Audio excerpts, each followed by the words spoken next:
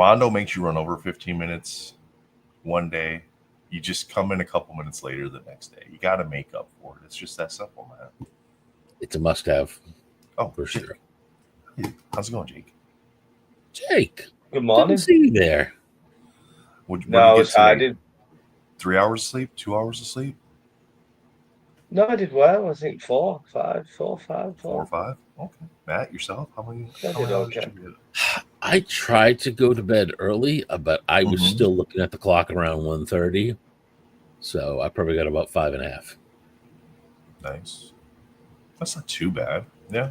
Normally on After all the toss and Sunday, turn, let's- normally I probably could have slept until 10 or 11, though. yeah. That's the hard part. That alarm was the, punch that thing. I know mine went off at Is your- 7:30, and I was just like, ugh. Good Do you have the morning, goals as everybody. your alarm, Matt? No. I have. I should show it sometime. I have an old solid state alarm. This is an alarm I've had since I was like 4 years old. Has it got like the little flippy dials on the front of it? No, it's just plain old Okay. simple display. All it has is a snooze button, an alarm set, and it works. It's worked for 50 years. It's Wow. constant. Yeah. Can't beat that. You would buy an alarm clock today, it'd break like next week, and you have to go buy another alarm clock. We got some people in chat already. We got Fred and Ian stopped by a little early for us. We got a video from them. We're going to play a little bit here, and then we'll play it a couple times throughout the day probably.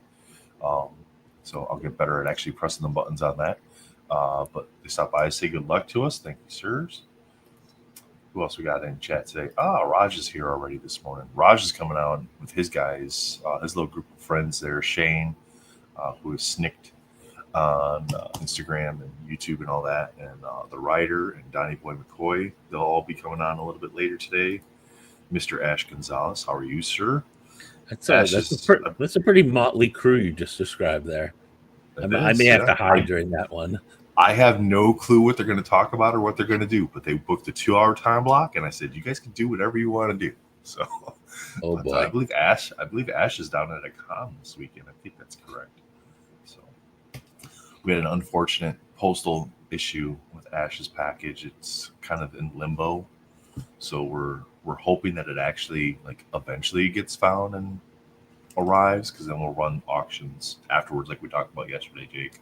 Anything that's kind of left over, like within a month or whatever, we'll kind of run it on that stuff again. So I'm sure they'll turn up. They're speaking of Shane. See, if you say that group and you say their names, you say all 4 of them, they start rolling in. All out. They're going to discuss Hindu mythology. That'll be an interesting segment. I fancy that. Yeah. Well, Jake, we don't have to kill 5 hours today before our first guest, so let's give these. I think. Yeah, let's give these wonderful folks our lineup today. We got the MCC podcast coming on at 9:00 with Ian Taylor and his crews. Brian Michalski's coming in at 10 for an hour segment. Jay Peter Ranitz may be joining us for that one as well. And then we got Raj, Shane, Donnie, and William coming in at 11 for a 2-hour segment. Mr. Munshaw is going to be here at 1, and Jake, you have a little something special for us during that segment as well. A little fun time, a little chat interaction. So that'll be really cool. Oh, this is gonna be fun. We're not even gonna tell Matt about it. Matt's gonna have to wing that one too. Matt will enjoy it. Nothing inappropriate, Matt. You'll be able to not have to wear your Kermit Frog mask unless you want to. You can. Unless you want to. He's been banished for a while. We'll have to see. He's been banished for a while, yeah. Well, we had Mike Flange show up yesterday, so. I want you in a Miss Piggy vest as well at the same time. Oh my goodness. Boy. His little plastic piggy feet. He's gonna come back with a frog mask. He'll have the Santa hat on. Where's mine? I like that. I like this, Matt.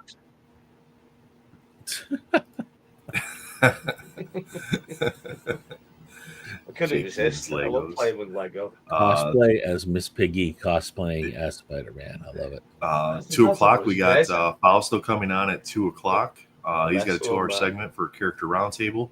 And then Jen is coming on at 4, and then we wrap up the show at 6. So that's our day, how it's going to play out today. Good morning, Easy. Jane. Good morning, Bob. Good Morning, all. Anthony. Raj says that the Hindu mythology is just an inside joke that only Matt would get. Yep. Raj, Reference I kinda back to got his calf interview that he did with Tony. See? Jane, your guys' pieces have been doing absolutely amazing. So, as soon as you guys get those sent out for me, let me know, and then that way when they arrive, we can get those sent out to the auction winners. We the screen ended last night. I believe that was like $200 and something. And then the mashup that her and Alvin did this evening. So at 5:30.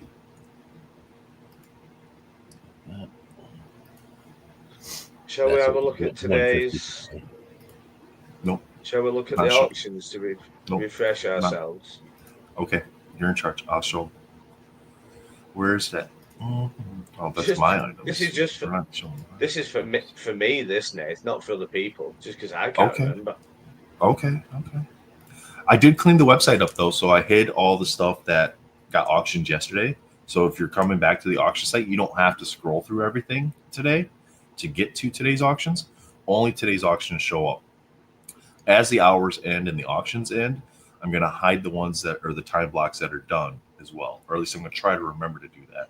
So that way, when you go to the auction site, only the stuff that is currently available to be bid on is listed there. They'll still, if you've bid on a card, they'll still show up in your items and bid Item section. list. And again, we'll go over those sections to kind of refresh anybody that's new today. Where's this at? All right, come on now.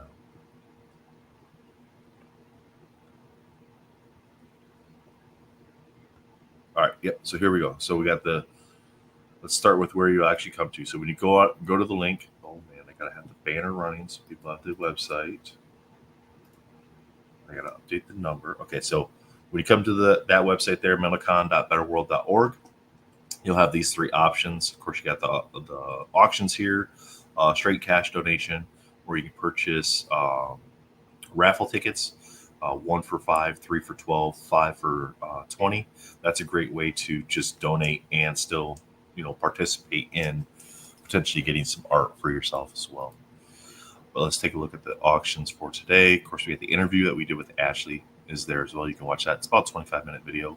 And you can see we start right off today, 12 o'clock Eastern. That's the first round of auctions. And I actually have these piled up here for later. So when we show them, instead of coming back to the site for everything, we'll just show them on camera so you can see them in hand too. We got a box of 1994 Master Series DC, a PSA 8 WWE Maurice card, Black Cat by Brian Machowski is currently at 25. We got the Conquest Nisa by J. Peter Ranitz, 4-panel at 25, Donatello at 5 right now, Ghost Spider at 25. I really like that perspective Joseph did with that one, the top-down look. It's not something you typically see on the cards. Poison Ivy by Tim at 25, Starfire sitting at 55 by Jomar. Thing by Gabriel Stockton, that is a 5x7 with Dr. Doom on the back. At 10, we got Venom by Johnny Bravo at 5, Venom by Michael Peruta at 5. During the 1 o'clock hour, Wolverine PSA 8 sitting at 10. That's the 1992 archetypal, the Prism from then till now. Batman by Michael Peruta, 5x7. At 5, Catwoman by Lee Lightfoot. Dr. Doom by Michael Munshaw. Gadget by Brian Machowski. Galactus by Tim at 110. Great job on that, Tim, on that Galactus. That flew up, didn't it? Yeah, it did. There's a bunch of bids on here that weren't here yesterday. Gamorrean Guard, that's autographed by the actor that played the Gamorrean Guard. The art's done by Gabriel Stockton. And there is back information on all of Gabriel's cards. So make sure you're going in and checking out the standard size. The bigger ones, the picture shows the back information too. But go into the single ones and you can see the information that's on the back of those as well. Iron Spider by Eric Basile. Spawn by Oliver Castaneda. You guys may know him as Viscertas. Spider-Man by Mike La Peruta. We got Starfire by Alyssa. You were gonna say somebody say something? No? Okay. Wolverine by Paul Hill. 2 o'clock hour. We had another box of cards, 91 Impel DC. Cosmic cards. That's a hobby box. 2024 Superman preview. PSA 10. We get the Batman Beyond by Paul Hill. That's a cool looking card. The Carnage by Joseph Reed. Catwoman by Lee Lightfoot. Another 5x7 there. Gwenpool by Brian Michalski. Hawkgirl by Alyssa Agra. The Mauler Twins and Titan by J. Peter Ranitz. Punchline by Mike LaPeruta. Roman Soldier by Gabriel Stockton. Oh, our 7 numbers back. We have a bidder that does 7s and 3s. We have a bidder that's doing 7s and 3s. All right, I'm down with it. It's okay. Spider-Punk by Gabriel Stockton. Number. Yeah, apparently. Wolverine by Tim Cologne. That's a great Wolverine, too. He did such an amazing job on that piece. The Spider-Punk's really cool, and I'll show it later. But, like, everything on here is, like, textured in some way. But the knobs on the guitar are extra textured, so they're raised up a little bit, so it actually feels like there's buttons there. At the 3 o'clock hour, we got a PSA 9 Harley Quinn from the Batman 85th anniversary. That's an achievement card. Adam Eve, Tara Grayson by J. Peter Ranitz. Batman and Joker from Batman Animated by Rusty Gilligan. A mashup, Batman Jonathan Levesque and Brendan Benson. Harley Quinn by Lee Lightfoot. Jeff the Landshark by Brian Michalski. Null by Joseph Reed. We got Nightwing by Alyssa Agra. I know, Jake, you're a big fan of that one for sure. Silver Surfer and the Thing. My bid. There's other characters here. You got Human Torch over here, and that I couldn't really, from the image, I really didn't know. Mole Man. Okay. Mole Man. So those are the characters that are on that, but I just listed as Silver Surfer and the Thing since they're the primary characters here. And then, of course, you got Surfer's board on the background. You might even have Mandog in there. That little claw in the little in the corner there. Okay, cool. So 5 characters essentially having a cameo / appearance on the card. Superman by Rustico. We got the Venom by Tony Pernas doing well there. We had 92 Silver Surfer promo card PSA 9 donated by Amanda. America Chavez by Brian Michalski. Barricade by Jalen Warner. It's really cool. I love that. Yeah, it does. Cosmic Ghost Rider by Jonathan Levesque. We got Dr. Doom by Tim. Doomsday by Joe Marbolda. You guys might have some competition on that one. Dimitri was all about that piece yesterday. So that's big for the Superman fans, isn't it? Doomsday. Yeah, it's a great piece of art. The Ghost Rider by Gabriel Stockton's really cool too. Go in there and check those out. Invincible by Paul Hill. Nightcrawler by Michael Munchall is really cool 3-panel. The Immortal by J. Peter Ranitz. Jay did a lot of Image comic characters this year. And he was like, oh, they're not doing that great on the auctions. Like, dude, the pieces look great. I think it's more of a genre thing. You get that sometimes when you're doing sketch cards. It is. And sometimes just year to year, different characters seem more popular. I've noticed that. Yeah. Because it's not always like, oh, that's exactly, Jake. It's not always like Spider-Man and Wolverine that do the best in the auctions either. No. So, Vessel from the band Sleep Token by Joseph Reed. So again, something a little bit different that's not always there. So we got the 91 Impel X-Force Deadpool promo and a PSA 9, a hobby box of 2025 Upper Decks AEW. Gamorrean Guard, again, autographed by Stephen Constantino. The art's by Gabriel Stockton. Lots of information on the back here. A little quote from the artist as well, and the date that the card was signed. You get the Rick 4-panel by Michael Munshaw. Robot by J. Peter Ranitz. That one's doing really good. That was at $20 there. Spawn by Jonathan Levesque. We got Swamp Thing by Joe Marbolda. Superman by Gordon Wills. Venom by Paul Hill. Wolverine by Joseph Reed. There's an X-Men by Eric Basile in the 4-panel. Little chibis there. And then we get to some of the bigger things that end this afternoon to wrap up the show. We got the Batman Dark Knights variants there, the mashup from the Philippines. Got artists like Joe Marbolda, Anthony Tan, Don Tan, Oliver Castaneda, Roy Martinez, Ray Pex, Rustico Lumisonero, and Lee May, who is Joe Mar's daughter. Triple panel, character of choice, front and back by Fred Ian. So basically how that works is Fred and Ian's schedule is really tight right now, but by the end of the summer, they'll have it completed, front and back, fully painted. You're going to just we'll connect you with the artist. They will, you'll tell them what character that you want on the card, and then they'll create the work for you. It's not like I want so-and-so holding a thing a specific way, or whatever like that, or in a specific setting. It's what character do you want, and then they'll create the art from that for you for the card. You can probably tell the particular costume you want if it's yeah. So like the first year when they did the standard sizes, both the people that won those sketches both surprisingly picked Ghost Spider with her mask off. So there's an option to do it that way. So you can pick Spider-Man with his mask off, or Spider-Man in the symbiote suit, or whatever. Like if you're doing Spider-Man, I'm just using that as an example because there's Spider everything out there. So it's easy to kind of go, okay, you have so many different variations you can pick. You could do like the next card here is Green Goblin and Goblin Queen. You could do Goblin Queen, as Jean Grey or something like that. Like you can have like that when the character has that changeover in their style, then you can pick something like that. We got the Joker by Bill Sienkiewicz that's autographed as well, standard size stock. Pickle Rick by Andre Osh, that's up to 130 there. Dimitri did a couple of sketches for us as well. We got images of those. He just finished those up last night. Spider-Man, that's sitting at 120 right now. That's standard size sketch. So check those images out. Now, the Spider-Man cards, I'm not going to be able to show because I obviously don't have them. Dimitri has them, but he'll ship those out directly to the winners. We've got the Star Wars 4-panel, which is really cool. There's all kinds of motion. There's information about the speedsters and stuff like that, and how many troops it carries, the types of weapon systems. He put a lot of information onto the back of the cards for whoever wins these. And even though it's not like chronologically correct, I like how he mashes up the 2-time errors there, having Hoth and Tatooine in the same image. Yeah.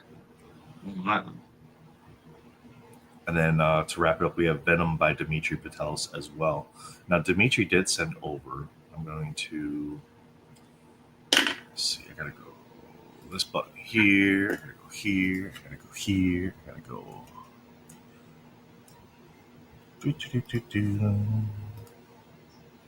See, this is where using OBS is a so much better system because you can just have everything preset. Let's see here. Downloads. And I need to open this one up. I'm going to go here. Chat loves, video tutorials where we're just talking about like which buttons to press and they don't get to see which buttons to press. But I wanted to learn about. All right. So last night, if you were still here towards the end of the stream, the last half hour or so, Dimitri gave away 2 custom prints during the stream. He has donated 3 more custom prints as well for us. These are pretty good size. Jake, what would you say those were? Those were probably like a 11 by 17. Yeah, about that. Maybe a little bit shorter lengthwise, but about that size based on how he was holding it up in the perspective I was seeing. I would imagine it's about possibly bigger, but yeah, but really cool. We're going to be giving away 3 of these throughout the day. They're only going to be available for the people that are here in the chat. So if you're interested in winning these, keep us on in the background, and when you hear us drop a hashtag, then we'll be able to take care of that for you. So, all right, let's see. What do we got? Chat. What do we got? Chat. So many amazing artists. Yeah, absolutely, Bob. Good morning, Adam. How are you this morning? Good morning, Mark. Good morning, Matthew. Good morning, Mark again. Shout out. Question. Anthony has a question. Standard is standard card size. That is correct. Yeah. So standard size is just the typical 2.5 by 3.5 stock. The 4 panels are essentially 4 cards on their side, like that, like you would see in like a Marvel Premiere 10. So it's 4 panels. Some of them have back information. So if the 3 and 4 panels and the 5 by 7s have anything on the back that's not just the artist's autograph, the image that you'll see would be like this or like this on on the thumbnails. But if you go into the image, you'll have this image, you'll have this image, and you'll have the back image. Same thing with the 5x7s as well. And then, of course, the 3 panels is essentially just 3 cards this way. And then the 5x7s are exactly what they sound like. They're a 5x7. So to show you, I guess we have a little bit of time here before Ian and his crew come in. Let me go here to show you on camera. So we have the hobby box of DC Comics edition. This is the Master Series from Skybox, 1994. This is donated by Amanda. And this is box number, I don't have my reading glasses, 184, 643 out of 200,000. 6 cards per pack, 36 packs per box. I'm not sure if this has holograms or not. It doesn't have a little thing that says look for on the box, but really cool DC set there. We got so our standard size cards. We have the Venom by Mike LaPeruta. Because I think it's really, Dimitri brought up a really good point last night, Jake, is showing the cards so you can show some of the things that don't necessarily show up on the scans. Johnny Bravo, because there. A lot of them, the scans don't do them justice, do they? You can only do so much, can't you? At least you can turn it on the screen, can't you? Someone can say, kind of look at it upside down, back to front. Poison Ivy by Tim Tim's Cologne. cards are a great example of that because I have one of his in hand, and the scan looks good, but when you angle it a little like that. There we go. For all those that want to screenshot and edit stuff, we'll just keep them head size. So Joseph's, this one's really cool. The Ghost Spider by Joseph. Yeah, I like that. The perspective on that one. And then on the back, so this is something that wouldn't show up on the scan at all. So it's just a signature, but he's got that glitter foil on the back of the card too. So fancy. Really nice little touch there. We've got the Brian Michalski on the black cap, and he's got the mask there on the back with the signature. Oh, it's a mask. Oh, that makes more sense. Yeah, the cat eyes. I thought it was something else. Matt. What? He's still waking up. That's my job. That's my job. Donatello by Paul Hill. And of course, my colorblind dumbass was like, I had to ask my wife, is that blue or is that purple? Then I was like, oh, wait, there's the staff down there. All right, yeah, that's Donatello. All right, and then we got the PSA 8 donated by Amanda Zemke, the Maurice, and the 2021 Topps Living WWE card. We've got the Starfire by Joe Marbolda. These are going to be ending at noon, so this is going to be the first round of auctions that ends today. But we wanted to show these because we have the podcast coming on at 9, and then another segment. So we'll have some time to actually talk about the pieces as we go throughout the show here. If there's anything that comes up in the chat, guys, while I'm showing these, feel free to bring it up too. So then here's that 4-panel by JP Duranitz. And this is where the website is beneficial to me because I can't tell you right now what this character is without going back and then looking at the website because I don't know the Image comic stuff. I mean, I barely know the DC and Marvel comic stuff. But Conquest. I don't know that, but the website doesn't do it justice, does it? No, it doesn't. It's so cool in the hand. So that's Conquest, and then you have Nissa on the back there. That's cool. I don't know who it is, but that's really cool.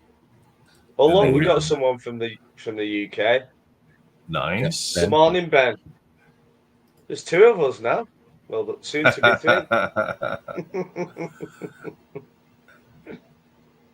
All right, so then we have the Thing here in the 5x7 by Gabriel Stockton. So again, try to get some, so you can see how the texture and stuff that shows up on the card that you don't get in the scan. Yeah, you can see it from the brush strokes and stuff. And then you have Dr. Doom on the back. So there you go. So that's going to be the 12 o'clock auctions right there. Those will be. I don't necessarily like that camera view for 3. I know, right? A little wonky there. This one works good. This one works good. All right, let's. We want to get number updates, Matt, from the night, from the overnight. See how we're looking here. We got 66, 63, and 344, so 67. Oh, nice. All right, let me get the banner updated. Edit. Button click. See, Jake, I told you. I told all those artists, this is all I do. Press buttons, word soup. This is so automated. You could be driving while you're hosting. Look at this. There we go. And I could be drinking. 7,000. Conquest from Invincible, an amazing comic. Oh, nice. She says, thank you, Jay. Jay's giving us the Image comic knowledge there. Appreciate you. He said Aspen wasn't able to do one this year because they were just so busy. So he's going to definitely make sure she's got one in next year's. So, all right. Hey, Ash, hope you're doing good for the weekend Comic Palooza. All right, Matt. The world wants to know, how many did you win yesterday? I want to know. I think I haven't gotten an official email. You won't. Yeah, nobody that won yesterday will get an official email until the event is actually done. I won. It was either 3 or I think 4. Let me see if I can hold them. Yeah. So the way it's all set up, even though we had day 1, day 2, the event still doesn't end till today. So when the overall auctions end, that's when we're able to send out like a bulk. Here's the ones you won, and then you pay for them. Just in case you have to change your card information or something like that, the people are able to do that then. So I won the quad. I won the Chitara. I won another one at noon. The quad, he calls it. Oh, and I won Tim's D'Onofrio auto, I believe. Oh, did you now? Yeah, I believe I did. There's a shock. Again, it's tough sometimes though, because it says bidding is ended, and you go in, and then it says I'm the high bidder, so I assume that means therefore I won, but it doesn't actually say you were the winner. So when you go into, it should do that. I can't remember. Oh, maybe if you go into your account one on so let's do a little tutorial for everybody again. My account, and I can go to bids. Yep. So then you can go to bids, and of course I'm going to end up showing my stuff because then everybody can outbid me. Bids. Okay. So when you go to my auction section, and then my items is the best way to see it. My items, isn't it? Yeah. Yep. And then because there's been other auctions, so you can adjust. So if you go to bidding ended, this way it won't show any of the. So I selected the Luke's Purpose fundraiser and the bidding ended. This shows you the ones that you either won or lost. So wait, go back. Did you go back to when you clicked on auctions? Do that again. Go back one step. So auction. Yeah. There's the comic books for kids auction and the Luke's Purpose charity fundraiser. There's my items. It should come up under my items. Under my items, and then auction status. If you want to see how your ones from yesterday did, go to select bidding ended and then filter items, and then it'll show you where you're at on your stuff from yesterday.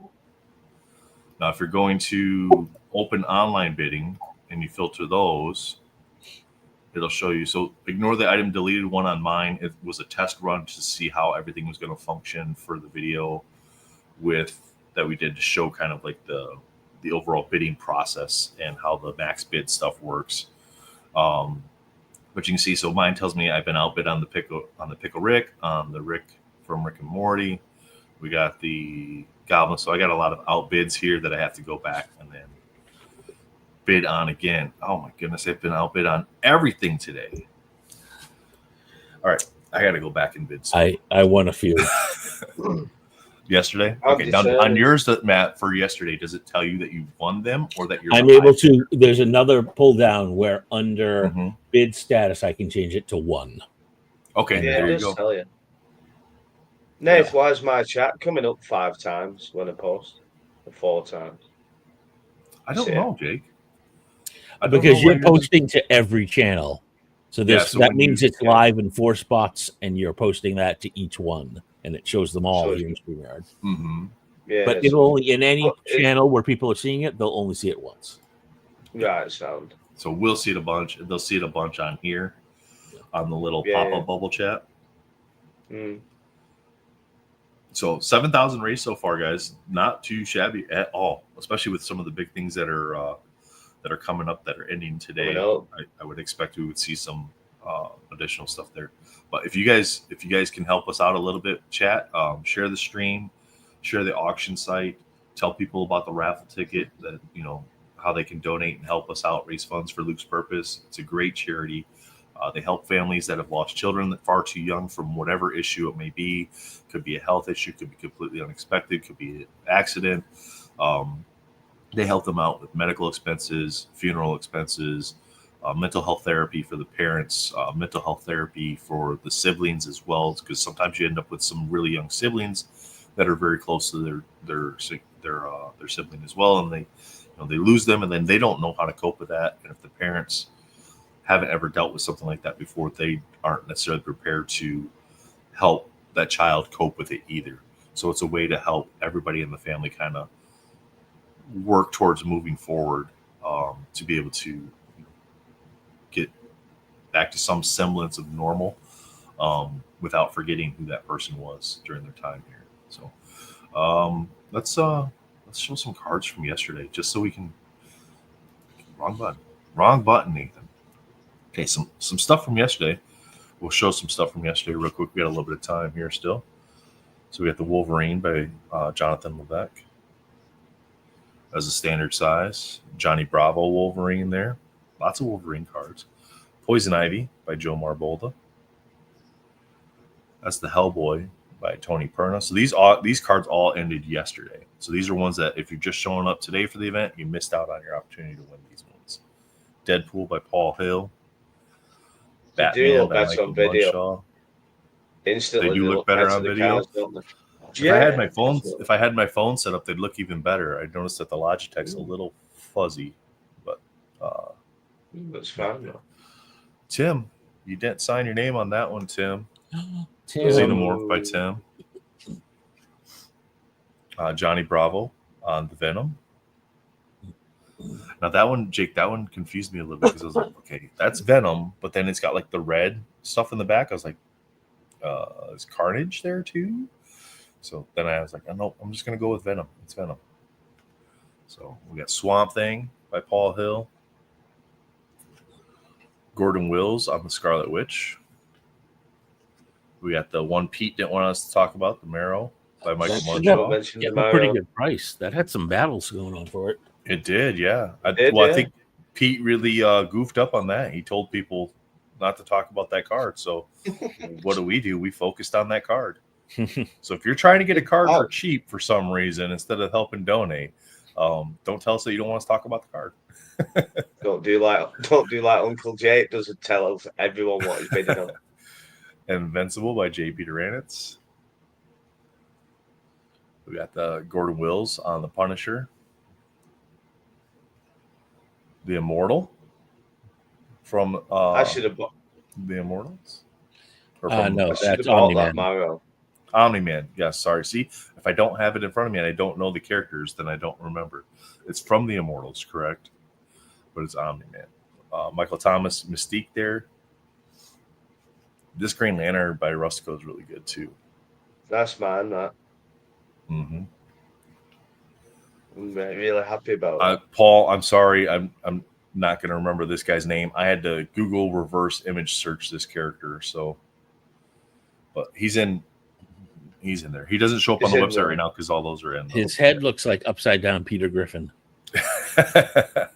Wolverine by Joseph Reed, and again, Joseph had the foiling on the back of the card as well. Nice, isn't it? We got the Paul Hill Tick. Nice. The Invincible by Brendan Benson. There's that Destro that Tony did.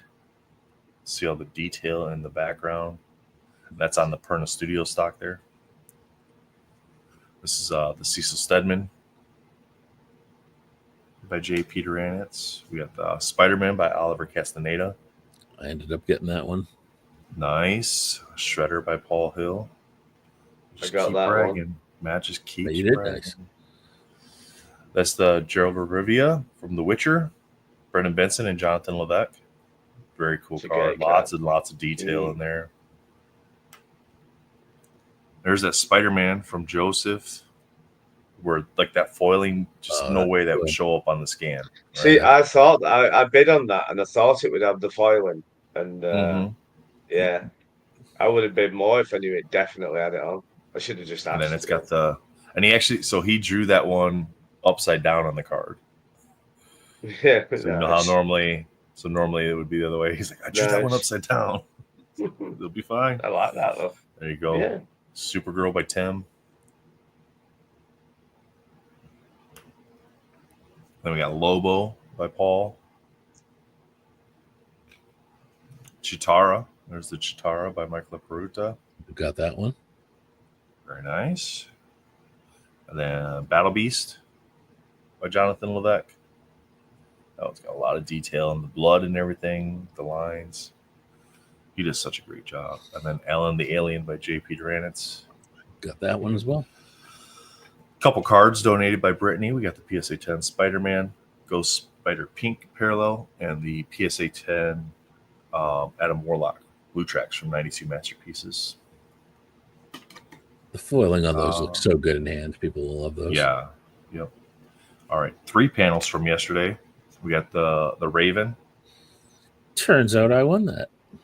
Turns out that you won that. Huh. Well, I'm going to be saying that 4 more times. He thought the black hat eyes were something different. And then he won these 2. And then he won that. Joe Marsh just been on another level these days. Yeah, he has. This one is probably one of my I'm not a big Spider-Man fan, but the Spider-Man from last year where he's eating the sandwich and drinking the coffee on the front and back, I thought was like absolutely one of the coolest arts. And then this one here, the Rorschach that Brian did this year, with the smiley face. Yeah, it's really cool. That. And then you have the Darth Vader on the front. This one is I forgot that was on. I bid on it, then forgot. Luke Skywalker on the back. Oh, it's so good. This is the one by Alyssa, and again, aspects that don't show up in a scan, right? Oh wow, sort of metallic ink, huh? The metallic ink on there. You got the glitter on. You got the glitter there on her outfit and right near the waterline. I thought I'd won that, but Matt won it. Oh, I dropped that one. Oh, sorry, Matt. That one's ruined. Yeah, we can't send that one. Gotta keep it. Yep. Yeah, that one's awesome. So, yeah. So you got the gold team on the front there.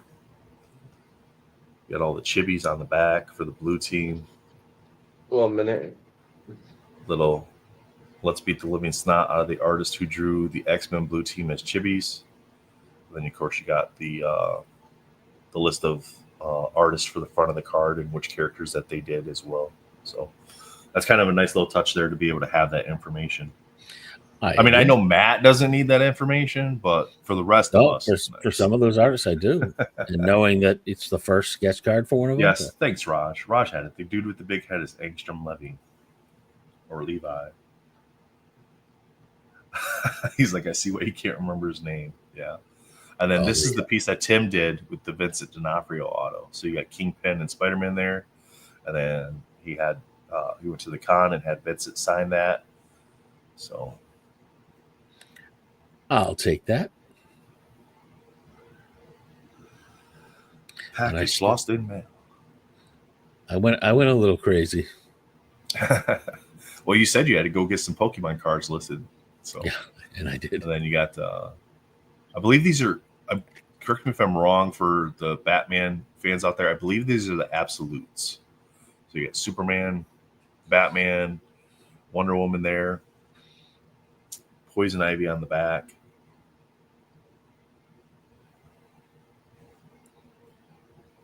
We got the 4-panel from Joseph Reed on the Venom.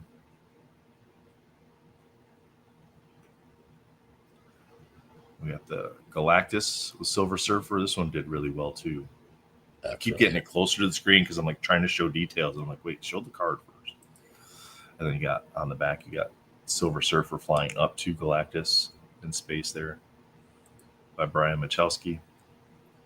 DC's getting lots of love, man. Lots of love. They've got really fun characters. Wonder Woman and Stretch Man, Plastic Man, Elastic Man, Stretch Armstrong. And then no character on the back on that one, but Michael Peruta there. We got the symbiote suit Spider-Man. That's really cool. And that one again is one of those ones. It's not metallic, but just like the brush strokes that you see with the different highlights. See if I can get the glare on the card. That's right. You can start. There you go. You can start to see the brush strokes and stuff in the paint, and like that's stuff that doesn't show up. Like when you're doing those scans and you show the scan, it's just a flat image, right? The 4 different things from Rusty Gilligan.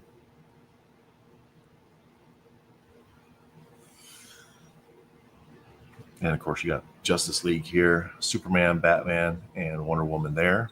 And then you got some chibi action on the back from Rustico. We did those. We got the 5x7s. That's the Baby Dre. I may have ended up with that one. That's really cool. And then the Swamp Thing from Brian Michalski as Green Man. I just love that style. Yeah, it looks really good.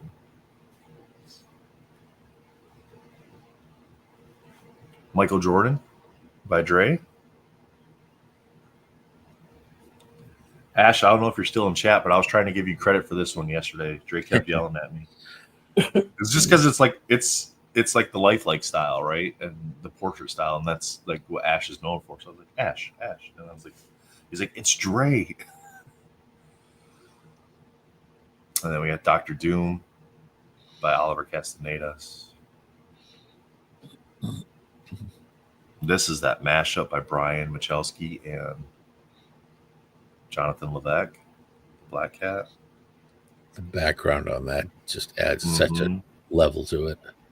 Yeah, so much detail. You got the bat symbol going on up here, the blimp, all the different buildings and stuff.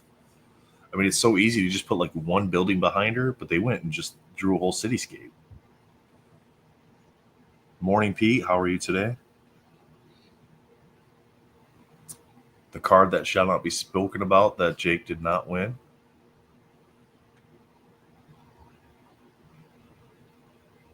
But I bet he could get one guess and figure out who won it, though. Was it Matt or Keith? You only get one guess. You can't have two. Look what I've got. You get your pillow for today? Nice. Your emotional support pillow. Just got it. She just got it. So I just had to nip off. Yeah. Nice. That's it. Now 5x7 Venom by Joseph Reed. I bid on that and didn't win. There's the Ghost Rider by Eric Basile, and this is where you can kind of see the dot work, the stipling that they were talking about yesterday, like all the different levels of the color shading and the variations. It's all done with essentially dot work. And by dot work, I mean they just. There's no way that person isn't related to Norvian because that's the same style. It's this very similar style, right? And then he did the Ninja Turtles as well. Nice. Same style. Then you got Rustico on the Batman. And these ones here, this little batch is all 5x7s. Oh, nice, all right, dude. And then we have Poison Ivy by Alyssa. Oh, nice, Jesus. I'm glad you got that one. Again, this is the kind of stuff that doesn't show up on the scan. Those effects like that. So again, all the stuff this is all from yesterday. Again, we'll show all the stuff from today, or that's ending today prior to it ending, so you guys can have a better view of those. It looks so much better on Adam video. Eve by J. Peter Ranitz. This is one of the 2 Jokers from Lee. Mm-hmm.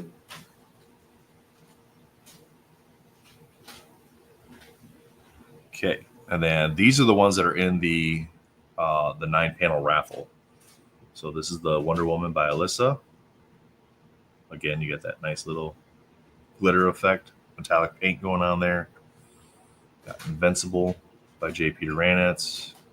Look how good that looks on stream. The texture and everything on there. Yeah, it's amazing on stream, isn't it? It's really good. Superman by Michael Munchall.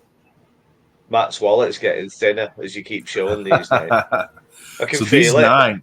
So starting with that Wonder Woman, these 9 are the 9 that are in the raffle. So if you're liking this art and you want an opportunity to win these pieces, you have to buy raffle tickets. That's the only way you can have an opportunity to get these pieces. Well, You get the Paul Hill Supergirl. Again, those are 1 ticket for $5, 3 for $12, and 5 for $20. So you get a little discount if you buy more tickets. Then you get the Batman by Dre. Very dark piece. right. Power outage in the scene. Mm-hmm. Then we got the Doomsday by Jomar.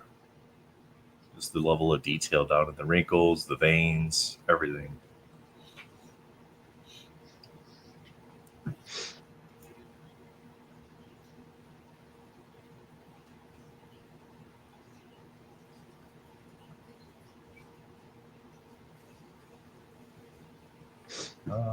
We're all frozen then. No, I have to respond to our guest here. Didn't want to do it frozen or it was a competition. I thought I don't want to move first. I'll do that periodically. Just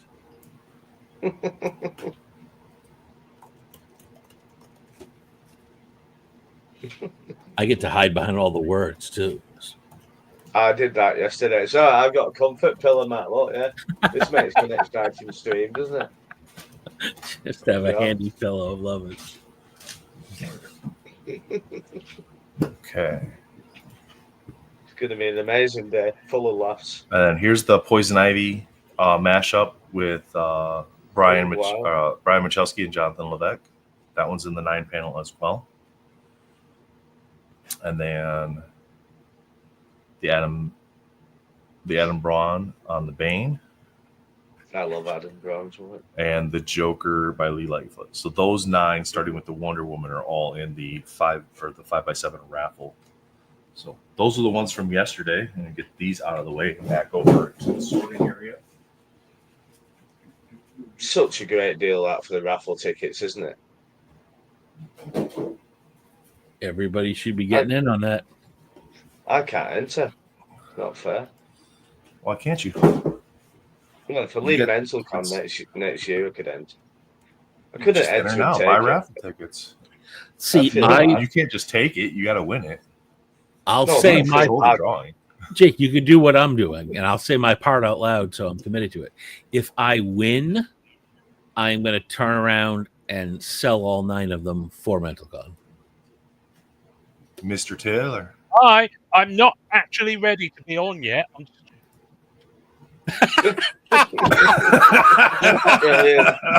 That's one way to address it.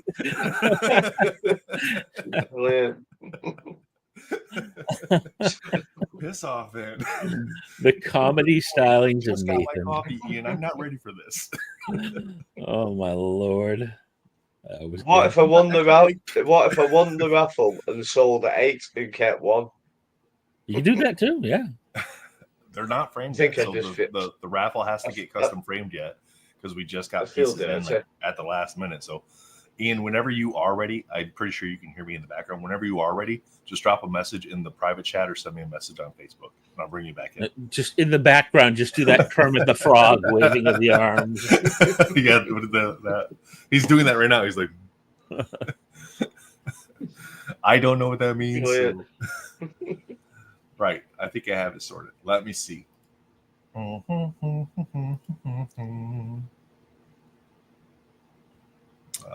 Don't see it showing up as a guest destination. I don't think we're live on yours yet, Ian. So, okay. I'm bringing him in. All right. Yeah, brilliant. Because now you can hear me. So all I see in the top right is stream this to your audience. Yes. So I'm not going to click that until I'm ready. Not to until you're ready. Yep. Yep. So whenever you're ready, give me a heads up so that way I can play your. Well, I'll wait for the rest of the crew to arrive. Now, is that the Yes. same link that you sent me last night? Or Yes. do I need to forward it? Right, brilliant. Okay. No, that should be the exact same link. The one you just joined with should be the exact same link from last night. So wonderful. In that case, I've been lost in a different world. I've you know what? I haven't had nearly enough coffee for this, and it's afternoon. Anyway, good morning. Wait, hold on. Thank you for calling Microsoft. How can I help you? You're right. Have you tried unplugging and plugging it back in? Yes. Oh my goodness. Me or the StreamYard. Matt, I'm digging the beard. Yeah. Trying something new. I got more hair here than here now. So yeah, welcome to my world. Most of my hair lives below my neck. All right, Ian, I don't know what you have scheduled for your hour segment, your talking points or anything like that, but it is your segment. Host it however you want to. I'll be here to move stuff around and pop up cameras and all that. And if we're just gonna chat. We're just gonna chat. I haven't really got any major talking points except to talk about what the episode is. So, super. And I imagine if there's people in comments, they can talk about that. Yep. You should be able to see all of chat as well. Great. And Marvelous. then people that are watching on the bottom right hand of the StreamYard screen there, in the actual viewer window, people that are watching will also be able to see all of the collective chats as well. I can see comments. You can see Stab comments. me with a spam syringe. Who's here? It's amazing. Oh, we got everybody's here. Pete, Pete's here. Raj is here. Jesus. Oh my goodness! Ash, didn't have his Strange. face on. TJ's You're in. right. TJ's in chat. Welcome, TJ. Derp is here. All right, everybody's hanging out. We have 22 people watching right now. Oh wow! That's before we Okay. even go to your Brilliant. channel. So. Well, it's more than a Marvel Card Collectors podcast ever got. So yeah, let's go for it. Let's go out on a high. That's what I always say. There you go. Exactly. Let me just message the gang. Where are they? Are we getting a Speroni appearance this morning? Well, apparently. No, we're not getting a Speroni appearance. Is me off. Well, Wes, are you all set? He said that he was going to. All right. So welcome in, Wesley. Well, hey. How are you, sir? Hello? There he is. Did I get it here at the right time? Did I do this right? You're good, man. You're on time. Someone once said to me, and this is advice from, I think, a musicians union kind of vibe. If you're early, you're on time. If you're on time, you're late. And if you're late more than twice, you're not booked again. And I've always maintained that's really good advice. Staff, how's it going? Billy. All right, it's Billy. Hello, Billy. I don't know why I go on northern like that when I'm talking. He knows why I'm touching the pillow. Pedro Pascal. Don't make me boot you. Oh, see, I thought you were going show me on the pillow where the bad man touched you or something like that. Exactly. Jason, are you all set? He is the bad man. Welcome in, Jason. Hey, good morning, guys. Morning, I'm gonna do this, Jason. Ian. I'm gonna. Oh, I've it's got gonna be people your. over my face. It's your segment, Jason or Ian. So I'm gonna do that and put the people over my face. Oh, okay. Yeah. Fair enough. Look Oh, at the beard on Matt. Look at that. That's I know. Yeah, see, It's good. Matt, the love for the beard, Matt. Classic. yeah. They were trying to scalp it off him yesterday. It's a whole new look. I'm digging it. What you want to do is you want to go completely like this up there, so you look a bit kind of on the Draw Heisenberg even scale more of thing. attention. That'd be a pretty good look. How's it been? Because I didn't get a chance to watch much yesterday. How's it It's been been going? going. It's been Been going good. really, really well. I'm going to do some number updates here real quick. Oh, great. When we We last already updated got at the start of the show, we were at 7,000. So 364 on the raffles. 7,100 now. Wow. Yeah. I like it. I like it. Keith Speroni is brewing coffee as we speak, so we will get a Speroni appearance. Oh, that's good. Which at this time of year I feel is like a I've rare heard that sighting. story before. I've heard that story before. Yeah, I know. And who knows about Josh? Josh No telling. No telling. There's no telling with No Josh. telling with Josh? Josh has been. I always felt when watching the MCC podcast, this isn't a shot at you, Wesley. I always felt Wesley and Keith were the wild cards, whether they were there. Yeah, I agree. Yeah, because of work or think staying that. out too late. And I mean, you guys chat. You can figure out which one stays out too late. It's Wesley. Clearly. For Josh, it's all about where he's parked the trailer that day and whether he gets a signal. Yeah, really. Certainly of late, anyway. Bless him. But Florida living.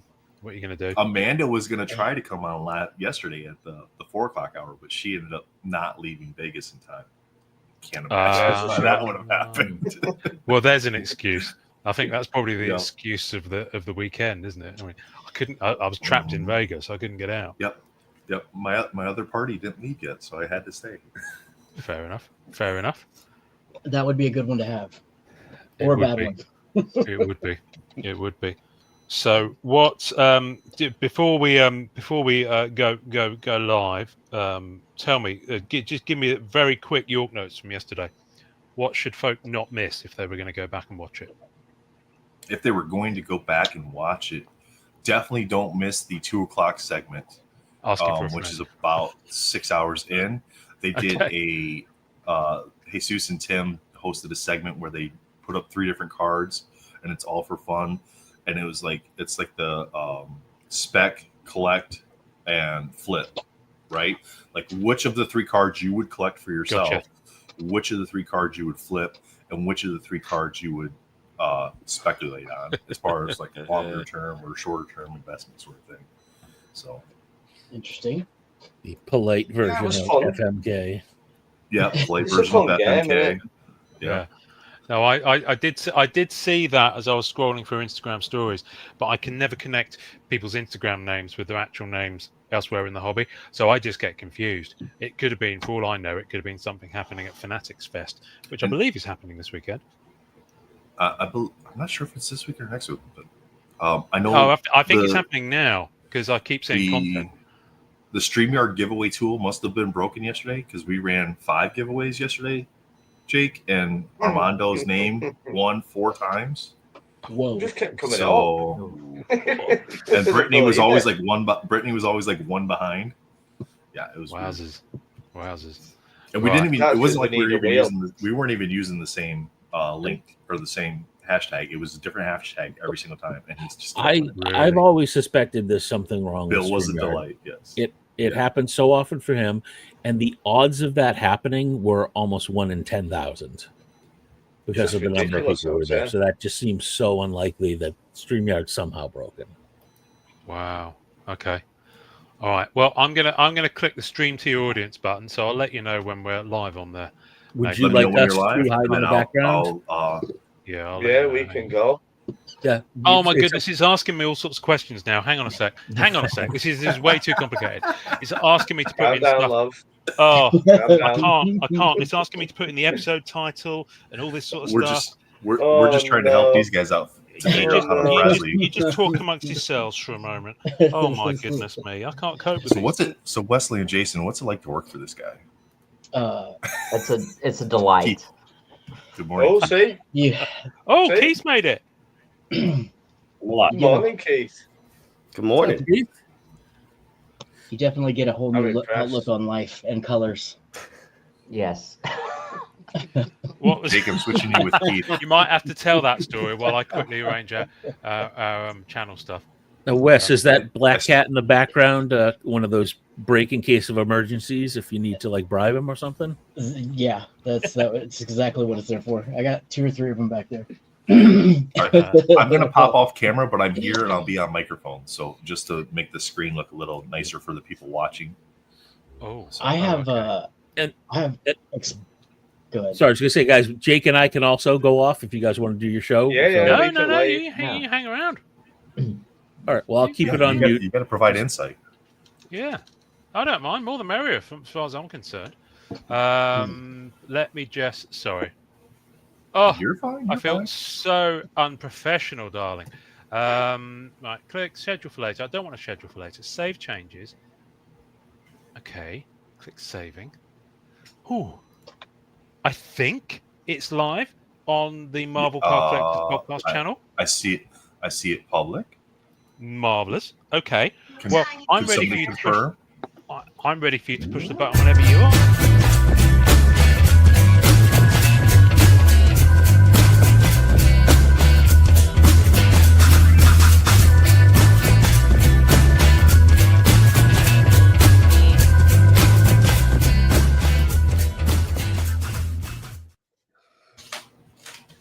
I'm ready for my close-up, darling.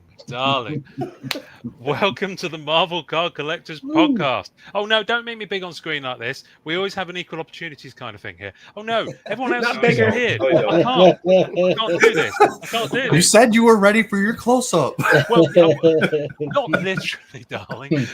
Anyway, right. Right, start again. Welcome to the Marvel Card Collectors podcast. My name is Ian. With me this week is Keith. Good morning. Wesley. Heyo. Jason. Hello. And as we are live on MentalCon 2025, we also have Retroverse. Jake. Hi. It's weird you not being in comments. No, not being in chat, being disgusting. Yeah. I've got to behave as well. No, you got don't. to behave. And OCD Marvel Sketch Cards, Matt Fuller. How are you, sir? Lovely. Just a wave. Just a wave. There we go. Right. A man of many words. Don't know where Josh is. Josh might make an appearance. Who knows? Who knows? So this is weird. You know, kind of two audiences here. Billy, you're more than welcome to jump in if you want to. We love Billy. What can I say? So this will be episode 237, I want to say, of the Marvel Card Collectors podcast. It will also be the last episode of the Marvel Card Collectors podcast. Oh, no. Because Dun, dun, the dun. times they are a-changing, or something like that. So, yes.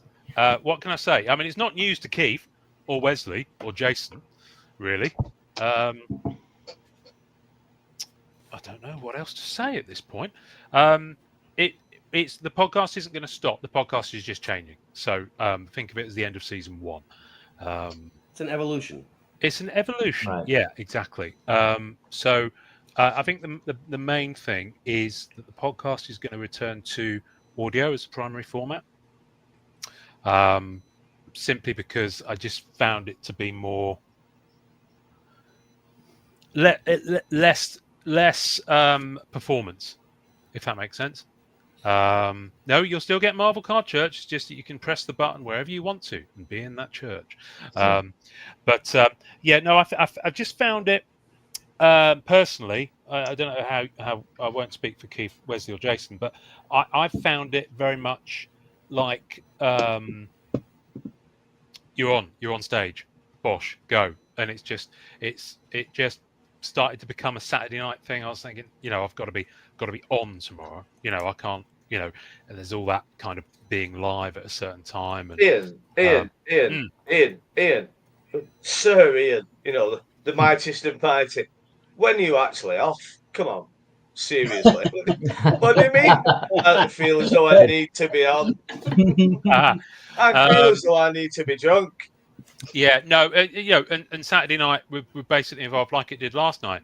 I'll be sitting there and having to get the graphics ready and having to do the Instagram posts and do all that, and it's Saturday night, and I just want to chill out.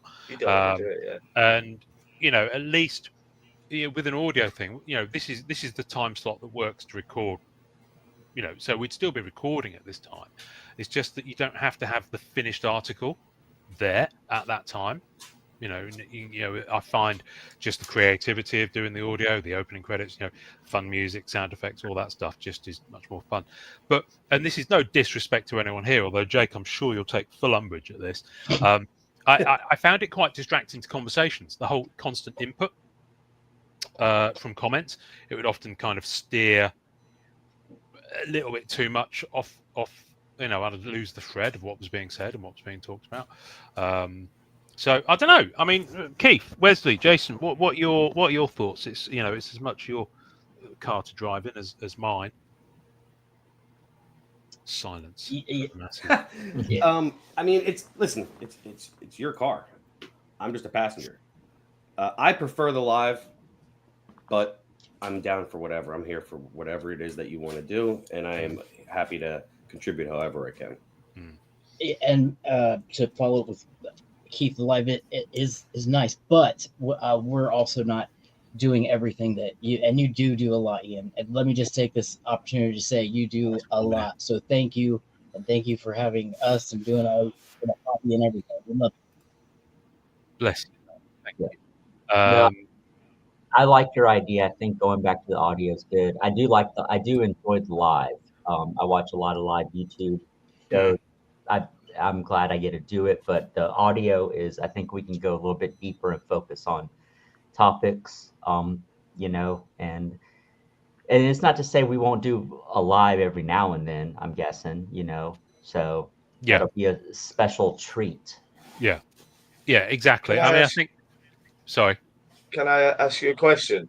So when you're going to do the audio, I mean, I love audio because I can get in the van, I can put the audio on, or I can walk around the house with the audio on, where YouTube's just like a pain in the ass sometimes. It cuts off in the van. I don't really like to sit and watch YouTube. So when you do the live, are you going to keep the video of it and possibly upload the video of you chatting onto YouTube so people have got both versions? Because you can do that on StreamYard anyway. Yes. So what we are probably going to do is we'll still use StreamYard as the primary recording format. We just won't be going live with it, but we'll do it, and I'll rip the audio from that. The audio will be the primary format, so that will go up hopefully Thursdays as it used to be, but it might be a different day of the week. That will go up and be live, and when I put it out through Spotify, so it pulls through to answer your question and comment, and everything, Nathan. It'll go onto Apple Podcasts. Google Podcasts is no more. It's now YouTube Music. So yes, the audio version will go onto YouTube, and it will go to all the other. I can't remember. They keep changing every time I look at it. There's different ones, but Podbean and Podcaster and all those other ones. So they'll all be available on their Spotify, of course, because Spotify is the main thing. So the videos will still exist of every episode. And I'm in two minds, to be honest with you. I'm not sure people will want this, but we might do something whereby it'll just be like $2 a month if you want the videos versions of the audio podcasts, just to cover the StreamYard costs, if nothing else. You see what I mean? And and the studio app costs I've got, so just to cover that really. But we'll still do lives. But I think the idea is that we'll just maybe try and do a little bit of extra content for that kind of membership thing that you mentioned in chat there, Nath. So and also the other thing is we're going to be dropping just the Marvel focused, because that's the big thing. Yeah, this podcast is 6 years old as of 3 days ago. So 19th of June, where are we? Fuck, I can't do math. 2019. I was going to say 1919. Then. I've been doing it for over 100 years. I still got my own teeth. But we're going to be dropping just the Marvel focus, because I just found it to be a little bit restrictive of late. There's so much other stuff I've been kind of getting into and collecting, and also I feel like I've almost I've kind of spoken about Marvel quite a lot in 6 years. We've covered a lot of ground. I mean, aside from new sets, what else is there to talk about on that end? Well, right. And then it becomes a bigger thing of obviously interviewing people, but there's a lot of the people you can interview have worked across multiple card formats and sets. The other thing is that the main, when Marvel Card Collectors podcast started, there was no other Marvel focused card content there. So now you throw a rock, and Matt's doing stuff, and Jake's been doing stuff, Justin does stuff, Joshua Legg does stuff. There's plenty of stuff to choose from, so it's kind of quite well served. And because I collect other stuff as well, I just kind of felt, ultimately it's reflecting my journey as much as anyone else. And as long as I've helped other collectors along the way, and given them insight and entertainment, then I can't ask for more than that. But I'm not in it for 10,000 likes or anything like that. I'm just in it because it's fun to do. And once it stops being fun to do, and the Marvel Card Collectors podcast over the last 6 months, we've had a laugh with it, but I've been finding it like more difficult. It's like running in sand, if you like. And I was looking at some of the live stuff we've done and think, because I was releasing those live videos as audio, and I'm not sure some of them work as audio anymore. So it's gone so far away. If I was to release some of those live streams we did as just an audio only, I think it's so visually focused, and there's so much like you lose the flow of what you're listening to because you haven't got the visual. They don't work. They don't work that way. Yeah, it doesn't work, does it? It's got to be audio only. And let's have it right. I mean, I have a better laugh doing audio. If I'm just doing audio, I can just not concentrate. I can't concentrate like more than 5 seconds. You can't concentrate at all. No. But if I'm doing audio, at least I've got half a chance. And on video, I'm just thinking, I hate this. I don't like this. I'm not into this. I don't like this. I love audio. Yeah, audio is brilliant. I'm all for it. Yeah. Billy is having breakfast. Billy has joined the chat. Or Bill. Billy. Have you dropped the Y? Have you dropped the Y now? I'm a man now. I call them both.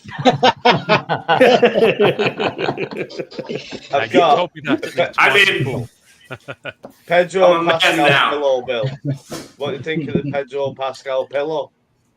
I was just thinking, the podcast 6 years old. That's just about the right age for him. Oh, jeez. Jake's got it in for Pedro Pascal. He's got these ideas in his head that he's got proclivities that are, I'm thinking like Gary Glitter, Jimmy Savile, Pedro Pascal. Look at Ian's face. Are you saying that the internet's daddy is a nonce? Is that what you're saying? Yeah. That's what he's saying, yeah. Okay. It's a bold statement, Jake. I won't take that away from you. It's bold and based on zero facts besides I haven't seen his face. Basically, his face is a bit twisted. So I don't like it. Effectively, what you're saying is he has an ill-favoured look about him. Yeah, I've got zero evidence. Zero evidence. Okay. All right. Yeah, unsubstantiated claim. Okay. But it's mine. All right. Fair enough. Fair enough. But listen, we all know someone who probably fits that bill. Pedro. I'll just leave that hanging. Right. So, what else? So audio. This is the saddest day ever. No, it's not saddest day. It's the start of season 2. New beginning. Billy. I feel betrayed.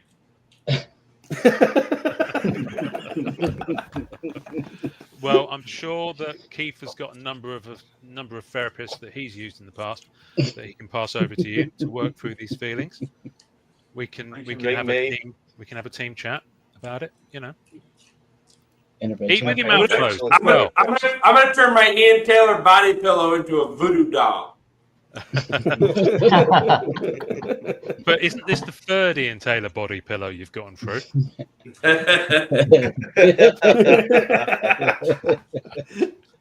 I sent the crap once to Jake. Yeah. Ian Taylor body pillows will be available on the new website coming soon. Merchandise. Got to pay for the cards somehow. Merchandising. I do have a Cricut. Hey, you do have a what? A Cricut, where you can make T-shirts and make. Oh, pillow. Oh, okay. I like wasn't sure if you meant an insect or an English ball game. Yeah, I should probably change the way I say that. Yeah. Okay. All right. I don't know why it's pronounced cricket when it's spelled cricket. Right. That's how I should say it. Cricket. I have no idea how. But it's pronounced cricket. Yeah, but it could have been anything because you had a mouthful of breakfast cereal when you said it. Yeah. What are you eating there, you freaking savage? What are you eating? Cinnamon Toast Crunch. Solid. I wish you could get that in the UK. Solid. No, we don't have it. That's a crime. What? Yeah, I know. No. We also don't have a despotic government. Milk? But anyway, we'll move on. No politics on this. No politics. So, what's I was going to say, I mean, it's obviously 6 years. There's been a lot of ground covered in that. Aside from the episodes you were on, what would be a highlight for you for any of the ones that you've experienced? I mean, Matt Fuller's episode strikes me as one of the highlights, as far as I'm concerned. Oh, you're so sweet. Well, that was in our audio. That was in our audio only days as well. In the OG line. Way back in the day. Yeah, exactly. I mean, Exactly. how do you? I wish we knew this ahead, because it would have been good to get a poll for people to sort of reminisce about their favorite moments, because 6 years is a long time to cover. My God, it's hard to believe it's really been that long, actually. Yeah, I know. What's the episode count? Well, no, that's the thing. It's at 237. It would be higher if the weekly format had stuck, but obviously there's been periods where it's been off for a few weeks, and then what with work and family stuff, you kind of lose it a little bit. I mean, this is the first one since May this is the first one in over a month. Yeah. So, just because of stuff, I've had weekend stuff. Amanda's here.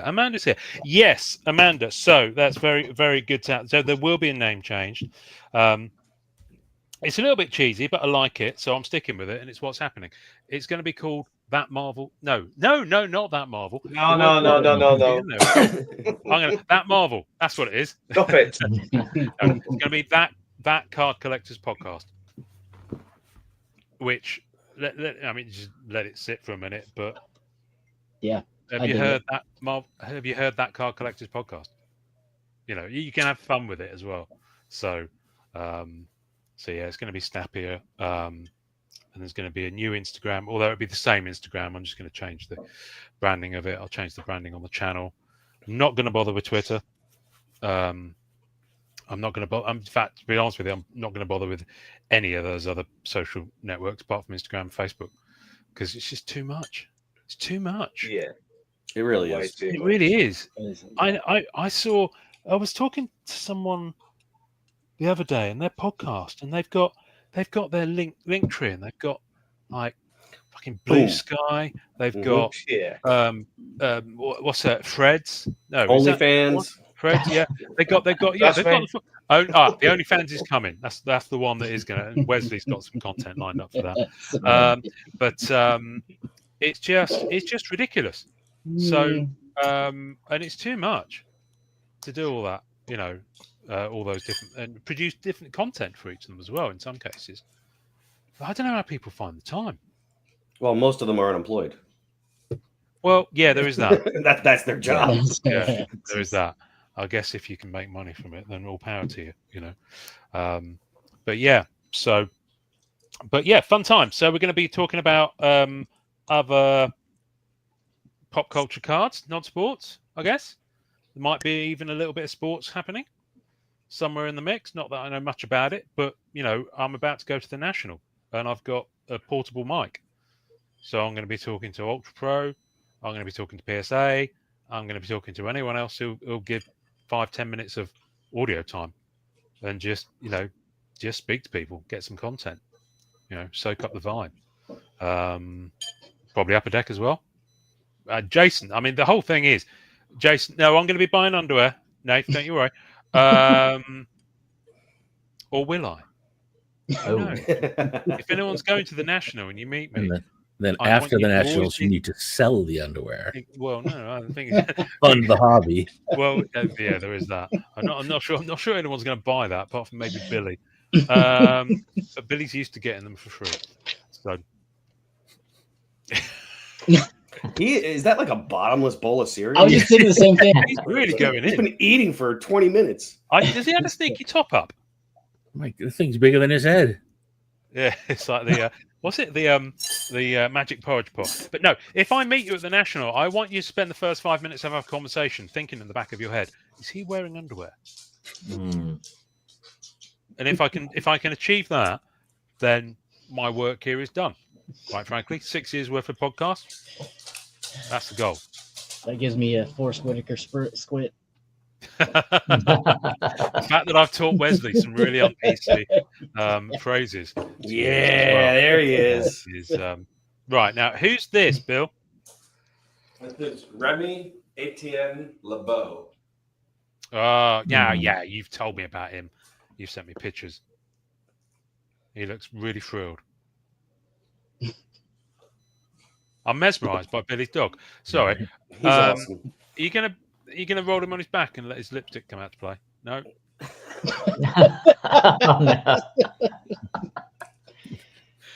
Anyway, it all ends in smart tears. Oh, Jake's gone out for a fag. You can tell because he's gone on to chat as Julian.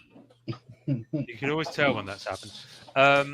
Yeah, Nath, the audio ones. I mean, I have to say, I think obviously speaking to someone like Greg Hildebrand was an absolute ball.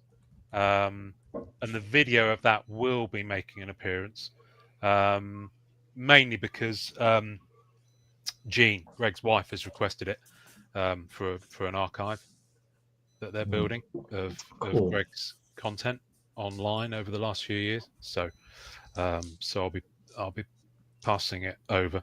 I'm sure if you put him with a corgi, he will have some corgi in him, Matthew. But what else?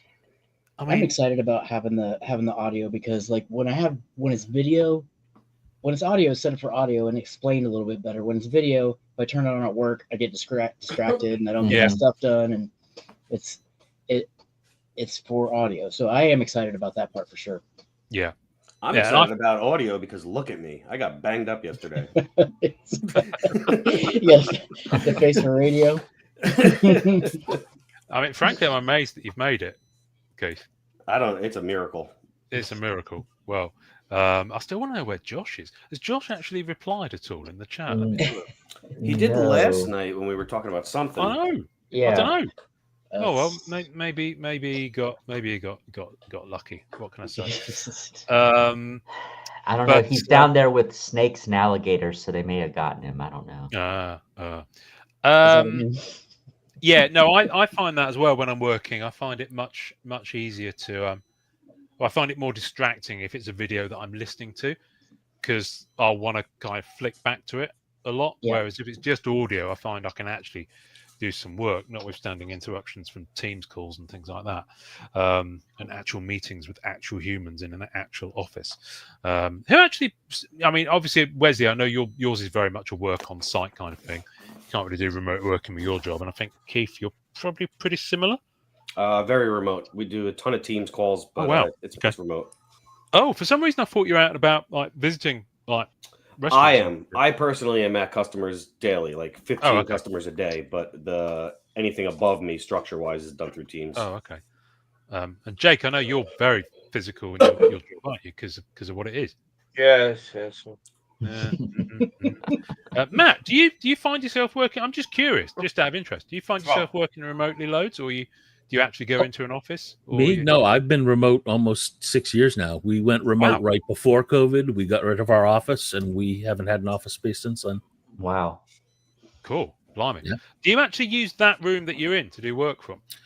It really depends. For the summer, most likely. Usually my desk setup is upstairs, but since my wife's a teacher and our TV is also in the other side of that room, it gets a little noisy during the summer, so I'll work down here a lot during the summer. Oh, okay, cool. Now I'm just curious to know what your colleagues think about all the cards and stuff in the background. Although it does look an awful lot more organized than last time I looked at it. Well, yeah, it's a low bar around here, right? I mean, fair enough.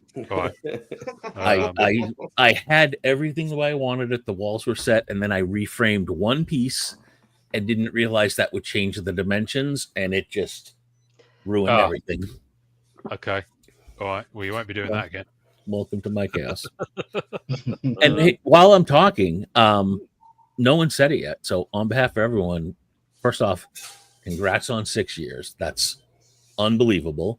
and super excited to see this new phase. This is going to be great. I am. I'm really looking forward to it. I like I said, I love audio. I think it'd be a breath of fresh air. And I really look. We all collect different things, don't we? I mean, I collect comics, I collect cards, I collect Lego. I'd like to collect 1980s magazines, but I think Andrew might be a bit upset if I did that. So we've all got something we want to talk about, haven't we? And you know, you can exhaust the same. You can only flog so much of an horse, can't you? Yeah. You know, then time for change. Yeah, and I was kind of just. I didn't. You know, the worst thing is to start repeating yourself. I mean, there's so many old sets you can go on and talk about, and you can carry on doing that sort of stuff forever. But you know, I kind of want to be. I just don't want to be doing it just for the sake of doing it. So you know, it's got to be something that you find interesting and want to talk about. So this is what I always respect and admire about Greg, the Rebel Base Card podcast.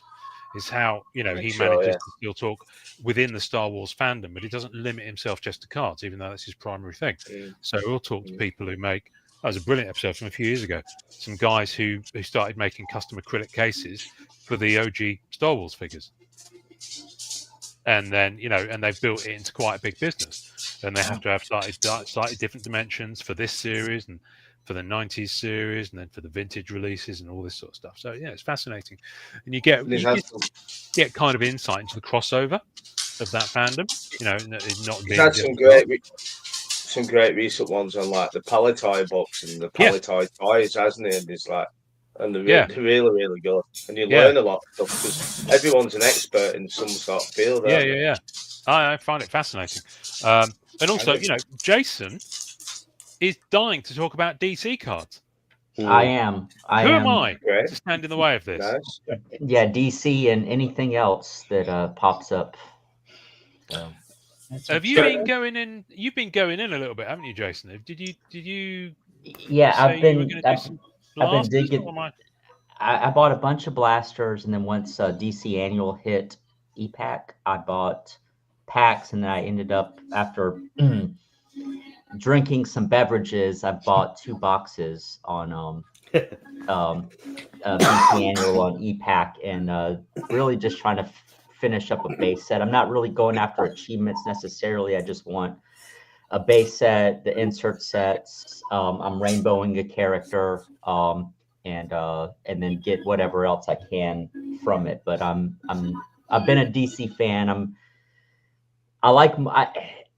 Some people are Marvel, some people are DC. I like both. I mean, I can't really say. There's been times when I'm reading comics, I like the Marvel a little bit better. Sometimes DC's a little bit better. I like both. And so I'm happy that we got some DC that's fairly accessible right now, and I'm having fun with it. And they continued on. I mean, they got up a Marvel Annual pretty good, and they just keep it going with DC, and it's a nice looking set. Yeah, I know people have been having fun with it. The achievements look pretty cool as well. I've been having fun with the Matrix weekly set. Yeah. Oh, that's got me. That has. I'm going in on that.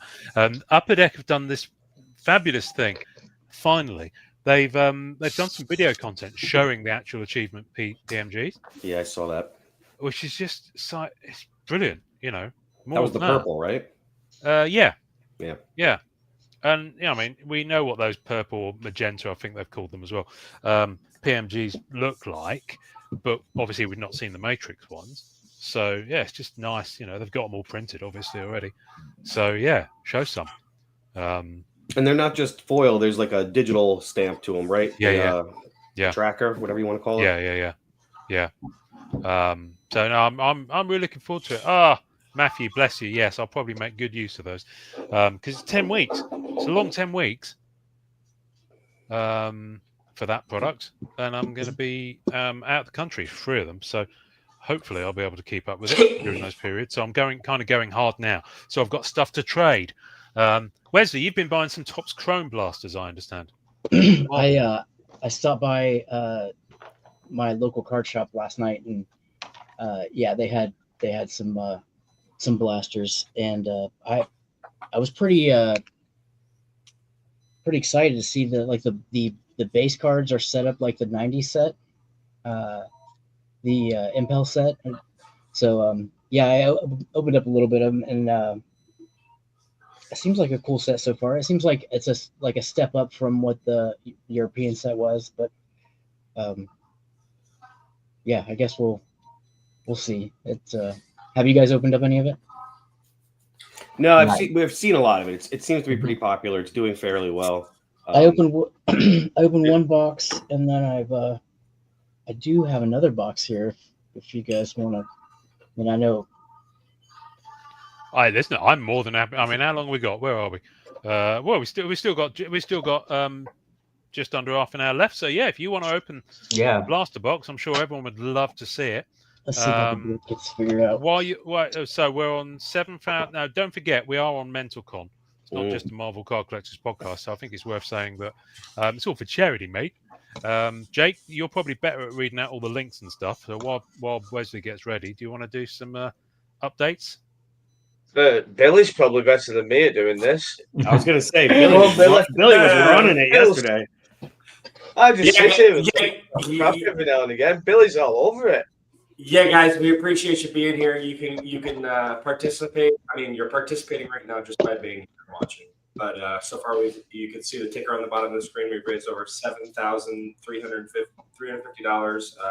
You go to mentalcon.betterworld.org to see the auctions. The first round of auctions today that will end at 12 o'clock, and then every hour leading up to the dramatic finish today. You can also make a straight up cash donation. You can donate and buy a raffle ticket for for 9 5x7s that will come custom framed and mounted.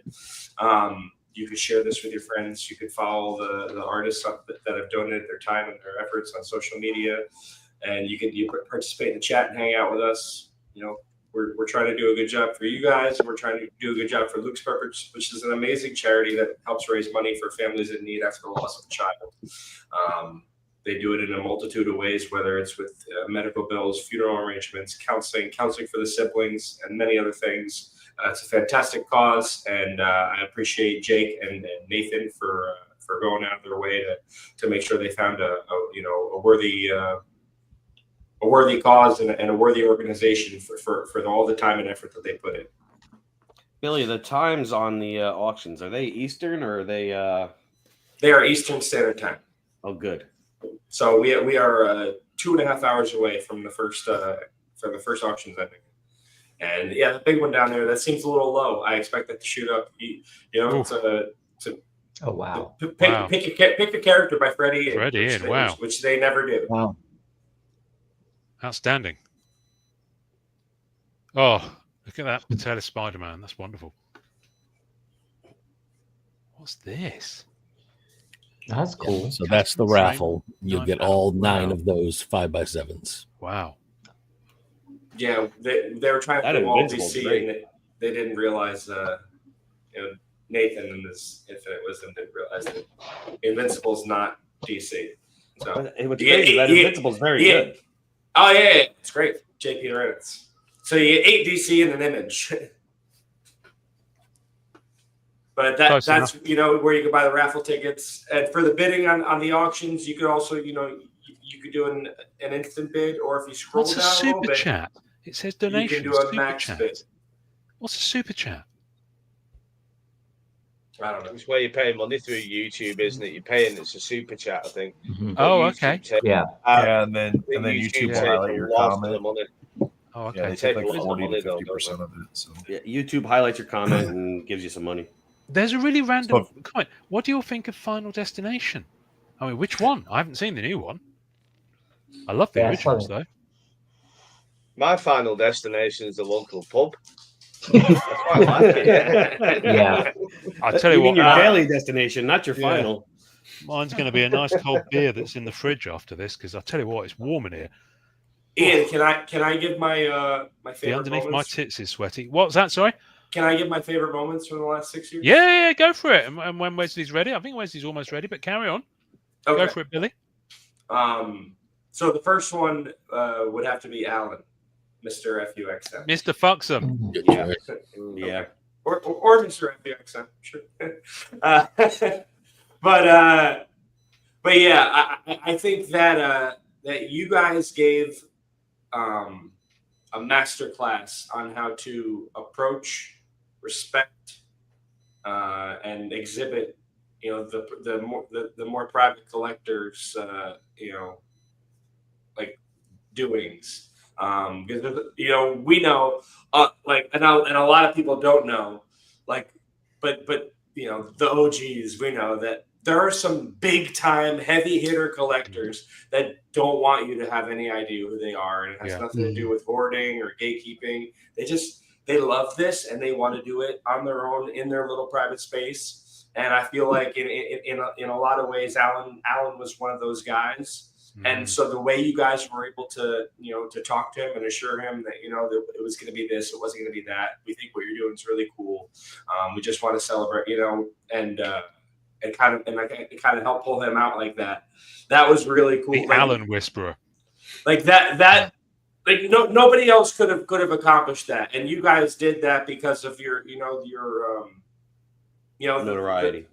And the level of respect that you have for this thing that we do.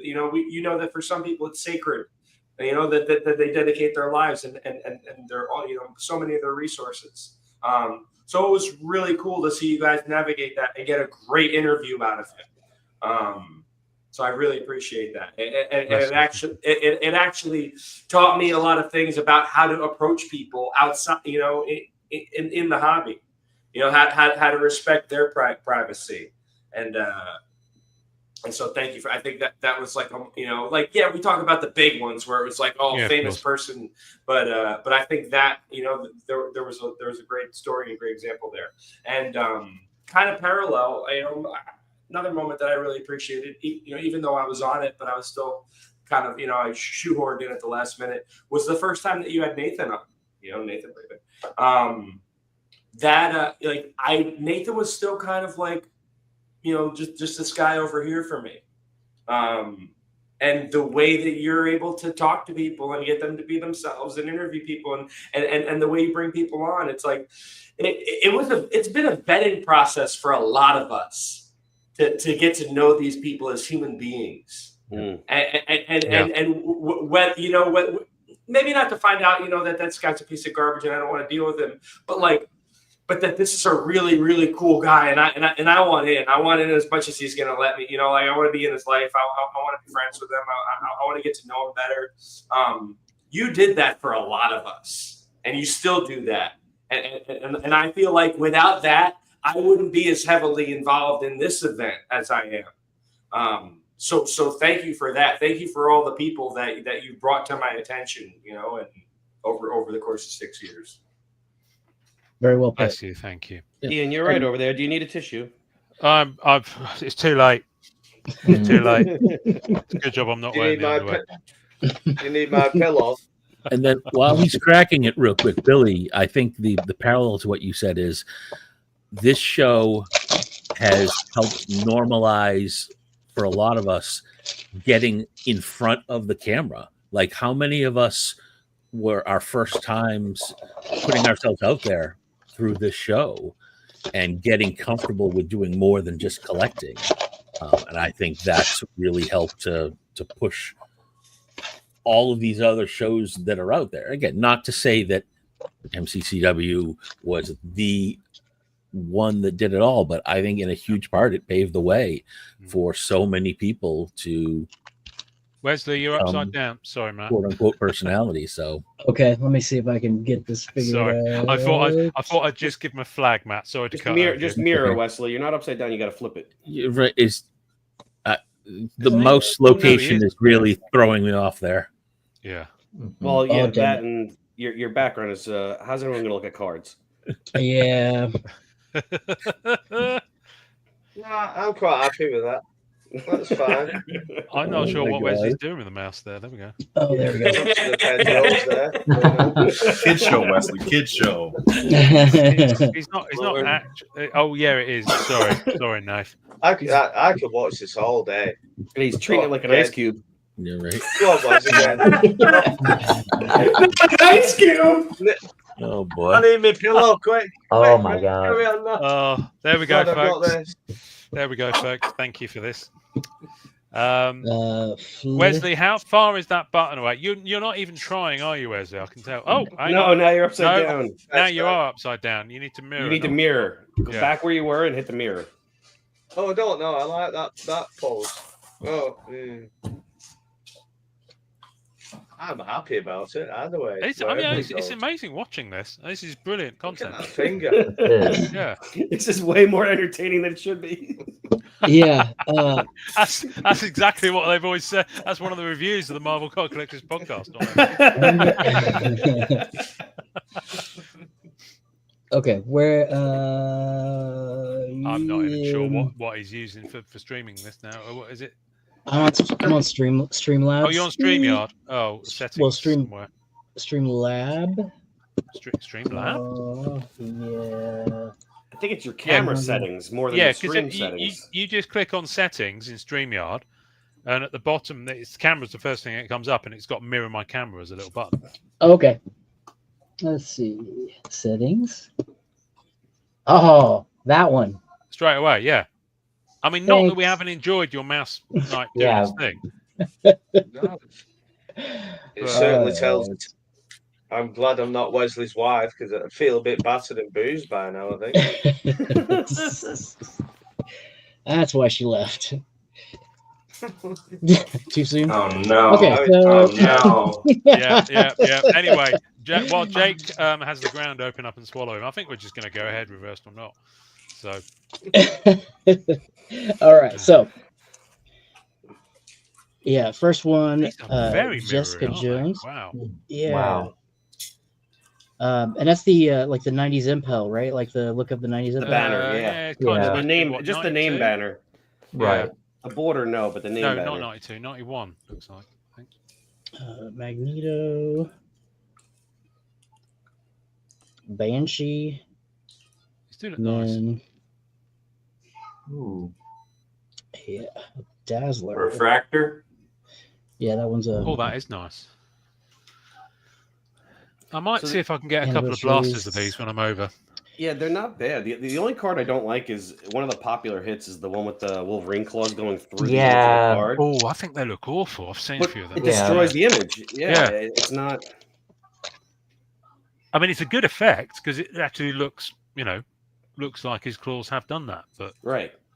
But I mean, it's basically they did that with Flair Ultra Wolverine, except they put it behind the image. well, yeah, Right. yeah. Thor, Swarm. Mm. There's a lot of empty space. Yeah, on Pete, that I card. saw that, Pete. The original, the Ultron card is from the old Impel set. Oh, is it? Mm-hmm. Interesting. How many packs Yeah. you get Blaster, Wes? So there is 1, 2, 3, 4, 5, 6, 7. And you get 4 cards a pack, yeah? Yeah, 4 cards a pack. How much does that set you back? So I got it at the card shop, so it was already secondhand and it was expensive. It was $59 a blaster. Wow. So I don't know how much it would be if we just caught it at Target. Oh, thank you for your service on that one, Wes. I've been seeing that people have been picking them up at GameStop also. Oh, really? There's a GameStop right on the corner. I mean, I think I've seen a couple people in group post about GameStop.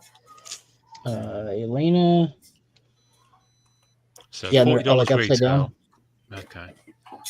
Rhino, Colossus, and then what's this thing? Oh. Gold. I'm a sucker for comic cover cards. Oh, is that the Tales gold of Iron Man? Suspense. I might have to have that one. Does it come in a regular version? Doesn't say that it's That's That's fine. nice. Is it not? Tell you tell what. That It's, Kakuau Aura set have got some beautiful comic cover cards in. I need to work on my opening skills. Oh, Valkyrie. we're not Wait, oh looking no. at your opening skills, trust me. do I need to Jake's gonna James storm off now. Foster?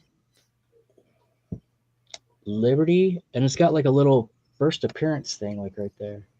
Okay. Well, that's cool. Better than Rookie. Mm-hmm. Invisible. Oh, hello. And then there's a different one here. Mysterio. That kind of looks cool. Oh yeah, I think that's one of the yellow that's Blaster exclusive. Oh, nice. You should get 2 of those, and I think that Iron Man card is Blaster exclusive as well. Oh wow, okay. Jason with the knowledge. You've been paying attention. Yeah. Well, I looked at the checklist and odds, and everything's in the blasters. By the way, the odds are ridiculous, but I've seen people pulling numbered stuff on, posting on the groups, one guy hit that Wolverine 101. Wow. There's something in there. Mole Man. It's killing me how they're halfway upside down. It's really annoying. Yeah, Blake said the same thing. Lady Deathstrike. Ooh, that's a nice Iceman card. That is cool. Is that How many times do you get to say that? And then, ooh, what's that? Galactic Legends Star-Lord. That looks pretty cool. That is cool. Is it numbered? Nope. Hold on. Okay, so on tops in the odds, Galactic Legends is a value box exclusive, and the base of that is 1 in 280 packs. Oh wow, okay. And then it goes to serial numbered parallels after that, and this is from the Topps' website. Star-Lord and Miss Marvel 20 years. Oh, cool. I'd like to see a full base of this. I wonder if does anybody know, is Boyle messing with Topps at all? He always tends to put up a full set at some point. I did see it's 175 cards, base cards. I know someone that has 2 full sets. If you're interested, I just want to see it. I want to see all the cards. Because Boyle does. So Boyle normally does a retrospective and shows everything. You have to have your pause button ready though. Yeah. Kitty Pryde. Onslaught. When's the last time we saw Onslaught in a set? Platinum. Oh, of course. I knew you'd have the answer. Nice Spidey. Who's Cadet Marvel? No clue. A new one on me. Anyone? First appearance. Rookie card. Yep. Oh, Billy. Billy, are you eating more cereal?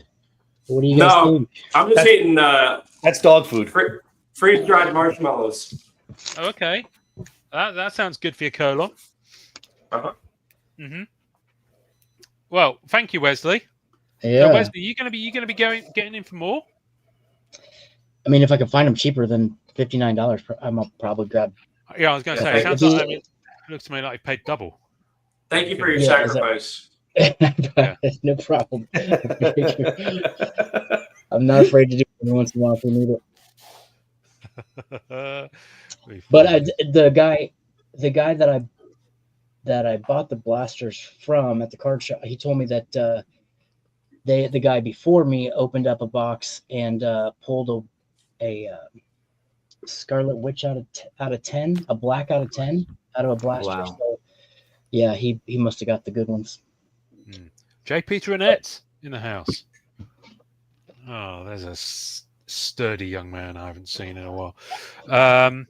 Yeah, no, I've seen that free card promo pack. I saw someone selling a chunk of those on one of the groups. Mm-hmm. So are they different cards to the ones that you're getting in the product? Does anyone know? Yeah, I looked them up, and they're it's got like a character, and then in the background it's got like the Marvel Comics logo, like kind of like that logo, and then you got the character on the front. If I think somebody posted in the group what they look like. Right. Okay. I did one of the sets, like the Future Stars. I thought that's pretty cool because that is like a baseball kind of throwback. I got that in the other set, but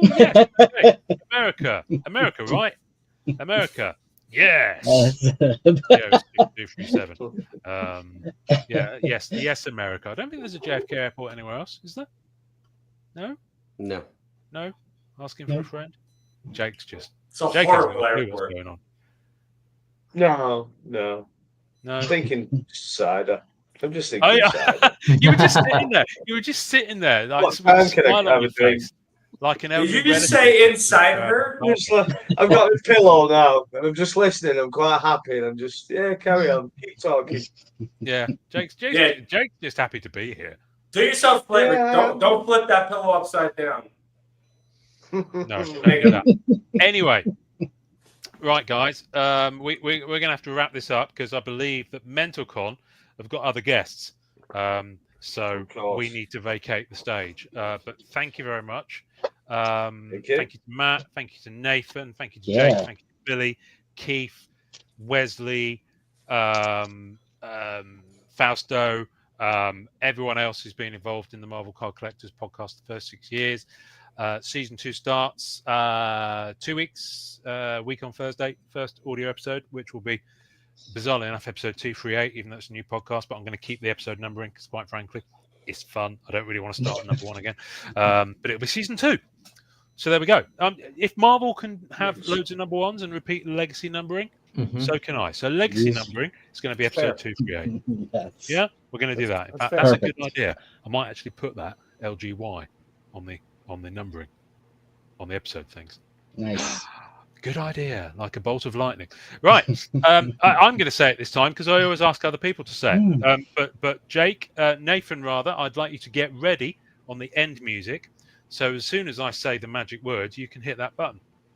Thank you, everybody. You've all been gorgeous. Enjoy collecting.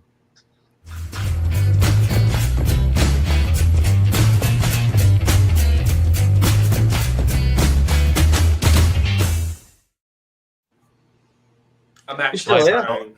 I It's have like no I know idea how to press stop it buttons. streaming from the Marvel. We're Podcast. backstage and not live, so we can now just talk about it. I'll get you, Ian. No problem. So, Ian, we can either keep it going and you can clip that segment out for your podcast later, or we can just cut it out now whenever you're ready. So, it's up to you. I did cut it whenever you're ready. Okay. I'm good. And I think clear, it might sir. mean we're about to disappear. Oh no, we're good. There we go. Yeah, you're clear on your channel there. So I'm gonna bring in Brian. Brian is our next guest, Brian Michalski. So, hi, Brian. Nice. Ian. Hello. Great segment. Thank you so much. You're very welcome. You're very welcome. You guys did Right, fantastic. Marvel Card Collectors podcast people. Shall we exit at this point? I think we shall. Let Brian have his moment in the sun. Bye, Keith. Hey, Bye, Brian. Keith. See you later, guys. Thank Bye, you. guys. Good to see you guys. Bye. Good to see you, Matt. Bye. Bye. Bye. Bye. We got everybody gone? Everybody's gone. All right. That was a good segment. I All like gone. it. They did a good job. Yeah, Always good. fun to listen to those guys. That was So, Brian. That came out I of don't nowhere. I had no idea about the change to the podcast. yeah, Excited to see I where think they go with that. Well, I think when he scheduled the stream, he put out there that it was like on thumbnail they put like the last one or something like that. So, I mean, it's kind of nice that they're going back to the audio.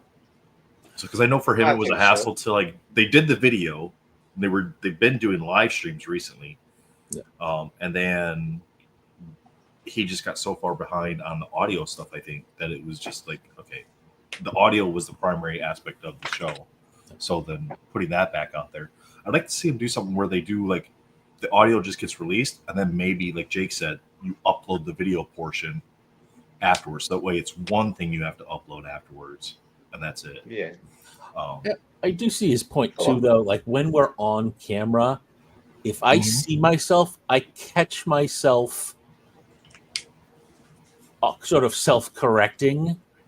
Yeah. Because like I'm watching how I'm looking, and I want to be careful, not just what I say, but how I gesticulate when I say it. The mannerisms, Yeah, right? Because that's you can really say something and then you'll have a painful. look. You say something, you'll have a look on your face, and then people read into the look, and they're like, "No, it's just I was thinking of something." Yeah, Like Bill right now going, "This is." Yeah, right. It's kind of like when you emphasize different words in the same sentence and it has completely different meanings. Yep, absolutely. Yeah. Absolutely. Hello, guys. I think. How are you? What's up, Brian? Good, man. Matt, to that point, NSDC has talked about that before too, like Sergio and those guys, especially during the MentalCon like last year. It's like, dude, just turn your cameras off, just be audio, and it does take a lot of stress off of you because you're not, like you said, Matt, you're not worried about all the other stuff going on. Like, do I have something in the background that might offend somebody or something like that? I mean, I spent a lot of time in the preview room trying to make sure that didn't happen. I have something in the background that might offend somebody. Oh, come on. Not today. No. You guys had your little spat yesterday. No, it wasn't a spat. It was a little tiff. It was a little tiff. Look, today's a new day. I'm not without shade. I got pictures of me and the man in my home. Today's a new day.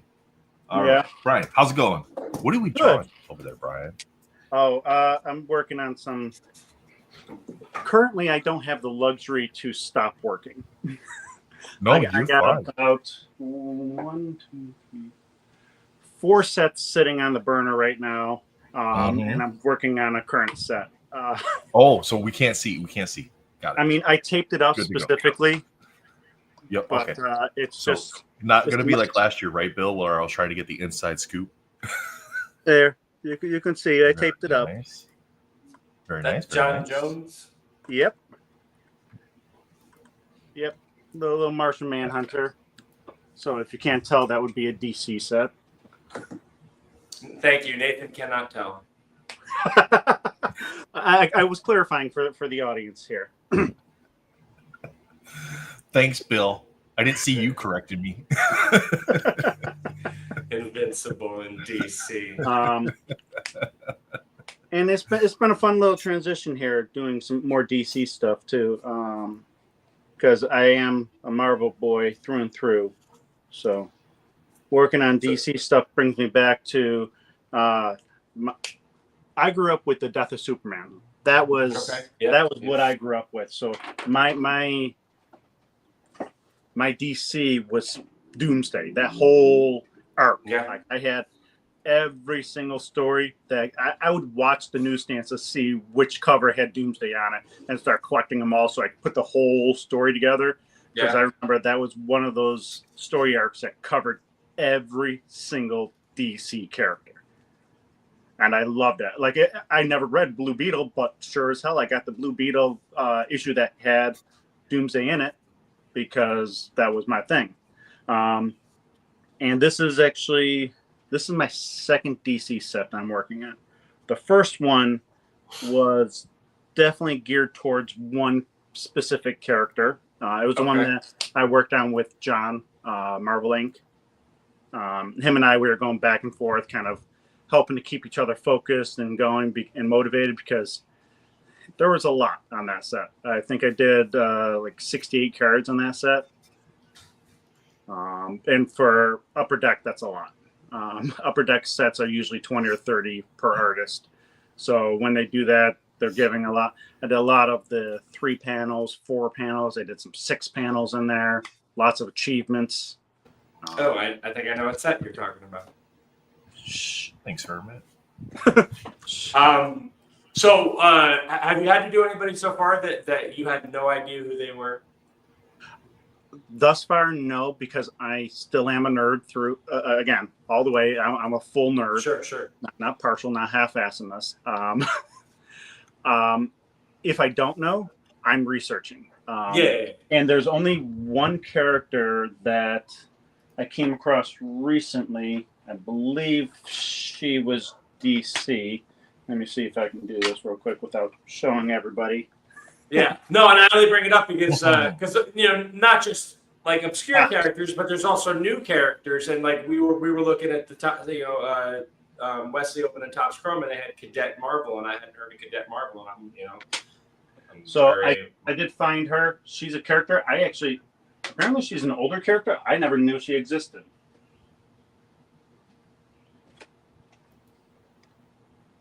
Jade.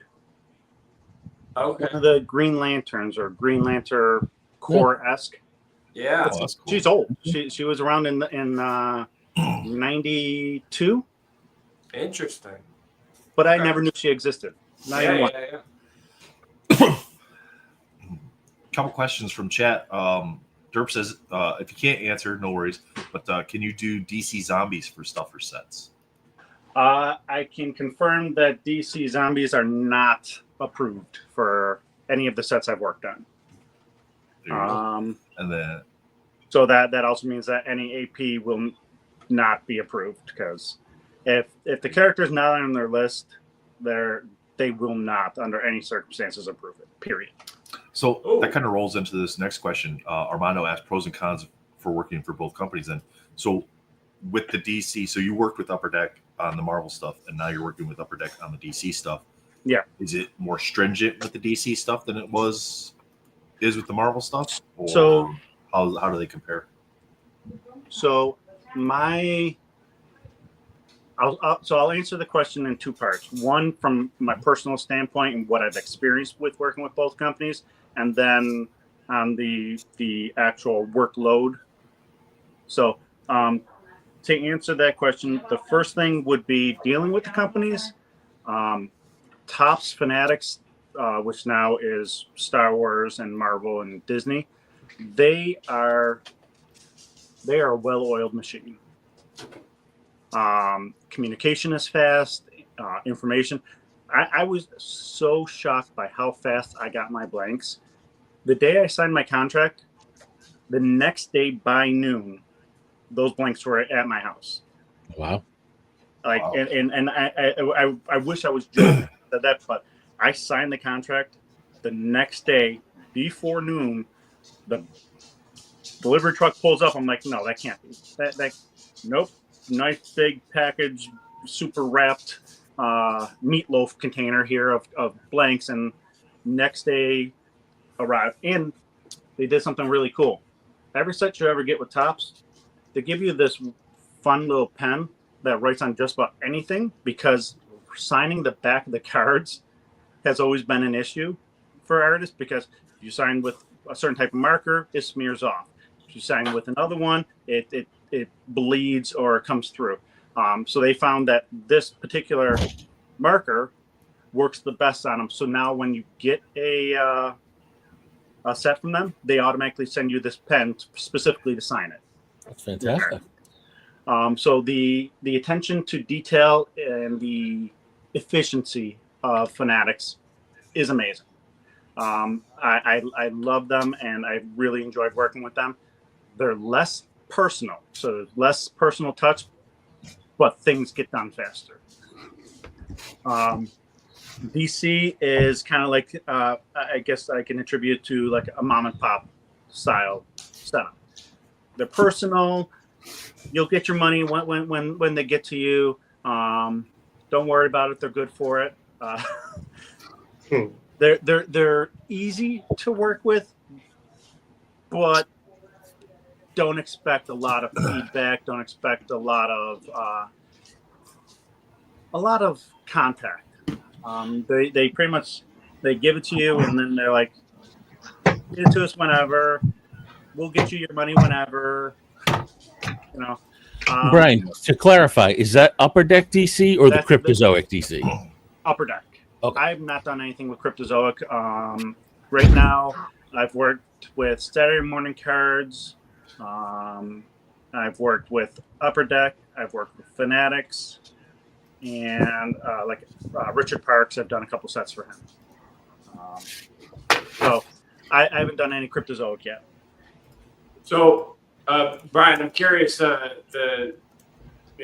We've heard for the last 5-6 years about it, for sketch cards and print, and whatever. But the creative guidelines as far as sexuality and violence for Marvel from Upper Deck, is that a little bit? Is that as intense for DC? Is it a little bit watered down? Are you allowed to put like a gun in there? Are you allowed to put cleavage? So those rules are Upper Deck's rules, not necessarily Marvel's. Oh, okay. Because it was always implied or assumed that they came from the mouse. Yes and no. So Marvel, as this entity, they clearly don't care because they put it in their comics and they put it on their stuff. They don't care because those are the characters. The issue comes with the legal side for Upper Deck. So if you look at it from a different perspective, these cards are going out to anybody that can get cards. Kids are included on that list. They don't want anything that can come back to them and be like, well, this person has a glass in there and they're drinking wine. Now my kid wants to drink wine. Same with food. You don't know what kind of food that is. He could be eating something and it could be laced with something. It's the insinuations. So sexuality. They don't want to be blamed for little Tommy getting excited. They don't want that legal recourse. So it's definitely from the card companies, not necessarily the licensors. Yeah. So you have the same guidelines for DC as you. Same guidelines. In fact, it looks like they pretty much copy and pasted logos and some character names. Like the briefs haven't changed that much because most of it comes from the card companies. Not as much comes from the licensors. Sorry, that was a very long, exaggerated explanation. Oh, hey, Brian. Hey, Jay. Brian. Yeah. I'm right there with you. I'm doing sets for Tops right now. Yeah. And that signing a contract and then getting the tracking confirmation within 24 hours and then seeing the cards within 48. Yeah, the efficiency is amazing. It's amazing. Yeah. Well, I just finished. I've been very happy working with them for that reason. Yeah, I just finished a set for them.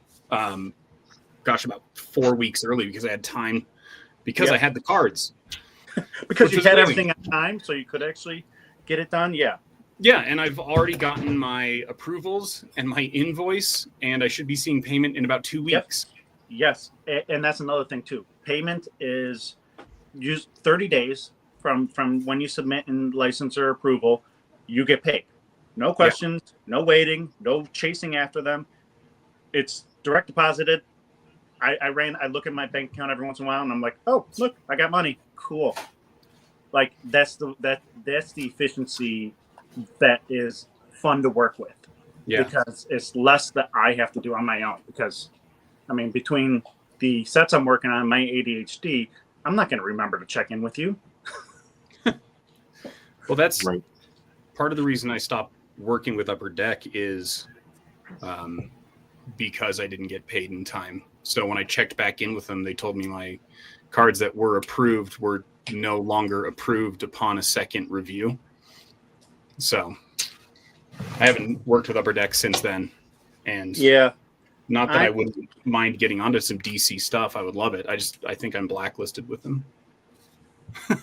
So do you guys have a real quick question on, like, you're talking about the reviews and all that. So have either of you submitted any APs for reviews with Tops? Like, what's that process like if you have? If you haven't, then obviously you're not going to be able to speak to that. So I have not gotten any APs through Tops. Okay. I've done a Star Wars set and a Marvel set completed. Sent in, completed everything. And I currently have 2 other Marvel sets on my desk and 1 DC. The Upper Deck still has APs, and I've only submitted 1 AP for DC currently. And the approval was pretty fast, actually faster than the approval for the set work that I did. Yeah, the Tops doesn't do APs for their Disney properties. No, but they pay you better. Okay. They do. They pay you like, much better. So do you feel like that's an equal offset compared to the headache isn't the right word, but probably is with Upper Deck, the headache or the hassle that you have to deal with Upper Deck being able to get the APs versus how smooth Tops has been without the APs. I was literally just talking with my wife about that. I was just talking with my wife about that. This set that I'm currently doing for Upper Deck might be my last one with them for a little while because there's more headache involved. I'm more apt to work first of all, I love Marvel, so I'm always going to lean more towards Marvel since that's where Fanatics Sure. are. But the efficiency and the professionalism that I've experienced with Topps, I'd rather work with them on more sets. And they give you more options. They actually give you feedback too. I love the fact that I've gotten feedback. I got a couple of rejections on a Star Wars set, but the feedback I got made so much sense that I can adjust for any future work. I never got that with Upper Deck. With Upper Deck, you got this was approved, this wasn't. Very rarely did you ever get any reason why or any information. This time, I got very succinct information. Character looks off, or colors don't match character profile. Like, it was very succinct and allows for us as artists to recalibrate and do better. It allows for us to grow. That's fantastic. That's important. Yeah. I had one card rejected for the first set that I did, and it said there was no feedback, which honestly I come to expect at this point, but it was also the card that I thought looked weirdest. So, you know, I liked it, but it was definitely a strange looking card when I finished, so I'm not surprised. But keep this going, guys. I'm just gonna pop up a pop-up screen to show some of the pieces that you guys did for this year. But keep the conversation going. Questions from chat, questions from the host here. Go ahead. I had always hoped that Topps would move back to the artist return model, which is one that they sort of created back in like 2006-ish, where you would, instead of getting 100 cards and you get 6 APs, they would give you the 106 cards up front. You would do all 106, and you would designate the 6 you wanted as your returned cards. So that way, they pre-approved it, and if and only if they were approved would they send them back to you for you to be able to sell. But that way, you couldn't manipulate it. The image was already committed. Yeah. I mean, I like that. It definitely helps us with time constraints, because if you're actually working on the sets and doing all that, the time frame to try and market yourself afterwards about like, I got APs like this, come find me. But then you're also like, I'll get you in a couple weeks when I have time after working on these sets. Like, if you can eliminate that, it might make our end job a little bit easier. I love that one that I did with John. That was a fun collab. That is a gorgeous card, Brian. Thank you. Did you guys decide up front on the level of detail for the background? No. So what we did is John and I, we were talking to each other for a while before we actually started working on anything. And I told him, I'm like, I've been looking at your style, and I'm going to challenge you. I'm going to give you something that is out of your realm. And he's like, I'm going to do the same for you. So he does tons of detail, amazing detail. I like to leave things open, and I like to kind of make the backgrounds and all that more organic, less details. So he gave me more detail and said, here's a design, you go color this now. And then I gave him something that looked almost unfinished and said, here, make this work. So he did the Poison Ivy that I drew, and I colored his Catwoman. And so this was also when we were working on those sets together. So we would do Instagram lives several times a week. And I chose to work on coloring that one live. And Olo, which is a marker company that he works with primarily, and I've used a few of their markers over recently. They were watching me color this live on screen, so they're like, "Hey, you have really good colors. Let us send you free markers." I'm like, I'm not going to argue with that. So, working with John and doing that card actually got me set up now with Olo, and I'm working with them on colors and marketing stuff. So it was a fun thing that actually helped me out. So fun little story with that one. Olo is doing a really good job at marketing themselves right now. They are. I was an affiliate for them, or I guess I am technically an affiliate for them. With markers and such too. They're all about breaking into the market and building themselves a network. So that's awesome. Yeah, and they are they are a good quality product, and primarily I use Ohuhu.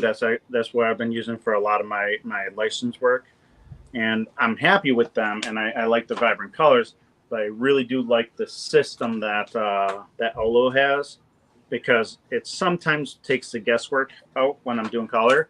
Yeah, because I can combine colors that perfectly match with each other. So like the darker version, the lighter version, and these are two separate colors. So I can literally just from one color switch right into the next one, which anyone that's worked with alcohol markers knows that when you work faster, you get better blends. So having that convenience right there, where it's just one then the other, makes our lives a lot easier, especially working on a small canvas and trying to work fast in order to get those nice blends. Yep. I'm a big fan of Olo. Yes, I've been very impressed with them lately. Yep. So cool. Excellent. Sorry, I'm here for questions if you guys got them. I'm just, I like I said, I'm not losing out on some work.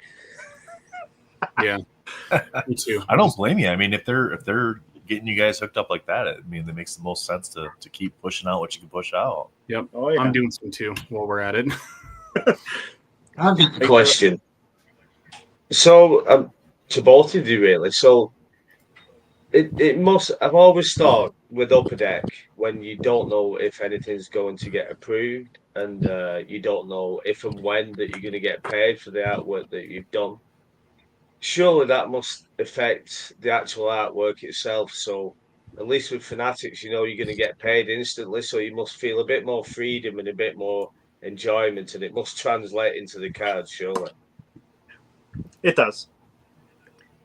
Yeah. It does. I hate We're to always say it like saying. that, but when you're getting paid less and given a tight deadline in order to get something done, you're not as motivated. I mean, I'd like to lie and say that I'm putting as much effort into all of them, but it'd be a lie, because you're human. You're gonna put effort into something that's going to be more meaningful or better paying or more guaranteed. Mm-hmm. Josh asks, what's your favorite Marvel set that you've ever worked on? It's actually one I have still that I'm working on, so I can't say what it is, but it's working on this set is a dream for me. He's one of my. It's based on a character that is one of my personal favorites. I don't collect him just because he is so damn popular now, but he's one of my personal favorites. And he's popular now, so not Spider-Man, not Wolverine. It's somebody else. Come on, let's not somebody play who's this game. all of them. I think I'm working on the same set, Brian. Yeah, and that's so. It'd be the set he's speaking about would be the same for you, Jay. Oh, I'm absolutely enjoying the set that I'm working on right now, yes. But no, my favorite Marvel set that I've done is actually one that nobody gets to see the cards for because they were ultimately rejected. Rogues. Was it What? Rogues? Oh. No. Because that one pissed me off when they took that one away. I did a set, or I did Premiere 21 for Marvel, and those cards were ultimately rejected after being approved, and then they didn't show up in the Premiere 21, 23 stuff, but I really liked some of the work I did on those. And then I also really liked some of my Flair Ultra Avengers 22 sketches, which were also approved, and then upon being looked at again, they were ultimately rejected.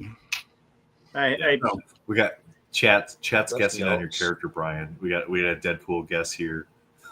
Those are the yes and no answers now. I plead is the red in the costume. If you're pleading on that, Brian, then yes, we're definitely working on the same set. Yeah. Hold on. Let me see. I didn't disclose nothing. Does it start with the letter D?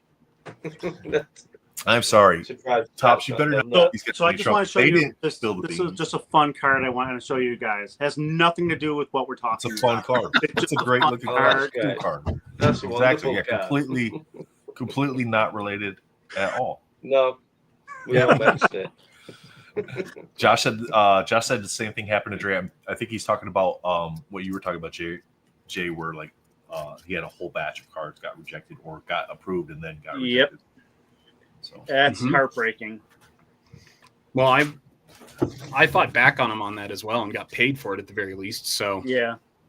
Well, I mean, you should. If they gave you approval, they should. Yeah. I personally feel that if you send sketch cards in, whether they get approved or not, you should be paid because you did the work. And I kind of agree with that. Like if the company agrees to send you 50 sketch cards and you send back 50 sketch cards, you should be paid for 50 sketch cards. You know, I mean, unless you're blatantly like going outside of what they put out there for the criteria, you know what I mean? Yeah. If you've broken the rules, yeah, I get it. But if where it's you're clear and obvious within the guidelines and your work is good, even if it's something that they don't necessarily like or want to showcase, if the work is good and you've put forth effort and you see that, you should get paid for it. Because it takes time. All of these take time. It's not like we're just whipping these things and it's 10 or 15 minutes worth of work. We're talking at least for most people an hour per card or close to it. Yeah. I mean, they definitely need a better process. Like when my company was actually making video games, we wouldn't just commission someone to do art pieces and then wait for them to show up, right? We would have an iterative review process so that you could catch these issues ahead of time so that the whole batch wouldn't be lost. If you're willing to hire a person, you know the quality of their work beforehand. Yeah. You know what to expect. You should be paying for the quantity you want. Use whatever you want, but pay for it. Because or have a simple, okay, I'm giving you 50 cards. Finish 5, send me the scans, and with 24 hours, I'm going to give you direction on whether we like it or we want to change something. Honestly, and once you do that, then you're good to go. Armando said he got a sketch as a replacement from MM. He asked, do they use the rejected sketches as replacement? Do you know? And if they do you know that if they use your sketch? They shouldn't be, right, Matt? Shouldn't be, right, Matt? They're not supposed to, but there would be some legal issues if they did. Yeah. Because according to the contract, Matt, if you've gotten a rejection, that card is no longer authorized to be in that set or used for that set or used for any other set regarding that. Yeah. It is in our contract because that is our work still. Yes, we're independent contractors, but if you didn't pay me for that, that's still my work. So you either destroy it or hide it away somewhere, but it should never be used for legal reasons. And Matt, you ran into that with a collection that you was able to acquire, correct, Matt? Yes. Where it was a bunch of stuff that This should was have with been Cryptozoic. in existence still. The cards are supposed to be destroyed. As it turns out, the art director did not. He did what Brian just said, the latter, which was he filed them away. Unfortunately, then he passed away, and those cards made it out into the public. And a lot of the artists found out and were not happy. No. That would be like right now if I found some of those cards I did for Rogues Gallery, because I did 30 of them. If those somehow I saw them in any set, I mean, it'd be impossible because those are upper deck right now. But if I saw them out in the wild, I'd be pissed. Because she'll be too. Because legally they shouldn't be around. They should have been destroyed. As the minute they said that they're rejected, destroy them. I would much rather have that than them sitting around and have that situation happen. Because I don't know about you, but if I'm looking 5 years down the road and I see somebody walking around with a card that I knew was never meant to see the light of day, I'm not going to be happy. Yeah. But real quick, let's do a quick commercial break. Remind everybody about the auctions. Mentalcon.betterworld.org. Scrolling across the bottom there. Ways you can donate, bid on the auctions. You can buy raffle tickets. The raffle tickets for the custom framed 9-panel. Both Brian and Jay have pieces in the 9-panel. Jay has the Invincible in there, and Brian has the Poison Ivy mashup with Jonathan Levesque. Oh So yeah. those are both in there that you can acquire that, or you can potentially win that. But it's a great way to donate to the charity and then still potentially get something for it as well. So if you're thinking about making a cash donation, just go pick up some raffle tickets for whatever amount you want to donate, and it's a great way to kind of still participate and have some fun with it. But we also have the links for the auctions are there. The times on each segment are in EST time. So our first round of auctions today ends at 12 noon Eastern, and you'll be able to see all the cards that are there. You can zoom in, and we will go over and show the cards and all the items in each time block that we physically have in our possession prior to them ending, so you can see the cards ahead of time as well in hand. And then the next round, so it goes 12-1 all the way through 5:30, so 12 through 5, and then we have a 5:30 segment for some of the larger pieces from larger artists that are that typically drive some more of that value. But we've had some amazing pieces that have ended already yesterday that far exceeded what we expected them to be at. But we run into that every year, right, Jake? Matt? I mean, that's every year. Yeah, kind of there's always a surprise. There's always a surprise character, surprise card, whatever it might be. So those are ways you can help us. Loose Purpose obviously is a charity that helps families that have lost young children. I can't even imagine what those folks go through that have to deal with that.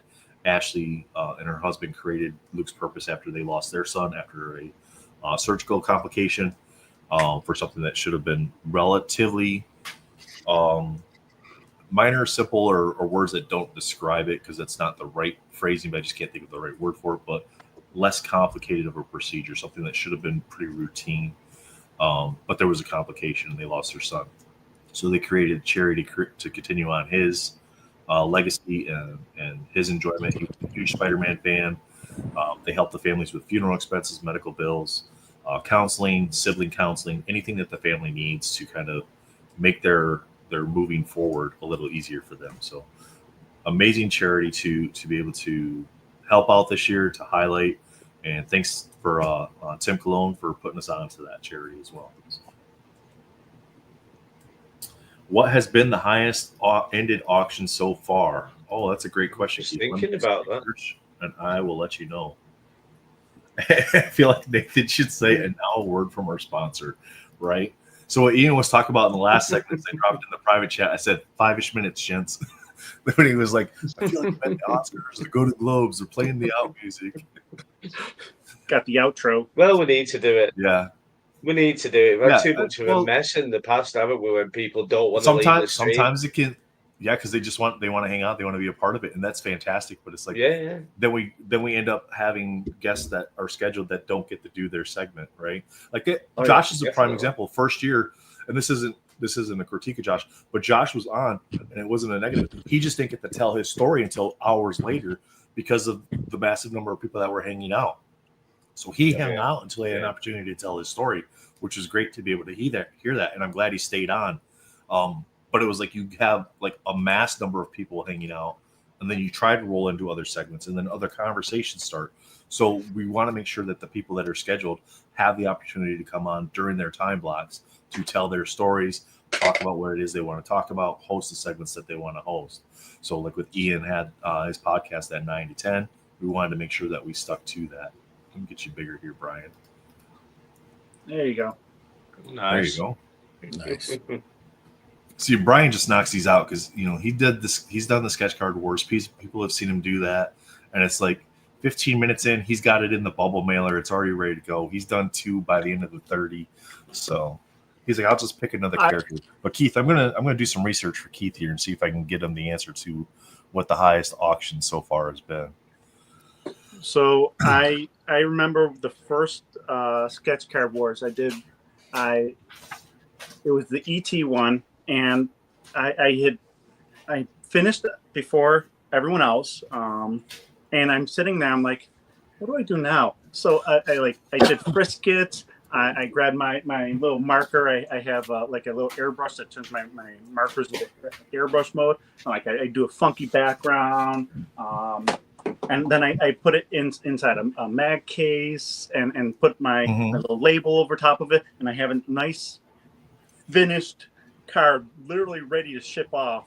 And as soon as we were done with the episode, I actually did put it in a bubble mailer and send it out because somebody already reached out by it. So they had already snagged it up. That's funny when you guys are doing those. It is funny, like, because the artist will say, "Oh, got DMs coming in already," and we're like 7 minutes into the stream or into the sketching. So, but that was a lot of fun, and honestly, doing those sketch card wars. So, I'm new to the sketch card industry. Realistically, I've only been at this for 2 years. I've done a bunch of work, but I'm only 2 years in. I'm not like some of these people that are like veterans in this. Like Tony, who's been doing it years. And like I'm going up against Dre, and I'm like, I'm gonna lose miserably because I'm looking at I know Dre's work and he's a friend, and I'm looking, I'm like, I'm screwed. And so I'm in my head, I'm like, all prepared. I'm like, I need to do the best damn 15 or 30-minute drawing I can ever do. And I'm like, let me take a look at that dirt. You're good. Go ahead. Okay. And I'm like, I'm going up against, I think Munshaw was there. Reed was there. Old Man Venom. I'm like, I'm going against big names. I need to bring my A game. So I almost completely ignored what everyone else was doing. I'm just like focused on what I was doing. So I finished up. I'm like, oh, okay, I can breathe a little. And I look up. I'm like, nobody else is done. What the hell do I do now? I was nervous, and then I'm like, oh, I'm the only one that finished. That's now I feel like the weird one. I'm the odd one now. But it was can't win. It was a fun experience. I never did that before. So working all the way through on a piece live, that's a scary thing for me. So that was fun for me to do that. And so far I've done it twice. I've been on twice. I did Anti-Venom and E.T. I think those are the only two I've been on. Okay. I'll be doing more. I had some issues with plumbing the last time. I was supposed to be doing it the last show, but I had a pipe in the house that burst, and unfortunately that comes first. Derpa, it should be I watched the ET stream because of the time zone. For me in the UK, it's hard for me to watch live. And I watched the ET stream, and I was just like laughing all the way through it. And then after your card, I just thought, I might as well turn it off and message Dre and Joseph and say, "Listen, I've turned it off." It was so funny. Just I can't believe he's done that so quick. It's brilliant. It's fun because you know what? I blame that whole thing and the fact that I was able to get it done on my ADHD. You give me a deadline, that's all I need. If you tell me get it done whenever you can, that time doesn't exist to me. But if you say I need it by this time, it could be 2 hours from now. You're getting all 20 cards in 2 hours. You better believe it, because my ADHD just allows me to sit there and hyper focus and knock out cards. I only on this current set that I'm doing, I wasn't on the set initially for this DC set. DC reached out to me and was like, "We need a pinch hitter. Can you get 40 cards done? Here's a timeline."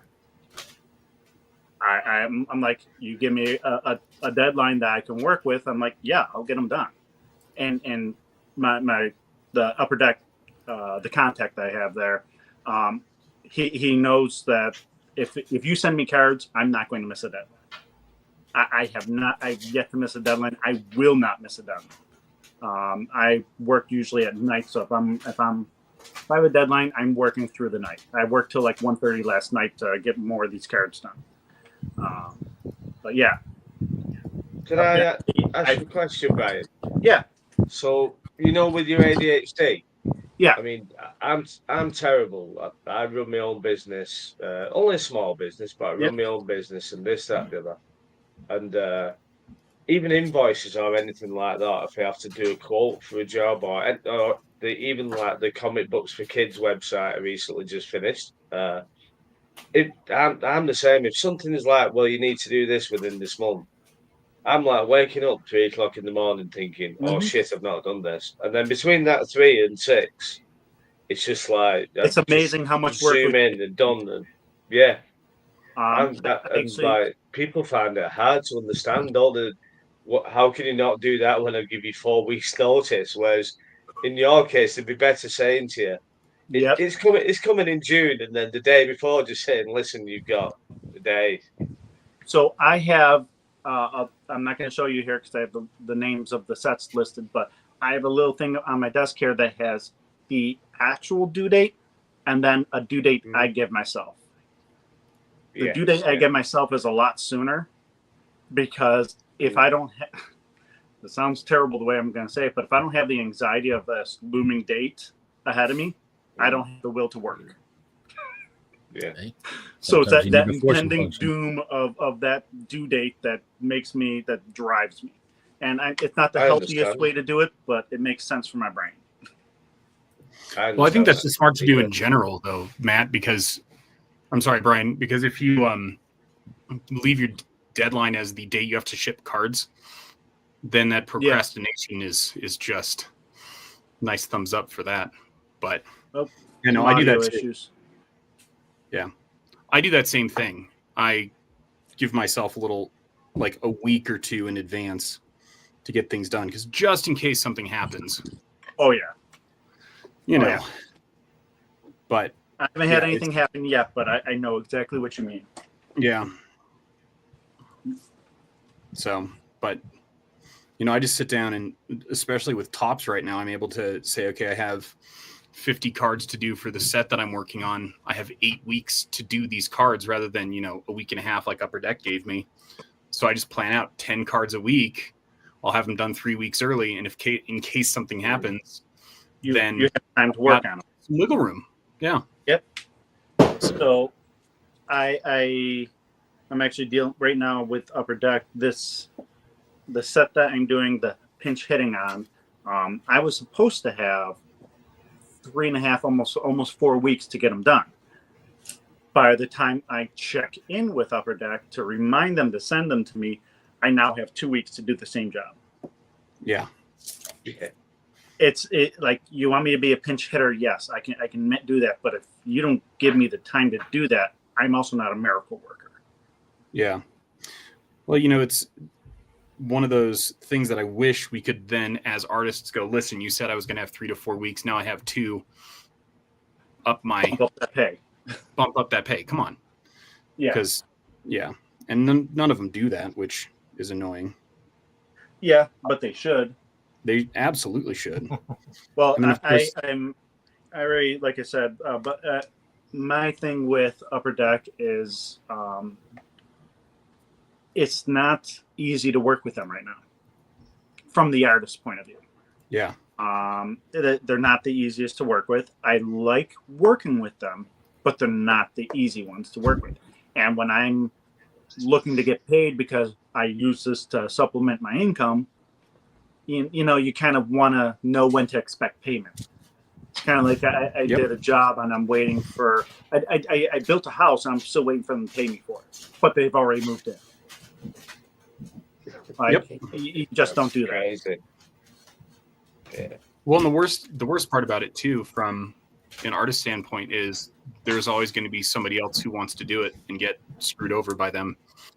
So that's exactly what I was thinking. There must be so many people who will just put themselves in that position just to get a start, and it's bad, really, because then they breed that attitude, don't they? Then and they just unfortunately, knock everybody's prices down. And people can't live like that, can they? And no, they will be making a good profit on the cards that they sell, or else they wouldn't be selling the boxes of cards, would they? They wouldn't be a business if they weren't doing it. So there's no need to drive people's money down like that, is there? Whether you're an artist, whether you're a receptionist, whether you're cleaning the toilets, it doesn't matter. It's just not a productive way of doing things in my eyes. Doesn't make for a good, happy company, does it? And that's probably one of the few reasons why a lot of artists that I know of that have worked with both companies are now trying to get more stuff with Topps. The efficiency, the way that they conduct their business, it's easier to deal with as an artist, especially if you're trying to make this something that you do full time. Like if you're really striving to make this your career, you need consistency. Upper Deck doesn't offer that. Yeah. Nathan, I think we need to do a giveaway. We need giveaway. To do a I like this. We have a Nice. few we can do. Let me get the tool pulled up. Yeah. Give me just a sec here. What are we doing now? Gonna do a Matt's giveaway. giving stuff away. Oh, Triple panel is. This is a Marvel Premiere 2017 triple panel sketch card. Irma Ahmed, obviously Storm. That's the front. That's the back. Oh, nice. Nathan, when you're ready, why don't we do either hashtag sketch or hashtag Storm? Your call. Hashtag sketch. Go ahead, enter that into the chat. And then whoever wins, you're just going to have to reach out to me just to give me your shipping info, and I'll get it out to you. Can I enter? Hashtag sketch. Yeah, of course you can. Yeah. Of course you can, yeah. Okay. I can't because I'd have to switch out of here and go to the comments because I don't think I can comment from here. Can I? Well, you should be able to. So, okay. Chat. Yes. Okay. Hold on. I don't know. Okay. So what is it? Hashtag what? Hashtag sketch. Hashtag Sketch.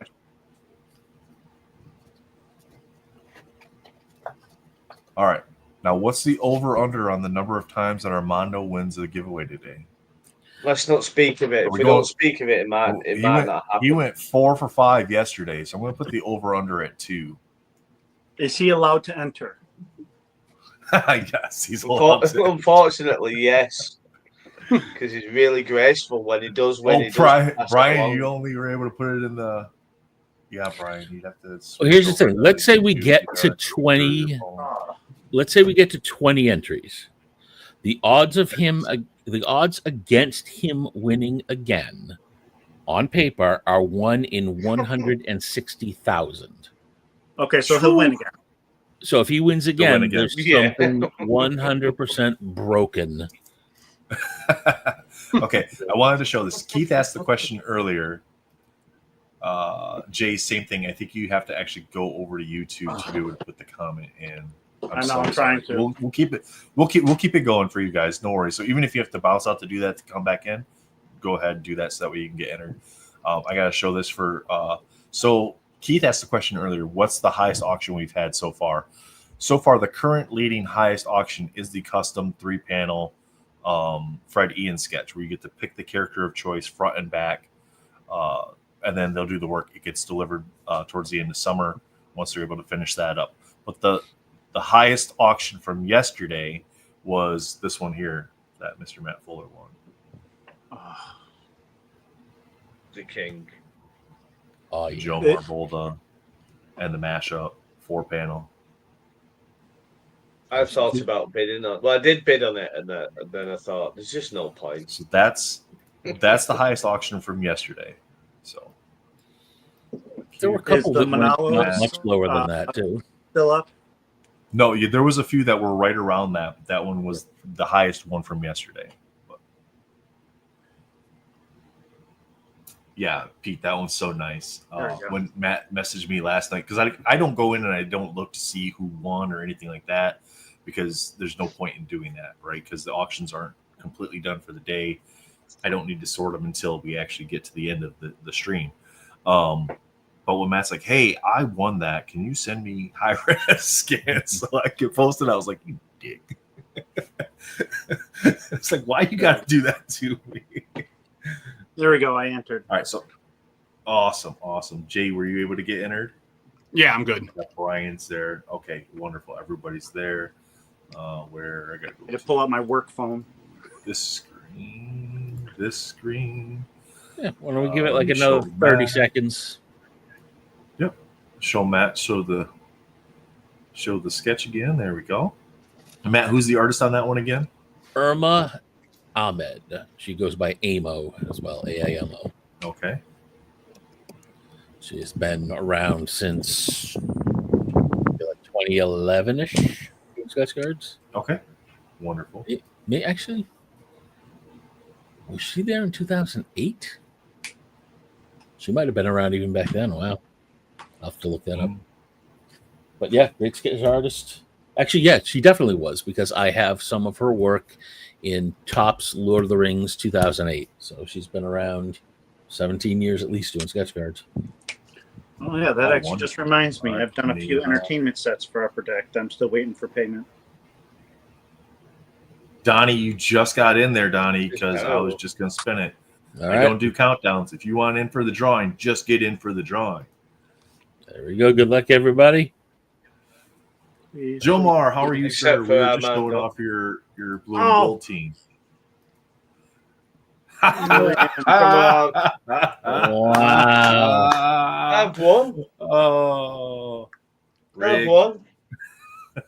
What do you mean rigged? I never win anything. Dun, Rigged. dun, dun. Your name's I Jake never win McManus. anything. Who's this Julian? I've got lots of names. Don't worry about it. Oh, really? Lots of names. Well, we definitely know that the wheel's broken now because Jake actually won a giveaway. Yeah, have we ever seen Jake and Armando in the same place at the same time? Never know. It's just an alias. That's what I'm thinking. With all these conspiracies, must be American. Congratulations. Jake, Matt, just, you send, can just send send me that your to address, Jake. Yep.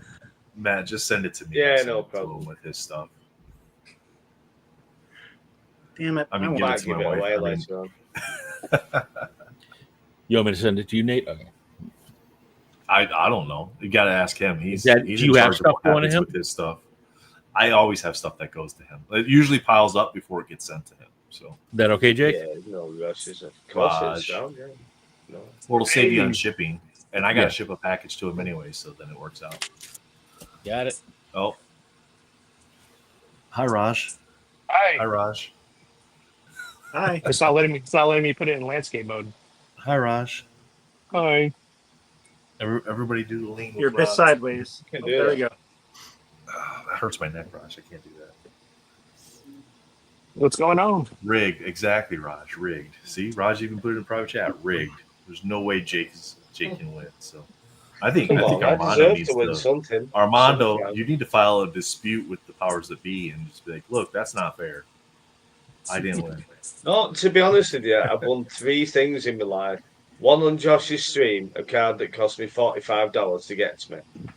Another one in Ash Gonzalez sketch, which I gave to MentalCon last year, which did No. really well. I think it sold for $400 or something like that. Yeah. I So don't this know. time I've won, and I'm thinking I might keep it, but I might change my mind later on in the stream. We'll see. I'm keeping it for now. William's doing the Raj lean. I know, right? Everybody's Oh, going sideways here. God dang Oh, it. come on. What's this What's going now? on with everybody? Everybody, yeah. Must be- What is you guys? All right, you guys get your Yeah. phones figured out. It's not flipping. It's the old school. Good like evening. me. Good evening, Alvin. How are you today? Hope you're doing well. Listen, Alvin's here. I'm gonna back out. I think they're He's just gonna, messing with yeah, us. trying to figure. Yeah, I think they're trying to figure it out. I don't know. Just kick him out there. So I don't have. They I can't never come have that. I never have that issue, Jake. I don't understand the like. Of course, it's always on landscape because it's the computer. But even like when I use the phone, like I don't have the issue of the. I camera don't know. So I don't even know what Yeah, settings you have fine. to change to fix that. Did No. William freeze? Oh no, he's moving. I was like, No, I'm here. William I- freeze, or is he just really sitting still? I don't know what, like, I don't know, because I usually never have this issue, but it's like just landscape for some reason. Yeah. William's showing off Did he- there. See what I did there? Look, it's simple. Watch me. I can easily do it. Jay's like, I don't know. What's See, this? mine works. I can do it too, except I'm on a computer. But anyway, gentlemen, Jay, thanks. I'm gonna head out. Thanks, Jay. It's, Appreciate you so much and all yeah, your man. support. Yeah, of course. It's a great, obviously a great cause, and I just appreciate being asked to be part of it every year. So, looking forward to next Absolutely. year, and good luck on the auctions, guys. Thanks, Thank you Jay. so Take much. care, sir. And Brian, let's Yes. talk about that set that we're both on that we don't actually know what exactly it is Mention. with that character that's very popular that nobody really likes. They just pretend to. Right. Yes. Yeah, they just send you guys blank sketch cards. They'll just print the stuff on afterwards. Yeah, exactly. That's what it is. Yep. Awesome. All right, guys. Have a great afternoon. We'll talk to you soon. Bye, guys. Am I going to begin the shepherd's hook here in a moment? Yes, sir. You still have 3 more minutes, though, so you're good. You have 3 minutes. Those guys are a couple minutes earlier. They're trying to get their cameras all figured out. I didn't think we did it to the artist that though, Nate. I thought we had an unwritten rule that the artist can stay on as long as they want. I mean, I'll just sit in my corner over here and draw. I mean, we can have Brian stay. We're not mercenaries, are we? We have to ask Raj though. It's his segment. He was going to talk about Hindu history or whatever, or mythology or whatever. Cool. So, I mean, we can see where the conversation goes from there. Well, I would love to be. Raj is in landscape mode. I had to go to the actual browser. That's why. Yeah. Do you mind if Brian hangs out with us and talks about Hindu mythology? As long as he can draw some. Awesome. He might not be able to show us what he's working on. I'm down. I'm down for a Krishna. Nice. Raj, are you in a vehicle right now? I'm in a command center, as we call it. Or I was gonna say, I'm like, you don't often see the emergency kits on the wall in a house, so no, it's required. No. For being out in the oil field. Raj, how'd you fix your camera? I went into the browser, default browser. Before you go into the studio, if you click the little red little dots up in the corner, yeah, you can go to the actual desktop version instead of the app. Okay. So you might have to back out, and then before you come all the way in. Yeah. Yeah. Okay. So you might have to back out, and when you're like, when it gives you the like. Yeah, when it gives you the entering studio thing where you like set up your screen name and stuff, I think that's where you're talking about, right, Raj? There's usually like 3 little dots, and then you can change it to go to the default browser. Okay, I'll do that. All right, try that, sir. And then Donnie and Shane coming? I talked to Donnie about 45 minutes ago. He's like, what time zone is it? Oh, my goodness, that guy. He's in Arizona, so he's a little dazed and confused over Arizona, too. Yeah, so for him, it's 9 a.m., right? Arizona's Mountain Standard Time. Yeah, he's like, 11, that's awesome. That's perfect. Hare Krishna. Yeah. Hey. All right. We got Paul's chant Hare Krishna over there. Oh, God damn it. Raj, so what are we going to be doing for the next couple hours? Well, I can show some of like what we do as a little sketch group that we got, kind of our amateur sketch wars that we do. We got some guys. So if we're brave enough to show some of our artwork. Shane, give me a thumbs on your camera when you're all set, sir. I'll bring you in. We can also discuss a little bit of gotcha. mental health too. You know, why not? There we go. Yeah, cool. Move Matt down here. Hide me in the basement. I'm mental, so up there. Yeah, real quick, I do want to. While we're waiting on Donnie, I'm going to go ahead and do the. I'll show the stuff that's ending at top of the hour. Gotta find the right. There we go. All right, so the cards that we have ending at the top of the hour, and Donnie's coming in. And then, so these are the cards that we have ending at the top of the hour. We have the Donatello by Paul Hill. This guy that's here in the middle of the screen on the right hand side, Brian Michalski's Catwoman with her not mask on the back, right, Matt? It's Felicia. Black Cat. Yes, but it's Felicia. What did I say?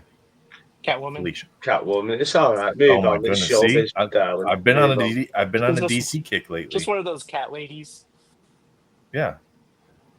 See, I got distracted by the other parts of the. We know what. So, Joseph Reed's Ghost Spider, and it's got the foiling on the back of the sketch card as well.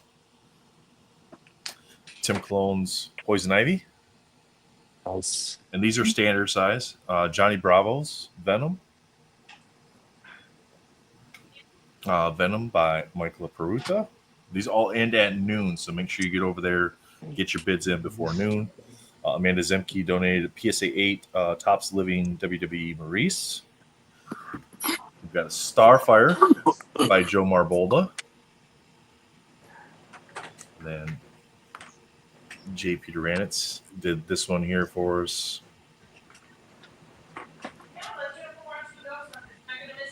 Gentlemen, I'm going to bid you adieu.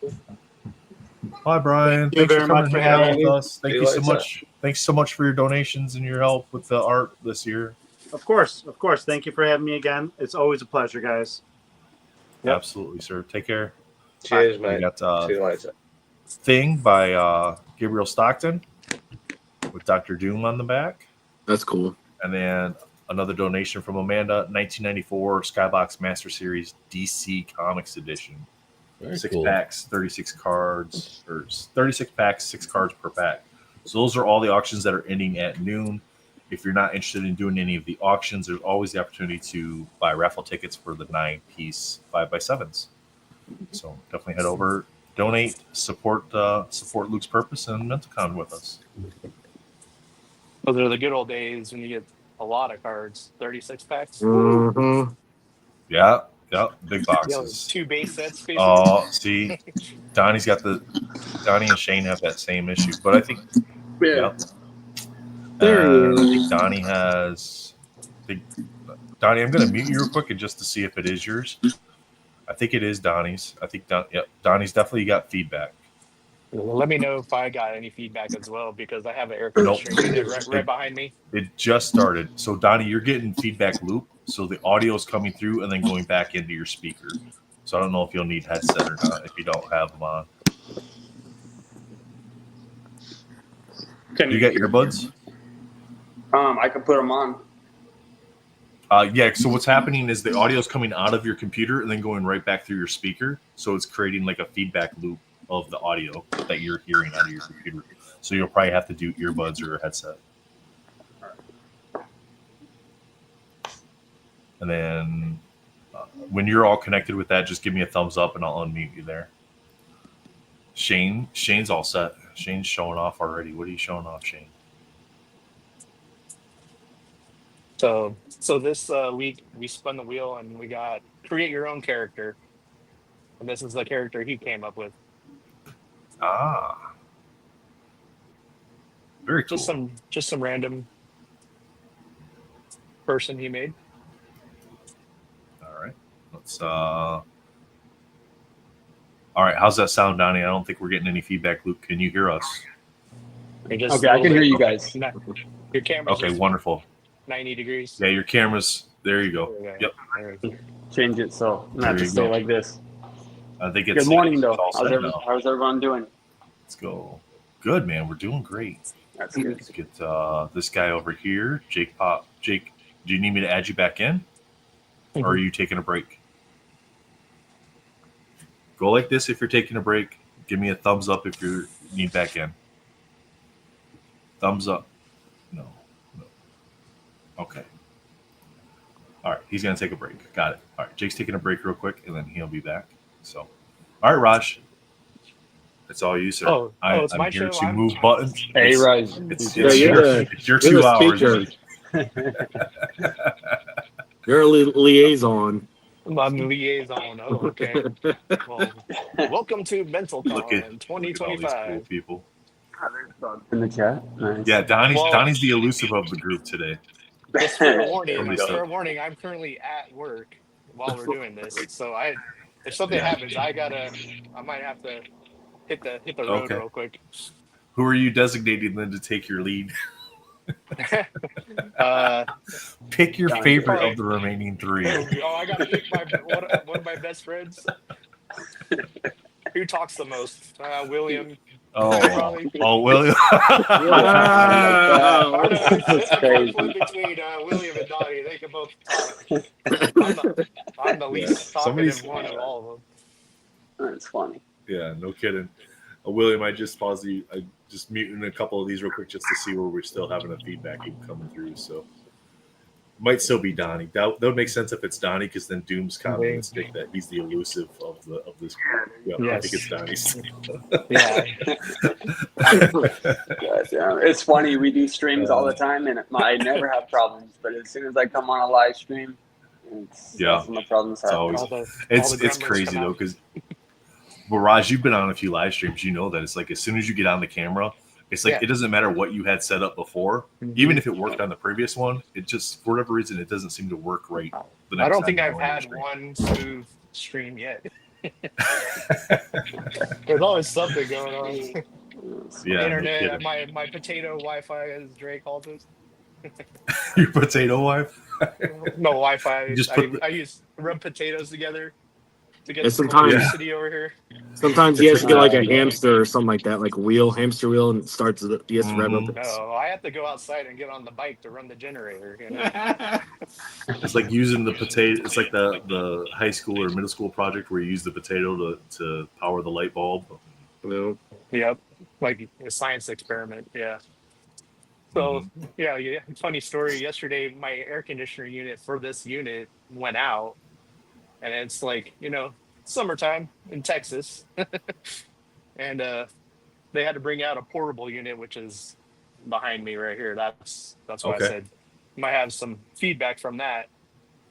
But thank God they brought that out. They rushed it out and got it working. So not cooking over here. Yeah, it's been pretty hot lately everywhere. Yeah. I mean, it's still mild for summer, but really windy out here. Is like 20 to 30 mile an hour winds. So you might hear some rocking. I'm shaking my camera a little bit. Yeah, we were in Topeka yesterday, and it was like 40-mile-an-hour gusts because we're doing a big cookout and everything, and it was a pain in the ass to start charcoal grove. Yeah. Does Shane have Hear a me mic okay, on? though? I haven't heard Shane talk. Yeah, we can hear you, Donnie. I just want to say, because MentalCon has been really fun yesterday. I was working, and I was just listening in, trying to like hop on my phone when I can just to see certain art that you guys posted.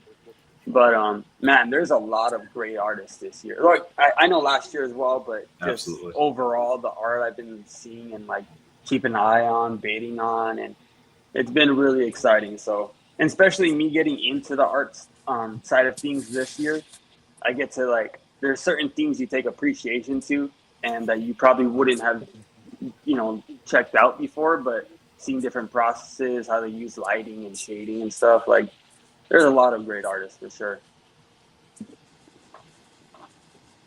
Yeah, absolutely. It's every year it seems like the artists just step it up as far as what they're creating for us for this event, and they do it out of the goodness of their heart to help with the charity cause because they understand it's a great benefit and a worthy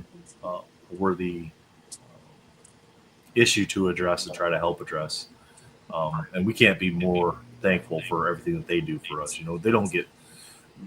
We're not in a position like these Upper Deck and Tops where we can like pay these guys to do the work that they create.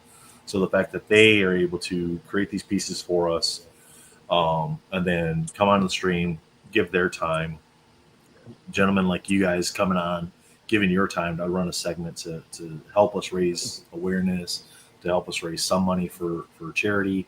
And what we've been able to accomplish over the past couple of years, and then this year already, you can see it scrolling across the bottom of the screen there, $7,750 raised so far for Luke's Purpose. So that's absolutely amazing.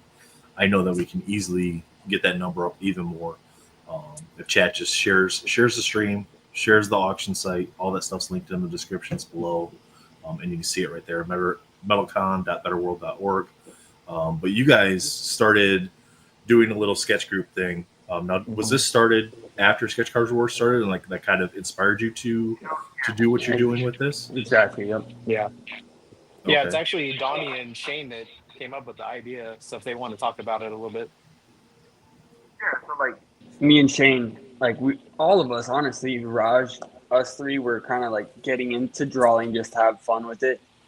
I would say I started drawing first, and I kind of like just would show them my art, and then after that Shane and Raj both got into it, and then we just started drawing. Like we'd hang out on Mondays, and then we decided like want to do a spin wheel kind of type of thing, like Sketch Card Wars. and just to test us and do different characters and put some random characters that we don't know just to like have a better understanding of anatomy sometimes and facial structures. And I honestly like have to say, for the amount of people, like we had Drake come on there, Tony. Honestly, it's crazy to even say, but Dimitri even says that he will come on there one day. But I've learned so much just having them on there. So it's been really fun just to like pick their brains and their knowledge about art and kind of their different styles. Because Tony is like one artist I've always loved his work because of his detail work, and to like actually get to talk to the artist and their process and see like how the hell he gets those fucking color pencils so nice, you know, like he does, like it looks like it's printed, bro, like, and it's just crazy to me. So like to see that and get like pick his brain about that, it's definitely been like really cool to understand that. It's really cool how open the artists are to like share the knowledge that they have too. They're not like secretive about it or anything. You ask them questions, they're like, yeah, this is how I did it. And, you know, they're always, at least the ones I've talked to, have always been open to trying to help anybody that's interested in doing any sort of art get better at what they're doing. Yeah, Dre's been a huge help with my art for sure. Yeah. Me. What? Did I leave? Yeah, you completely left the stream. I thought I was gonna have to tag William in. It was the potatoes. Yep, that happens. I had to go get a fresh pair. Yep. Shane, is your mic just on? over here. I haven't heard Shane say anything. Yeah, and Raj, yours just kind of got a far away sound too. Is that just me, or is everybody hearing that? Yeah, he's got. I don't Shane's know. got kind of like me too. Somebody's still got an echo. I just don't know who it is. Like I tried to figure it out here. So if I go like this and I mute William, I don't hear it right now. So it might be William having the feedback now. William, you might have to put earbuds in, possibly. I'm not sure. I got earbuds. I think that might be what it is. Yep. Let's see. Blake says, "Love watching the speed reels from artists to watch their techniques. It's a good way to learn as well." Yeah, absolutely. And that's kind of like that's where I'd love to see you guys come on. You know, Matt and I, we kind of we have like broadcaster, I guess would be the correct role, right, Matt? Not necessarily host. Well, I guess host would be a way to do it, but it's Dre's show. We broadcast for him. We're like the men in the booth. The color commentary, yeah. Yeah, the color commentary. Yep, absolutely.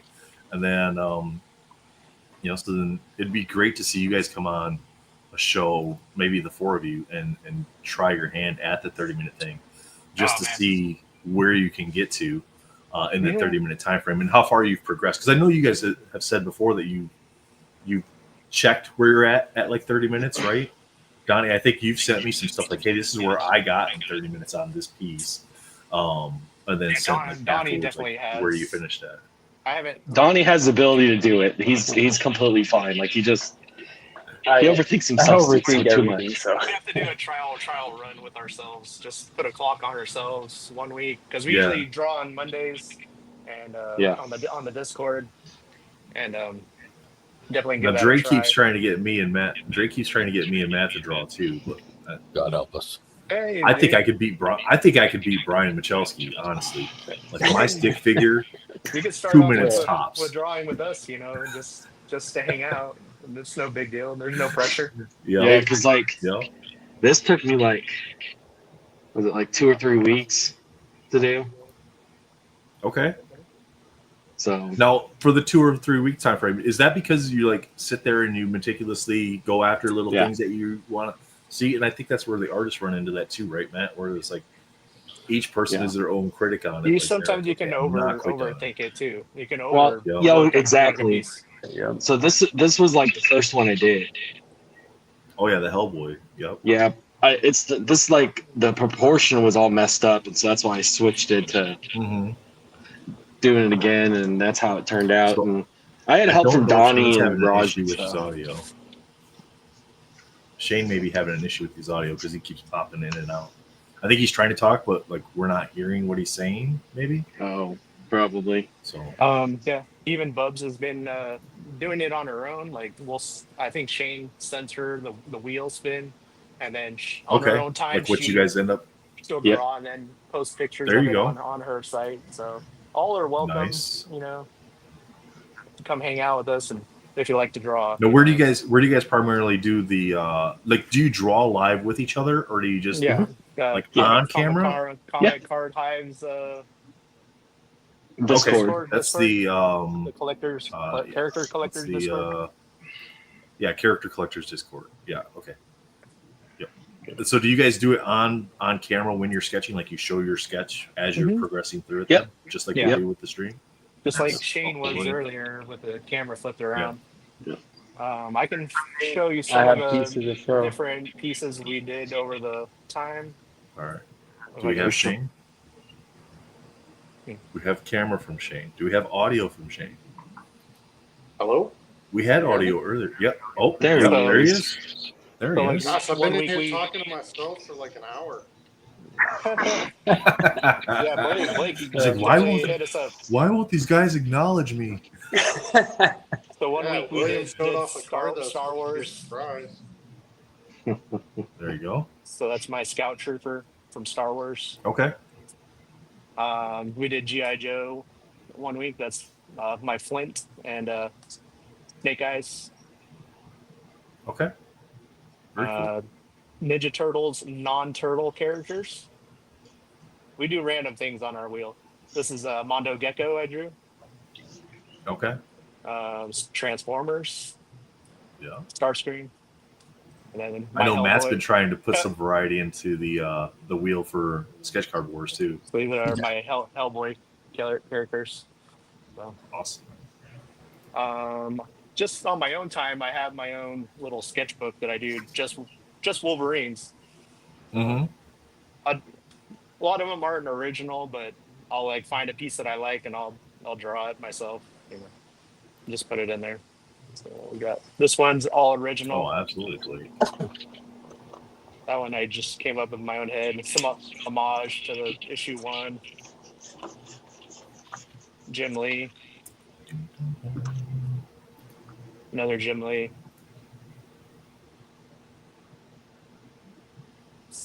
Just black and white. So to join the character collectors Discord, reach out to Fausto on Instagram. He's Comic Card Hive. I'll drop his name and Instagram. Reach out to him. He's the organizer of that one, and he could get you a Comic Card Hive is his Instagram. Tony hit me up once and was like, draw a chicken with a sombrero. And I was like, really? So I did a chicken with a sombrero. Well, you know Tony's going to have all kinds of crazy stuff. Yeah.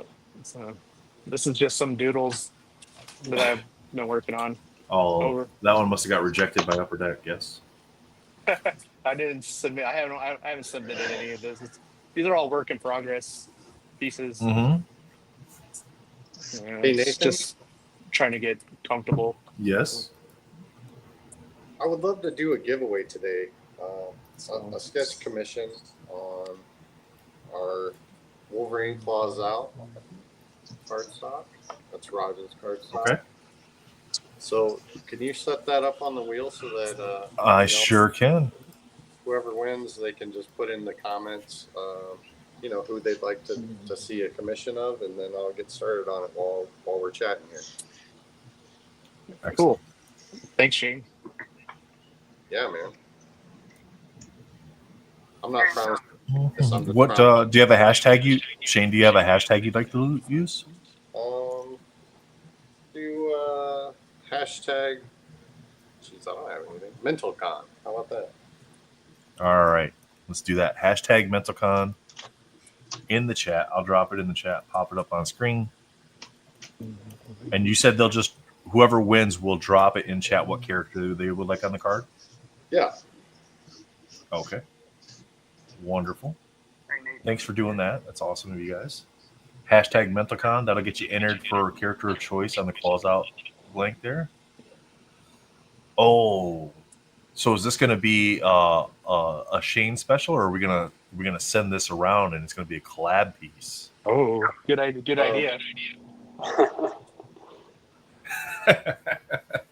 Sorry, I'm not trying to put more work on you guys on this one, but that'd be really cool. I was just planning on a lot of postage, but yeah, let's do we that. all live in different parts of the country. Yeah, that's the only bad part about it. How That's a about lot we of all- posting. We all, yes. we all try Yeah. to do our own version of the character. Right. Might be a little easier. We do that too. There you go. All There you right. go. We can do that. Yeah, because we all got. I sent blanks to everybody, so Yeah, so we can always do that. We can always. So the person will get four sketch cards of all of our work. Oh, that's awesome. There you go. So if you win, you're going to get a sketch of the character that you choose. So they'll do their own little sketch war on yeah, on you their get a stock, whole and whole you'll series. get 4 sketches. There you go. That's awesome, guys. A set. Is this your guys' first year having your own card stock for MentalCon? No, we've No. done cardstock all 3 years. Yeah, we've had. So I can show you. I can show you the. So we've only had 2 different styles. Well, let me show. Let me get this down. Go here. Go here. So the first year we did Wounded Warrior Project. So this was our cardstock the first year. Yes. Okay. So we had I've a seen different that logo the before. first year. We had the charity on there, but to be able to do that every year was going to be very expensive, and it took away from the cost or the money that we could then donate to the charity. So then we went to a standardized style to where we were going to have a different logo each year. So we had the card printed with all the basic stuff, the design, and then we were just going to buy a different stamp each year with the year and whatever, and have a different artist do the logo. But even that was going to be a little bit excessive for it. So what we did is, so this is on 24 stock. So this was a leftover from last year. So what we did is we just trimmed off the 24 off the stamp, and then we put the stamp on all the stock that we had, and we just kept the same logo from Joseph Reed.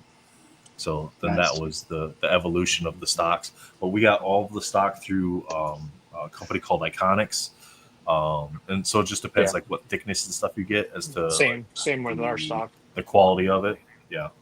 I mean, they're really good quality stock. The artists seem to really like them. Like the basic sketch cards are like that 32 point Cougar. So they got it's like triple layered. Okay. Yeah. You got the thick one. And then the other, like the 3, 4, and the 5 panels are more of like a standard card thickness, I guess would be the way to describe that. Yeah, they look really nice. That's why I asked, because some of them I've been seeing all the sketches, and then how it has the MC. I thought that was like really cool. Yeah, Gabe, that was hit me up if that you was wanna Jake's play. that was Jake's design. That MC was Jake's design. We kind of waffled back and forth, and ultimately we decided on a specific font for it. Like Jake, he's in the background, but I'm pretty sure like he wanted to do like a Batman style font. And it's very similar to what the MC ended up being, was like a Batman style font. I think we made some small tweaks to it, like italicizing it and thickness of the letters and stuff like that. But ultimately, and it's really cool that the artists are able to sketch around it, draw around it, incorporate it somehow into the pieces that they do as well. So, Yeah, I think I learned from making these ones that I don't want the border next time. I just want the whole image to be on there. oh, can you show the back again? Oh, okay, yeah. They Yeah, told see, me we I went had with, to be in a certain range. They showed me. That's the tricky part, is when you start putting like the borders and stuff. Like we even did the Matt, I'm not sure what the terminology for it is, but like the color stuff on the trim back. lines, yeah. The trim lines and stuff like that. Even that, like when you start going to the 5x7 has the same. It's the Mhm. same It's just detail on the blown back of out. it, but Yeah, that looks it's just amazing right there. it's a lot larger. And then the 4 panel and the 3 panel are the same thing, where they have it off to the Back side. of that one? Premiere. Say again. Can I see the back of that one? That is the back of this one. Oh, you want to see the image on the other side. So yeah, so the 4 panel, the 4 and 3 panels are set up this way, where you have the logo in the bottom corner, and then you have just the single card size for that. Just like it's similar to like they have in Premiere, but it doesn't have the border that goes all the way around the card. Yeah. Which is really nice. Iconics does a really good job of letting you kind of pick and choose what you want. The downside is the size limits that you need to purchase. Yeah, like the lot 500 minimum or something. Yeah, 500 and 1,000. But I mean, doing it last year was nice because it allowed us to keep the stock. Now, I got to double check, but I'm pretty sure we even have enough for next year, to where now we're getting 3 years run out of one order of sketches. You know what I mean? So, yeah. I don't know. That's how an many blanks are idea. left over from this year's MentalCon? Gabe, we have a ton of blanks left over. I just got to look and see exactly how many we have of each size to make sure that we have enough for the artists for next year. So, You know, Nathan, my goal for next year is to definitely try to be able to give you guys some sketch cards for next year. we'll take any sketches that somebody's willing to donate. Like we're really do trying it to this year, broaden it but I out was like more. scared to ask. Yeah, we're don't be scared to ask. Never be scared to ask. Like if there's people in chat that watch that draw, because I know there are. Worst I'm thing he trying can to say get is no, Jesus. right? I'm trying to get Jesus to like do some charcoal stuff for us because he showed me some of his stuff in his Yeah, we sketchbook. invited And he Jesus does some to really come nice on. stuff. So Yeah. yeah. I can draw I can draw a penis for you. Really, dude? Oh It's my back goodness. again. That's Charity event, man. That's for after hours. I'll show you a piece that I was Charity working event. on, though. Well, it was supposed to be an alien, but it kind of turned out to be, you know. Let's just keep it an alien. Hey, look at blow at Donnie. Zoom in on Donnie's. That's incredible. Dude, Donnie, what? Donnie, shit. how many sketch cards do you want next year? Yeah, right. As many as you want to give me We got for sure. we got That should be able standard to size do 5x7s, 3 panels, and 4 panels. Yeah, only Tony Perna's allowed to do the P word. Friend Yeah, in we the tried chat. to limit it. So last year, Raj, guys, we had Matt. It had to have been like 250 sketches last year. Because I was putting sketches on like the entire time leading up to the event. To this year's. Last year we had over 250 sketches. This year we limited it for artists to 10 per artist, because last year it was just so many that you have a drop off at some point, right? Where there's like, if we have 15 Ash Gonzalez sketches for a MentalCon event, because he'll knock them out and do 15 sketches, right? So if we had 15 Ash Gonzalez sketches for a MentalCon, at some point what you can raise with that drops off drastically, because your buyer pool at the level that those sketches typically go for, they might buy 4 or 5 of those, but then now they're kind of tapped on what they want to donate or are able to donate. So then now the other ones don't necessarily do as well as they realistically should do. So that's where you see a drop off there. So we tried to limit it to 10 sketches per, and then the artist could pick any configuration they wanted for what size sketches they want. And then we go that way. So we tried to theme. So last year it unintentionally just became a Marvel themed 9 panel, right, Matt?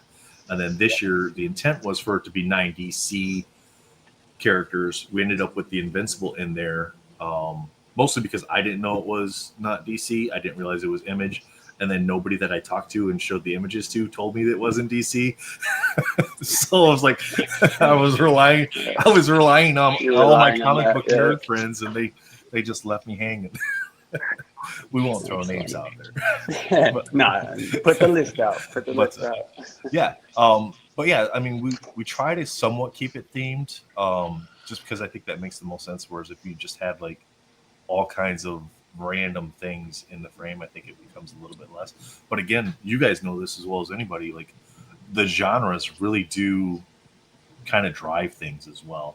Oh, we yeah. know that Marvel sketches are probably going to do the best overall. Like we just said, the stream is all Marvel sketches. That's all it is. It'll probably raise more money than if you open the genres up. but we opened the genres up last year and we raised $8,000 more than we did the first year. See, so here's like examples. So we do like different. I mean, we do everything. So this is like DC. This is like Clayface, and then we did like Godzilla universe. So I drew Godzilla. I suck at backgrounds. That's one thing I hate is doing backgrounds. It's like I don't know what to do. But then we do like Universal Monsters. Oh just, yeah, we do the monsters. Yeah. So we just do we do all different ones. Yeah, Ripper says you got a 4-panel Ash Gonzalez Spidey sketch for way too little. Sounds to me then like you got some extra money to get some raffle tickets this year. Right. I do like that this year people were clapping. Yeah. Amazing. I got to, Jake, you know. You ready, Jake? Is Jake in there? Let's bring Jake back here. I think he's ready. How's it going, Jake? No. Sorry, mate. You're not ready? You're not ready? Okay.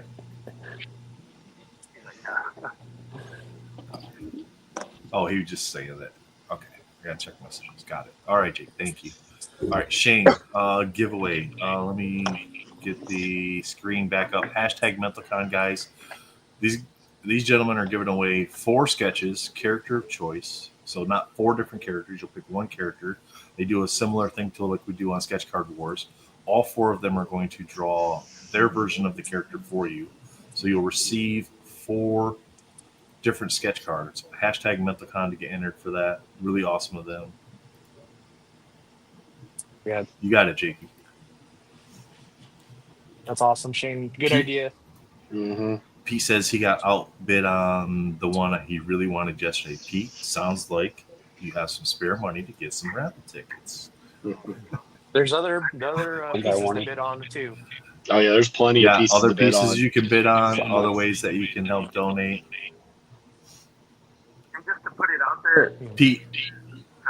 Sketches, like I bid on some, just try to put your max bid, you know, like as much as you are able to spend on it, because I was at work yesterday and I kind of wasn't able to like stay focused on the auctions, and I put 50 and then I looked back and I'm like, you know what, I could have put more and I lost the bid, you know. So it's like just put your max.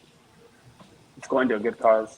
That's one thing I like about that has the ability to do that. You just put your max bid in and you don't have to worry about it. If it happens, it happens. If it doesn't, it doesn't. Right. Yeah, it was a great feature update this year. So that first, when you're on the website, that first bidding section that you see next to the images, that's a straight bid. So if you put $100 in there, your bid's $100. If you win it, you'll be paying $100. If you scroll down just a little bit, they got the max bid. You could put $100, but if that means that your high bid to be the leader is only 40, well then now you're only at 40 for your bid. So it's really cool way that they have.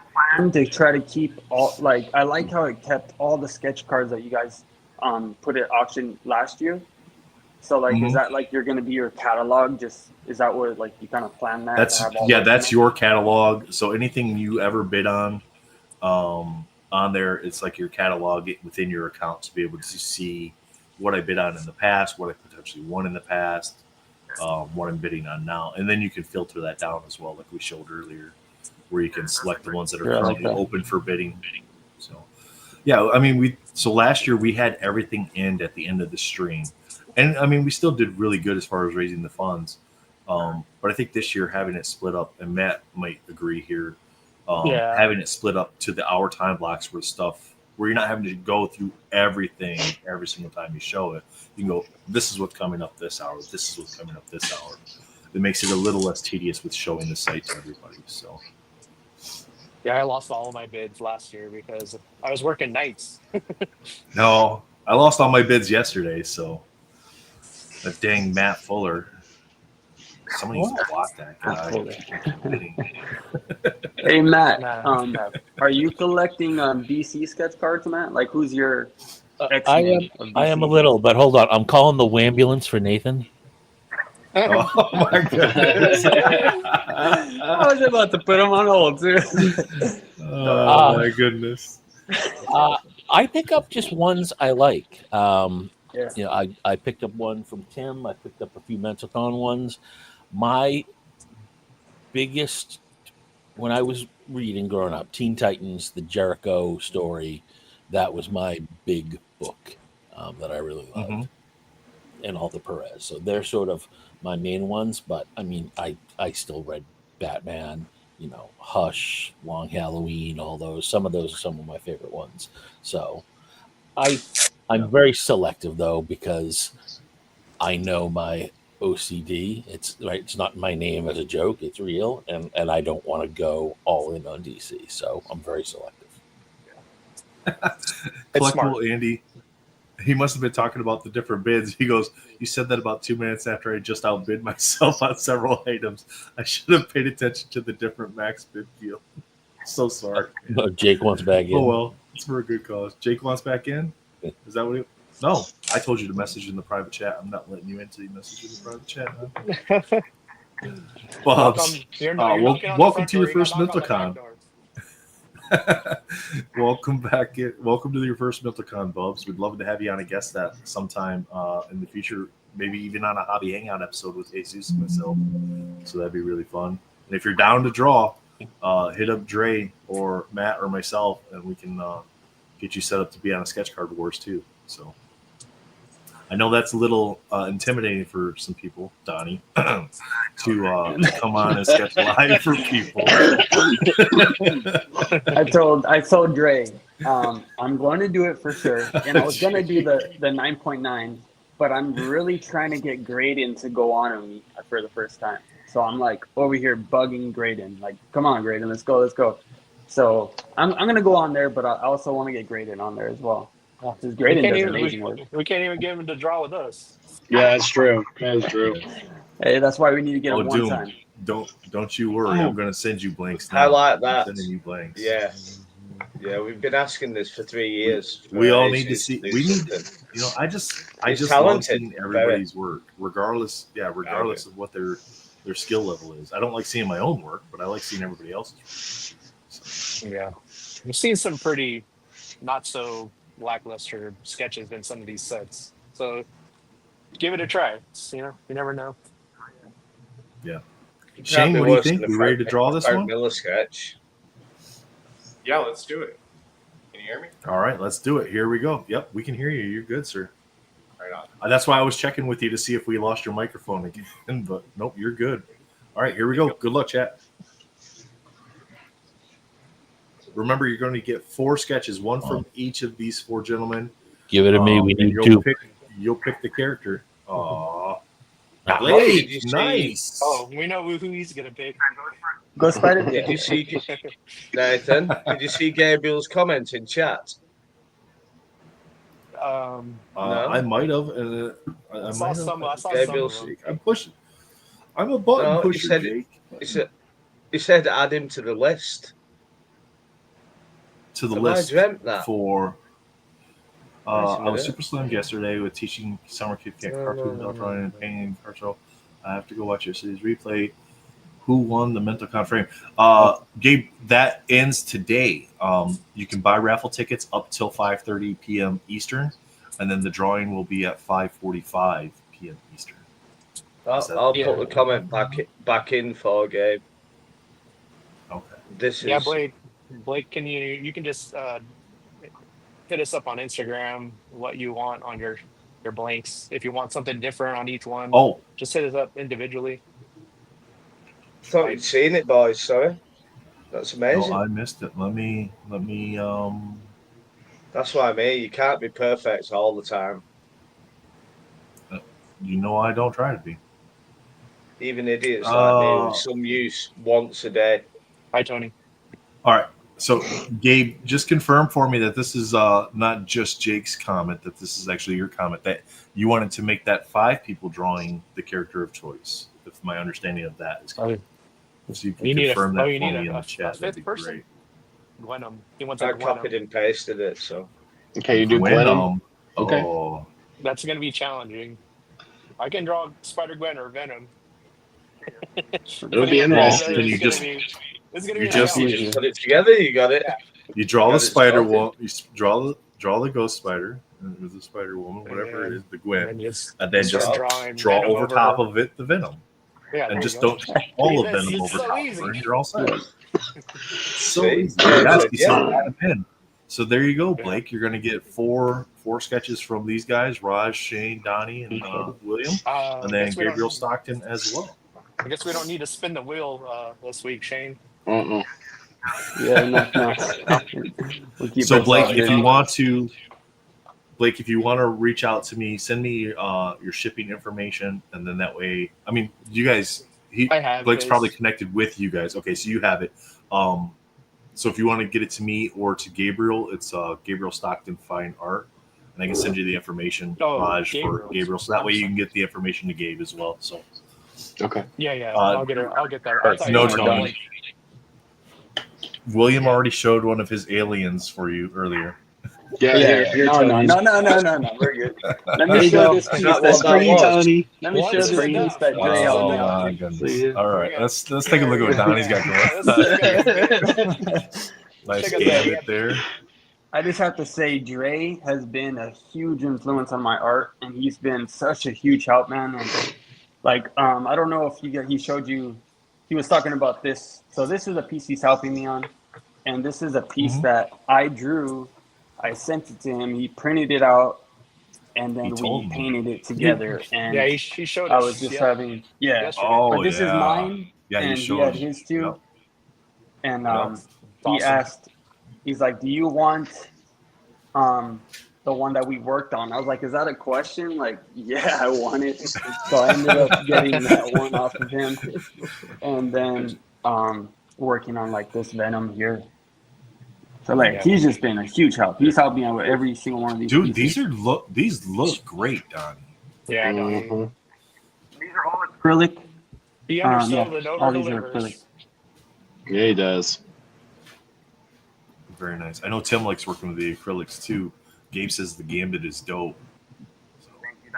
For a friend, I'm pretty sure everybody will know who's a Gambit collector.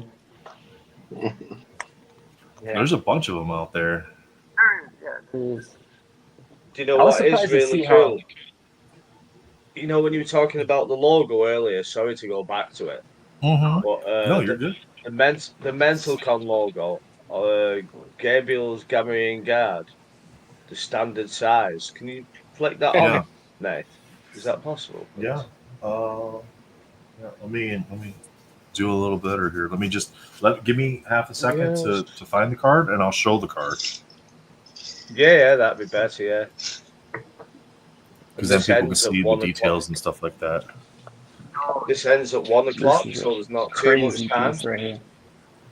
So that's autographed by the actor that played the Gamorrean Guard. That's cool. Stephen Constantine. And then you got. And if you look at the back, the axe in Joseph's brain, that's just brilliant. Yep.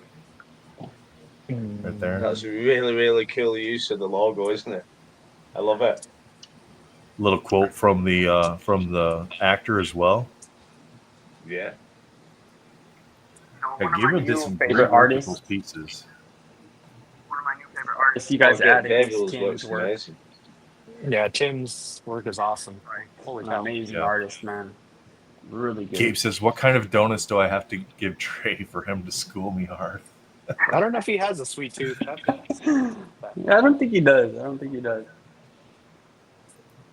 Yeah, he said. Gabe says that's the character that is also the one that gets killed by Skywalker. Yeah, I was guessing that. Yeah, that's cool. Oh yeah. If you look on Gabriel's Instagram, he has a video of him with the guy who is the actor, and that's just a little short clip if people haven't seen it. So you go to Gabriel Stockton's Instagram. It's a really cool page, yeah. Lots of really good work in it. And we're thankful to have you. With the artists, I really dig their characters. Yeah, we let them pick whatever they want to draw. Do whatever. That's pretty cool. We feel I like to like see their we were to choices dictate to the. If we were to dictate to the artist, like draw this character, draw this, draw this, draw this, then I don't feel like you'll get their best rendition of that, but I don't think you get the best rendition of their art then. You know what I mean? No. Because Let there's them things that do what they do and they're comfortable in. Exactly. You just let them do what they're do and what they're comfortable with. And Shane must have been talking, and we probably didn't hear him again, so he's gonna probably try to get that figured out. That's always my advice when you're commissioning a piece too, is you can pick a character, but give the artist as much leeway as possible so that they can have the maximum amount of fun. Yeah, if you're commissioning them, you know, you trust the artist. Just let them do I just them. got finished talking Exactly. to Like if you, Jomar actually about getting a commission. yeah.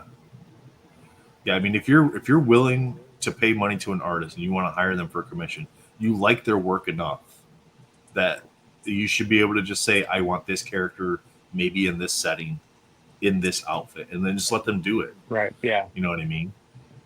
Dre's working on the Domino piece for me, and it was like, I want her with Pip the Pug and in like the John Wick movie poster, like kind of homage to it, and that's what I'd like. And then let you create whatever you want to create for the background, with the focus being on her. He's killing it on that piece, man. That's so much work, man. And it's crazy. I mean, I did over 100 Danny commissions, and everyone I give the same 4 words to. All I said is Danny Moonstar, Demon Bear, and do whatever you want. Yeah. And I always say Domino. I always say Domino, Pistol, no 1990s faceplate. That's fair enough. Yeah. That's all you can ask, isn't it? Mine's easy. Mine's easy. Wolverine with the cowl. There you go. Yeah. I prefer him with the mask on, like the Deadpool 2 movie. Yeah. Yeah, Raj, I'm not a fan of like. I know a lot of people are fans of the 1992 masterpieces Wolverine, where he's going berserker mode. I'm not a fan of that at all. It's like I want him with the mask on. Mm-hmm. Yeah. So you know what? Everybody pause for 1 second. Johnny, start to say something. Anything. When you start to talk, it's very, very faint. So I think sometimes it's hard for people to even know you're trying to chime in. Like I can see you talking, and it just this tinny voice in the background. Let me try something real fast.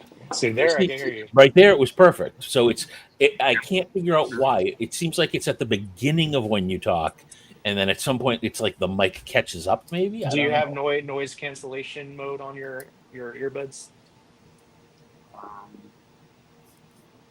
Look at your settings for your earbuds. Anyway, I just want to say that because I've noticed he's been getting cut off a couple times, and I think it's mostly because people don't hear him. Oh wow, Gabe, I didn't know you did that. He swapped out his Tank Girl $325 sketch card to get the actor to sign 2 sketch cards for MentalCon as we. Wow, amazing dude. Damn. It shows you what people will do for MentalCon. Mm-hmm. Yeah, it's. I still remember the first year you guys did it. That's crazy. Oh, when you decided to stay up and chat the entire 25 hours? 24 hours. I was so tired. I was like, my wife's like, go to bed. And I was like, no, I'm going to stay up. I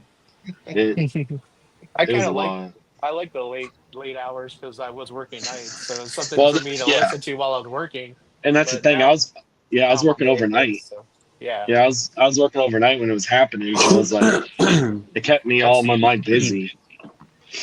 Yeah, for sure. I was working overnights and I didn't know these gentlemen here. So it was something I was barely getting into Marvel cards. So like I had my foot in the door, but really wasn't collecting hardcore.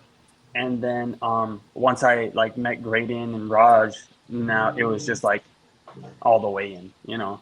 I was just a bystander watching Manu and Spidey Hits, mainly because Manu collected comics, and that's mainly what I collect is comics.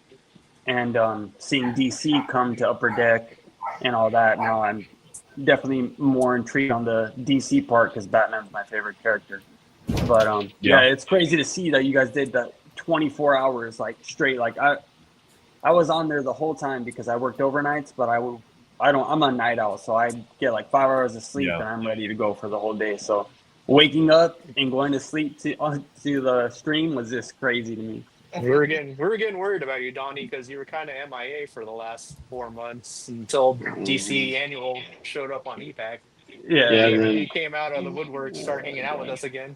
You know, we draw every day. No, Quick no. message from your sponsor: less than 10 minutes to go on the 12 o'clock auctions. Uh-oh. Get your bids in, guys. 10 minutes. Shall we get them up? Just Shall we have a over look? Nate? Yeah. Yep. I know he Let was, me he was update in, this real he quick. was on EPAC for 24 hours and already had almost the whole rainbow for his character. I was like, I'm over here grinding. All right, we'll show these ones. We'll show these ones on the website. And what was it, last Monday? Here we Last go. Monday, he was like, "Oh, I'll be back," and then next thing you know, he's on EPAC just trading. All right, so we showed these in hands. We showed these in hands a couple times. We got the Skybox Master Series Hobby Box. It's 36 packs, 6 packs per card. That's a DC product. Amanda Z donated that and the WWE PSA Maurice card. Brian Michalski's Black Cat. That's a standard size. So look, if you're joining us today and you weren't here yesterday as we were describing this, it goes character, artist, and then the size of the stock. All these times are Eastern Standard Time. This is the end time for the auctions. The only way the end time changes is if there's a bid in the last 10 minutes. So if somebody bid on one of these items for the 12 o'clock hour between now and 12, it'll add 10 minutes to that auction. One time only. And then that's like an additional bidding period. You got the Conquest and Anissa by J. Peter Ranitz there. That's the 4-panel. The Donatello by Paul Hill. The Ghost Spider by Joseph Reed, standard size with the cool top-down perspective. So Blake, there you go. Poison Ivy by Tim Cologne. We got the 3-panel Starfire. So I think Bubs is a Starfire fan, isn't she? She's watching all the Starfire sketches. So there you right go. now. Oh shit! Sorry, Bubs. Oh, hey, just ruined she that one knows. for her. She knows the game. Sorry for bringing good attention charity, to it. you know. No, you're good. The Thing, that's a 5x7 by Gabriel. Gabriel's in chat there. Really cool thing out there with the Dr. Doom remark on the back. We got the Johnny Bravo. The Johnny Bravo did some sketches for us this fall. He sent them in, right, Jake? We've had them for a little while waiting for them to come. So. That's cool. And then Venom by Mike LaPeruta there. And then real quick for the 1 o'clock hour, we got a PSA 8 archetypal Wolverine Prism. Siraj, there you go. Shane. Those are hard to grade. Batman. Those are hard to grade. Catwoman by Lee Lightfoot in the 5x7. The Doctor Doom by Michael Munshaw. The Gadget. See, this is what we're talking about. Like all these different genres that you end up getting. The cartoony things. You get the 1980s stuff. You get the 1990s stuff. Wide range of genres that you end up getting out of these. Galactus by Tim Cologne. That's doing great. We got the Gamorrean Guard that we just showed a little while ago. The standard size one that's autographed by Steven. That Gabriel Stockton did. Iron Spider by Eric Basile. Spawn by Oliver Castaneda. That's a really cool one. That's the 4-panel. These are 1 o'clock sketches. Spider-Man by Michael Peruta. We have another Starfire there by Alyssa. Very cool anime-ish style. And then another Wolverine by Paul Hill. So that gives you the 12 and the 1 o'clock ones. So this first batch here on the website, that's the ones that are going to be ending here in about 5 minutes. So, and then when you hover over them,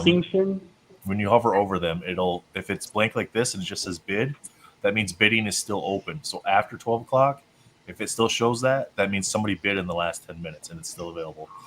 At 12, if there's no additional bids, it'll say bidding has ended. So then that one's no longer available. I wonder if that counts as a Doom for Leo. It's on there. Sorry, Leo, if I The one that mentioned Gabe it. did where it's the one that Gabe did where it's a remark. Yeah. Yeah. Yep. Maybe it does. He says it does. So thanks for It goofing just has for to him. have a double-sided frame there. There you go. Yep. Put it on one of the spinning wheels. Kingpin sold already? An auction? Say again. Kingpin, the one that he got signed by the actress, has that ended already? Yes, that was in one of the in the 5:30 auctions last night. Yes, that one ended, and I believe somebody may have won that one. So who could it I be? may have. I mean, I can't confirm nor deny. if that's the card that was won by a specific collector with OCD. Hey, that's all of us, really. that could be any one of us. We all have a little bit of OCD. One man. Free says he's going to concede to Britt if she goes after it because it's thing on the front. It's too late. I've already put a bid on. Don't be like Jake and Matt bidding each other up. I've already gone for it. I've already put a bid on the thing. That's the only way you're gonna win. The opposite. Do be like us. What did I miss, Andy? Yeah. So Andy, if you go to the mentalcon.betterworld.org, it's linked in the description of all the videos as well. But if you go to that website, it's coming up here. It's getting ready to stream across mentalcon.betterworld.org, and I'll drop it in chat too. It'll take you to a screen where there's 3 options. The first option is going to be the auctions. The second option is a straight cash donation, and the third option is the raffle piece. It has the image of the raffle piece there.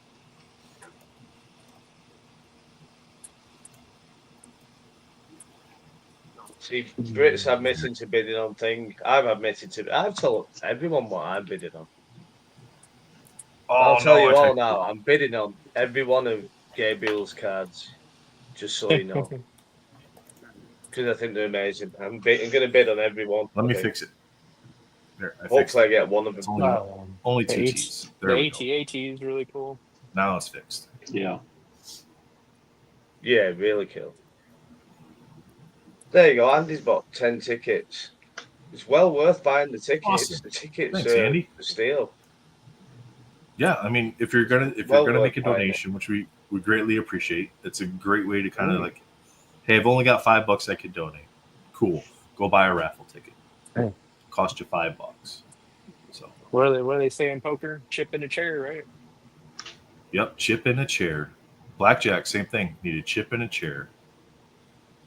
And if you lose that hand, just need another chip in a chair. Same, there's a chance. So, yep. Collect comics as well, like for your character, or is it just mainly cards? Kind of, sort of. I can show a few that I have for her. Maybe I can show a few I have for her. You know how hard it is to get it out of these cases? This is ridiculous. I can show a few that I have for Domino. Oh, here we go. Now it's gonna make me have to. We knew this had to come back, didn't we? We had to do it, didn't it? I thought we was going to get away with not seeing any domino cards. Yeah. What we should all do is X23. We should all turn our It's not streams my off fault. It out. It's not my fault. That's sort of like this guy brought it up. This guy brought it up. So hey, they get a break from being in the sleeper. okay. So a couple books that I have that I display. I have a whole bunch of runs of like the early X-Force stuff. But a couple books that I have autographed there. Man, he is. Yeah. J. Scott Campbell. Yep. Campbell is really good. There. And then for graded books that I have for her, I've got the X-Force 7. This matches the card from the X-Men Metal set and from the Platinum set, I believe. So and this original art was available a while back. I just didn't end up getting to it in time. But and then we've got New Mutants 100. Really cool cover there. And that's the first appearance of X-Force on there and the first full appearance of Shatterstar. So, and then the first appearance. No, Sergio hasn't dragged me into that realm yet. So, this is the first appearance of Domino, but they have to be very clear about it. They had to put it in parentheses, real Domino, because at New Mutants 98 was copycat. Not. It's nuts, that, isn't it? It's a nuts conversation That's that you get in comic books. Man, yeah. It's the first appearance, first cameo. It's like the Wolverine thing. Like, what is it? Hulk 180. Gambit. 180. It's 180. He's like an It's ass. 180. He's in the freaking book. It's a full picture of him. It's 180. That's not a cameo. There's a full picture of him in the book. Anyway, it's 180. It's 180. I have the Daredevil 115, which has the ad for Wolverine that technically kind of predates it. But it's definitely 180. And I'm a huge fan of, all Wolverine books. I try to collect his whole run from issue 1 all the way to even 145. It's the artwork on the cover, right? That's why. That's why, yeah. That's how it is in comics, man. It's the artwork. It's kind of like the cameo and first appearance stuff. Like, if it's a cameo, they're still in the book. So how can the cameo become before the first appearance? It's their first appearance. Just another word for appearance, right? Cameo. Yeah, it's I think the guys were talking about it yesterday or whatever. Rookie card first appearance thing, like because Topps has, and Wesley even brought it up. Like it has the first appearance thing on the Topps cards, right? That's Bowman's thing. Bowman has the first. Topps has that. Rookie card covers an entire year. It's not one card. It's an entire year of cards. And then first appearance is what card was their first card. It's That's like their first they appearance are on a trying trading to card. push Marvel into sports, kind of. Yeah. Yeah. Which I don't mind that, like the clarification that Topps or Bowman brand, whatever way they go with that, like they've done with the Topps Chrome Works, like first appearance. Okay, cool. Well, then if they make more sets and that character's in it, I don't care. Put a rookie logo on it. It doesn't bother me. That's not something that is like gonna impact whether I collect the character or not. Have you guys went into wanting to collect any of the comic art, like original art pages or maybe a cover? I mean, it'd be cool to like have some of that stuff. I know there's some people out there that don't necessarily go after the covers because they can get quite expensive, but the internal pages. Yeah, where it has like some nice images of the character on the interior page itself. That's my whole goal. That's my goal. If I go to OEX, when I go to OEX, is I'm gonna get a page. I just want one just to have like the centerpiece for my Ghost Rider collection. That's exactly what it's gonna be. Yeah. That's what I mainly did with when I got into the hobby. I was collecting comics, but original art pages. I've owned a John Romita and from Spidey Super Stories original art page, and I've owned I'm trying to get a Neil Adams. That's like my main goal is to get a Neil Adams original art page. But I kind of got so addicted to that, and I had to step away because it is kind of pricey. But over the time, as things went on, I have pages that I've been going through that I don't even know why I bought them, to be honest. I think just a good deal and it's original art. So I've been trading those and have the hobby fund itself, trade those, sell them, buy other stuff that I want. But I think it's a fun thing. People think that it's really expensive, but you could have fun with original art, comic book art, published pages, modern stuff. So I know people get kind of discouraged thinking it's going to be really, really expensive. I kind of feel like a weight has been lifted off all our shoulders since the whole Upper Deck license transition, and I don't feel the pressure anymore really collecting. I can take my time, and you don't get bitten by the FOMO bug anymore. Like a new set. Yeah. Last year was brutal. It was set after set, and I just it does get tedious when you have that. Yeah, and this is supposed to be something that you use as an outlet to not stress you out and relax, have fun. I'm out here in the middle of nowhere by myself. That's why I started collecting again. So keeps my mind occupied when I'm by myself, so I don't need that stress. Real quick update. $8,000 raised for Luke's purpose so far. Nice. And you can still bid on. You can still bid on Donatello because it's still open. And the thing I'm currently bidding Leo. You're bidding Brittany Leo, up too. I'm sorry, brother. I love you, Brittany, but I'm bidding you both up. But it's for the charity. Yeah, Josh, I've seen some Tim's Poison Ivy is still available as well. Inspire, yeah. So that's still the Poison Ivy has open bidding on it still. Donatello still has open bidding, and the Thing still has open bidding. The Poison Ivy is sitting at 50. Thing is at 55, and Donatello is at 20 right now. So some good opportunities there for people to get in to donate. Yeah, I'm pretty sure I won Tim's Xenomorph from yesterday. That's a great card, man. It's a cool one. Hey Tim, what's up? You'll have to talk to Tim because this guy here didn't sign the Xenomorph. Well, I need to talk to him about doing maybe a Predator, the same style, and having like clash. Oh, have them like face each other. There you go. Because that's what I've been doing a little bit. Is I've been collecting a little bit of Predator just for the fun of it. So shout out to Tim for that would actually look cool. the killer artwork. Yeah, that'd be Holy cool. cow. Yeah, shout out to Tim. Yeah, dude. And for recommending the shout out to Tim, the charity. Yeah, charity. Yeah. Absolutely. Mm-hmm. I said this yesterday in the chat, but he will be top 10 artist, sketch card artist once he's on a set. Like his artwork is amazing. He puts a lot of thought into it, and everything is done for a purpose, and it tells a story, which I really love. But yeah, he's just gonna keep getting better and better. Nice grab. It's Josh. really it's really fun seeing all of his work from a couple years ago when he started getting back into the drawing stuff after the MentalCon and started progressing his art where he was at then. And I got a domino sketch from him from early on, like when he first started doing sketches again.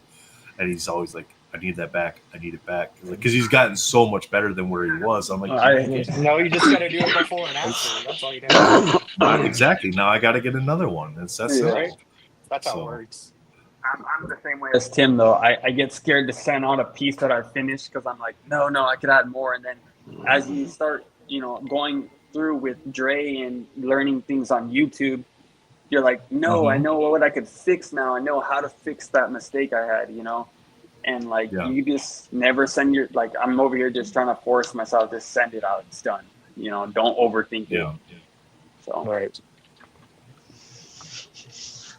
You got to be loose when you draw. Can't be too stiff. Yeah, that's the problem with me. Is at times I'm loose, and at times it's hard. You rough it out, and then you sharpen it, like Tony was doing yesterday. He's doodling, getting the shapes, and then he erases it, and then goes over it again with the nice lines. Yeah, that's definitely helped me too. I do it real loose, lighten it, darken my lines, fix lines, and then at the end, do all my lines again.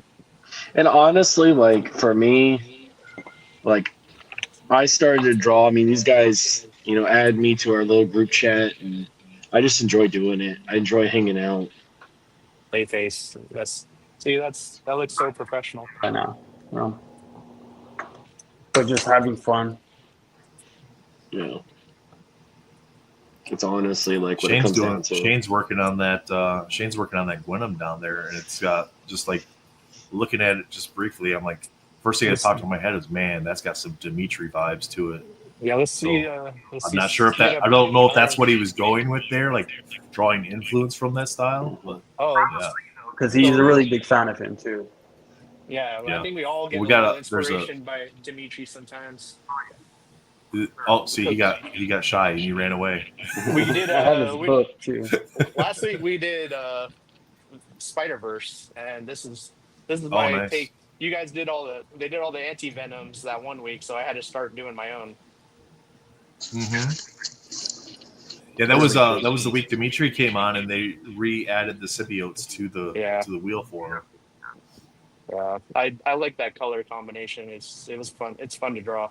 I'm still working on this one, trying to get more detail. It's probably blurry. It's a little blurry.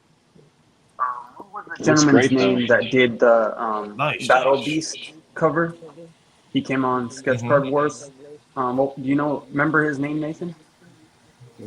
Was that Jonathan Levesque? He did the comic book cover for Battle Beast, and he was talking with Manu on Sketch Card Wars. I don't know his name, but that was just a couple weeks ago. I don't remember. We've had so many artists on, it's hard to keep track of everybody. No, we do have. I have. Oh, nice. Let me get you over to that spot. Battle Beast. Encouraged me to wanna. Oh, cool. Man, you're killing it, dude. If you weren't amazing cover, artist, man. becoming a good sketch artist, you could be a good tattoo artist too. Mm-hmm. I have another giveaway for us to do as well. Oh, nice. So we're going to be giving away a custom print from Dimitri. That's the one I seen yesterday. Yep, this is the one. He gave away 2 last night, and we have 3 to give away today. So I got to make sure I'm running these as well. Amazing. But I won one yesterday. So it's a large print, comic book style. Yeah, that was so cool. And then Armando won one too. So we're looking hashtag Dimitri. Let me get. I'm gonna put it in here, and I'll pop it up.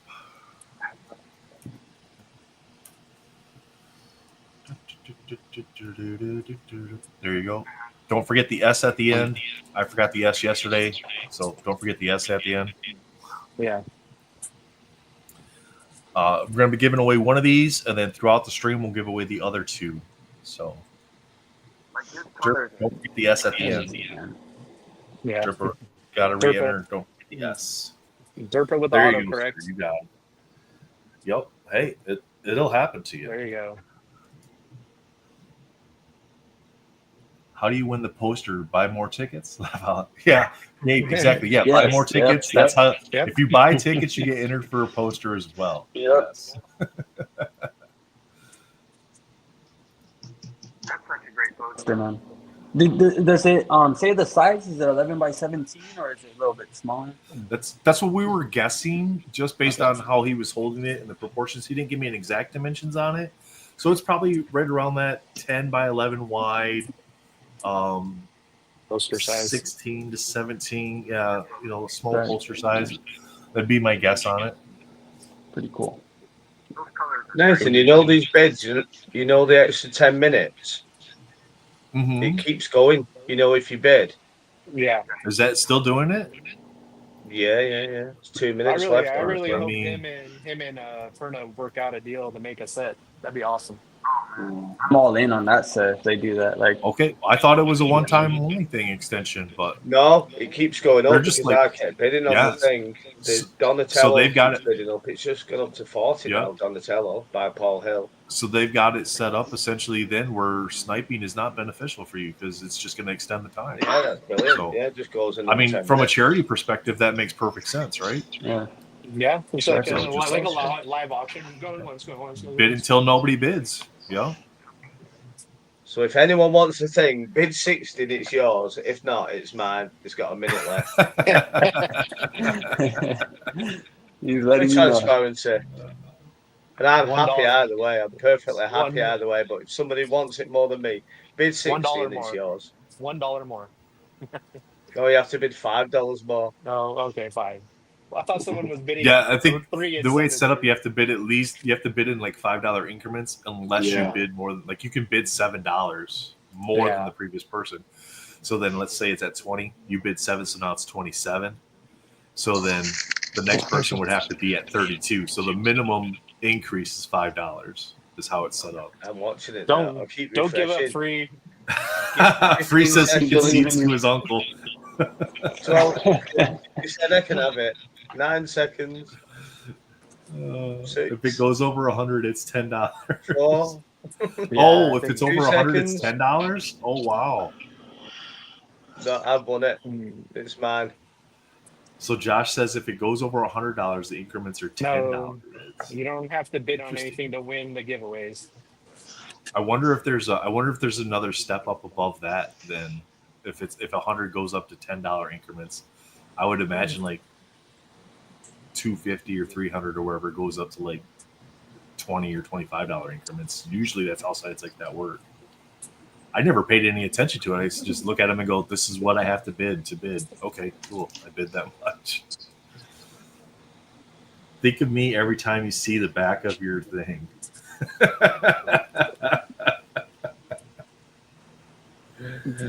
That's right, Gabe. No, that's right, Gabe. No 50-cent bids. Yeah, that's read right. into that. Read into that how you want. No. Bub's got hers entry in. All right, let's see. We're sitting at 14 entries right now with 31 people watching. Hashtag Dimitri's, just like Bubs has it there. So put your thing. And Donatello is still going at $40 with 4 minutes left.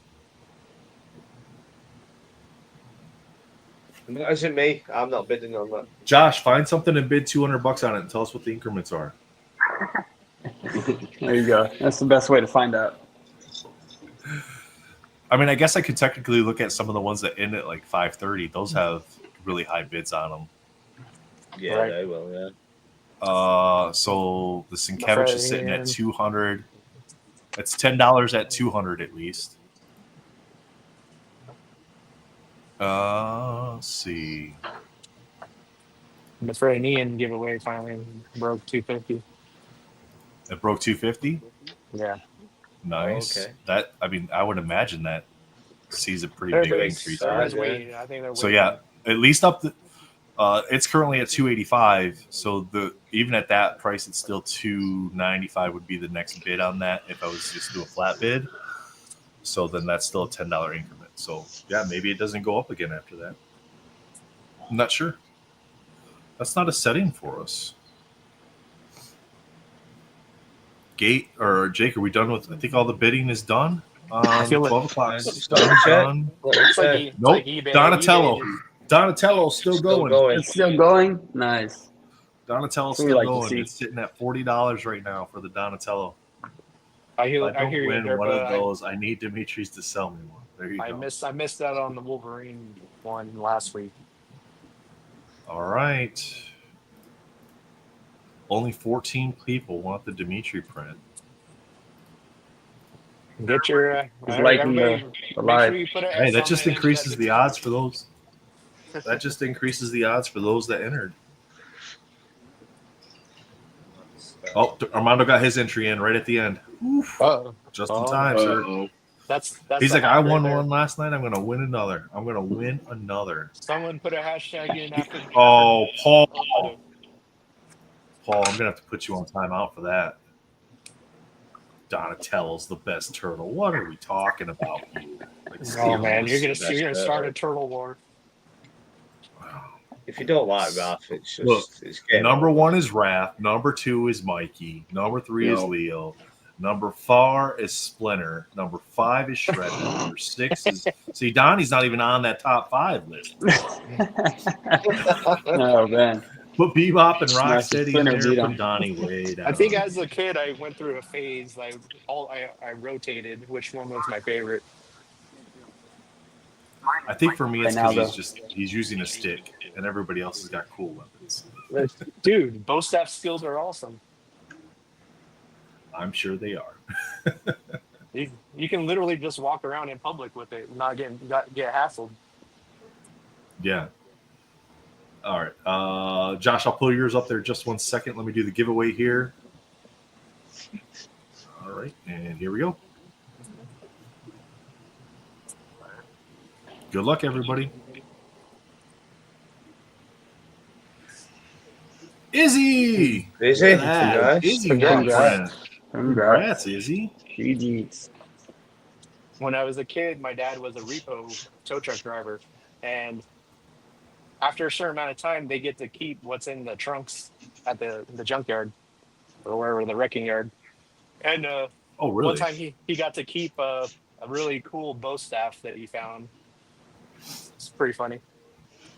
But All right, Josh has a question for you guys.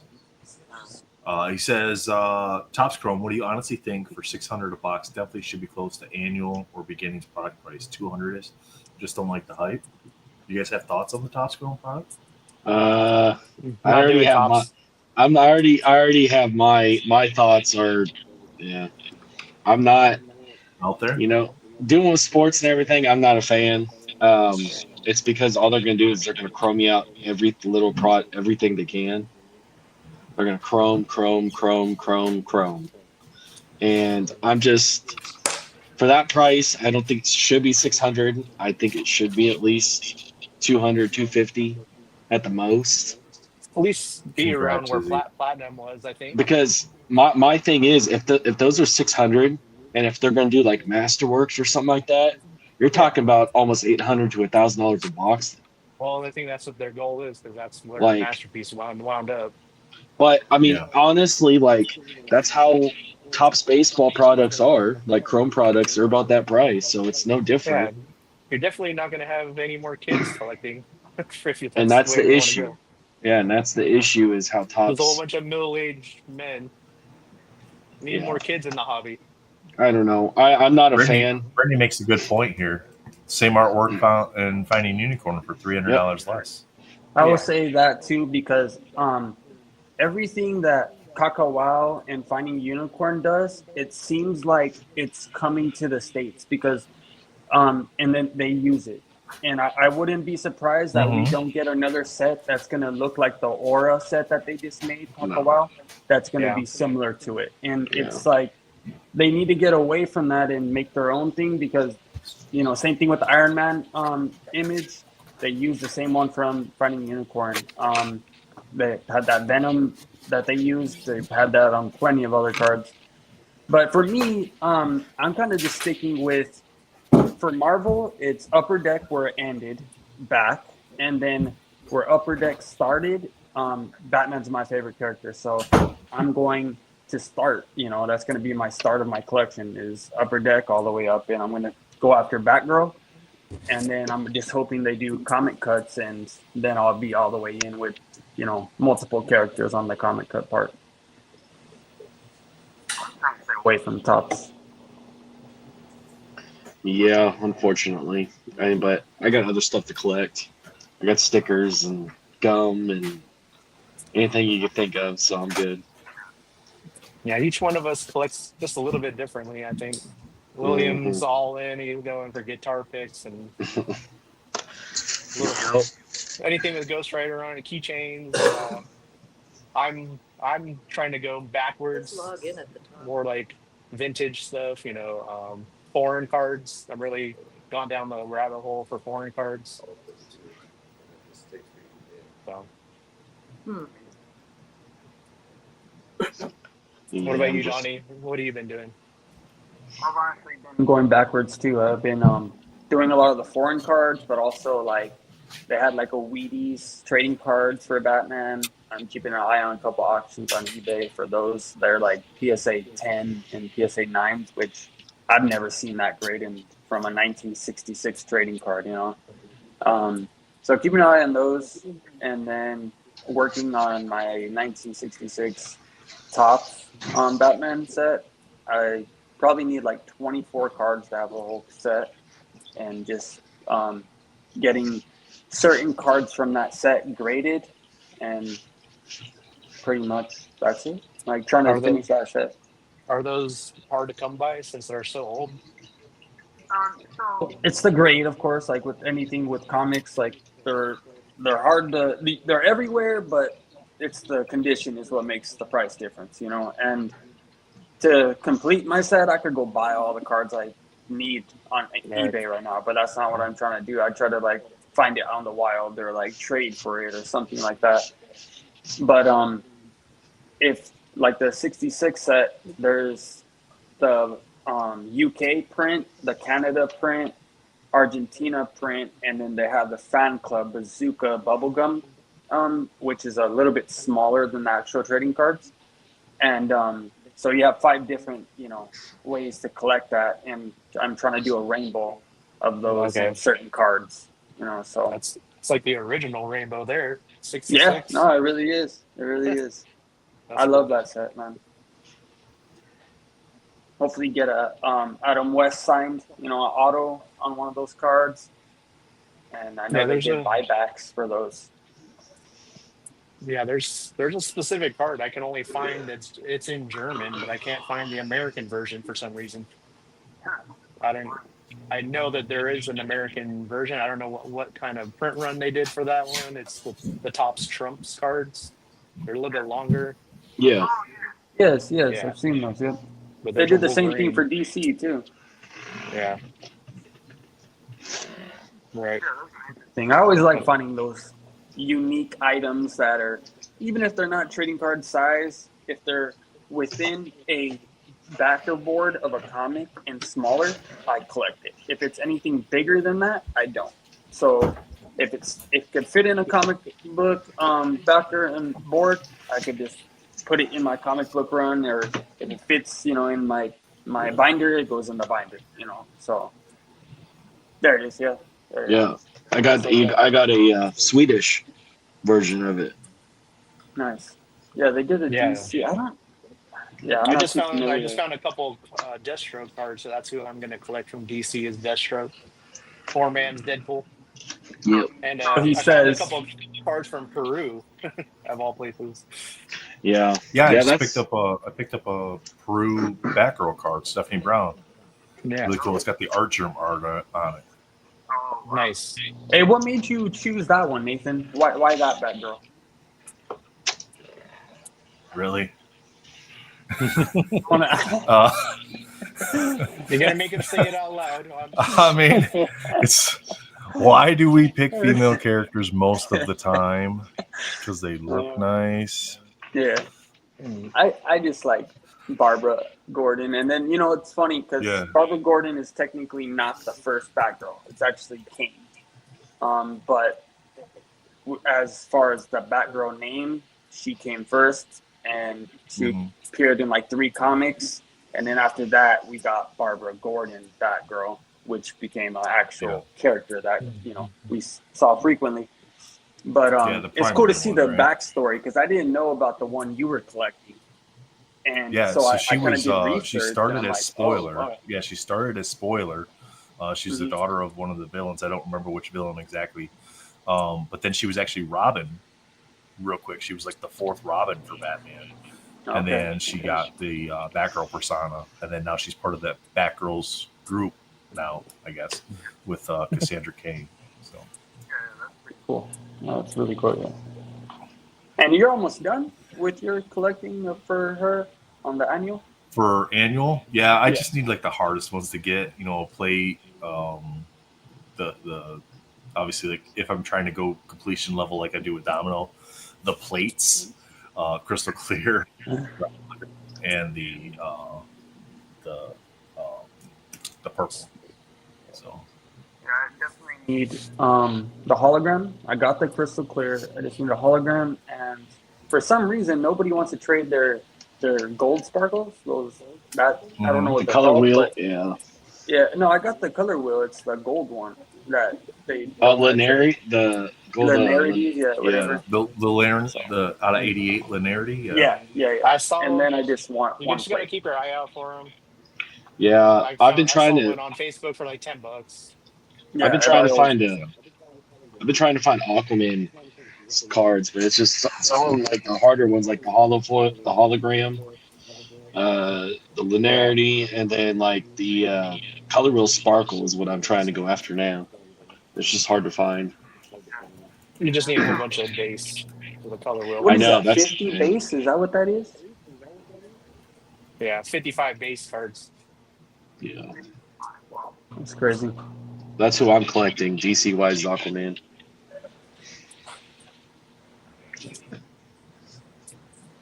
I would have never picked you as an Aquaman collector.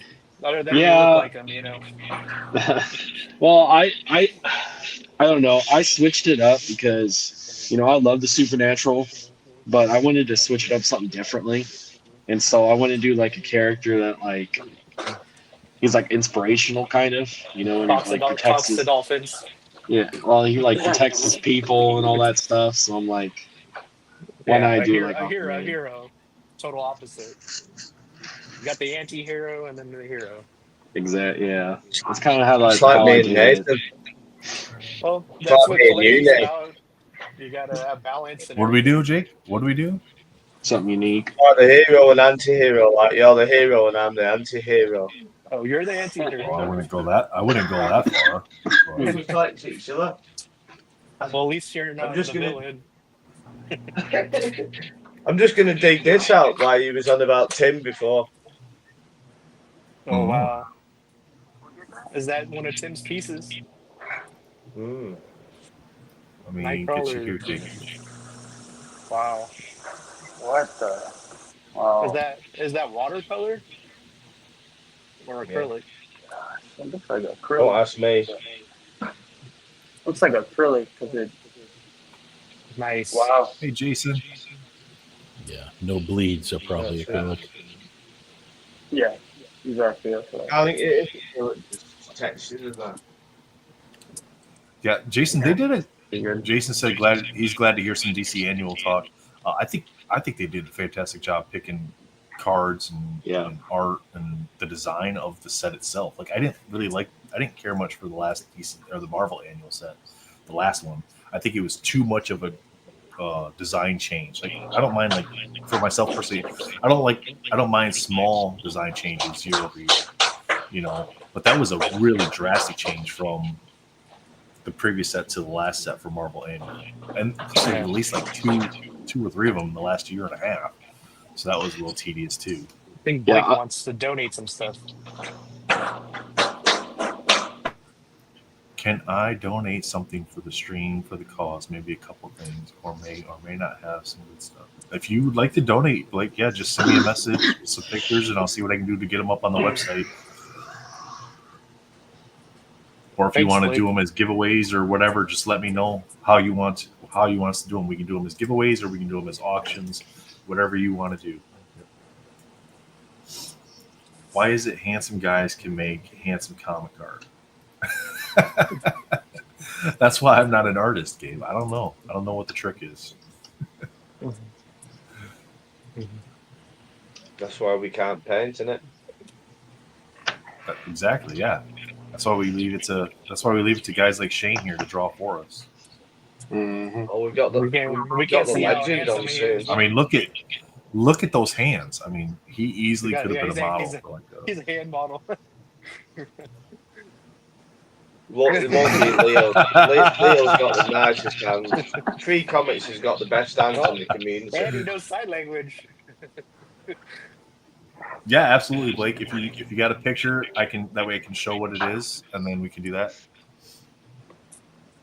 True Blue Collectibles Instagram. That usually is the quickest way to send me an image of something. Or if you want to send it to Raj, then Raj could do a screen share possibly. I don't know how his potato internet will hold up. But. No, it'll kick me off if I'm using my phone.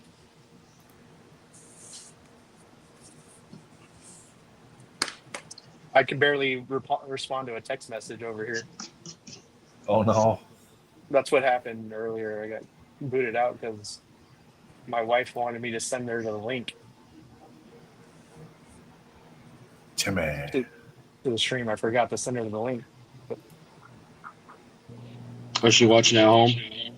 Mm-hmm. Nice. That saw her pop up in the comments. 26 minutes to Monshaw. That's got to be the highlight. 26 minutes to Monshaw. I gotta get a t-shirt get an update figured out here. That sounds like that song. What's that? We're going to Brooklyn. When's Fausto's character collecting round table thing? He comes on at 2:00. Okay. I don't even know what time it is anymore.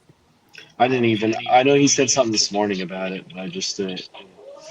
I really want to mess with Donnie and just give him some random converted time and have him not understand. Tony, I'm in my command center of my space. Can you send Joe a link, guys? He's like, what time zone is that? Can you send Joseph a link? Can I send Joseph a link? I gotta talk to. He gets pushed for time. It's this. It's that guy's segment. It's up to him who gets links.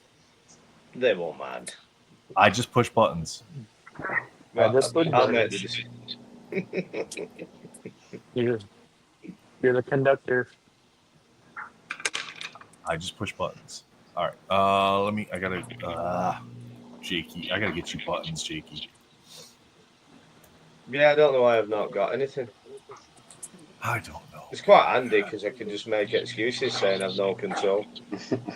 Exactly. See, I'm just helping you out.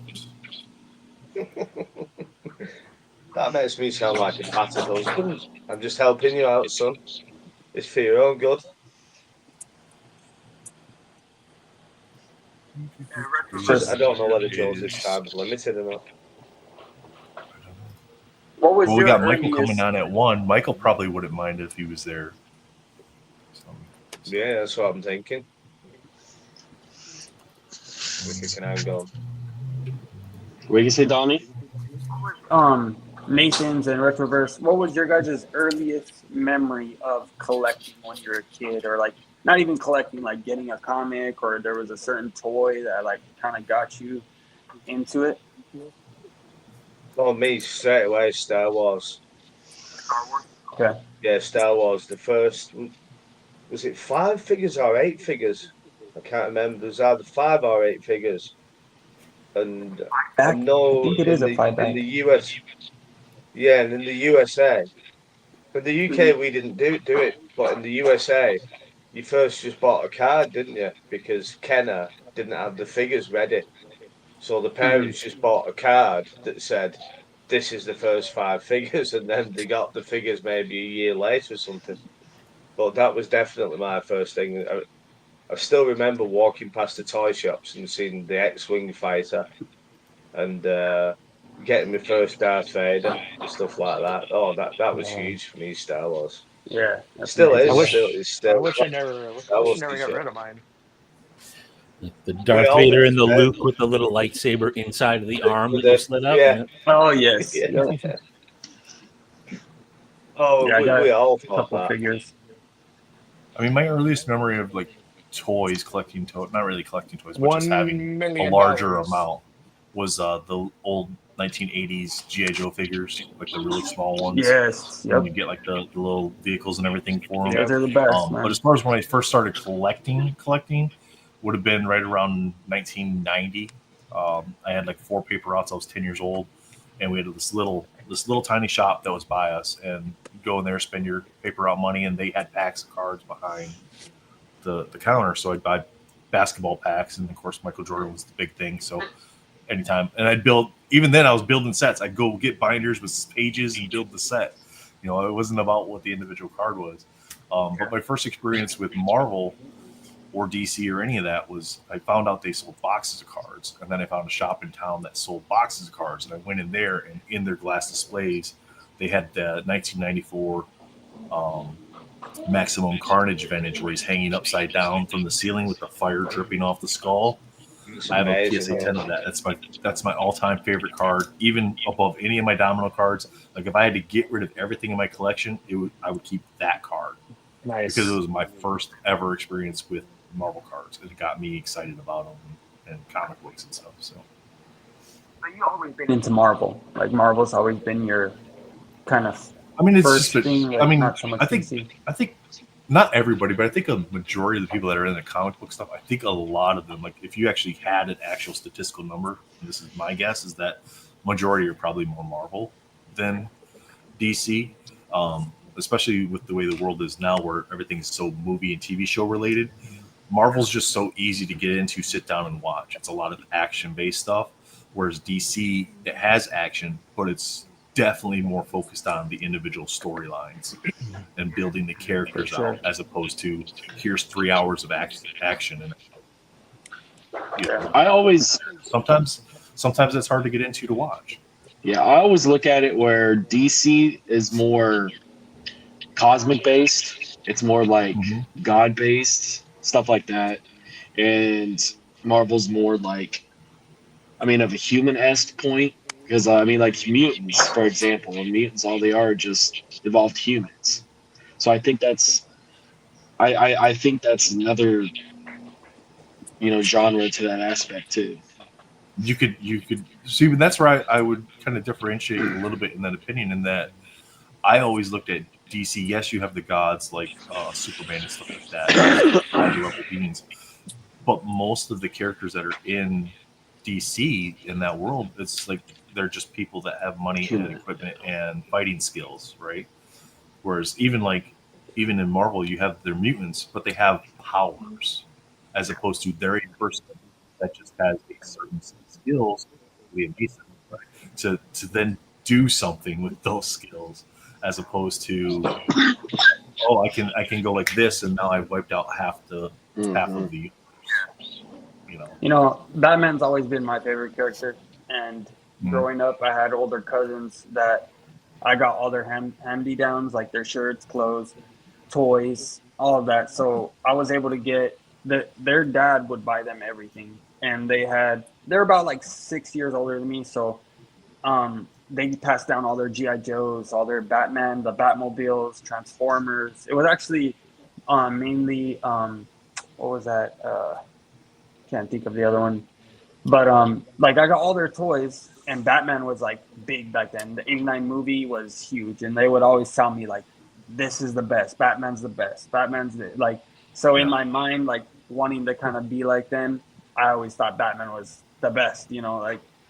And then getting to see, like, on the Marvel side, my first comic ever was Silver Surfer's first solo comic.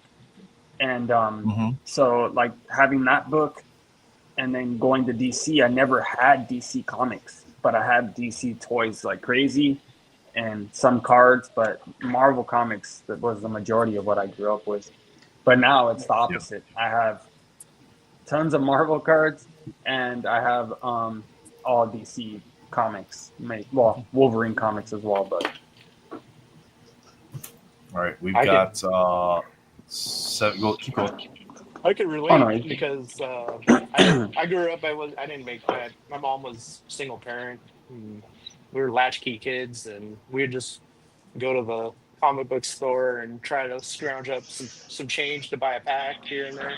And the kids down the street were the rich kids, and they had like a nanny and everything. And I got all my sets secondhand from them, from their extra cards, and then their mom was really nice and would buy us packs also. And that's how I got a lot of my cards, really, and I still have all of them. And or hitting up yard sales and stuff like that, right? And just trying to get any of the cheap stuff you could.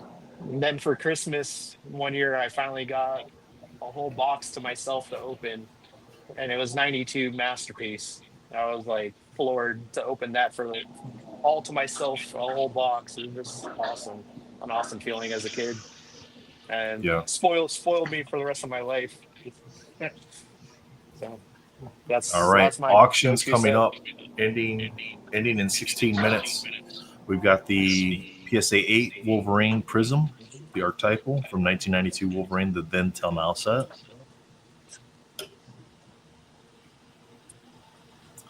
We've got the Batman 5x7 by Mike LaBruta. Nice.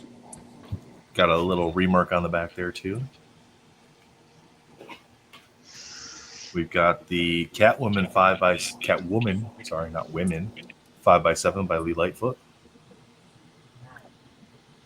Art, man. We have the Dr. Doom by Michael Munshaw.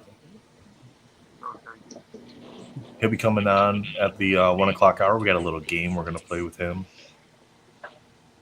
He doesn't know it, but Brian Michalski's Gadget from Rescue Rangers. That's cool. That's cool. I love that show. Tim Cologne's Galactus. It's crazy. At Art of Tim Cologne on Instagram. Oh, Josh is popping in with us real quick.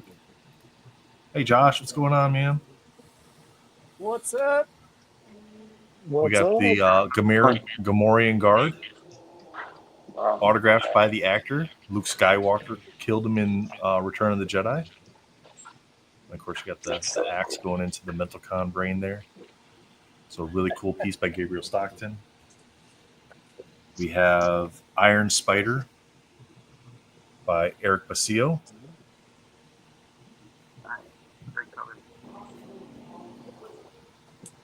We've got this really freaking badass. Oh, wow.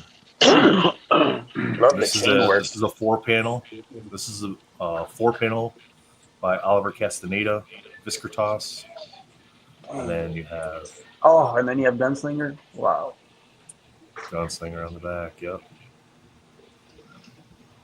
Great piece. That one's currently at 85. For that one currently. These are the auctions that are ending in 14 minutes. Okay. All right. We have the Spider-Man by Mike LaPeruta. I think I'm saying that right. I'm not sure. I think so. I believe that's it. LaPeruta. And then we have Bub's favorite, Starfire by Alyssa Agra. There you go. One of her favorite characters. Very cool. Yep. Kind And it's of got. Liddy So I'm gonna, Bubs. I'm gonna try to get this. There you go, Bubs. I don't know if you can see that. So there's like metallic paint going on in the hair as well. Okay. It's Cool. like that's not something that's going to show up in the scan. So we're trying to show the cards to you guys today during the live as well, so you kind of get an idea of what some of the little special features that are in the cards. And then we have the Wolverine by Paul Hill. And then Matt Filler is going to give away this one here. Oh wait, no, we're not doing that. I seen that you got that one. That's a beautiful piece right there, Matt. Yeah, great. I just kept it right there. I'm protecting it, Matt. It's right here. I see how it is. That was an amazing one. Who do we have on coming on? I'm gonna send that over. We have Michael Munchau's coming on at the 1 o'clock hour. So, and then we got a little game that we're going to be playing with Michael. So. Nice. I'm gonna see. I'll definitely be. Bob says Starfire is a baddie, as the kids say. So currently we're sitting just over $8,100. I got to update the banner here. Currently sitting just over $8,100 raised. Wow. Again, if you're not going to bid on any auctions, but you want to help raise funds for the charity, go over to the mentalcon.betterworld.org website. Help us out. You can do a straight cash donation, and there's also the raffle is there as well. If you're going to do a straight cash donation, I highly recommend just buying some raffle tickets because it's a great way to kind of have an opportunity to get some of the cool art that the artist donated for the event as well. And that's going to be custom framed. It's like a dual mat, so there's like a solid color with like a white border frame in there that the pictures that the cards sit behind, and then it'll have the museum glass on it as well. So you'll have reduced reflection, anti-reflection. Last year's frame piece was ridiculous. Yeah, it was really cool. We had to ship that to Canada too. Oh, damn. Because Michael Thomas won it and he lives in Canada, so we had to ship it to Canada. So we had to make sure it was extra special packed. So I was like, I'm not going to pack this. I'm going to bring it to the shipping place, watch them pack it, and go, yep, that seems like that's safe. Or you could hire Jeremiah. He's an excellent packer, from what I know. Is he is he one of those guys that's like a 2030 bubble wrap layer guy? Yeah. No, he was helping putting away the OA at OAX, and he's meticulous. Yeah, Blake, yeah, if you want to send that to Matt, you can do a screen share, and then we can show what we're gonna do.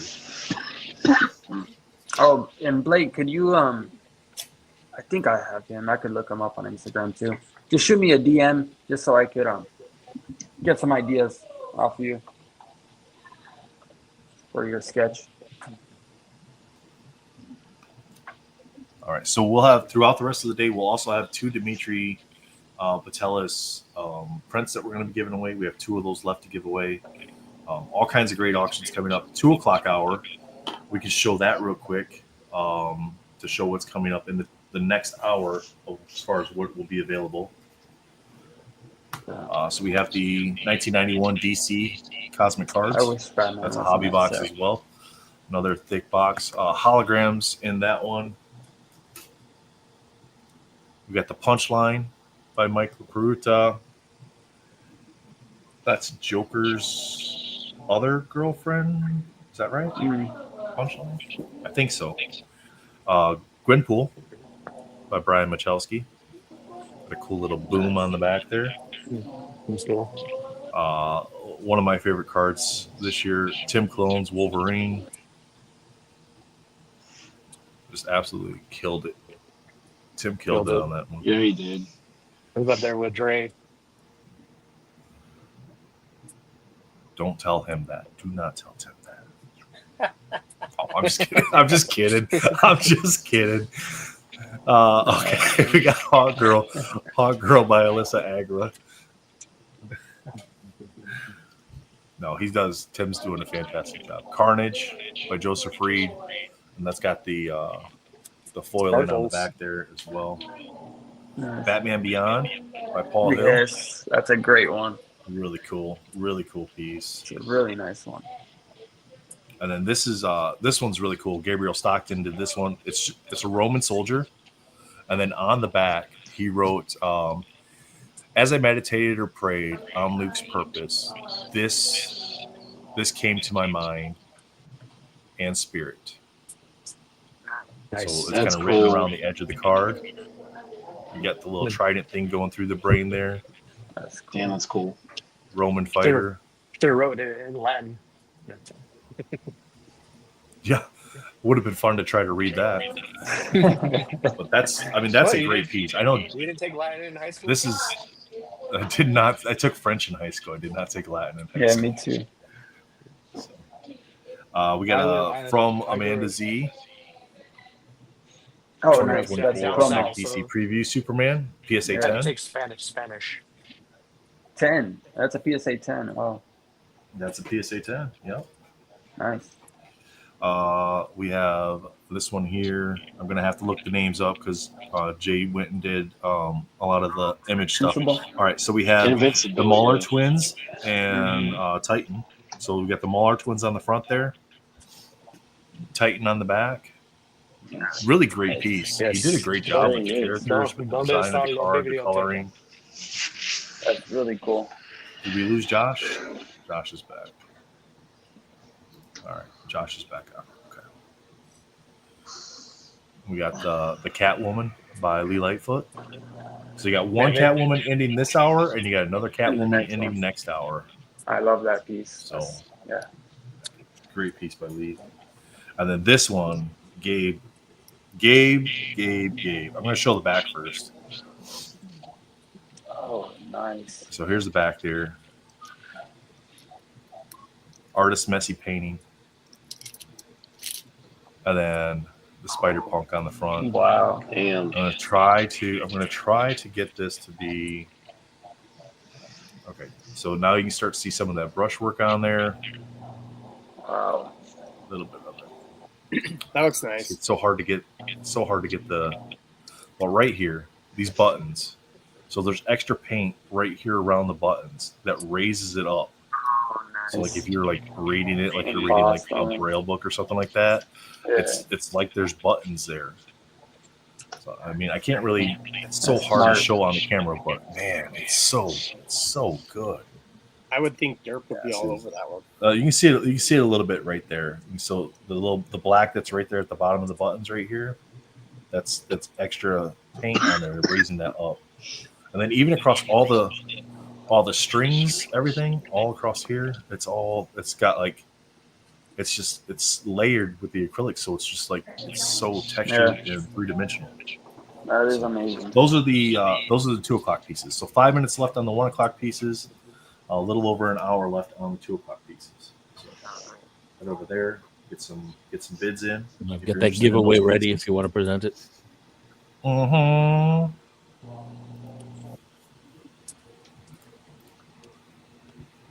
Oh my goodness! Yeah, so this is a Huey Trong piece from Spider-Man Metal.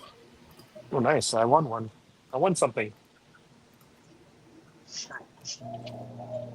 Not too We're gonna do shabby.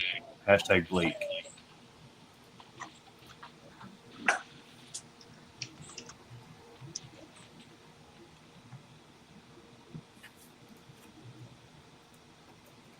Get this popped in here and up on the screen for everybody. Hashtag Man, Blake, guys, get that in there for that giveaway. You're giving Freaking away that? amazing, Blake. Dude, that is really nice of you. Thank you. That is crazy. We're not gonna be able to replace that one with our. Yeah, there ain't no way. There ain't no way. No. That's insane, Blake. Donnie, you better get on it. I know. I'm gonna definitely try to give him my best, sir. I think I could do a good on anything Venom. I just love. It's easy for me. Can't go wrong. Amen to that. What's up, fellas? Hey. Joe, how's it going, Joe? Joe, how's it going, son? Hey, how's it going? Going good. Good. How's the wife and I kids actually, doing today? Good man, good man. They just want to go take a nap. So I was like, you know what?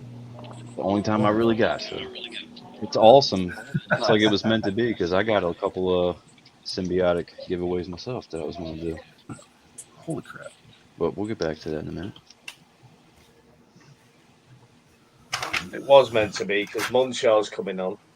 I'm on, and we have a little game to play. So perfect timing, man. So if you win a giveaway, you're going to reach out to the person that's doing the giveaway because that's going to be the easiest way to coordinate shipping versus you reaching out to me or Jake or Matt to then have to transfer information over. So those that are doing the giveaways, if you could drop your handle for Instagram in the chat once the giveaway's done, so that way everybody knows, the winner knows how to get a hold of you. All right. Okay, guys, gentlemen, it's about that time. We're going to wrap up this segment and move on to Michael's segment. Thank you for having Josh, us on thanks here. for stopping in. Yeah, thanks, Nathan. Appreciate that. Donnie, Thank you. William, Raj, Shane, thank you guys so much for the giveaway. Appreciate that so much. Blake, thanks for doing the giveaway for this one.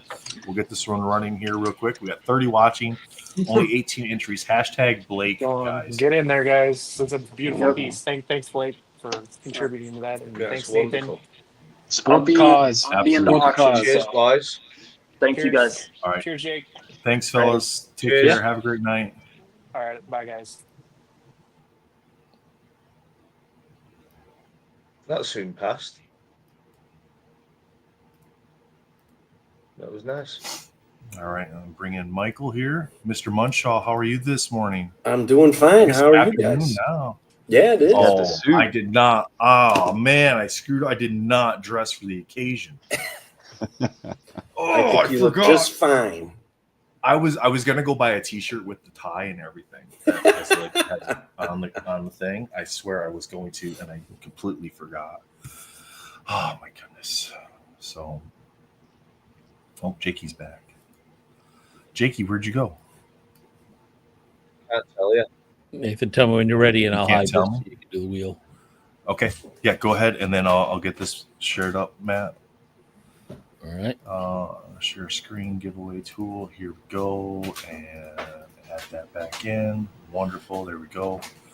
All right, that was a great segment. I appreciate those guys all coming on and being here and talking about their sketch thing and having some really nice conversation. Sure. I know chat was enjoying it.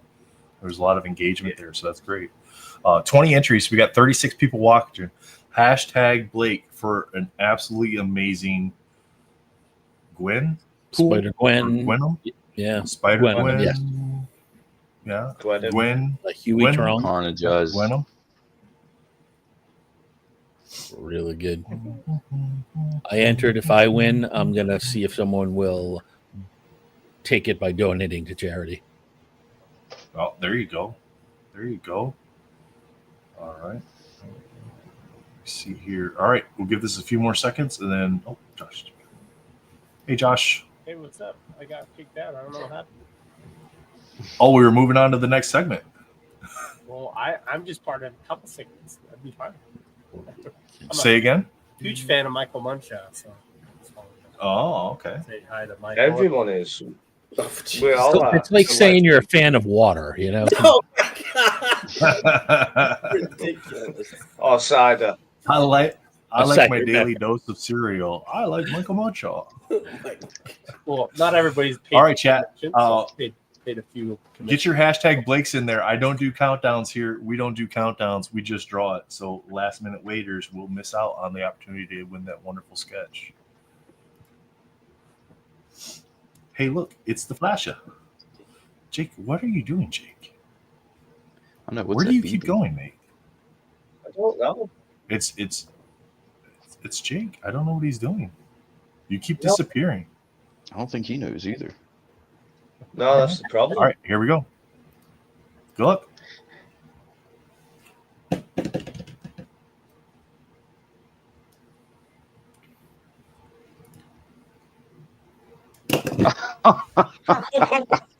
It's freaking broken. Wow. Congratulations, Bro. congratulations, Armando. Congratulations. Armando, go buy a Mega Millions ticket right now. Yeah. This is insane. Congratulations, Armando.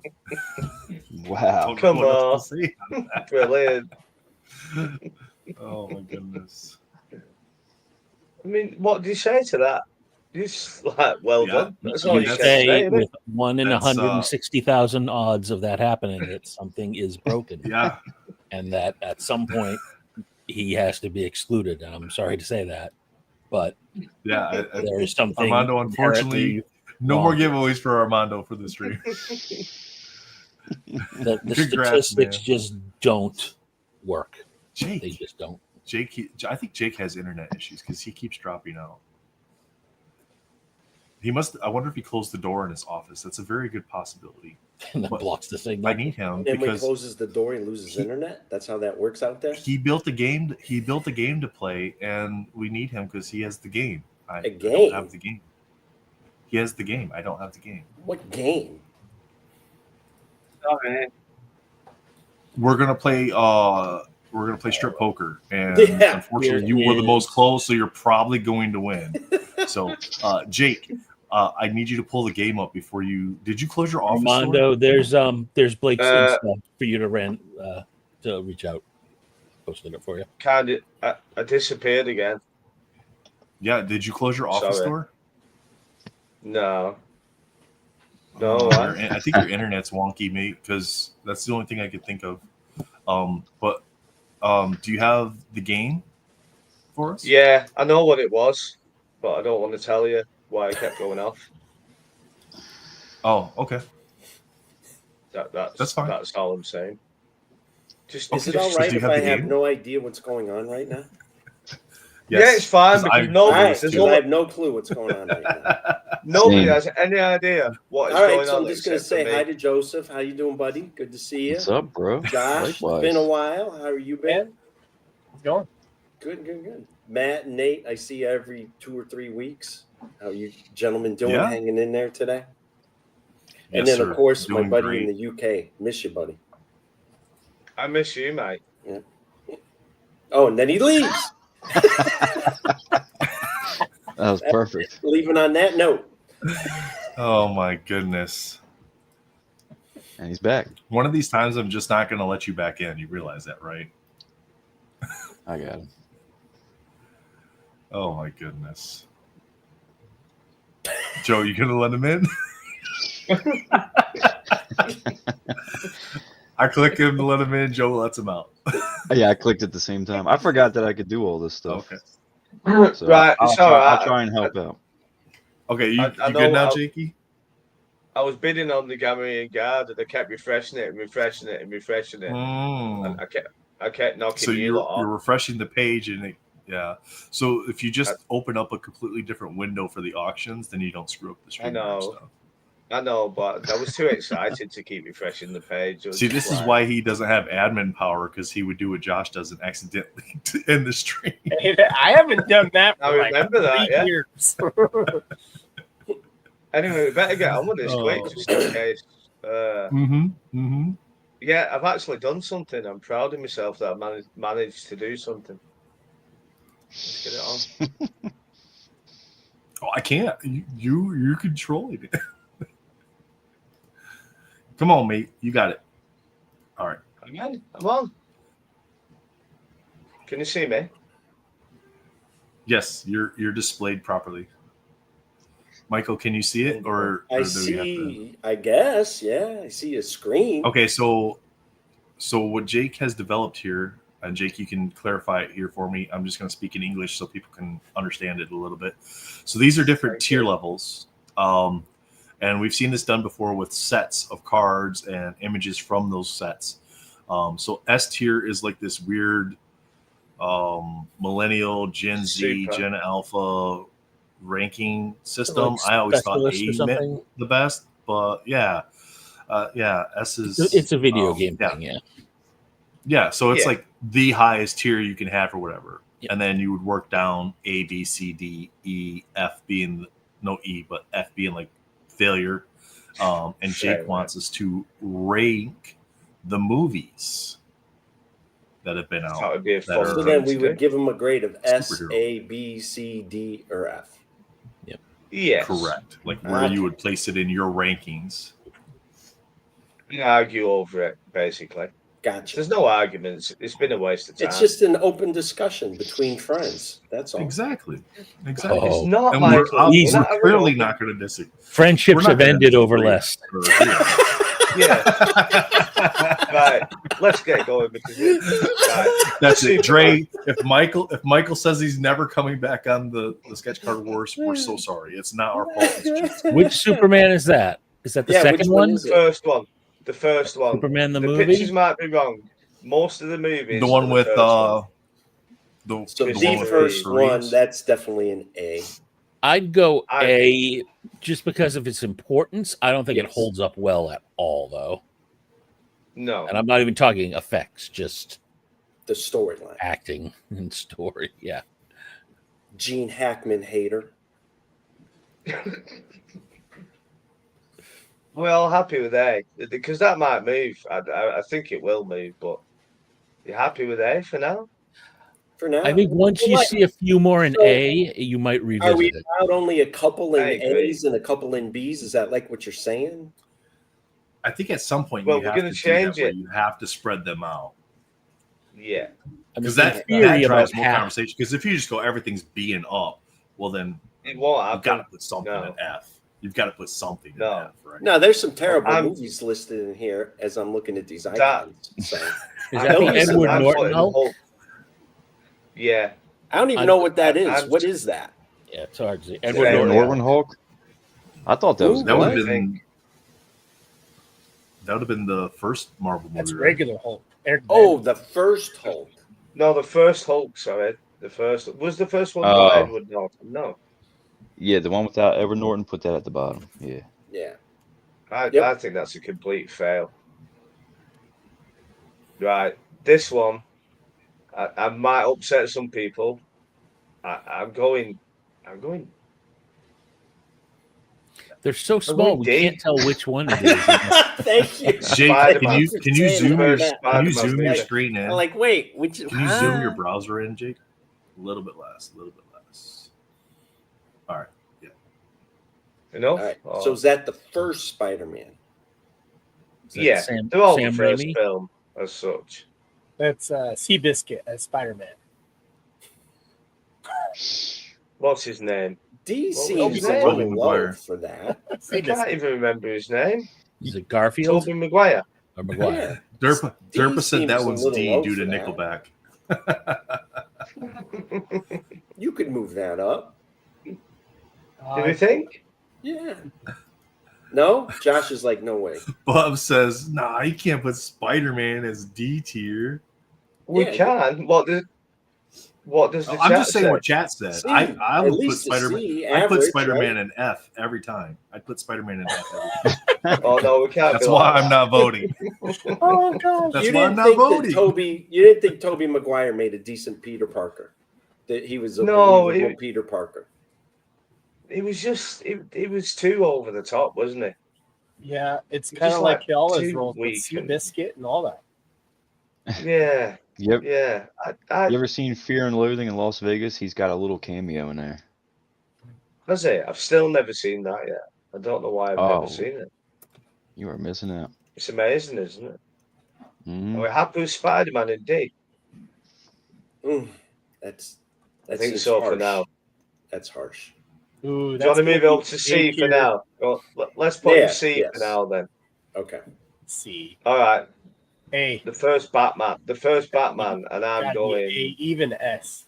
It's Keaton. That's Keaton. That's an A. Yeah, It would be an A. I think it's an A. Keaton's an A. I would pull down Reeves to B versus Keaton as Batman. That's You my think? Yeah, that's my overall. But Wow. we can keep them together. Michael likes them. Wanna Michael keep- likes them together.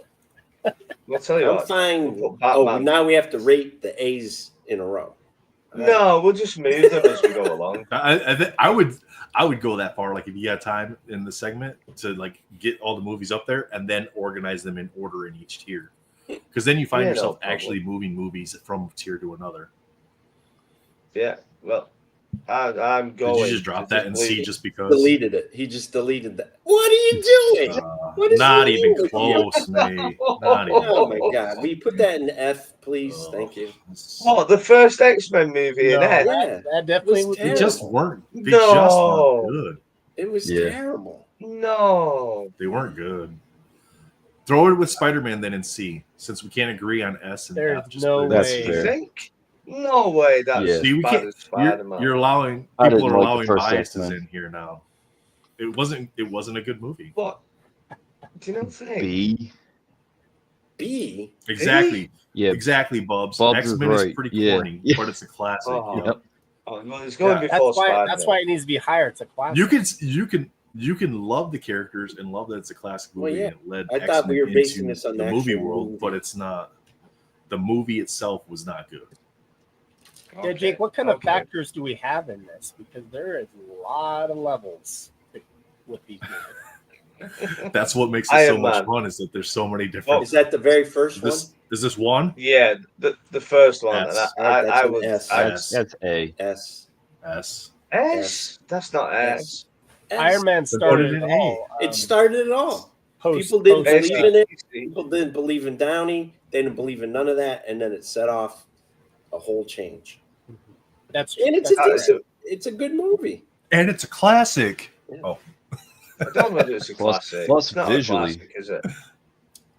No. I'd say the same with that. Yeah, no, you're right, A- Joseph. yeah, They we got. pulled There's a off lot the of suit S. We got and how he wore the suit. We got and he Iron looked Man. real. We got Yeah. Iron Man A, Iron Man S, A or S for Iron Man. Yeah, chat's all agreeing A or S. Let's for keep him in it. Let's keep him in S for now then.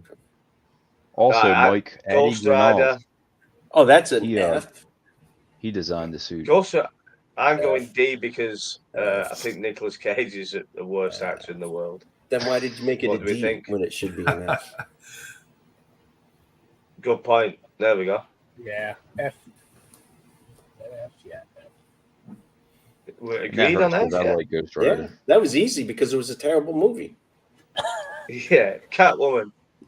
I'm F. glad you have I someone. can't remember. I haven't even didn't- seen it. I didn't even watch the movie. It So was awful. D. D or Was F. it bad? I can't That's remember. an F. How can we I put? mean, that would be an I F. can't remember. That as was a that was C. Halle Berry. That was Halle Berry Catwoman, right? Yeah. Does she not get D just for being Halle Berry in the outfit? Bob says F minus. I would rather switch Ghost Rider Nope. with that one. F. I'd be okay with switching Ghost Okay, Rider. okay. F. Hey, Yeah. Chat's- Armando's I'll get correct. Everybody says Armando's F. correct. What did he say? I can't see the chats. Blade technically started it Oh. off, but if you want to be in continuity wise, it is Iron Man that started all this. Where we are now. No, well, kind of. Well, we'll there'd get be to a debate, but we'll get to that. We'll get to that later on. All right. I'm Captain putting Marvel. that in F. I'm putting it in F. What? What? No, I'm get I'm out gonna of put here. Wonder Woman in. What are you I'm gonna doing? put Wonder Woman in F. What is So all sexist. What is So happening sexist. right now? B, No or way. maybe F. Captain Marvel on. is a Miss C. Marvel. Who's in Captain charge Marvel. of this mouse right now? This is ridiculous. Everyone, it's a democracy. What we're saying, boys and girls. It's a democracy. All right, You we ram got- it into we got F chat. and say, We got well, chat we're saying. We got chat saying D for Captain Marvel. Wonder Woman is solid, not an F. Solid. What? Wonder Woman is not C. an F. Man. Wonder Woman would be a B. Oh, it was just. I was just having a laugh. I wasn't into it. I'd say it's. I mean, especially if you're putting Elektra as B, there's no way Wonder Woman's a Well, Elektra, that should be an F. What is that? I didn't think it was that bad, but I can't remember properly. So what we're doing? Are we saying How like can you this? argue Fausto for a says movie Wonder you Woman can't is remember? bad. Fausto doesn't like stories. Fausto I likes thought Wonder Woman. I thought Wonder Woman was bad. I must admit. It was much better So than what do we Elektra reckon? was. Electra F. Yeah, you see, yeah. It has to be. I think Wonder Woman's F. yeah. I F. think Wonder Woman's F? kind of split. Like F. some people didn't like it and some people liked it. There we go.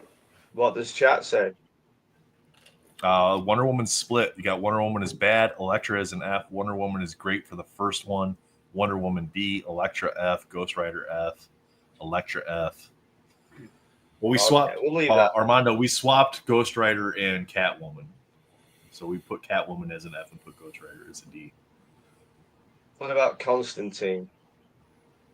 I like it. There's a I know shopping Keanu montage. He's a bad actor, but I kind of like it.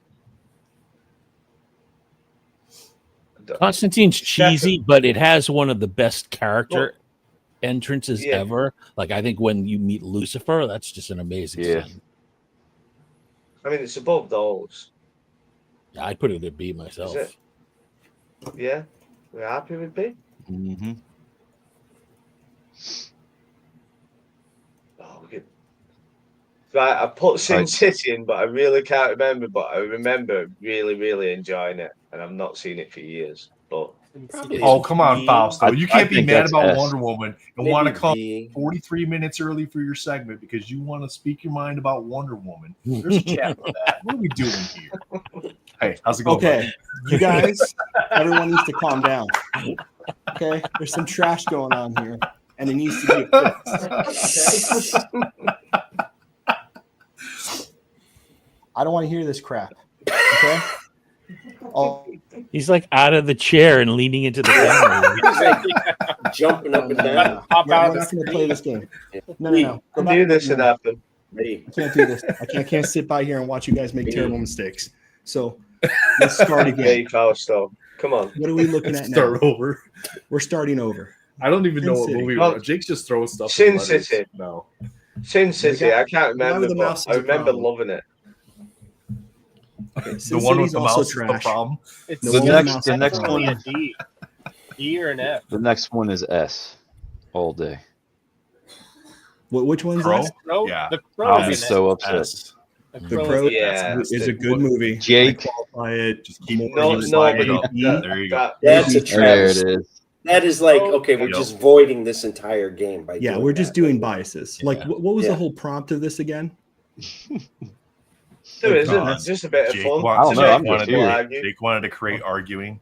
Yeah, Okay, so right. Jake Just is wanted a to still disruptor. report. Rage bait. Got it. Exactly. Yeah. Yep.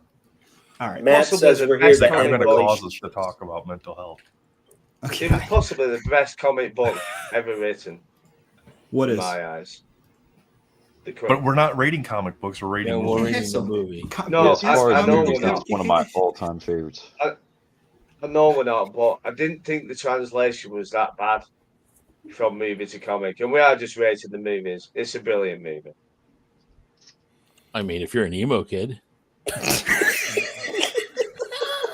And today it's mental comic. That'll be me. Whatever I want to, Matthew.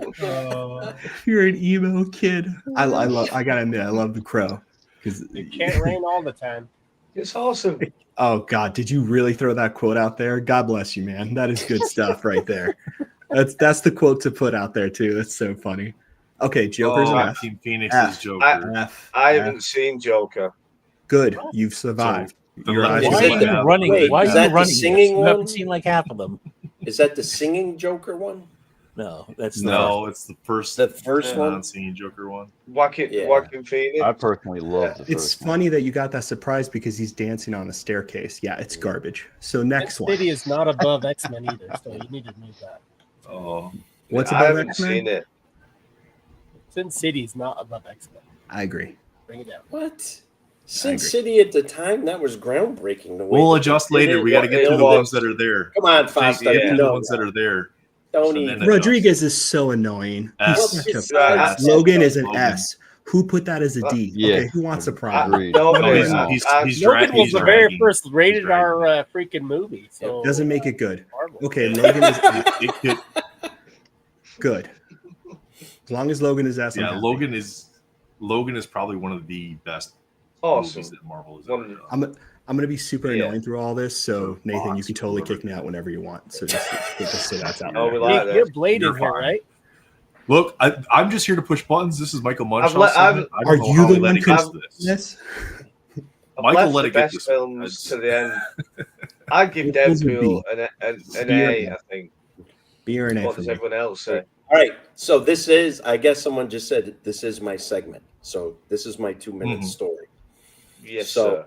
when I first started dating Sherry, she had no idea about any superhero movies. She's never seen a Star Wars, nothing like that. So she'll correct me, but it was either our second or third date. I said, "Hey, why don't we go see Deadpool?" Perfect way to ease her into it. She was like, "Are all superhero movies like that?"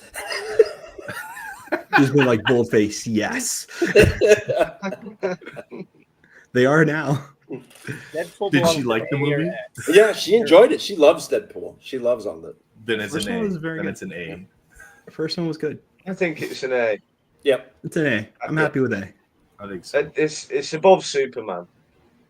Well, we're not Yeah, doing that. Superman's You a gotta get all the great movies movie. up there first, Yeah, and I then know. find Okay, time. so I how know, do we but have I this just with had no to do it. Superman 2 icon? Where's Superman 2? Because I can only put so many films on. I didn't know how long the show would last, so I thought I'll just have a few. Also, some of these are picked with taste. So Superman 2 had to be not here. Straight F. What No, do you what I mean? tried That to was the do. best Superman out of all of I them. Superman 2. No, I tried to use just the first films, and then Okay. in the case of Batman and Spider-Man, I used the most iconic. Well, Batman Returns has to be S. All right. Well, then why don't we have barbed wire in that icon list? Then? I was going to put Barbarella in it. Good work. I wanted to put in Flash Gordon, but I didn't think anybody'd know what it was. Whoa. Oh, really? And I would have put Flash I Gordon guess quite we're high. old. We're just old. Yeah. Flash Have Gordon's we great. got any complaints of Aquaman in F?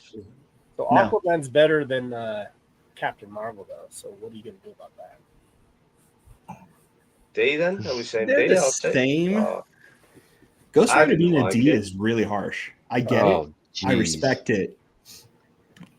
But I feel bad for Ghost Rider. But yes, you're not wrong. But is I feel Aquaman staying where he is? yeah, Sure. it's happening. Yeah.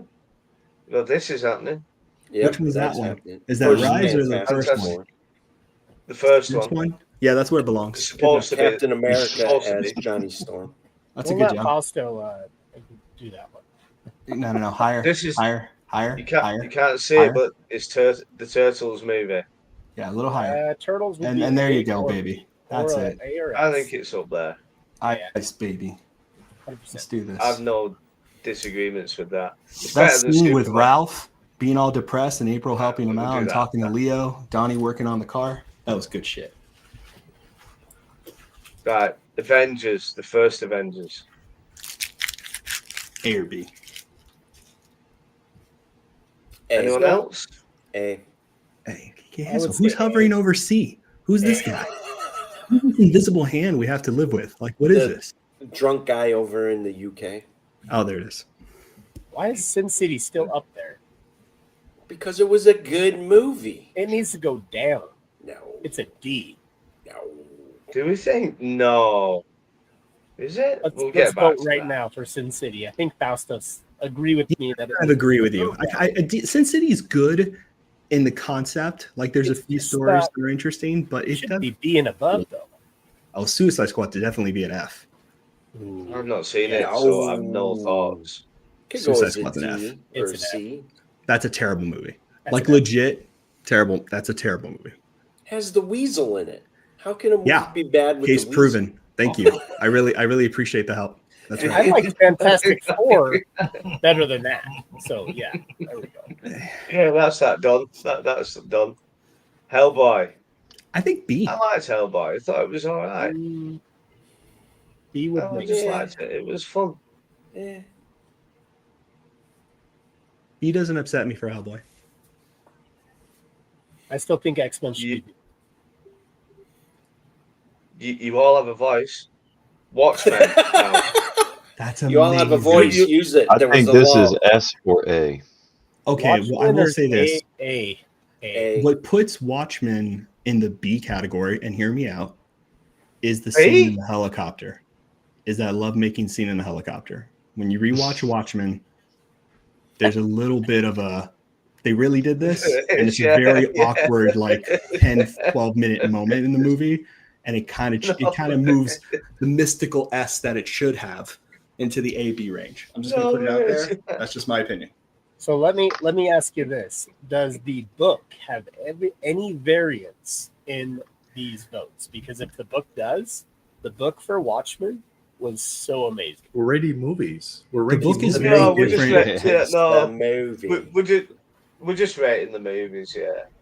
The book is very different too, though. I will say, yeah. like it's It is. basically dictated by journalists and news reports, and then the Pirate Jenny story, which is fantastic.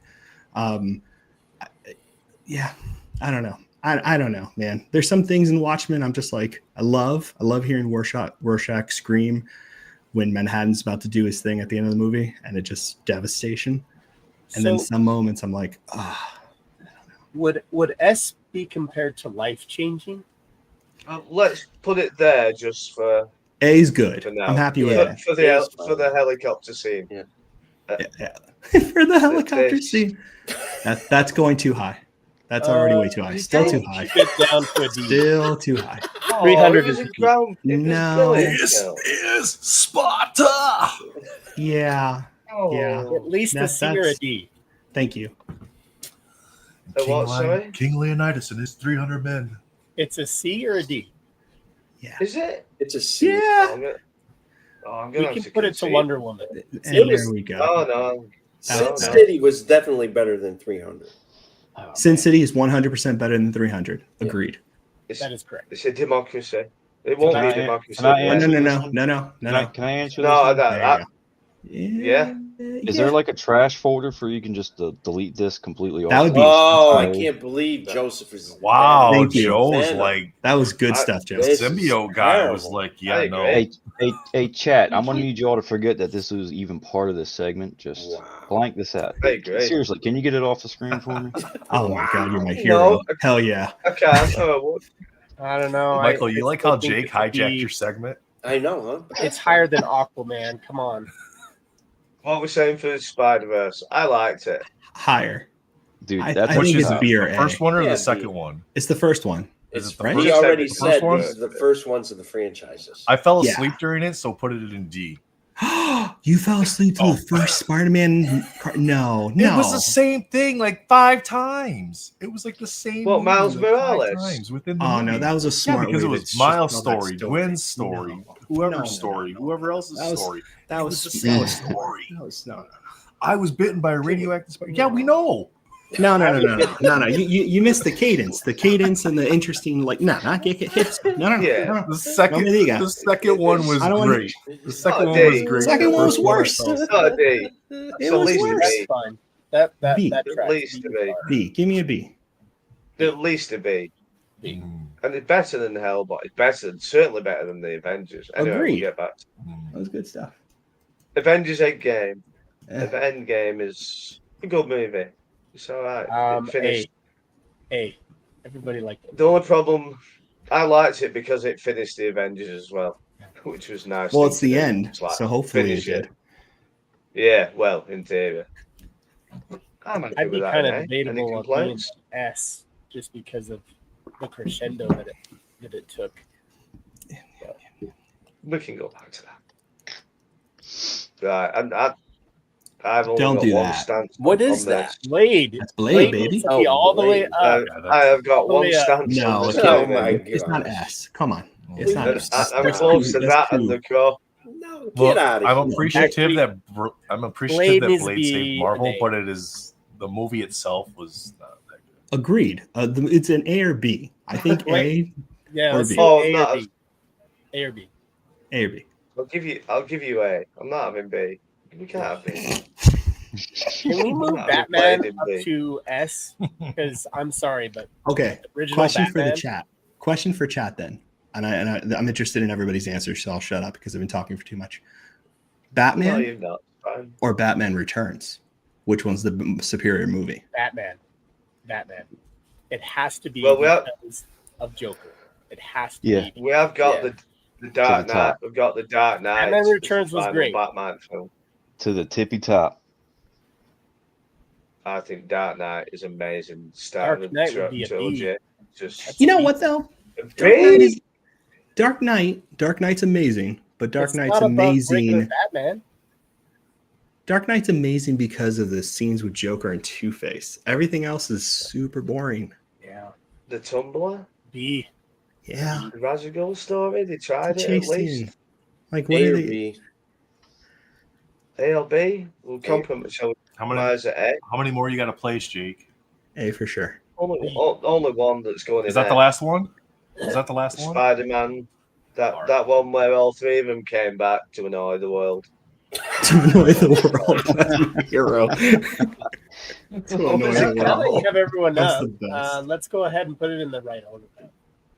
Let's take a commercial done, break yeah? real quick and talk about the. Let's take a commercial break and talk about the auctions real quick. So, 2 o'clock coming up. The next half hour. This is what you guys got available for you. We got the 1991 Impel DC Cosmic Cards Hobby Box, the PSA 10 Superman from 2024 DC Preview, Batman Beyond by Paul Hill, Joseph Reed's Carnage. They're there. Catwoman by Lee Lightfoot, Gwenpool by Brian Michalski. We got Hawkgirl by Alyssa Agra, Mauler Twins and Titan on the 3-panel by J. Peter Ranitz, Punchline by Mike LaPeruta. We got the Awesome Roman Soldier by Gabriel Stockton, Spider-Punk with the Goblin on the back there by Gabriel Stockton and the 5x7, and the Wolverine by Tim Cologne as well. So those are the ones ending at 2 o'clock. Currently sitting at about $8,800 raised for the charity. So Those are really great. Awesome. And back to your regularly scheduled program. Real quick, if we can, I'd also like to throw in some Twitter giveaway at some point during this. So go ahead, continue.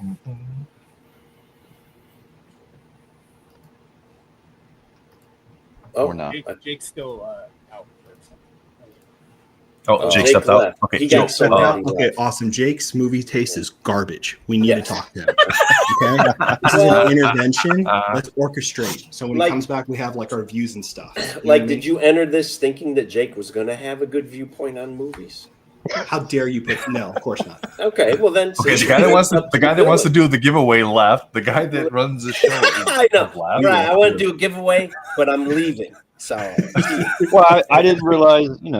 Well, here. All right, go ahead. And You're up, Joe. What are we doing? It's the Venom from the last Sketch Wars I did, or the anti. There you go. Nice. Anti-Venom. All right. Yeah. So let's do hashtag anti. Oh, nice. Armando, you can't win no more. What'd you put if on the Armando back there, lands, brother? Is if that Armando just a lands, film we're over there? re-rolling. Yeah, it's like a. See if I think I got something waiting here. It's like super, super, super thin. It's like a couple layers, but yeah, back of it has like this going on, and then Yep. it's like a film. That's awesome. All right, so let's go ahead and do hashtag anti.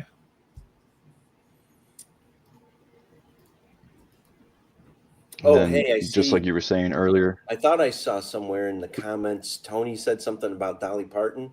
Hey, Tony, I meant to text you and send you pictures. We were in the Smoky Mountains this past week, and yes, we did go to Dollywood. And I did think of you while I was wandering around Dollywood.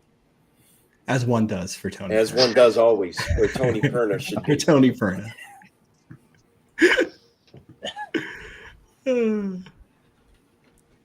I Matt, actually was going to send him Are you down on purpose, or did I do that? It might have been Dolly me. Parton I can't cake hear you. mix I found at the store the other day. I was going to send it. I'm sorry, I didn't catch that. I think Sorry that- about that. All good. I think I accidentally clicked remove. I was like hovering over the thing when I was fixing my mouse. Armando, anti-do. Not anti-do, but man, you have won so much. Like, it's just statistically impossible. He's got to have That's like wild. a hack thing where he's like, he's hacking into the stream. He's like, all right, this is what it's going to land on. All right. All right, 18 entries. Going to get the anti-venom from Joseph Reed from the last Sketch Card Wars that Dimitri was on, right? Yes, sir. Dimitri, Dre, and oh man, I'm blanking. Hey, wait, Armando, was he's it like, me? I'm entering just to see what happens. I think it was me. No, you did do Because the I other drew an anti-venom. anti-venom on one Yeah. of those. Were there two anti-venom episodes? Yeah, There we weren't wasn't an- supposed there to. was- Okay, gotcha. Yeah, but All right. Dimitri came back on, so Dre bent the rules because Dimitri came back on. So, you know, the more clout you have, the more you can bend the rules. What does that mean? Just because I don't- Dimitri was on, the rules were bent. What the heck does that mean? That means that there wasn't supposed to be any more symbiotes on the wheel. Well, that's what I thought. So then Dimitri shows up, and then they It were was. just It was like, Tony was well, there. we'll just do whatever you want. The more clout you have, the more you can bend the rules. Wow, I'm that's telling you. great. It's like, Obviously. yeah. Yep. Great, because Dre doesn't even ask me for a list. He doesn't even say, what do I want to draw? He's just like, 'cause show you're up. gonna like Show up and shut up. shut Hey, up that- and shut up. I don't reminds think me, that's Mike. real.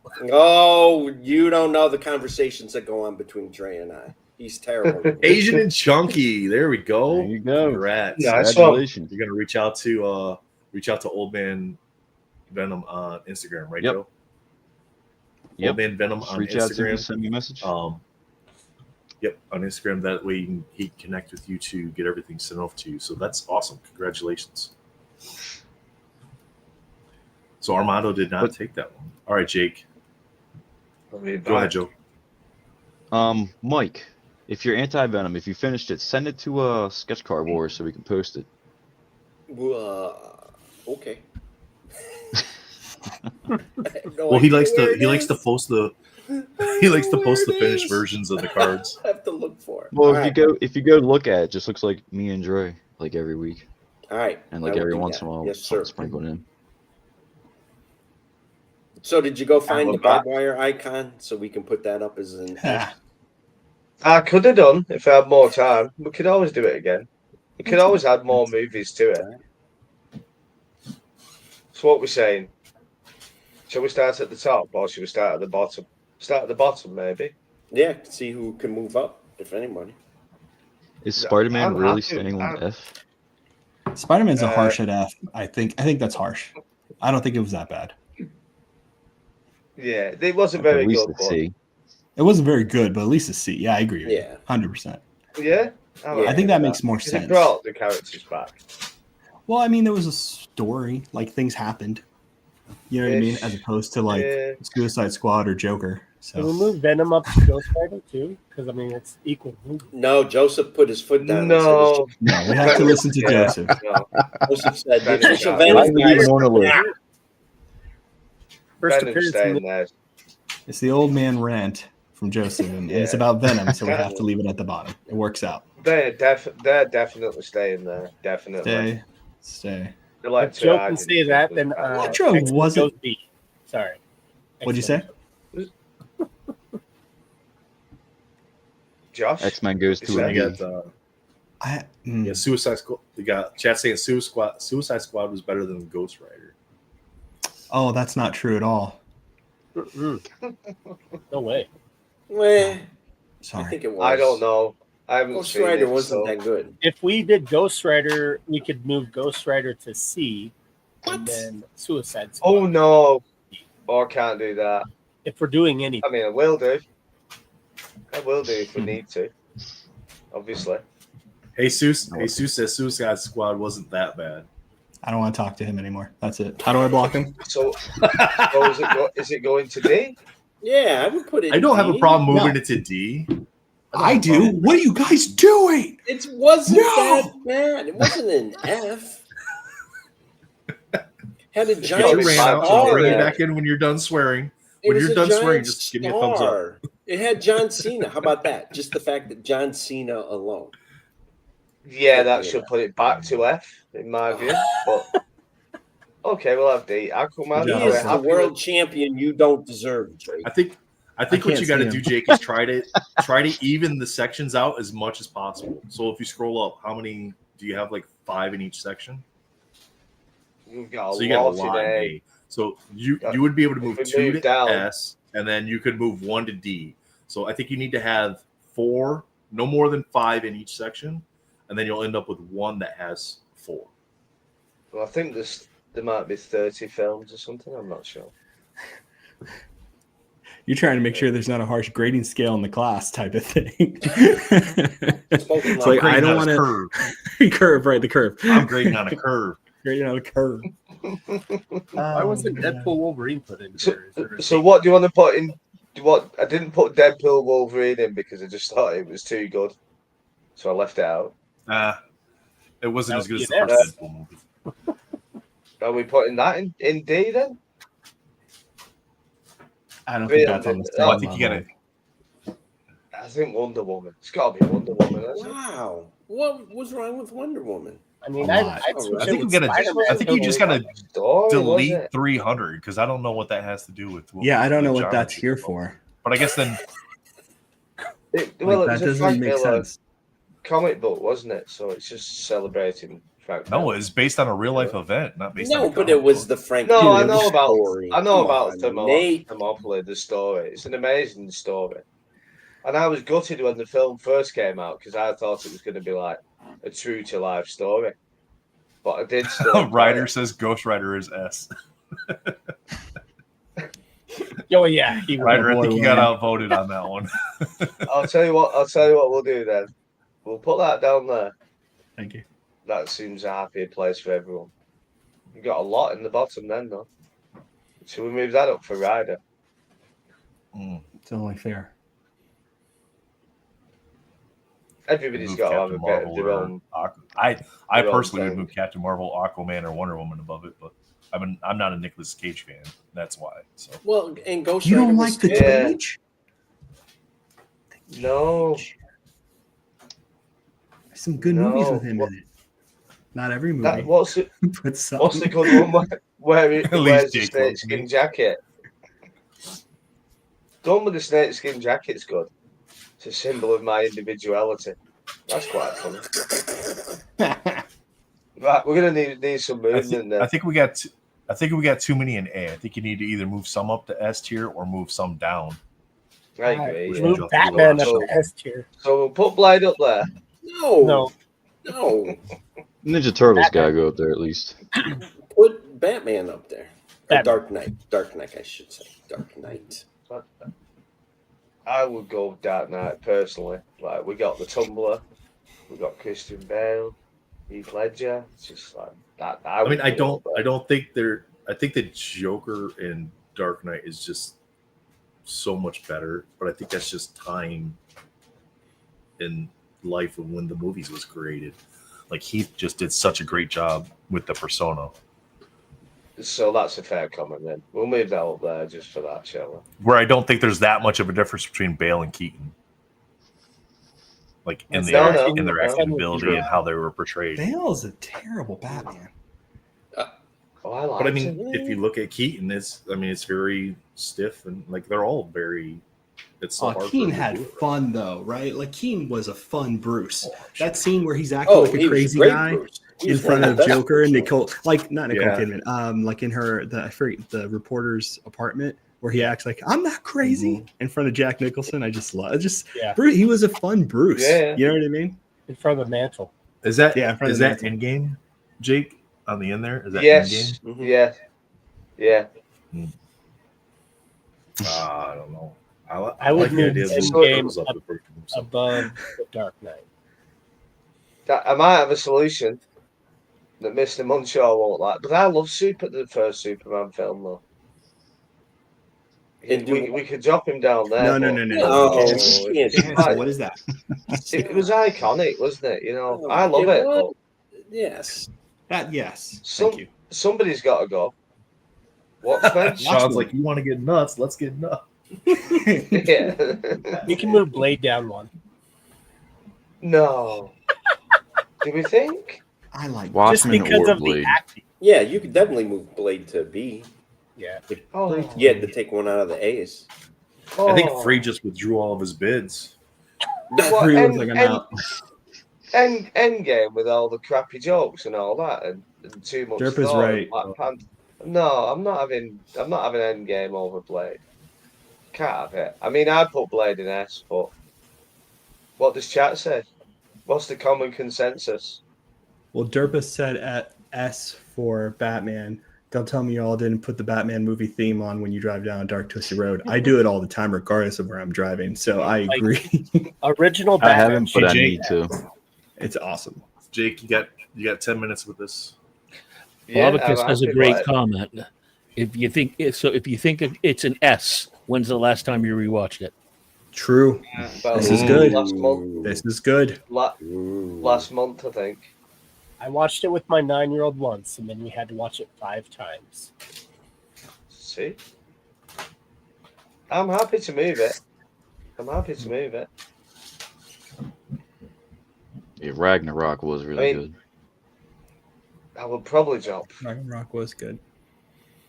We're going to have to move some of them down. Yeah, Sin City needs to go C. That was C. really unpopular, wasn't it? Yeah. Maybe yeah, even that's D. fair enough. Oh, stop. That's I too think low. I think now you, Jake. I think now you got to move one of the A's up.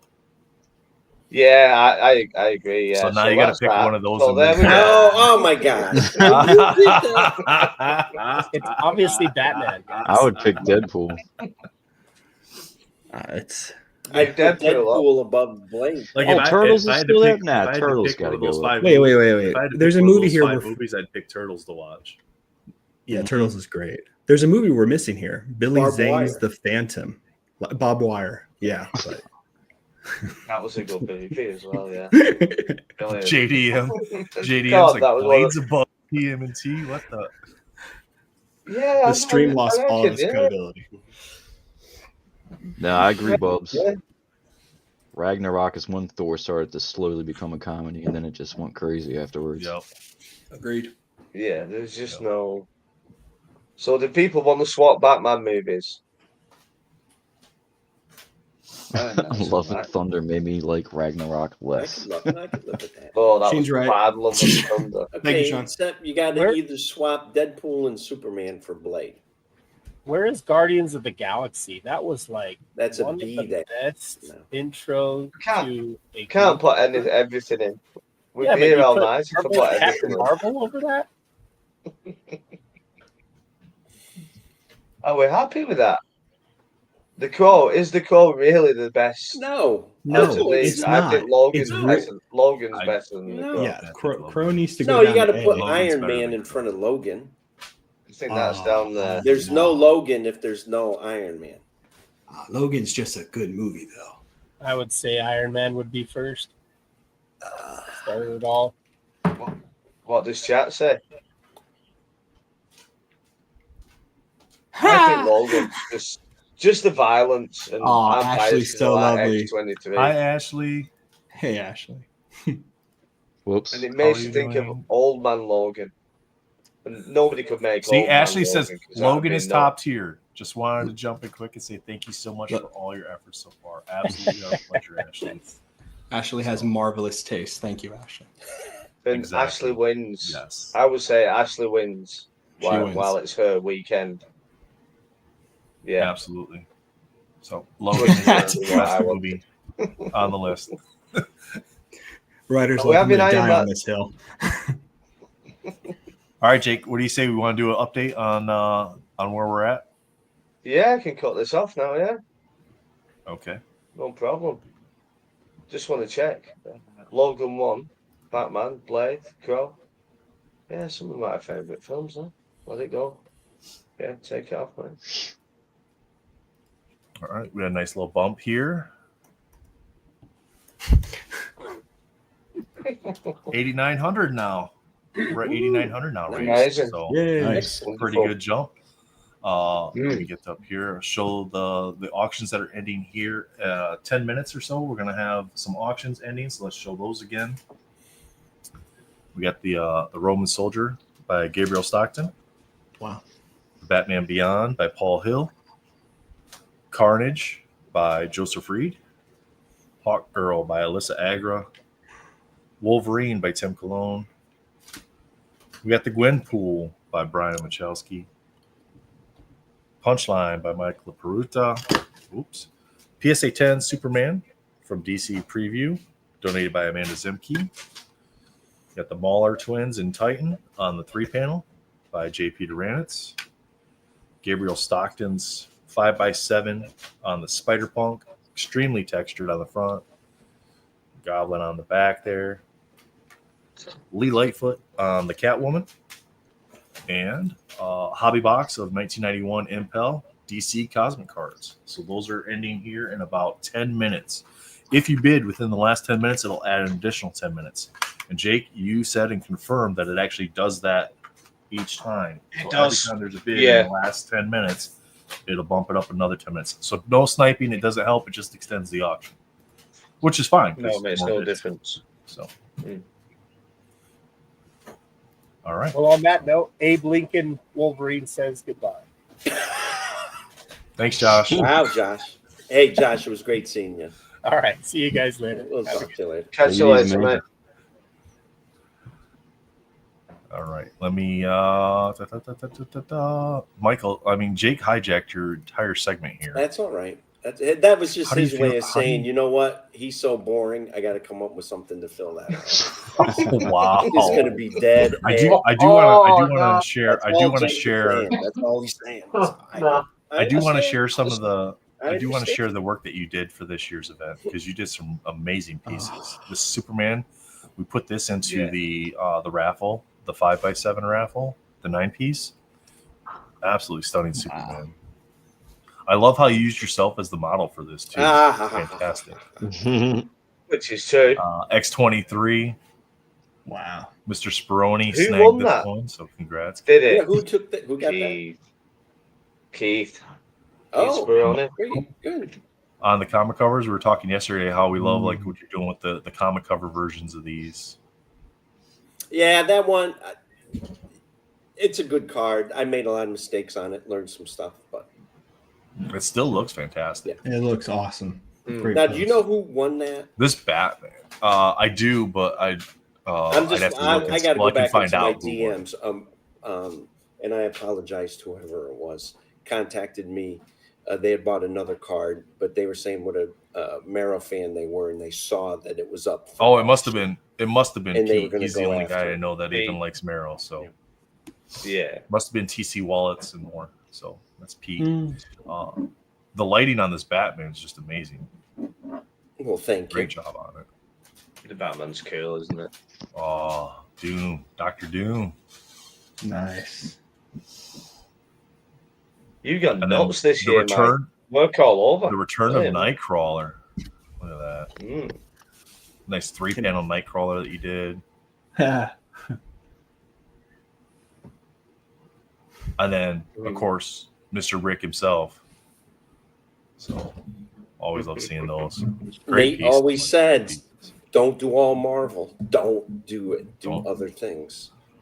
I mean, Yeah, obviously, right. well, it's not just that. I like to see the artists do what they do best. And if I tell you guys to create specific things, then I don't get the best renditions of your art for the event. Whereas if I let you explore what you're good at, That's somewhat you get true. the best But renditions even, of your art. But you know, at least I speak for myself. I lean on you, Matt, Jake, other people. What do people want? The idea of the auction is to raise as much money as we can. So I don't want to draw something that I like and nobody wants to bid on it. So I can do that at home and just keep the card. So I'd rather create pieces that interest people and that they do want to bid on it to help the charity. All right, you guys heard it. Next year, it's going to be all Spider-Man, all Wolverine cards. Well, That's that's all you the get other to thing, have. though, is because Yeah. how many Wolverines can you have? How many Venoms can you? Well, I'm sorry, Joe. Exactly. I didn't mean that. You can never have too many. You Venoms. So you gotta we have can a do the all variety. Venom mental con, and Joseph would be very happy with that. Now, last year I explored a bunch of different random characters, and they seemed to not do well. So I was like, you know what? I'll just do Venom. They seem like they're doing okay. So Good. I just wanted to, Overall, like you though, said, the random random characters last year compared to what it was like. The first year was very Marvel heavy. Yeah. The first year. Yeah. The second Yeah, it year, was we too just much. opened it up to the artist to just do whatever you wanted to do, and we raised $8,000 more than we did the first year. Mhm. So we're leave it open. Just draw what you want to draw, and then we'll go from there. So, but I mean, anything You that can we can never- give to the charities is a blessing. So. You can never guess, can you, which characters are going to go for good Yep. money? I was looking at last year, and some of the last year's characters I thought, oh, they'd have gone for a fortune, and they didn't, and vice versa. It's you can't you can't work out. You can guess Wolverine, Venom, Spider-Man, but beyond about 5 or so, 5 to 10, it's anyone's guess, isn't it? So you may as well just do exactly what you want to do and you enjoy doing, and we enjoy seeing.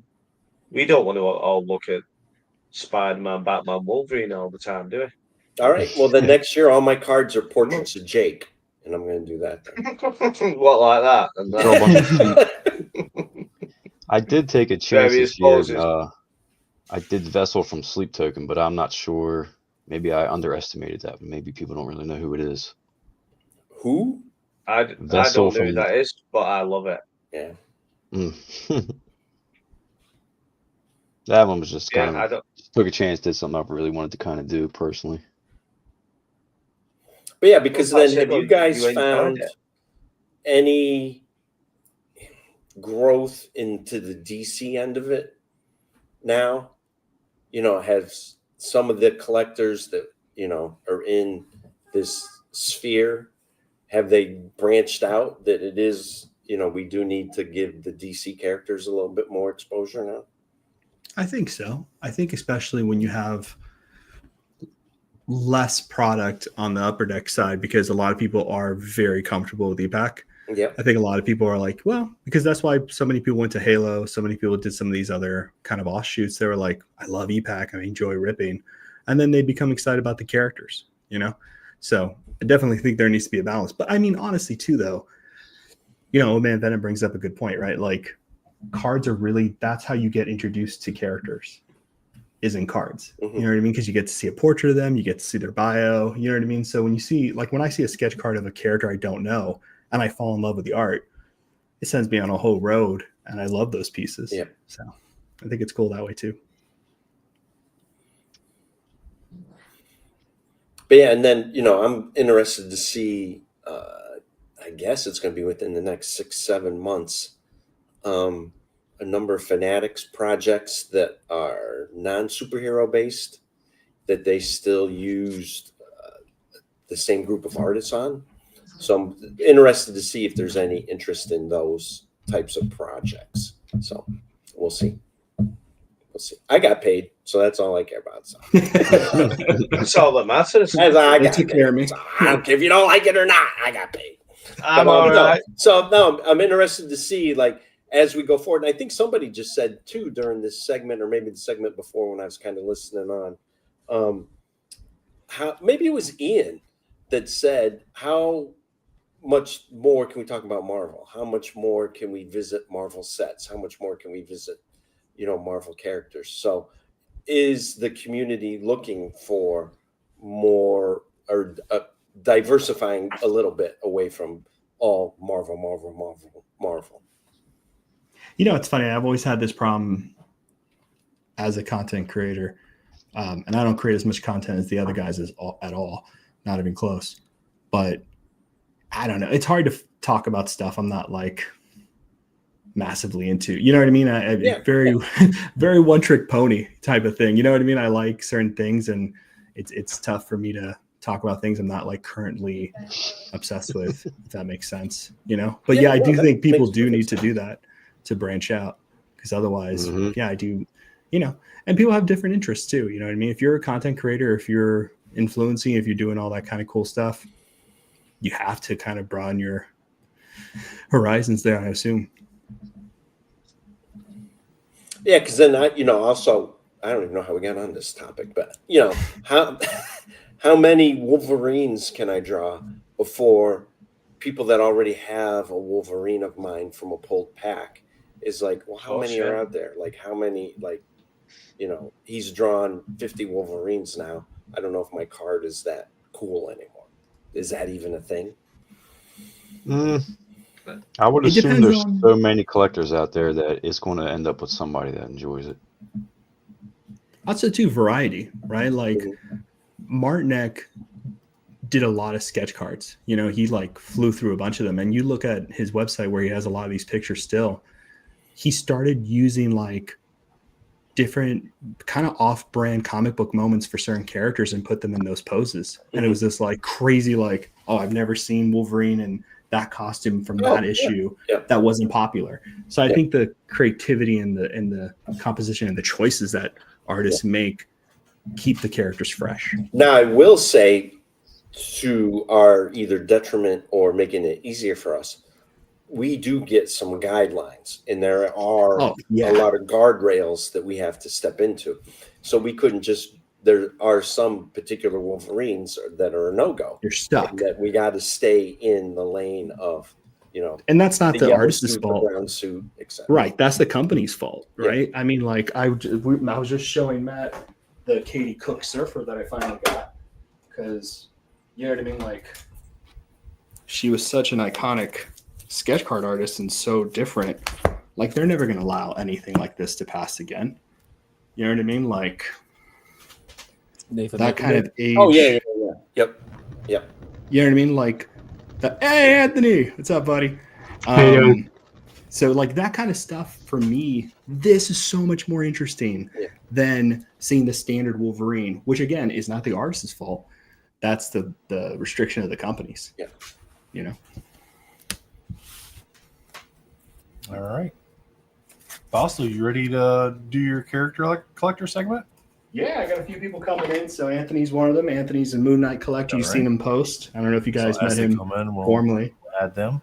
Yeah. Looks like we got Tim Cologne's Wolverine is still available for bidding. Spider-Punk got extended. The Roman Soldier got extended, and Alyssa Agra's Hawkgirl got extended. So you still have 4 more auctions left for the 2:00 segment.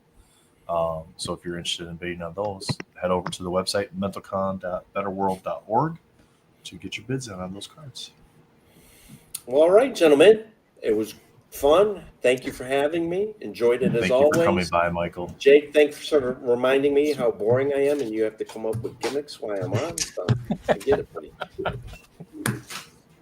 Love y'all. Good seeing you, man. All right. We'll see you. All right. Take care, Michael. All right. Okay. All right. So character collecting segment of the charity event. We got some really great people here already. We got Supersized Ryan up here, Juggernaut Collector. So thank you for coming on, brother. Yeah, no problem.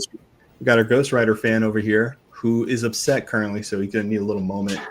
Ghost Rider belonged in the S tier category. So, and I respect that decision and love. We also have our buddy Anthony, who's a Moon Knight collector. You've seen him posting quite a bit on Facebook and Instagram, and it's looking phenomenal. And you're like a 2-year, 3-year kind of into this already, right? Is that right, Anthony? Going on 9 months, coming out of retirement, so to speak. That's right. That's why I calculated that, out of retirement. Yeah, it's pretty awesome. So you're going to hear a bunch of different stories. There should be 2 other people coming in. I think Free's going to show up as well. Who should have the link, so he'll pop in, who's a Doom collector. And then if anybody else wants to join who's a character collector and we have room, I'm happy to kind of have this roundtable discussion. I will say this, Munshaw put on a great question that I kind of like to turn over to the character collectors and kind of ask you, because I think it's a great question, right? Like, how many sketches can you have of one character? Like, what keeps it fresh? What keeps it interesting? What do you look for? You know, especially when you're at like, kind of like the tail end of how many sketches you actually want in your collection. You know what I mean? Like, what's the variety? What are you looking for? Is there anybody who wants to start talking about that? We can show some examples too. And I got some stuff here from various people as well when we're ready. I can start since I came on board late, so to speak. Into the hobby, and sketches weren't a thing when I started, but I'm starting to get into sketches, just like the comic cuts and everything. And for the sketches, to his comment, I think more so for the collector, it's like I'm looking for something that I like from this artist and then this artist. So it's not necessarily how many I think is good, bad, or indifferent. I think it's getting the pieces you want from the artist that you like, out in the comic book world. I like that. I think that's really interesting because that's kind of how I curated mine too, as I look for artists. Like I recently grabbed, and please feel free to show whatever you guys want. Don't feel any pressure by me for showing like recent pickups or anything like that. But I recently got a tan, which I had been looking for quite some time. Good set as well there. I got stupid lucky. I'm surprised it didn't go higher. Because I did not have a good Fleer Retro 2013. Yeah. I did not have a good one. This is definitely one that makes the rainbow for me. So I finally got my tan. It's been, Matt knows this, 6 years, 8 years since I first started looking for a tan, really. This has been quite a while. It's been a while. But yeah, I agree with you. I think I do by artists as well. But I will say this. Sometimes based on the sketch. If I have two artists that kind of overlap in style, I might pick one over the other because I just don't want them looking the same. Who else wants to chime in? I think this is a great conversation. Free, you're in this hard with sketches, and your collection is epic. Talk to me a little bit about your choices with sketches. Yeah, what's up, man? What's up, guys? Hey, Free brother. Comics. Y'all might know me on Instagram as Free Comics. This guy Dude. right here. That's the reason for the season. But yeah, sketch cards. I became a huge sketch card fanatic to the point to where that was my primary form of collecting. Collected comics for a few years, then went to trading cards, and then went to original art for a little bit. Dipped my toes in, and then quickly realized I wasn't rich enough to do that, and then bounced back out. Then hopped to sketch cards. They're a lot more manageable. I think sketch cards are great because they can be economical. They can be affordable. Some artists work for really cheap prices. So if you don't have enough money to buy like original art from comic books, published art, or even commission big artists, sketch cards is a great way to get into collecting original art for affordable prices. I did want to check this piece out. Let's see if I can flip the camera. Second. And if we can make Free big so we can see this gem, that'd be awesome. I don't have control. Yeah, unfortunately. There we go. Thanks, Andy. Thank you, Matt. Are you guys seeing that? That's awesome. Hard to get it into focus. Okay. So yeah, this is Eric Basio. He's actually has some cards this year for MentalCon, but this actually was from last year's MentalCon. I got him to do this blade thing, and it says so it's two scared kids in the this was for comic books for kids. So this is one of the last year's charity, and it's two scared kids saying, "Who is he? I don't know." And then Blade says, "Hello, I'm Blade. I'm here to give you comic books. Don't be afraid of me. I just want to give and make you happy." So it's Blade in the hospital for the comic books for kids, and Eric Basio did that for me. He brought that idea to life, so it's pretty cool. I think it's awesome, and yeah. So the other thing, Eric has an auction ending in an hour or two. That's a good sketch. Don't get me wrong, but the difference a year later, oh my god! Oh yeah, yeah. Like he included this sketch that he did after me because he asked if I like chibi art. So he included this into the game. Yeah, it's on point. Oh, that's awesome. That's cool. Oh, wow, yeah, that's really good. Yeah. That's such a good size too, like proportional wise for a chibi. Like that's really cool. Yeah, but sketches. You were mentioning Anthony Tan. Man, that's a dream artist to have. I think that's a great point you brought up. Is for me, sketching is fun to collect artists. So yeah, to have multiple, to have at least a singular example of multiple artists, either per set, per decade, per publisher. I think that is a really fun way to collect because if you're a character collector, like a lot of us here, you get to see a rendition by each artist, and then each artist has such a wildly different style that each will stand out. And then imagine, compiling like a binder of like a 9-page of like 9 different sketches from like 9 different artists to see everyone's like. That's why Sketch Card Wars is awesome because they're doing the same character, but they're all so vastly different. So different. You never know what you're gonna get. So yeah, I love that, man, so much, and it's true. Like it was Fuller's Collections and a few other people who were on Blowout at the time, and I've made friends with over the years, Letty, other people, and I've seen their 9 pages where you get to see all the variations of different artists for one character, and you can see it kind of all laid out. And it is 100% why I became so addicted to sketch cards, is because I love seeing the variety and styles. You know what I mean? Like you want to see artists like be inventive and interesting, and especially if they know the character, then it gets even more fun. Yeah. Very cool. All right. Anybody else? Supersize, what you thinking? I also I think the artist thing is the most common thing for all of us. Like, you see certain artists that you like, and you kind of like build these checklists of artists that you'd like to get sketches from. For me, another thing that I took it a little bit of a step further with that too is like trying to get like a sketch card of my character from each of the sets that was released as well. That's another thing that I've also tried to do, which is, that's kind of a challenging one because you kind of have some offshoot sets, Cloak and Dagger. You have, for example, another one would be like, Falcon Punisher. Winter Soldier. That's a good one. That's Punisher. Yeah, Punisher, and so you have these like hyper specific like TV show sets, maybe for example, and things like that make it hard for your character to be in one of those sets and what have you. So, for the way I'm doing mine, since I'm doing chronologically from a date to date or from set to a finished set, essentially, there are some holes that I still need to fill on that. It's tough for Juggernaut to be in some of those like Punisher sets and things like that because he doesn't really have any ties to that, universe or that part of the space and stuff like that. So. But yeah, that's kind of the ways that I do it. I do have the artist criteria. I have all these artists that I wanted to get sketches from. The only one that I actually do not have as of now is a Fred Ian.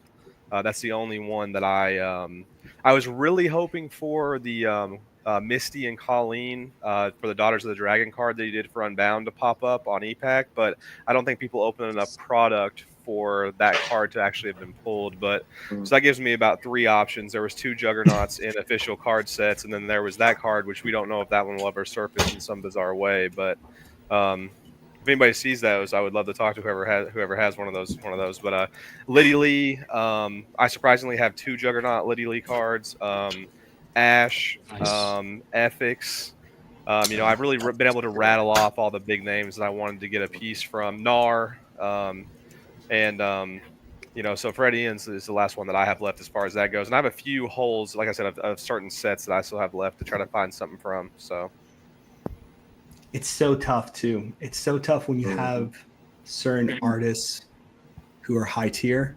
You know what I mean? And price point wise, it gets really tough because someone might be in love with the artist but not the character, and that card's not going anywhere. And then it just becomes a pain for sure. I mean, it's hard too because like for me, I got my Mark Texier 98 sketch. I mean, I paid $350 for it. So for me, it's like I have like that's the hard part now is like I have the tier of, I mean, this guy's he's a comic book artist. Like he's the one that did Ghost Rider in the 90s. So for me, in my mind, it's so hard for me to pay over that $350 price. But I know for like a Liddy Lee sketch or, for one of those bigger sketch card artists, I'm going to have to pay more for that. That's kind of the hard part about it for me is like, I have like a line, I mean, even with comic cuts, I got 2 Marvel Spotlight #5 cuts. I got for $85 each. And so for me, it's hard of getting a comic cut I do like, but having to spend more than $85 for it if I want, if I really want it or not.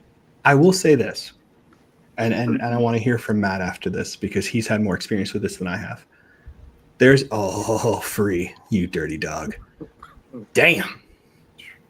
And the reason I showed it because he mentioned Fred Ian, and the only reason I have this is because of MentalCon. This is a MentalCon PSC that they did. I think it was last year's.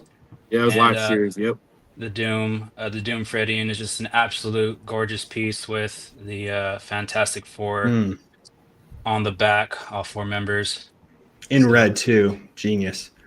I really hope people are picking up these sketches for MentalCon. It's a beautiful charity. It's a wonderful thing, and I hope you guys understand how cherished these sketch cards will be for a lot of people. And I hope people are taking an opportunity to not only get something they love, but just for a good cause, right? Because most of the times you're just giving that money over to somebody who just doesn't care. And this whole charity is about people who care for everything. The cards, kids, these families.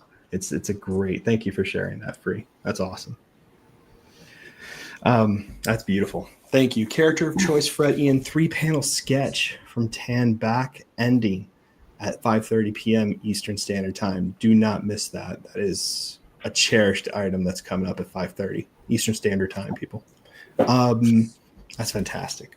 Yeah, so I will say, there's an interesting thing that's happened to me, and you're talking about in under that line, and I'd love to hear from Matt and other character collectors. And Jimmy, what's up, buddy?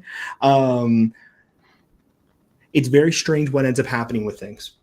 I've met a lot of people who are old school sketch collectors, right? Vintage sketch cards, 97, 98, 2000, 2007, 2012, even for Premiere. And I have these conversations with people who constantly tell me, I just can't agree with these prices. They're just not for me. It's just too much, like, especially from what I was able to get back in the day for X. I will say this. This is the natural order of things and how collectors start capping their collections and start passing the torch. What ends up happening is that you pass on something because you're like, you know, I have this, I don't need this. Someone else gets it and it becomes their cherished item and their grail. For instance, I got this card, and this card was early on in my collecting when I started getting like really heavy into this, seriously spending money. This was on eBay. And this is Jim Kyle. And it's one of the first surfer sketch cards I've had. Jim Kyle's notoriously a notorious artist, so I won't say more than that, in the hobby, all that kind of stuff, right? But to me, and this piece of memory for me is, man, I really love that kind of sinister surfer, herald, destruction coming, and I haven't seen it captured very often. So I'm absolutely obsessed with the card. It's one of my pride choices. But the collector who was bidding on this against me, who's a friend of mine, was like, you know, I have another Kyle. It was going kind of high. I'm used to getting Kyles cheaper. Torch is passed to someone else who becomes a fan of the card, and the cycle continues. And I'm noticing it now with cuts, sketches. Yeah. It's very interesting to hear that line. Matt, I'd love to hear your thoughts on this. The whole pricing thing is interesting because I feel like I'm at potentially that natural end of the cycle where I find that a lot. I'm really super picky now about sketches I want. I see people, you know, I saw someone posted a Danny Moonscar sketch for $999 on eBay. It's like, what's going on here, right? Come on. And to your point, there is this feeling of, is it time for me to pivot and for me to start thinking about, okay, now that the prices are at the point where I don't want to pay them, am I at the point where I should start selling my collection? Right? Is that the natural, okay, well, if prices really are this high, maybe it's time to move into something else. And that could be OA. So I'm at this interesting tipping point myself where it's like, what do I do? What's my next step? So I've been mulling that over. I think I went over with you, Fausto. I did the math on how long it would take me to sell my collection. And yeah, that made me throw up in my mouth a little bit. I think the math was I need to sell, if I want to get out by the time I'm 65, if I want to do it by the time I retire, so 11 and a half years, I need to sell 30 sketch cards a week for 11 and a half years. And that's just a massive collection. Like, but it's terrifying though, because I can't do that. Who can do that? So like, what if I? So I'm trying to convince my kids I like sketches. Sit them in front of your binders, be like, exactly. You guys deal with this. Here's an estate lawyer. Figure that shit out when I'm gone. But no, it is. Your whole point about hitting that point of where you're no longer comfortable. Yeah. And us being fortunate that, thankfully, because of Tops and the sports and people coming over, there are new people coming into the hobby. So there is that opportunity for people to continue to keep the hobby vibrant. Yeah, I've been keeping an eye on that in particular. There, that last thing Matt was saying too, with like, because I'm in a weird place with my collecting where my decision was to kind of end what I've done like at the end of Upper Deck. Exactly. So I've been paying attention to what, and I think a lot of us really, whether we talk about that or not, are feeling that as well.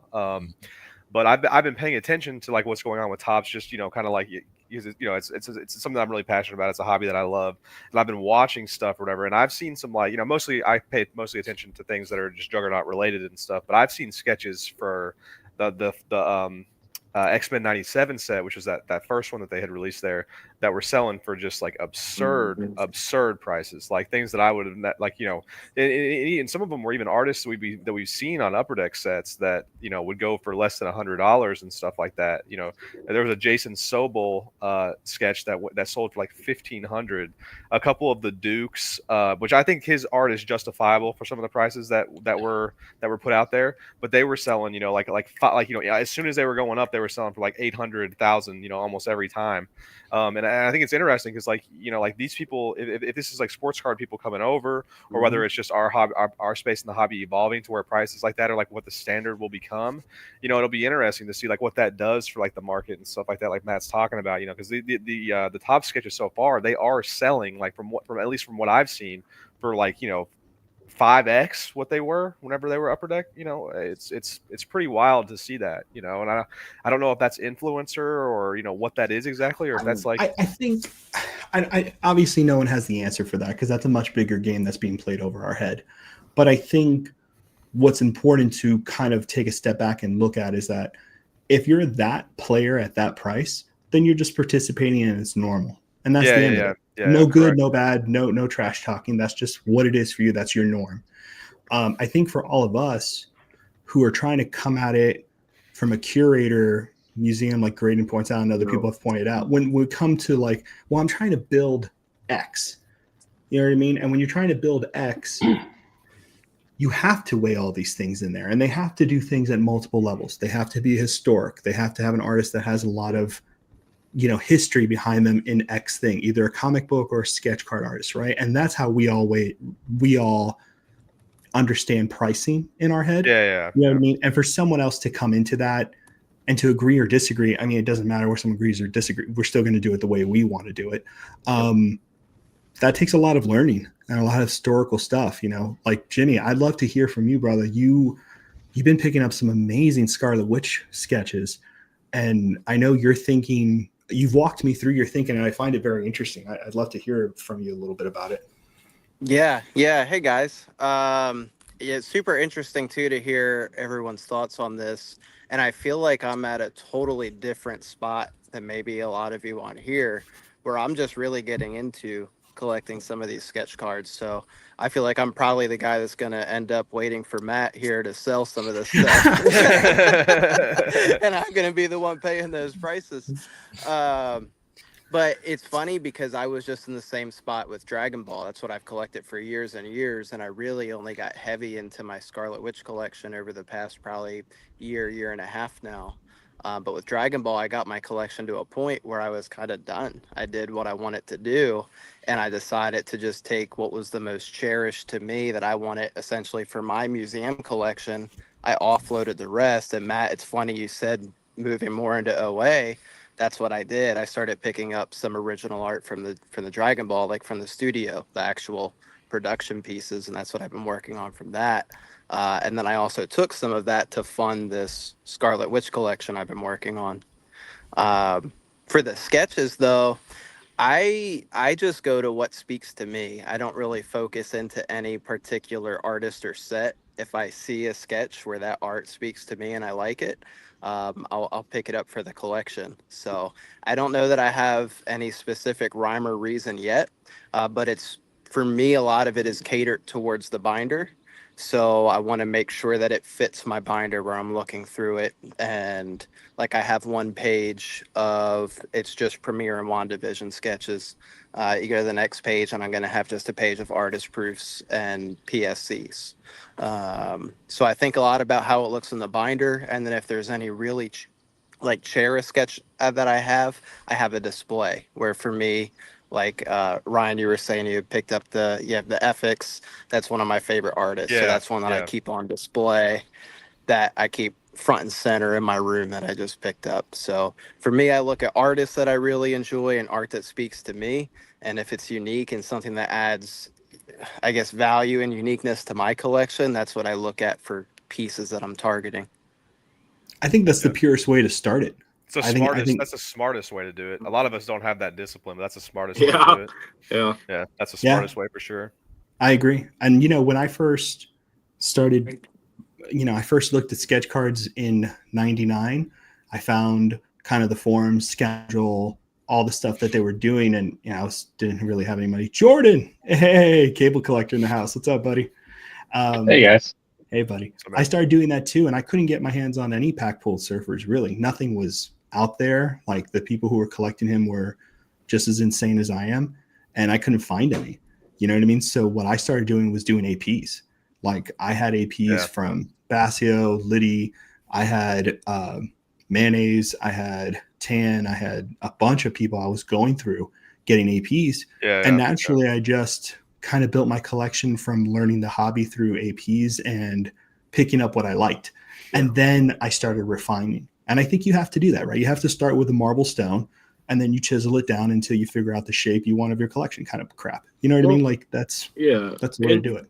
And I've always, this is how I've been too, is, I found cards that I wasn't even looking for. And like, I've had people, reach out to me and be like, hey, this card's available. Are you interested? Like, I've done that where, like, the 98 sketch, I wasn't even looking for, like, I had no idea that was even going to happen. Honestly, like, it was complete pure luck that the guy reached it, that Fausto helped me find it. And I reached out to the guy and the guy messaged and everything. Like, it was pure luck. Like, a lot of, like, even like plates I've had, it's pure luck. Like, I wasn't looking for him because honestly, I didn't even think I was even, like, the Ghost Rider collection I have, I didn't even think it was going to happen, honestly.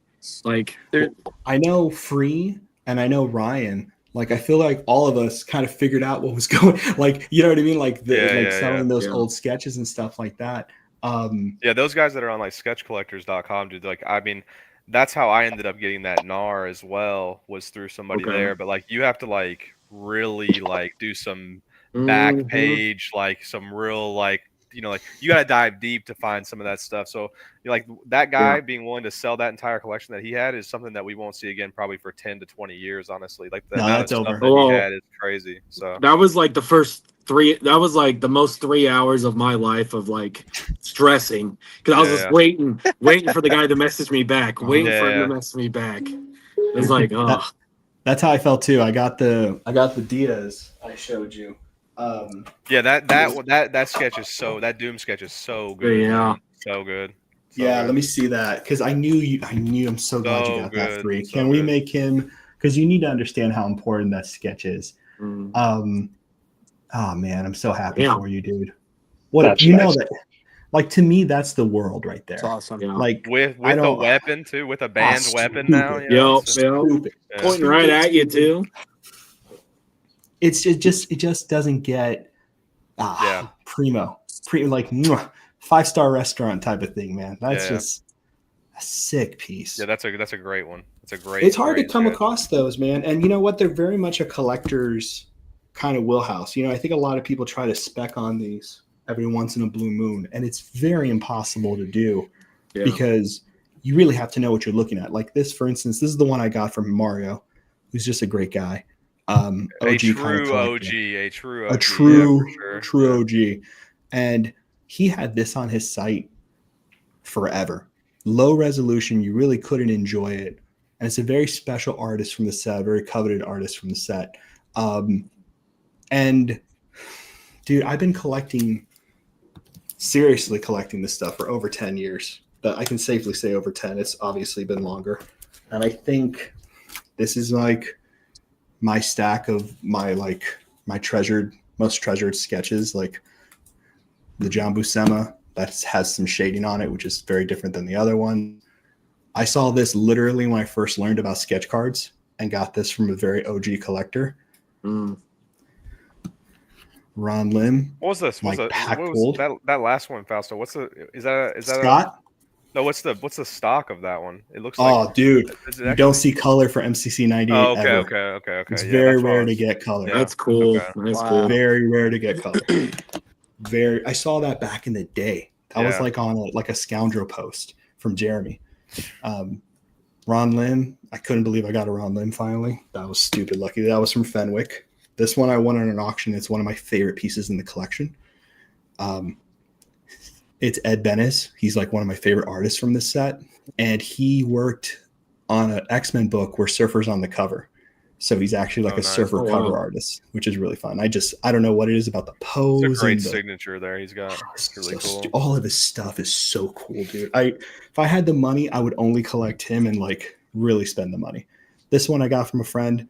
It's beautiful. It's called the Herald ballpoint pen. I love this piece. This is from Jose, who did me a favor and let that go to me, which is really lovely. And then this one I got from another Jeremy, Mike Dodado Jr., who's just a very famous artist, but I just love the pose. And I don't know. See, I just find those pieces to be so beautiful and just, I don't know. They're just, that's 7 sketches. 10, yes. Yeah. And this is the only other one I have. Let me see that guy. I have the list. That's so stupid nice. I have the list somewhere of how many were done. That's beautiful. Yeah, he did Dick Ayers did a Phantom Rider too. Yeah. Yeah. Did Greg pick that up? Someone good picked. Some collector picked that up. A good collector got that one. I haven't talked to Greg, so he might have picked it up. I'm not sure. He might have. Someone picked that up. Someone who's like a real diehard fan got that sucker. That was a good one to get. Yeah. So Jordan, tell us about your cable sketch hunting. How's that going for you? We're just all sharing war stories here. Just slowly here and there, honestly. A lot of the big name stuff I'm not willing to pay the prices yet, just because my focus is elsewhere, not on sketches right at the moment. Yeah. My focus is more on plates. So that's the understatement of the century, by the way. Not to put your business out there, but that is the understatement of forever. That's amazing, by the way. It's true. That's good. I don't care if people know. I think it's cool. I when I cut off the collection at 2014, the things I was going to continue on were the cuts, because cuts didn't exist for me past 2014, really. And then the plates for Surfer. I still pick up plates for Surfer because I just think it's so cool to have that piece of production history. You know what I mean? It's just a lot of fun to have with us. I like them. Like them a lot. Yeah. My goal eventually is to get one sketch from each set of cable, if I can find them. If I can't find it, that's okay. So that's the end goal. Yeah. I'll show you guys the surfer plate collection I have, and then I want to see stuff from Jordan if I can bother him. So I'll show you guys these, and then you guys are welcome to share too. I feel bad. I don't want to put you on the spot, so I'm just putting stuff out there. I can go grab the binder here in a minute. Whatever you guys want. Don't feel any pressure. I got a whole bunch of stuff I could show too.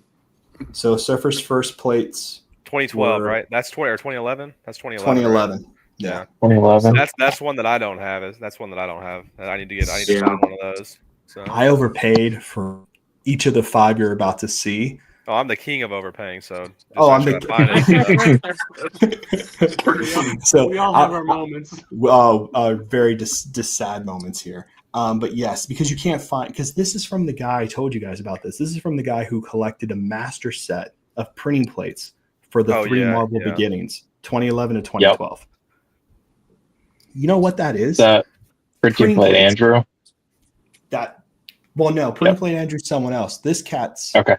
I showed you his email. This is a separate dude. You know who it is. But yeah, so these. Oh.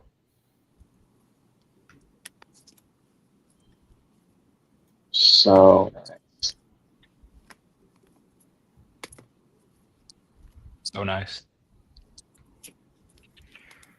So do the yellows usually suck for Surfer too? The yellow plates. Man, I take what I can get. I don't care. Okay, yeah. I used to be real picky. I was like, I want the blue one because it's the best. And then I passed on one, regretted it forever, and never found it again. I was like, you know what? I don't care anymore. I'll just take what I can find and live my life. But yeah, the yellow ones are not. I kind of like that they look gold, but again, I think it's part of history. So I don't. I'm not downplaying. You're right though. Yellow is like the least some of the ones I've got, man, are just horrible. No, you're not wrong. The yellow ones, 1000%, you're not wrong.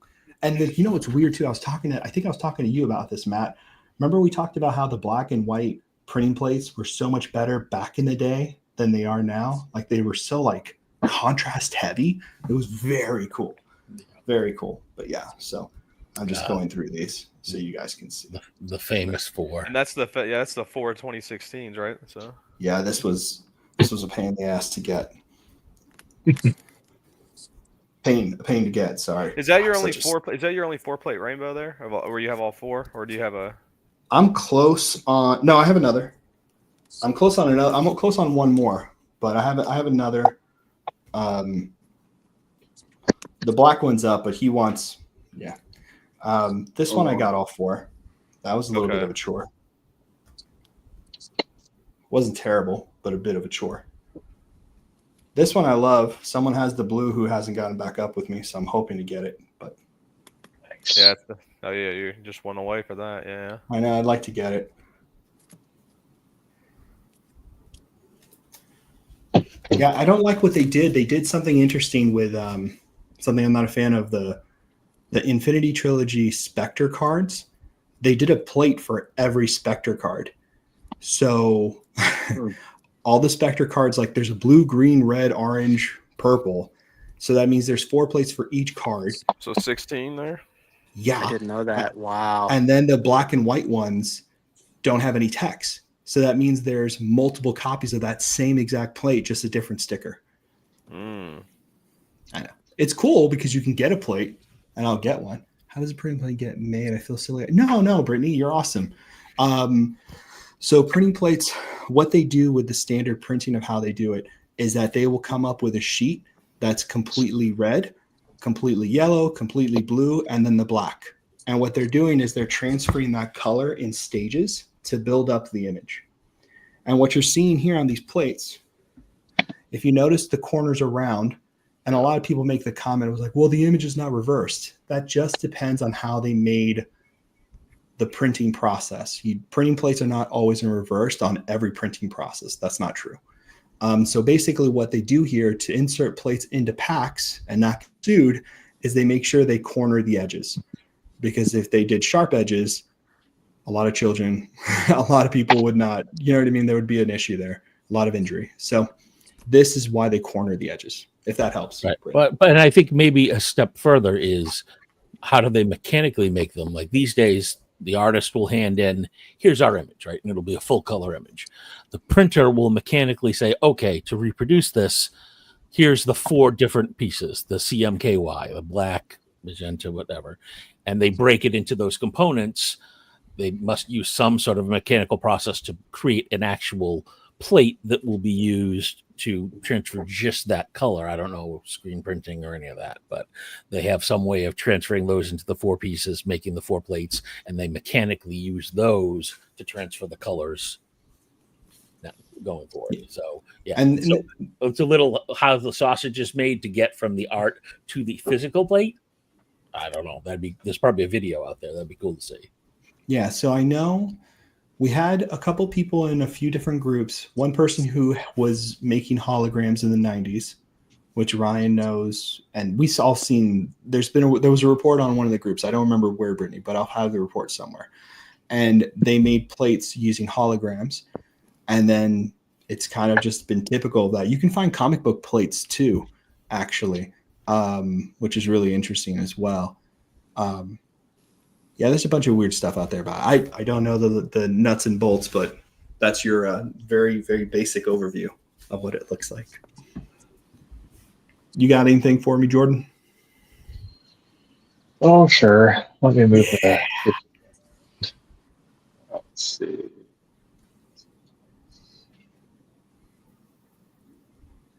It's got that cable 8-plater here. Is that the show? Let me switch the camera again. Let's go. And please don't make fun of Jordan's home. This is where he can live now, affording all those plates. So let's be gentle. We'll do a couple sketches first. This one I got recently from the. Here, put it a little higher. Jelani. Oh, wow. Lower. Nailed it. You're good, brother. You can't see it. 97 set. Nice. Whoop. Did we just lose him? Yeah, we lost a second. Nathan, can you add him back if you see him? Yeah. Let's go over the website now, Nathan. That's a Yeah, perfect way to do I'll it. grab the binder here while we're doing this too, real quick. You rock. here. Thank you. Here it comes. Sorry, you guys. Okay. Oh no, he's You're back. fine, Jordan. You're fine. Hey, we'll let you work that out, but I'll get the website up and showing the 3 o'clock auctions. As we're approaching that, we got about 20 minutes left on those. So if you guys are interested in any of these 3 o'clock auctions, head over and get some bids in.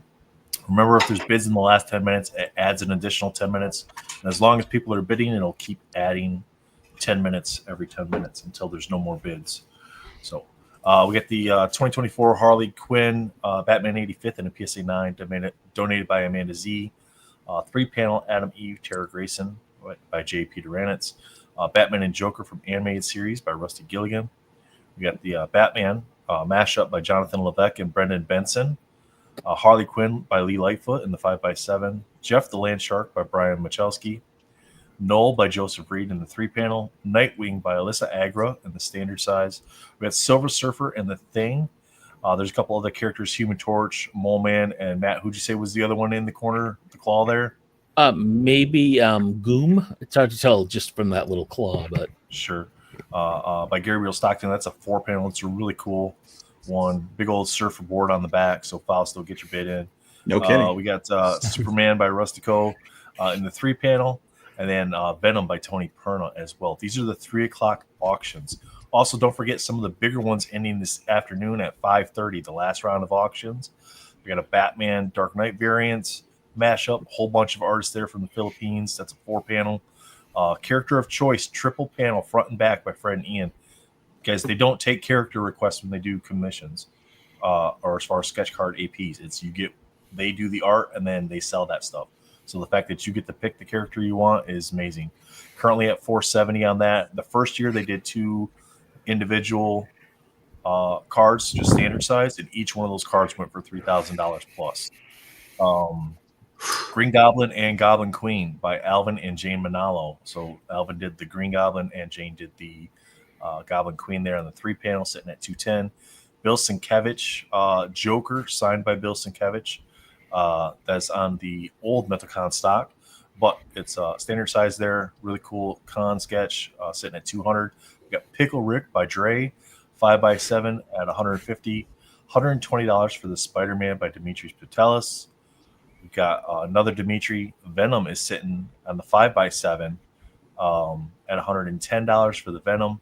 We got the Star Wars by Gabriel Stockton. That's a 4-panel at $80. When you click into these, you'll be able to zoom in to the images on any of these auctions, get you a close-up. If there's back art, we show the back image as well in the primary thumbnail.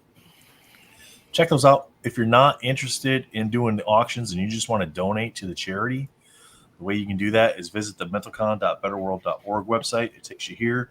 Here's the auctions. You can cash donate here. If you're going to do a cash donation, though, pick up some raffle tickets, too. Get entered in for the 9-panel. These are all 5x7s. We got a Wonder Woman by Alyssa Agra. We have Matt Brains Fried. Dark Side. No. Yeah. Dark Side. Is that right? So where are we? Yeah, Dark Side. Dark Side by by Brains Fried today. Dark Side by Joe Marabolda. Michael Munshaw, Superman. We got Joker by Lee Lightfoot. Batman by Dre right there in the center. Adam Braun did the Bane. We got Paul Hill on the Supergirl. Mashup Brian Michalski and Jonathan Levesque on the Poison Ivy. And then we have the one non-DC card in there is Invincible by J. Peter Ranitz. 131 tickets sold so far, so you have really good odds of winning that. Especially with Armando winning 4 out of 5 giveaways over the past 2 days, 5 out of 7 or whatever. 1 entry for $5, 3 entries for $12, and 5 entries for $20. So you get a little bit of a discount if you pick up some additional tickets. So at least it won't be the StreamYard tool doing it. It won't be the stream. When he wins that, it won't be the StreamYard tool doing it. Yes. I hope he does win it because it makes shipping everything to him easy.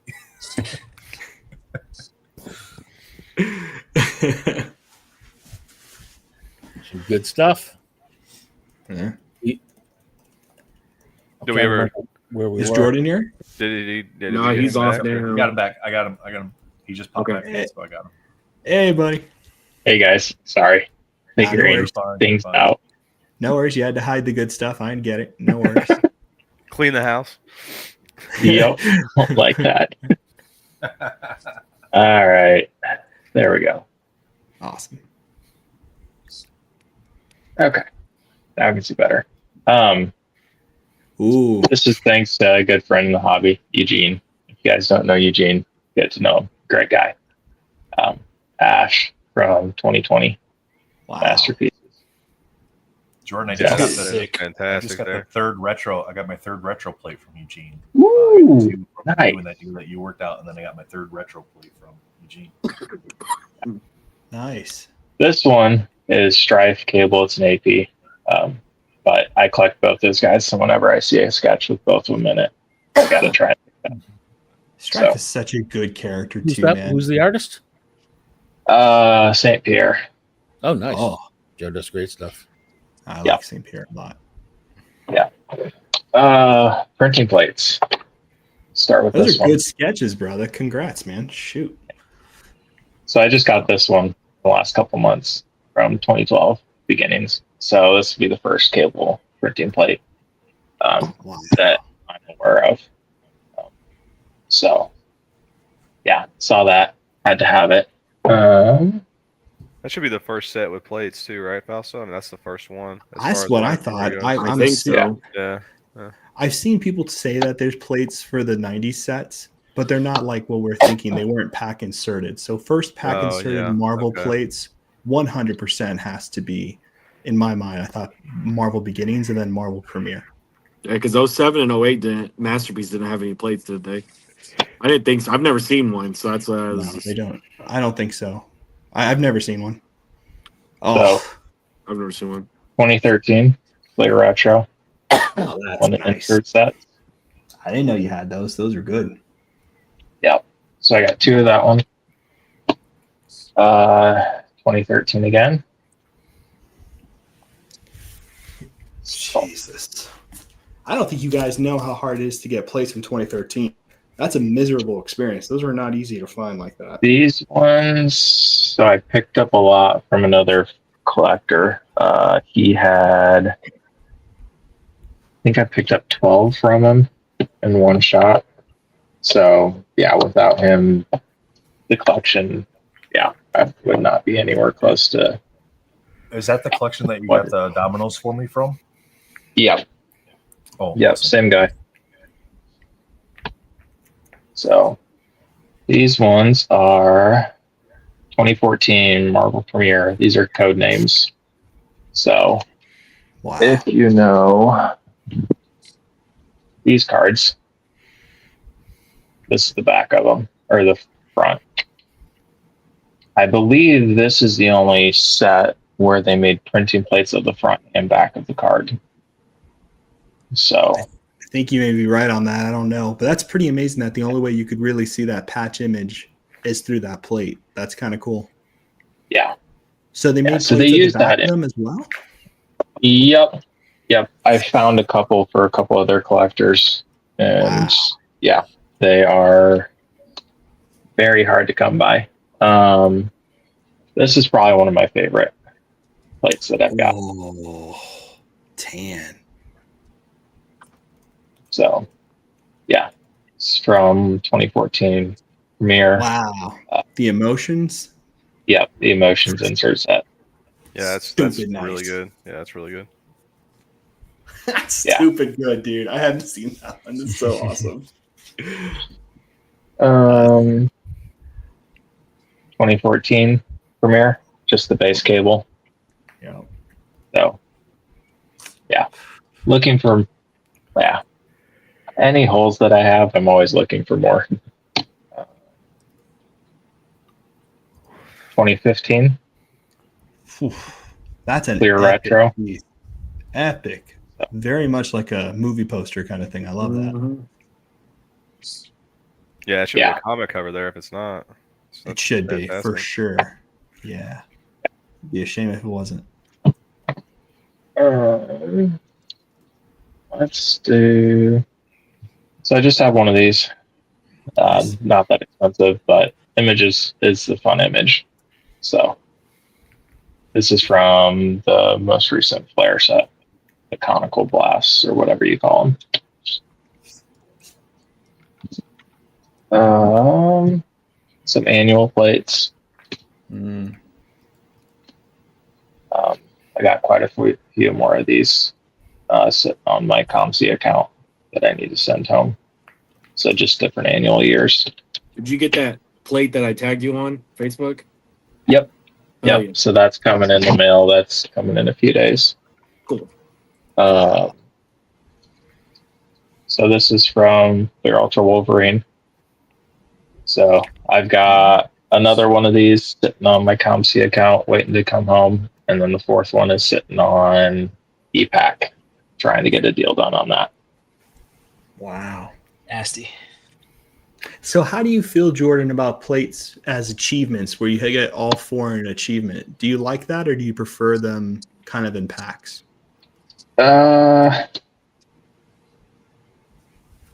If they can guarantee that all of the achievements will be done, then I prefer it that way. But that is not what happened in X-Men Metal. Oh yeah, Because dude, they did not. Yeah. I have the high series. The high series Juggernaut from X-Men Metal is my favorite card of all time. I've got the 1/1 green PNG all the way down, and I have watched that sit there in that achievement redemption for years now. You know, to be able to get that redemption done would just be almost impossible now to get it. It is impossible at this point. There's not enough unredeemed. So that 4-plate booklet will always, unless Upper Deck has an auction or something like that to get rid of some of that stuff, it'll just sit there forever, and like people won't ever be able to get to it and stuff. But I hated that 4-plate redemption situation there. Like I always thought if you were gonna do that way, they should have allowed you to pick the character that you were doing. If you took the time to finish the achievement, they should have given you the reward of picking which character that you wanted to get from it. I think the way they did that was terrible. So or make that an option. You know what I mean? Like you had to do this one extra step to pick your character. You know what I mean? Because that's a depressing thing to get certain characters after that run, you know? Yeah. I mean, it's hard though too, because like, especially for all the stuff that was on EPAC, the stuff that like, well, my thing too is like, okay, so I've seen 3 plates of Death Rider. I have the red and I have the yellow. The black's on EPAC. I have never seen the blue is not on EPAC at all. So it's either physical or is one of those boxes that was not ripped. Yeah. Or so this one, you guys probably know this set. That's nice. So 92 platinum. I do have all 12 printing plates of Cable from this set. Nice. Yeah, that's a crazy achievement too. To be fair, that's crazy. Stupid. Yeah, stupid hard. It literally just worked out right. Like everybody who pulled stuff, like I knew from previous talking in the hobby, and it just worked out that we were able to make deals on it. And yeah. So these were all achievements. Wow. Yeah, I didn't mind this one because these achievements were easier for people to redeem, and I believe all of them have been redeemed. So if achievements are done like that, I don't have a problem with them. But yeah, when they make it too hard to get all the achievements, then that makes it a little more frustrating. Yeah. I like the individual. I think the individual plates one is. I also agree with that. Like where you get the one plate as opposed to all 4 being in a booklet or what have you is also better as well. I had a good time. Like this set this 92 platinum set was one where I actually traded my full 4-plate rainbow for the base card to finish another project that I was working on. So that's one plate that I'll never have. But it was more important for me to finish what I traded it for me. But actually, I can just tell you what it is. But so I have the Fleer Ultra Wolverine Tom Fleming painting from that set. I have all the preliminaries. I have all 4 plates. I have the Gold Spectrum 1/1, and I have every single parallel now. So I have like a full, like as rainbow, as far as you could rainbow it. I have the whole entire, like I have everything that exists for that art now. Which was one of many goals that I've had in collecting, right? That I wanted to check off and stuff like that. And it was cool to see that come together that way. To be able to have all 4 plates, the 1/1, the painting, and all that stuff. That's a really it's a really an ultimate achievement, as far as like things that you can accomplish it as far as like what we're doing and stuff like that. So I mean, it's one of those like we have a list. Like, no, there's not like an official list, but there isn't a list in people's head where like for a character collector, I think there are certain things. Yeah, for sure. You wish you could do. You know what I mean? And I don't. Yeah. I don't think anybody here ever argue being like, yeah, that's at the top where it's a complete rainbow. Yeah, you know what I mean? Yeah. It's Well, an see, impossible thing to That do. I mean, I did with the Death Rider is I did a plate, I did the base, the orange, the base, the green, the orange, Which the set purple, is it? Midnight Suns. Midnight Suns. Okay. Then I also did the blue.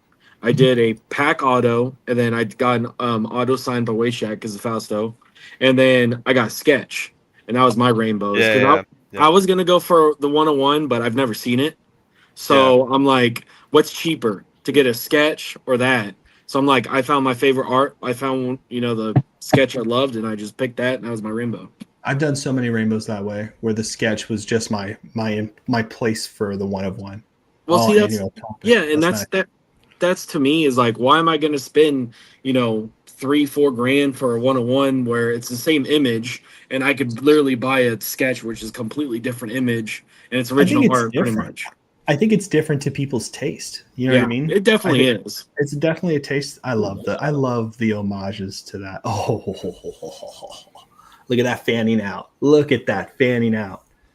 And hey, guys, to everyone watching, there's 3 minutes until the 3 p.m. auctions end. So that's why we're here raising money. Get your bids in, you guys. Head over to the website. There's amazing stuff that's about to go. Yeah, we can put that on screen if you want, Nathan, and hold off on this and just talk a little bit. I don't want to take space away from that. Yeah. So, but those are some amazing pieces too that are about to end. So it would be great to see them one more time on screen if possible. Well, how about I want to say How this too. about- Or is he going to talk right here? Or he's probably going to talk. You're good. You're good. No, go ahead. Go ahead. I was going to say that what makes that Fleer Ultra Wolverine thing I was talking about as crazy as well is 2 of those plates were on EPAC, and then 2 of them were actually in product, and they made their way around. So like for just the absolute luck of all that stuff, like making its way to me to be able to complete that is absolutely crazy, man. Crazy. So stupid. That null is so nice.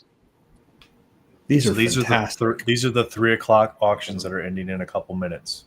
So mentalcon.betterworld.org is linked in the description below. You can get your bids in there. Don't forget the raffle still exists over there too. This is a 4-panel by Gabriel Stockton. Ooh. Oh, yeah. So that's a thing I've always wanted for my character collection is to have a sketch card that has comic book panels, because a few artists did that back in the day where they treated it like a comic book page and you could see panels. That's a beautiful piece, by the way. So he wrote here, this is his first time doing art for MentalCon, and I don't know if Gabe's in the chat or not, but this may have been the first sketch that he did too for MentalCon. First time here. Killed it. It's great. That's a classic moment. That's really beautiful. And we got the Harley Quinn by Lee Lightfoot in 5x7. That piece you can just put on the wall. That is just a gorgeous piece. Lee does a great job. And then Batman animated by Rusty Gilligan. That's awesome. We've got the Venom by Tony Perna. Oh man, fantastic, dude! I'm gonna show some of his stuff here in a minute. I'll show a couple Pernas. We got Nightwing by Alyssa Agra, Filipino artist. She's got a nice anime style. Jeff the Land Shark by Brian Michalski. That's awesome. This one's a mashup between Brendan Benson and Jonathan Levesque. Wow, Frank there. Miller. Batman. That's a good one. And then Amanda Z donated the Batman Achievement 2024 Harley Quinn PSA 9 as well. So she killed it with those.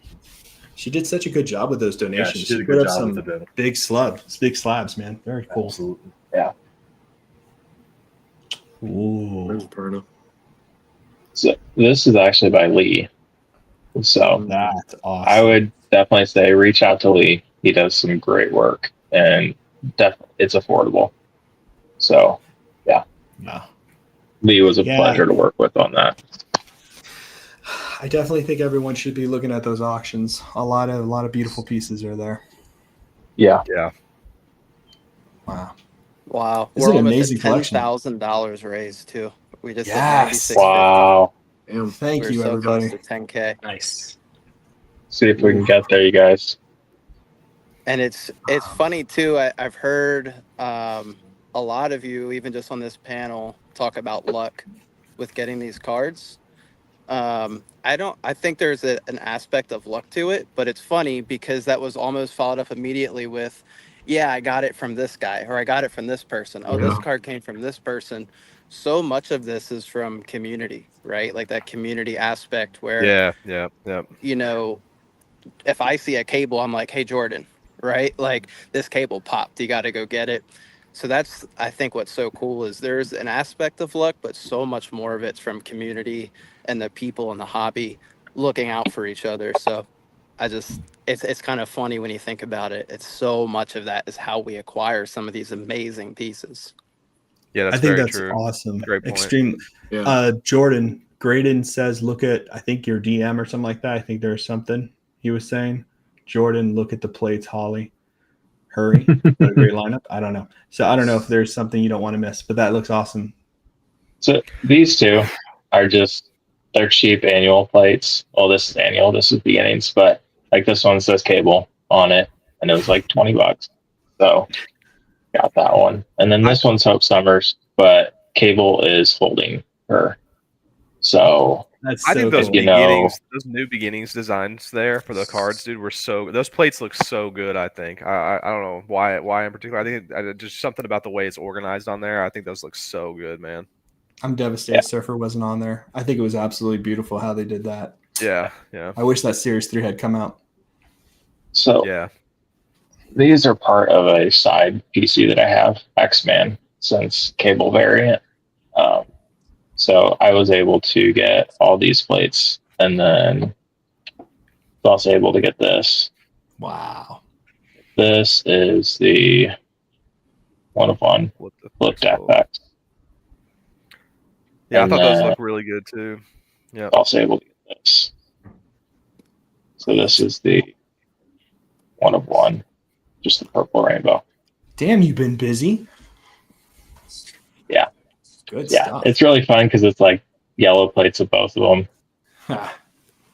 So Now that's another thing. Like, does anybody collect like anything besides just cards? I know Fausto does, but like, just What do you? wait. Whatever you said. Like, Then one character or yeah, one of your like your character, of like your character. yeah. Yeah, I stopped. I have my Mando collection, but I kept that really small. But yeah, I don't have any. Like with Surfer, do you collect like stickers or anything like that, or? Oh, you mean like Yeah. type wise? Yeah, for sure. Like the Like different collection stuff like is that. the collection is built around anything that's like kind of card adjacent. a Lego Moon Knight there? Is that what that is? Yeah. Ooh, that's Yeah. nice. Like, I'm waiting for a Surfer Lego. you got some stickers. Got Yeah, a I just postcard. pulled postcards. I just pulled the trigger on a 1983 Hallmark Silver Surfer sticker. Okay. That I'm gonna cut up. So maybe your characters are on there too. But I'm gonna. It's cheap. It's but These are something. cool. Oh, that's sick. What's that? These from? these are promos from Siege of Darkness comic book. And So that there's, was in there. It was in comic book displays. Sick. So you got all three of them. That looks good. I love that kind of stuff. Yeah, just Yeah, unique stuff like our buddy Matty, who's a Gambit collector, and I can't show my screen, so I can't share. But I'll have a video with him special. But he shared a bunch of images from his collection, and he got me fixated. And I was looking for this for a while, but he really has gone ham on finding his character card in the toys. And Surfer's toys never came with any of his cards, but later they did put Surfer cards in this Marvel Hall of Fame thing. So I was able to find the Invisible Woman, and then luckily the other one I found had the card flipped. So I get to have both in display. That's cool. So Do check that out. That's a fun. That's my boy Jordan. There he is. This one's thanks to Maddie. That's like Maddie got us all on to this. Yeah, you can see the card back behind there. I always wish like even the older ones were like watermarked and stuff too. That's one. That's one thing. Yeah, they're not. These are definitely not watermarked. They're not anything special. They were just like you can see like this character's name is Silver Fox, so they threw a Silver Surfer card in there. But they did stuff like that. But the Toy Biz ones are marked. Masonic. That's the hard part too. Is like, you go online, you could. It could be it, but you don't know because it's not. What? Because nobody knows. Like, no, finding them sealed like this is the way to go, and you have to look at the back of the card to know really. Well, see, like, here's an example of a card. So this card right here. This card's completely blank on the back. So this card is from a set called the Keepsake Collection back in 92.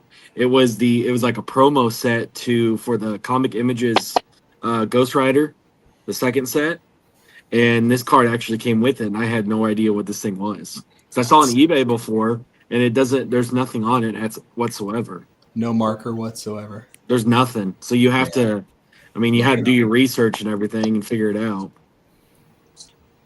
That's amazing. That's pretty cool. Just different stuff like that. Cool. That's like another card. Ooh, what's Free got? Let's see what Free's got real quick. See, that's stupid. So I also collect Blade. Blade is like, I always say he's tied for number one because people think, Blade or Doom, which one more? But for me, they're both my favorite. So for Blade, which is cool for me to collect the red plates, specifically magenta, for obvious reasons. Blade's got the blood factor. He's a vampire. So for me, it's the most apt plate for him. So to have one for this set, the renditions, is kind of like the throwback to like the 90s Marvel Universe sets. That was the set I grew up with too. So like as if you have a retro, kind of like Jordan's platinum plates. This is kind of like what Blade's got working with retro. Well, Upper Deck mentioned a long time ago to me and a few other people that they were going to do a retro, and that was coming. So I think what they did was they didn't, they put the ones they had prepared in renditions.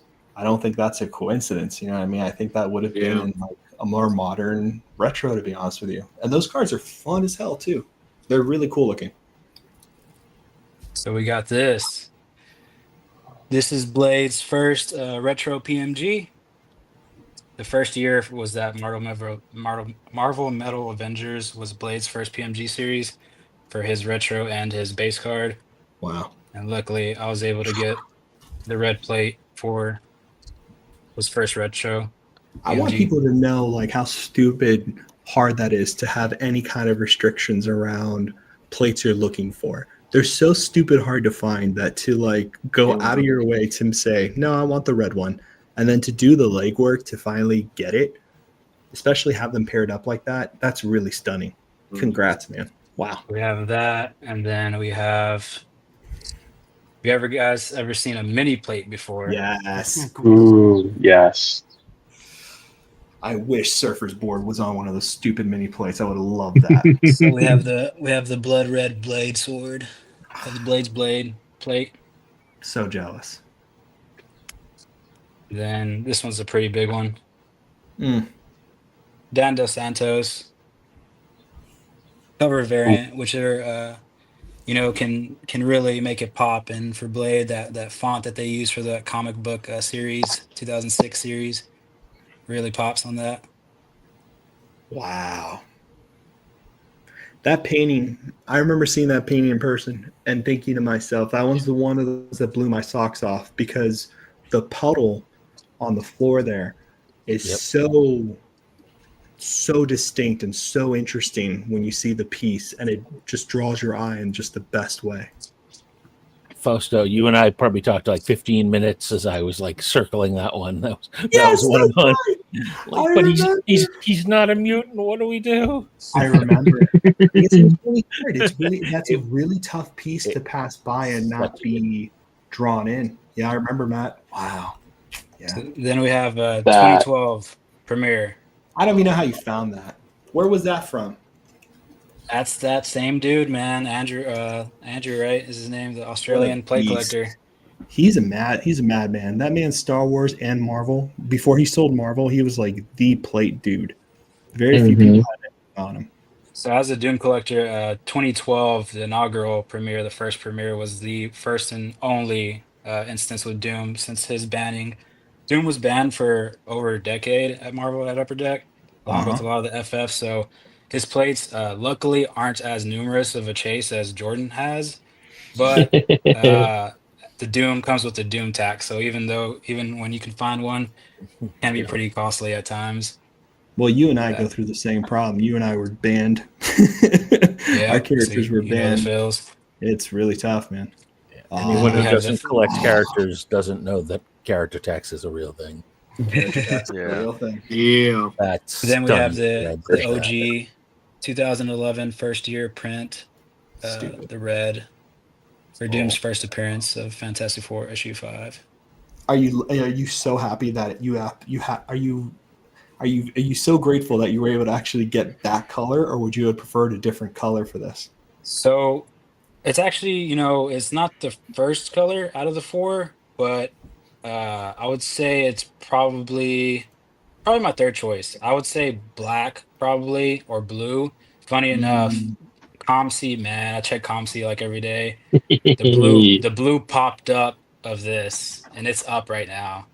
No. So the blue's up. It's at a crazy price. So I'm starting a GoFundMe page now. If you guys want to donate to that as well as MentalCon, that'd be great.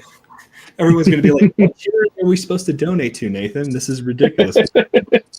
It's the free comics. Free comics.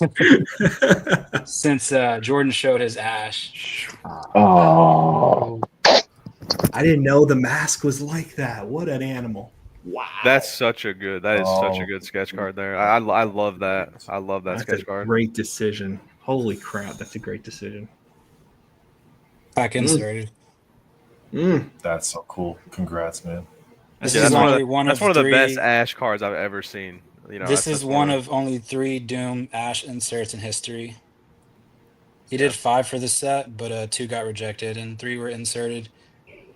This is I my believe favorite 1 thing was ab- physical and 2 were EPAC. This was EPAC. That's my favorite thing about character collectors, is that only we would know something as crazy detailed as that piece of information. Yeah. It's also cool because we can talk to artists on IG and stuff too. It's really That's how I nice. found out a lot about that. And then last thing I'll show here right now. Ooh, Burner. did you get that from we're Fenwick, talking or was that- Burner. And since Matt was talking about, maybe passing down some of his collection, this was come straight from the Matt PC. So thank you, Matt. Oh, love seeing that with you. Wow. So I hope you know that, like, you can go see all of, like, that's one of my favorite Pernas I've ever seen free. Like, it's just one of the best ones, man. Stupid nuts. Yeah, he's a pretty good that, artist. that one's an honor to have a 2008. He's all right. Yeah, he's all right. He's all right. I missed out on a Perna a while back from Elusive had a Perna that I passed on. I didn't have the funds at the time, or didn't want to fork it up. And then but later down the road, Jacob Moore, shout out, Tired Hobo. He went to OAX, and he was my little spy bird out there. And he let me know that Matt had that, because I told him to look out for Doom. So yeah, like I think Hermit was saying, the community, that's what it's like. Luck plus community, it's your connections. So just don't be afraid to talk to people, make those connections, and that'll only help your collection grow. Very, very true. Yeah. Thank you for sharing all that free. Those are awesome, man. Jordan, thank you guys, by the way, all of you, for sharing this stuff. This is just fantastic stream. We're at 9825, guys. Let's get to that 10,000. We're so close. The auction's ended, so that's amazing. So we have a new round, I'm assuming. Is that correct? Yes, that's correct. Do you want to see the new ones? Yes, I'm excited. Yeah. Okay, well, you can't see the new ones, so where's he at? All right, he's got to go. He's lippy. No, I'm just kidding. All right, welcome back, Fausto. Okay. How was your time out? Did you I was enjoy okay. it? It was Great nice. stuff, guys. I'm loving I seeing the did some sketches and the reading. plates. Like you guys are talking about like how in depth you are, like knowing like how many sketch cards from an artist were in a set and stuff like that. And I thought I was crazy with my spreadsheets. You guys are a different level of. All right, You're as insane 4 o'clock. as we are. Just on a different scale, right? It's yeah. We're all on the scale. We're all on the scale. All right. So 4 o'clock auctions here. Got the Immortals by J. Peter Ranitz.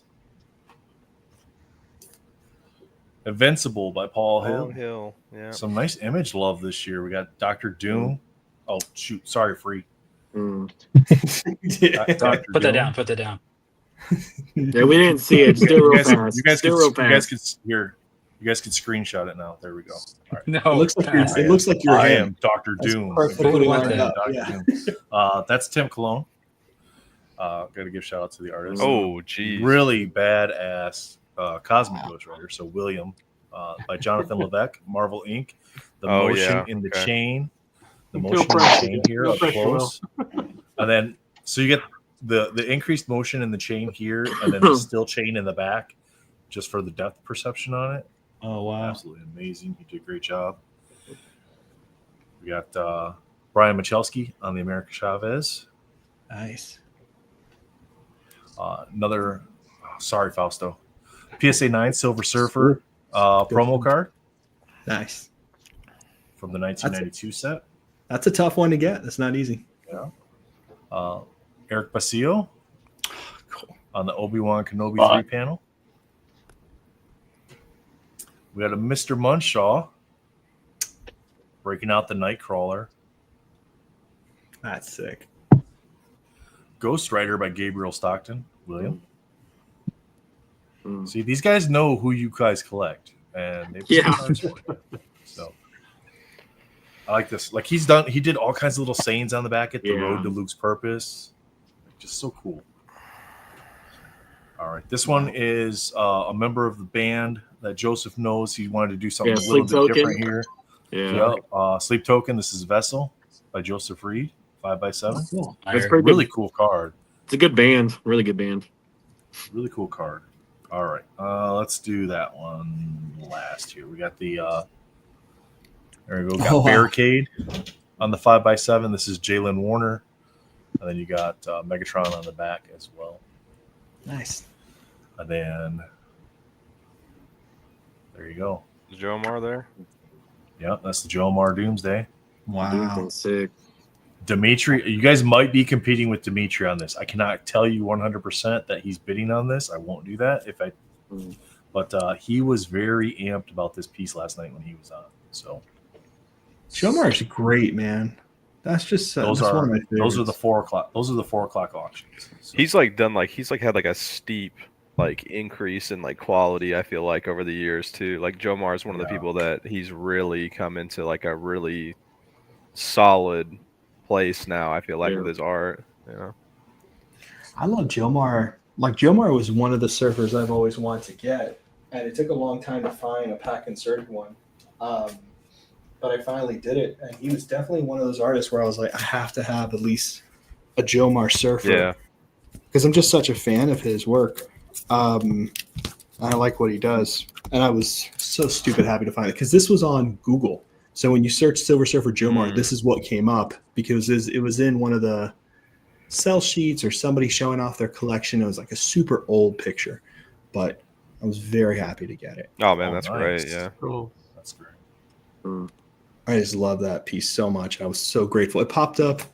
It wasn't on eBay. I was messaging somebody who posted a couple of sketch cards I had never seen before. And I was like, this person has to have something else in their collection that's kind of hidden away. And I was like, you have any? Yeah, I was like, you have any surfers? And they put this one in there in the message of eBay. And I was like, I'll take it. But yeah, that's great. Great piece. Those are some beautiful sketch cards, Nathan. That's awesome, man. People are making out like bandits. There's some beautiful pieces on there.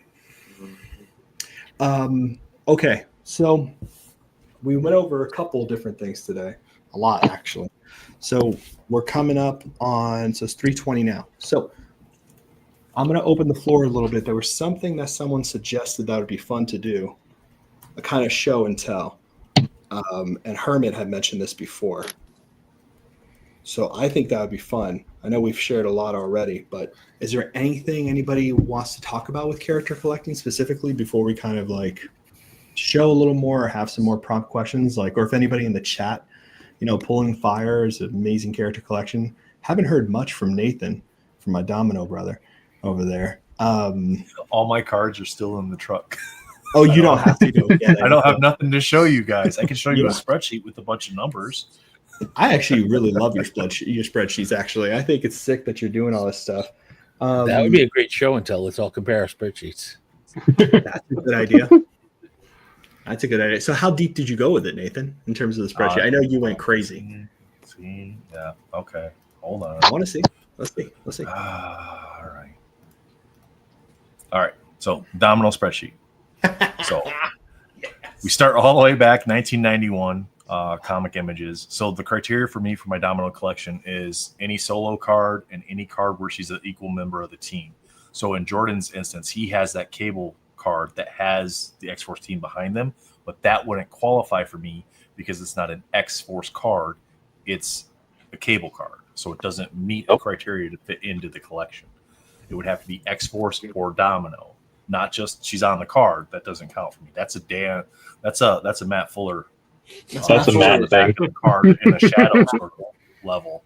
So, so I set my checklist up. I have all the cards in chronological order, at least to my knowledge of what exists. I have my have column, my needs column, and anything I've bought that's in transit still. And I have a 1 of 1 column, and I also have an IG column because I have the Domino Collector page on Instagram. So if I've posted the card to Instagram, then I've marked it that it's been posted there, so I can keep track. And then I put the front and back images of my card on the spreadsheet too. So it goes all the way down. Even here, this is like one of the oddball ones that's on there. This is the shirt. Promo T-shirt order, but because it's the card that she's on with the X-Force, I was like, I want that in the binder too, so I put that in there. But then it's got the variants. There's no Sonic variants, which I don't have the no Sonic variant yet. I've got the Toy Biz variant, so we got the base, the no Sonic, the Toy Biz. And so some of these, there's several options here, like 93 masterpieces. There's the base.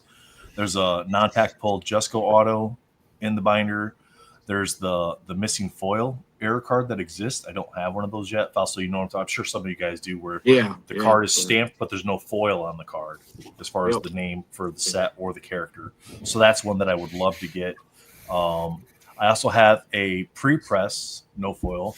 So you can't pull these from the card. This is from somebody that their dad worked at at Skybox at the time that the set was made. Super nice and guy. They had extra cards from essentially the production run that never got stamped. They never got foil or anything. So it's a pre-production proof essentially. So this goes all the way down. Here's one that's got to get entered in. This is the Feruza X. So this is another example of cards that have variants. You have the base, the US release X-Force for 94 Flair. There was also a Mexico version, and some people call it a Peru or Puerto Rican version, wherever you're from. The difference in the cards is essentially the design of the Pepsi logo on the back of the card. So there's variants there that essentially I started building out those variants early on. There's some aftermarket autographs that are in the binder as well. I'll scroll through a bunch of the Overpower because I don't want Jake to get too excited. We've got the TCG cards, the recharge cards, those sort of things are in here as well. So if she's in any of those sets, the Marvel Champions cards are later on. You get down here, so there's a couple foil variants of the Versus system that I need. And Fausto, you had mentioned something, I think it was you, where the Versus system has like different images, like the text on the card is slid down or something like that. Where you get so it's called an extended art. So it's called okay. So if you look at it, I don't know. I don't know if they make that for every character, but I haven't seen one anywhere for Domino. So okay. So I don't have to shuffle my entire binders again to add space for 2 more cards. Is what you're saying? You're always going to shuffle your binders. Man. Okay. All right. If you say, if I have to, it's inevitable. So here's an example of like the 101 situation. So what I do here with the 101s is I never mark them as a need because I don't need them. but I use this column here with an N or an X. N obviously means no, X means I have it. And if I have it, then I'll either put it in transit or mark it as have.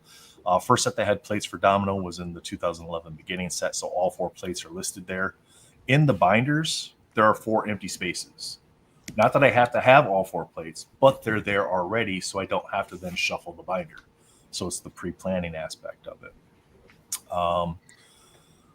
So we get down here. So this is where we're getting into some more of the things that I do have. So we got the Fleer Retro. So this is probably, I mean, it's the smallest of like the serial numbered sets as far as like what you can get, right? There's all the different, there's like 3 different PMGs there. You got the base metal card, the base card, and then Jordan got me hooked up with 2 of the plates. He got me the black and the magenta plate, and then I just got the cyan plate from Eugene. So I only need the yellow plate from the Fleer Retro set to have that fully completed. The tricky part with that is Deadpool's on the card. So he's in the bottom corner with the gun. Character tags. Yep, character tags, essentially. Yep. So, but yeah, I mean, this goes on and on. They're in chronological order, same thing. This one is a quad from the 3D set. It's Domino Forge, Hawkeye, and Nick Fury. It's like a 5x7-ish card. So I don't have that marked as anything. It's just there because it wouldn't actually go into the binder. It would like have to be put into like a top loader and then set in between the pages in the area of the binder. Again, here's a black plate I have, but then I don't have these 3, so they're not marked. So that's essentially how it goes. It runs all the way through 2019 Deadpool. I had to go through and actually find the cards images for her in the Deadpool set because they're not labeled as Domino or X-Force. They're just there's cards. Yeah. I think the 91 set was that way too. So all kinds of different ones here. I mean, the binders are pretty full. We can just scroll down. We can get down to some more of this stuff. Lots of binders. I mean, annual is ridiculous. There's like 16 plates for every annual set. It's insane. And this isn't to call anybody out, like who has it, but this is what I do. I put in here notes of who I know last had the cards. And if we had talked about price, I put in what their asking price is to me. They might not like that, but that's how I track it. And they might not like it because my spreadsheet is public. Like if you click on a description in my channel, you can access my spreadsheet. You make it at public? any point in time. Yeah, I don't care. So you get to see what I have. Look at him. He's like, I put it out there. Well, I'm very strict with the cards that I purchase in that I have a dollar amount that I won't exceed on a card. So if you ask $1 more than that, I'm not buying the card. It's that simple. Wow, you're like my ideal hero. Like that's amazing. I've never. Well, I have to be that way, or it would be like, okay, spend, and then exactly. What are you trying to say? The character takes over your life. What are you trying to say? I love my Pretty wife, much. and yeah. So there's a whole bunch of different stuff here. There's a bunch of things that, and with some of these most recent sets, there's things that we're not going to be able to accomplish because they never got pulled, and then now the sets are done. Like you can't buy them anymore. Yeah. Great achievements that come in the 4-pack, whatever, masterpieces. So this is where we get pricey, right? So we got masterpieces. Base is out of 1999. Bill's coming in. I think that's Bill. I'll let him get stuff situated. Let's see here. Yeah, so masterpieces, the 1999, the aftermarket auto from Dan, the gold sig, the preliminary art, the purple out of 199, the orange out of 99, the emerald green out of 25, the silver auto out of 10, the yellow printing plate, the variant cover out of $14.99. And so you notice the $14.99, they're different. Like I organized them by the base art and then the variant art. So they go in order that way, not necessarily by serial number. So the variant out of $14.99, the aftermarket auto on the out of $14.99 variant, the variant cover auto out of 10. So that's the gold auto. The only thing I don't have is a variant printing plate, but I do have the 101. I have the preserved in amber out of 50 and out of 15, but I don't have the 101 for that. I do have a metallurgy that's signed by Dan. So I have a blank spot here for a metallurgy that's not signed by Dan. So, yeah, so that's masterpieces. But there's, I mean, it's pretty in depth. Like it's every variant that I know exists, every printing plate that I know that exists. where they're at. Like this is an EPAC achievement, and last I knew, for the Allegiance versus X-Men set, that this card had not been achieved yet. So it's very possible that might not even be out there in the world to have or get. The only card that's in my binder that's not a Domino card or have Domino on it is the Pip the Pug card from Marvel Champions. It's because it's her dog, so it's in there with her. That's a good one. Yeah. All the way down to platinum. So platinum, just massive amounts with platinum. And you're keeping it to 2.5 to 3.5, right? Card size. You don't do pogs, you don't do minis, or are you just doing it? None of the others. Well, if it's a mini and it's a set released one, then yeah. Like if she's got a mini anime card or something like that, then yeah. So yeah, that's in there. Yeah, because she's in the Flair Ultra Wolverine has the out of 42 Top secrets, and the out of 5 top right. secrets. Yep, and I have both of those as well. Sick. The Flair Ultra Wolverine Gold Spectrum 101's in the binder. And you guys chat. I know Graydon might yell at me, but I put all my cards in my binder. They're all in the top loader and all in the binder. So, because to me, it's not. For me, it's never going to be what could I potentially resell these for. Sure, they can be sold again, but for me, these cards are never going anywhere until I'm not here anymore, and then my family can do. Yeah. But they have this that they can go off from. Yeah, Viking for me, Burial. it's sunk cost. It's sunk cost. It's the hobby. It's collecting. That's all it is for me. We got 2 plates from Flair Ultra Wolverine. It just goes and goes, and then you get to the annual, the 8 million annual sets, the champion set, and then you get into tops. So then tops is just ridiculous. If there was a card like the Superfractor for Domino sold. So I put where it sold at, how much it sold, and this one happened to be graded. Just so that we have an idea if it ever popped up again, where it was at comp-wise. The Women of Marvel set, the Matriarch set. You got the Topps Marvel Chrome. So this is the brand new set, so I had to add 17 or 19 new slots to the checklist. Is that how many it is? The 19? Jeez, dude. Yeah, so if they don't have any inserts and they only have one card, it's 19 variations. That's 101 all the way through the base card. Sheesh. Crazy. So then we get into numbers. So then here you see like there's a total of she has a total of not 101s, not printing plates. She has 412 cards that exist. So I have 82% of those that are actually in my possession, 7%. So I have 88.5% of the cards that are not 101s and not printing plates. Just 101s and just printing plates, there are 122 total cards for Domino, and I own 21% of them. So, in total, for all of our cards, there's 534, and I have 73% completion on the collection. Really puts the name of this con into perspective, doesn't it? Mental con. Yeah, exactly. It's mental, right? It's mental. But then I have a section for comic cuts and sketches. So I haven't input my sketches yet, but these are the different comic cuts that I know exist out there. So New Mutants 98. What I did here was because they did so many different cuts for New Mutants 98 for the Deadpool set. I just went through the book and went, how many times does her face appear in the book? And I put that many entries in here because there's probably that many cuts out there for her for that book. And then you got like the jumbo splash page from the New Beginning set, and then there's an Essential Issues comic cuts from the Matriarch set. So that's my spreadsheet. So you know, it's sad. A, none of it surprises me because it's literally exactly what I've done. B, I'm sad that it doesn't surprise anybody else on this call. Yeah, it shows how sick we all are. Just a different version of it is what I've got. Exactly. So I write everything. Like I go on like online and everything, get everything, and I'll just write it by hand instead of going. I'm old school. I'll just write literally everything. What? I think if you're a character collector, if you don't have a list, however you have it, you're not doing it right. Yeah. I'm sorry. Yeah. It's tough. You need some tough focus. thing. You need something to go by. So another character collector in our midst. What's up, buddy? What's up? I was gonna throw some numbers at you guys too. I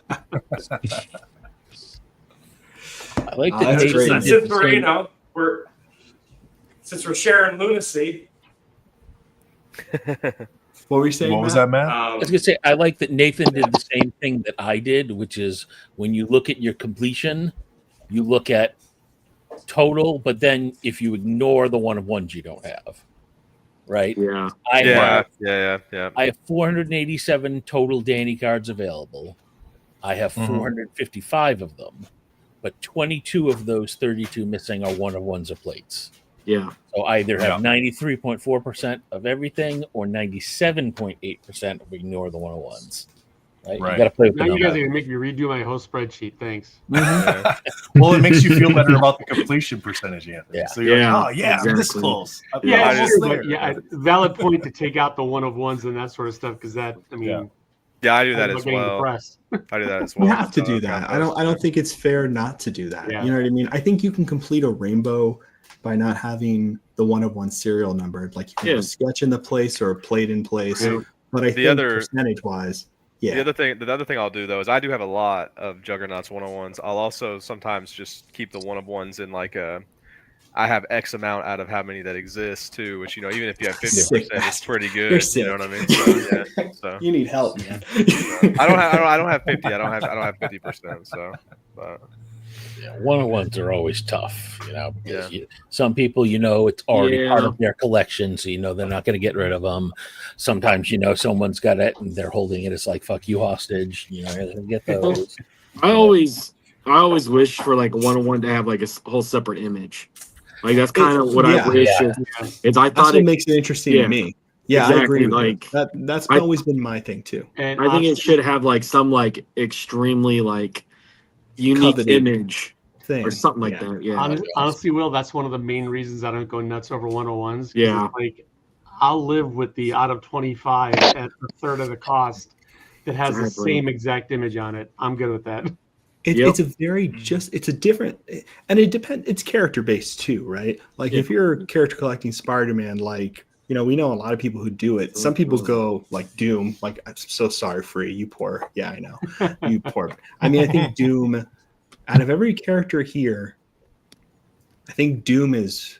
I think Doom would be up there. Expensive. Would be, Doom yeah. is you have No, he'd worse be- with it. amongst anybody. this, as far as I know, Amongst that's probably us? the highest tiered character for sure. I'd say. I think Doom's up there, unfortunately. I think it's funny too, though, how you can have a lower tier character that gets elevated so drastically just based off of one set. And I think Well, Domino is especially that when type of someone character. shares their checklist, like that becomes a problem. Well, you don't give me that look.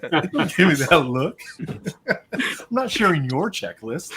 No, But, I'm like, you gonna get- I'm gonna you get a be set like sharing Master- everything very soon. So Yeah, but you get a set like Masterpieces come out where collectively, I think a lot of the hobby says Domino is one of the best cards in that set. And then you get new 100%. people coming in, and now that character just gets bumped up so much. you no, know, but so now you it's just really get more hard when the artwork or when it's a tier 4. Like stopping the year for 2014 for Surfer was primarily because 2016 had Surfer as a tier 4, and it's one of the best pieces of artwork. It's beautiful. Oh Congrats. wow, That Jordan, looks that's vaguely familiar. That's the only. Thanks, Jordan, Matt. that's the only card I still need for the premiere set is the Domino for that one. Oh really? Yeah. No, this one is a huge thing with Matt. Like he pulled this one, he put together a full rainbow of it, and he was very gracious to let me be able to have it. That's so cool. So I got a good question for the group then, because I was wondering this. So like I have a favorite. Like, do you guys have like a favorite insert your character's been on or hasn't been on? Ooh, that looks good, Bill. If anybody has the black plate, that would complete that for me. That's so. Those look great, man. I didn't know you had the gold. It looks really good. Yeah, and then too short on the MM20, That's so sick. and then obviously got that guy. Oh, yeah, I remember that. Yeah, that was probably the fastest claim in the history of the Facebook groups. And then some other cuckoo for Cocoa Puffs numbers, because when you run out of cards to collect, you just collect more of the same card. I have 6.5% of the print run for the base cards in 2020 Masterpieces, 7.4% of the What If, and 13% of the purples. Like of all of them, of all the ones that were made.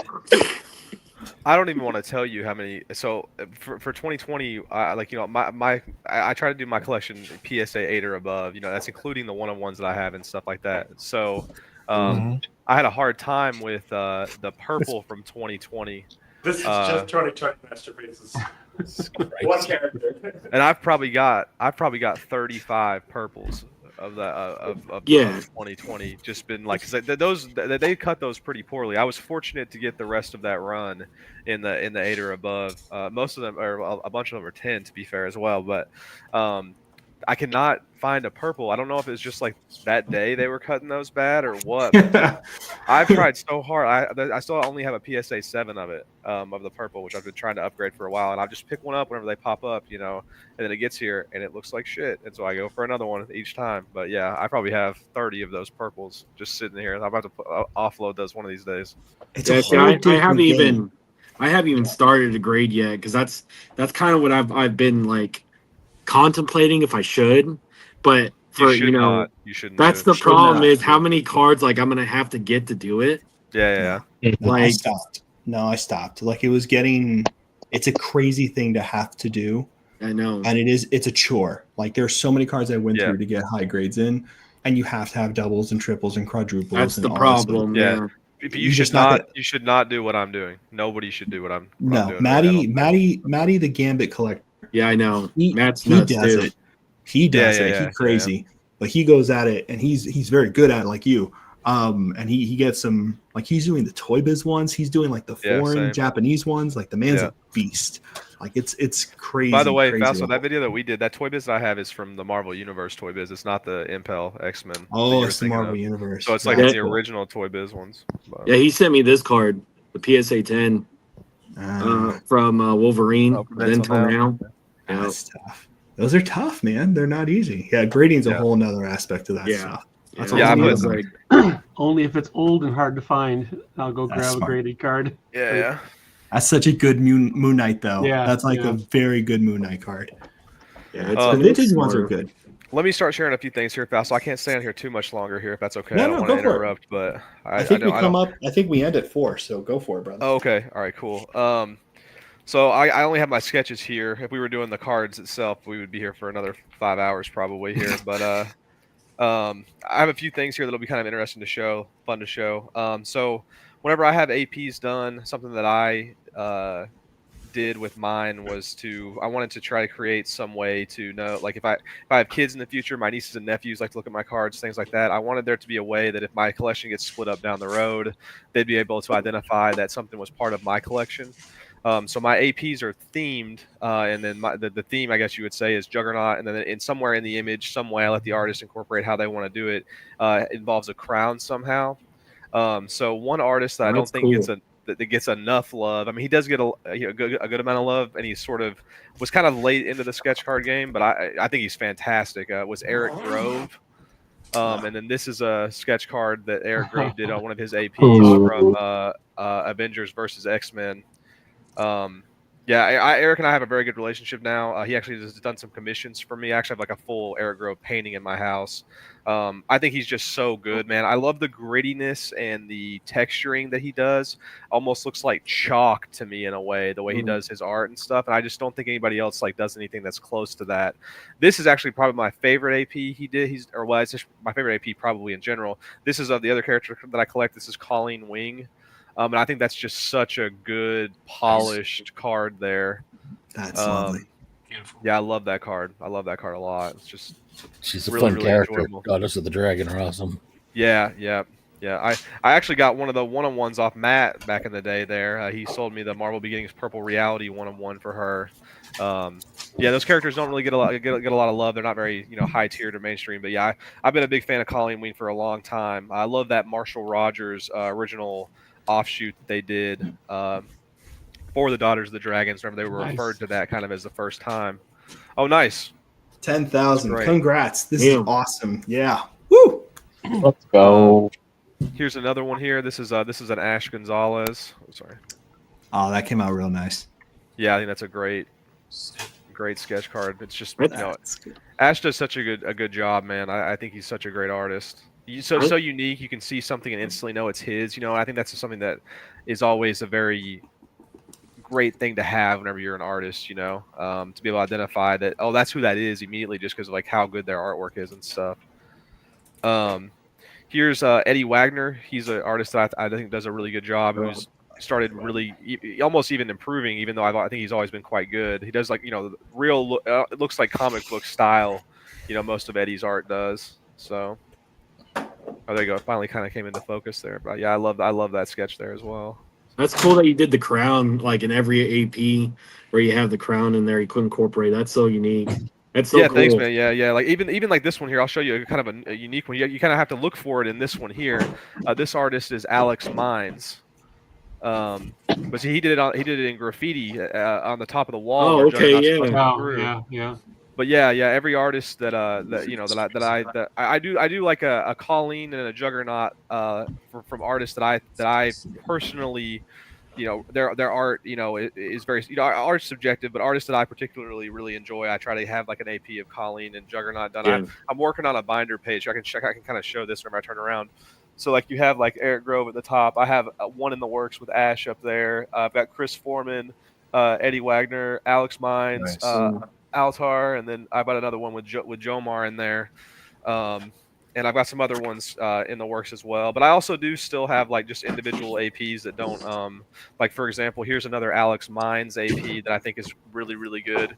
This is Juggernaut and Colossus here. It's sick. Yeah, he did. This guy is like I had never heard of him, and I saw his artwork in this set, and I was like, man, who is this guy? And because I never heard his name before. He's done some really. I actually bought all of his APs as soon as I saw some of his work here. Here's another one. This is Black Tom and Juggernaut here. Nice. Yeah, it's good to show him some love, man. I thought he did a really good job with this set, the art that he did. Here's another one that I've got. I don't know if Kursat, I guess that's how you say it. This is a really good AP that he did for me with the same theme. Like that one. It's good. Kind of like a null take or something. Yeah. I like that.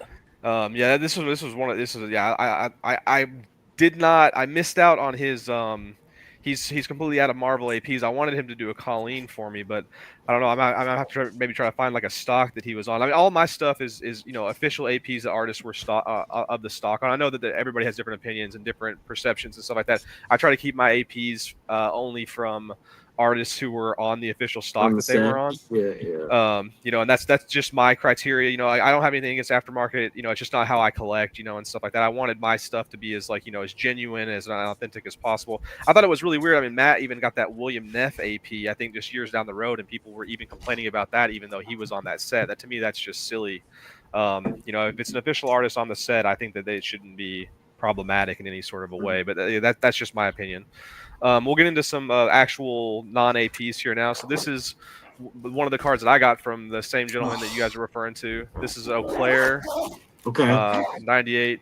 Eau Claire is so stupid awesome. That's such a good one. Yeah, I like this. I like this card a lot, man.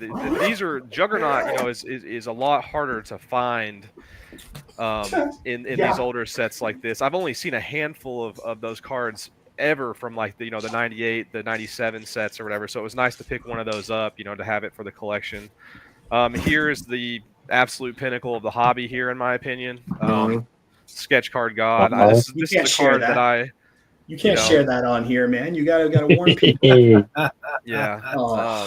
And Zombie. I hate Zombie, so much. which I mean, if people don't really know the backstory on this, like these specific cards are part of the reason that we have some of the ban criteria, why some of the sketch cards get rejected and stuff like that. It was after he put these out in this set that Marvel was like, okay, we got to change some of this criteria and stuff like that. And the Zombies especially got banned moving forward and stuff. But yeah, to have a pack pulled Gnar, and then especially one, you know, from like one of the kind of like he almost created his own subset genre within that set. You know, it's just so special. I don't know if I'll ever have a sketch card, you know, that is better than this one, in my opinion. I'm so thankful that this one made its way around to me. I mean, for my taste, like Gnar is the GOAT. You know, I mean, Gnar is the greatest sketch card artist, in my opinion, that's ever. I mean, I feel like he just revolutionized stuff so much. Had such like a cultural impact on it and stuff like that. So, let's see here. I'll just show like some like other highlights here. This is a really great card here. Matt has the brother card of this one here from X-Men Archives. This is Masafera, Juggernaut here. Yeah, I just think that's just a great image there. I love the gold pin signature that he does as well. I think it's such a polished look. It really adds like a level of class to it, I think. But yeah, that one was a very sweet pickup. Very good image there. Anytime you can get a comic pedigree artist like that, it's just a treat. Absolutely. Here's a fun one that I've got. It has a few more characters besides Juggernaut. You don't really see too many of these pop up often, so I kind of went after this one pretty hard. The artist is Mauricio Diaz. This is from the Marvel Bronze Age set. I really like this card. For the multiple characters.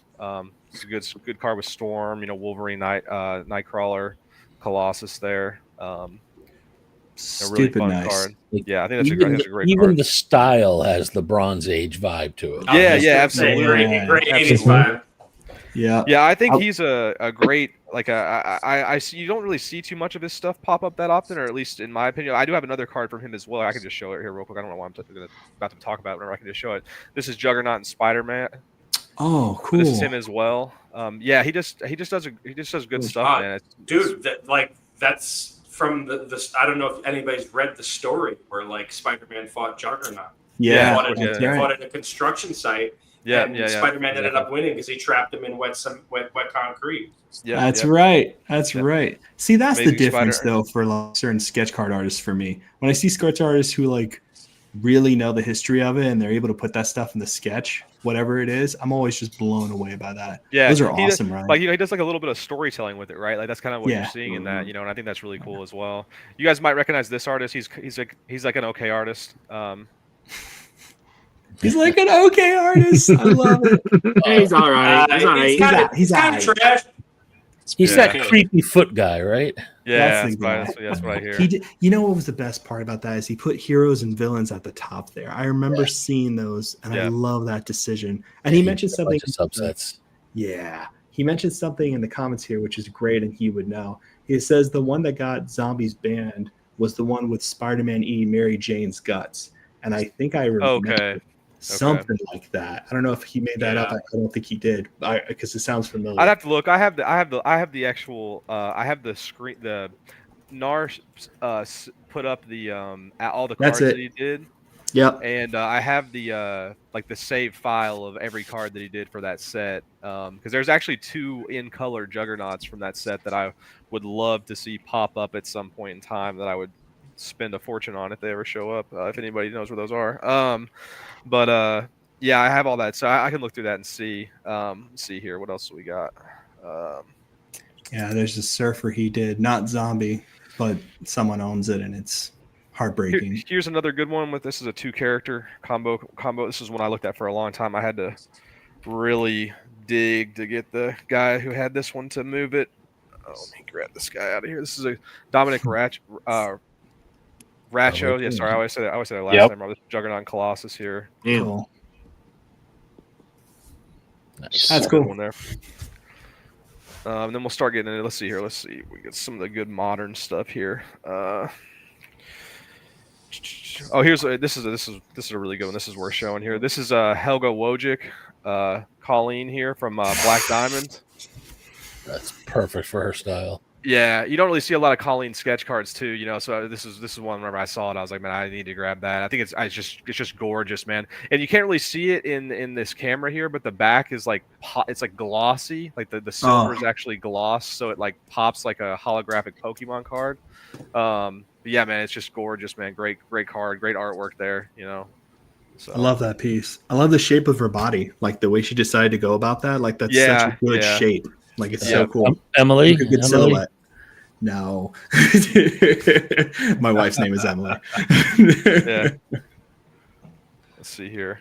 There's something you mentioned, Ryan, there that I don't think gets talked about a whole lot. It's like lesser known characters don't get sketches done a whole lot of them. Yeah, true. So finding like if you collect like a C, D tier character, finding a sketch of them is hard. Yeah, absolutely. Yeah. I mean, I've got a binder here full of probably, I don't know, maybe 300 Juggernaut sketches, and I probably have 5 Colleen Wing sketches. You know what I mean? Like, Yeah, it's tough. It's just silly hard to find anything from her. Here's an actual pack pulled Cursat from beginnings. Nice.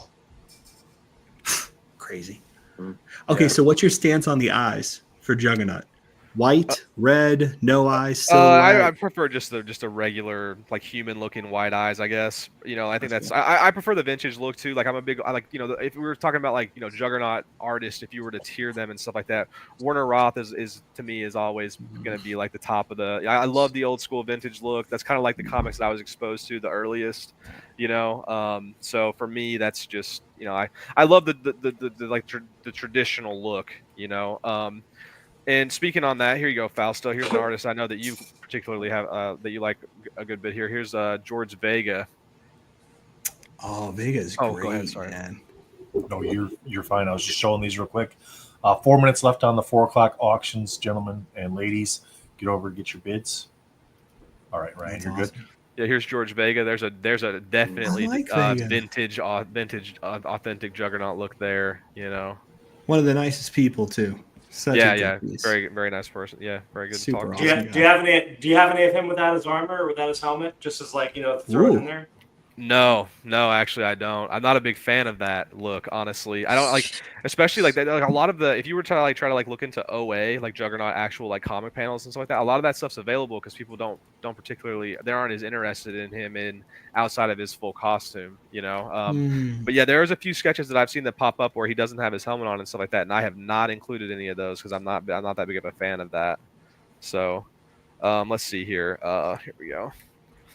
There's Liddy Lee here, one of the few Juggernaut Liddy Lees that has ever done here. Oh, she killed that. Wow. Yeah, I mean, honestly, just gorgeous image there. Wow, she killed that. Yeah. I love what she did on the helmet there. That's sick. Yeah, it's just such a nice blend of colors there. It really makes it pop. So, and then let's see here. I don't know. Oh yeah, here I'll show this here. Actually, I got two more good ones here. This one I think is one of the best sketch cards that I have, honestly. This artist is kind of one of those ones that's been on the rise kind of as of late. This is a fantastic sketch card here. This is Oliver Castaneda. Trying to get that to come in, or Viskratos, however you pronounce that. But that's just such a good sketch there. Super clean, great line work. I mean, you know, he does like a very good job of kind of smoothing over his artwork, I feel like, and it's just a perfect example of that. And it's really tightly cropped, and getting the hands in there the way he did feels so natural. Like it doesn't feel weird or anything like it looks real good. Yeah. I like that. I've actually got another one by him too. This is another one here from him. I don't think it's quite as good as the other one, but it's still really a really good sketch. The other one's really dynamic in pose, but this is lovely. Yeah. I've accidentally got 3 of his, honestly. Yeah, he's one of the better, like one of the better modern artists, I think, for sure. So Pulling Fire says that Spidey and me pronounce your character's name wrong. How do you pronounce your character's name? Juggernaut. Juggernaut. Yeah. Juggernaut. Yeah. Juggernaut. Juggernaut. Am I saying it like an idiot? I say it like an idiot, don't I? I have a horrible speech impediment. Juggernaut. Juggernaut. I say it like a moron, but we know that. That's pretty standard. But we're okay with that. Here's the last one I'll show here. This one is, I think, there was something that happened with Marvel Masterpieces 2022 that I think really went under the radar. Ben Harvey was an artist, as a sketch card artist on that set. And he is like, I couldn't believe that people were not really like paying more attention to that. He's like a modern actual he's comic amazing. Book artist, and he is a fantastic artist. And so like I was really shocked whenever I was looking through the list, like as the set was getting ready to come out, to see his name on there. Like I actually had to even double check to make sure it was going to be the same person, even though I assumed that it was. But this is his Juggernaut from Marvel Masterpieces 2022. And I mean, you can just tell the quality of how, I wish this would focus a little bit better, but yeah, I mean, this is just such a good pickup. I mean, and these things were going for like, I mean, people just didn't know what it was. I don't think, whenever these were like actually like going up for auction via ComC and stuff like that. But unless you looked at his Instagram and really understood what the man can do, it was pretty amazing that he was even in the set. Because it's so funny you said that. Like, he was one of those people I discovered on Instagram who had been doing covers, and I was just like, man, like the Batman, like the things he had done blew me away. It was like Gabriel Delato kind of level stuff, and I just thought it was so stupid good. Yeah, he flew under the radar on that. Like I've been, he's not responding to my messages, but I've been trying to ask about those APs if he's got them there. He's tough. He's tough. But yeah, man, he's got. Yeah, I've not seen anybody else have. Oh, here's one last one here too. Just I said it earlier. Here's the ethics. I was getting my binder at the time. Who's the artist name? Ben Harvey. Ben Harvey. Oh Ben yes. Harvey. Yeah. Nice. And then this is the FX that I've got here. Ugh, so I don't have an FX surfer. It's depressing. I love her work. Yeah, honestly, just so good. So nice to have, like it feels as a character collector, it feels very nice to be in the place that I'm at right now with, having gotten the artists that I wanted to get a piece of work from for sketch cards and not really feel like I'm leaving too much on the table. If I don't ever end up with one of the Fredians or whatever, like I've accomplished enough to where I feel fulfilled from it, and I think that's really important. But that's the only other artist especially that I've now got. though, right? Especially now, and we'll start wrapping up, right, Nathan? We're at 4. I don't want to. Yep. Yeah. So we'll wrap this up with this. First off, I just want to say, the people you guys see sitting here are just amazing people. Thank you so much for devoting your time to this. Free, Ryder, Anthony, Ryan, Matt, who's not here, but Matt's chair is also a beautiful person. Jordan, thank you so much for doing this. And then Nathan, obviously, who's lovely. But thank you guys for doing this stuff. I know I hit you up and asked you to do this. I hope this conversation was interesting to people who do and don't character collect, because it's a fascinating part of the hobby. It's my favorite thing. It's the thing that I came in here wanting to do when I collected Marvel cards when I was a kid and still doing now. And I don't know, it makes me kind of tear up a little bit, because all of you guys kind of think about this the same way as I do, and it's really cool. You know what I mean? It's so nice to meet people who love it like I love it. So, and then Matt just got his binder, so I'll let you guys do your thing. But this is the official end of the character collection, people. But I just wanted to say thank you all, everybody, and I'm so glad we got to 10,000. This is a beautiful charity. Thank you, everybody. Thanks, Fausto. Thanks to everybody coming on and being a part of being a part of the stream today. And thanks, because you had a binder out. I thought you had a binder. Jimmy, thanks for coming on. I know he had to hop off earlier. He had some issues with the internet there. But Fausto, thank you, Jimmy. Anthony, William, Rye, Free, Jordan, you guys are awesome. Thank you so much. Yep. Thanks, guys. Thank you, guys. Thank you, everybody. All right. Jakey said he's going to be back in a little bit. And here. Gabriel, no, I have not. We haven't drawn the names for the frame yet, Gabriel. We got you can get raffle tickets till about 5:30. So let's go ahead and go. Where do I got to go? What button do I got to press, Matt? That button. There we go. All right. So working through some of these 4 o'clock auctions, seeing what all's still available. Get a refresh here. All right. So you got 3 auctions still available. You got the America Chavez, the Doomsday, and the Vessel are still being able to be bid on. So those are available from the 4 o'clock auctions. 5 o'clock, we'll show them here, and then we'll show them again on. Give me a sec. Sorry, I have to. Got to take care of this real quick. Save that. All right, that's going again. 5 o'clock auctions. We'll show them here real quick, but then we will show them in hand for you guys to see that. We got the 1991 Impel X-Force Deadpool promo, PSA 9, a hobby box of 2025 AEW, the Gamorrean Guard autographed by Steven Costantino. Gabe, thank you for the name correction on that. I had it misspelled. It wasn't Constantino, it was Costantino.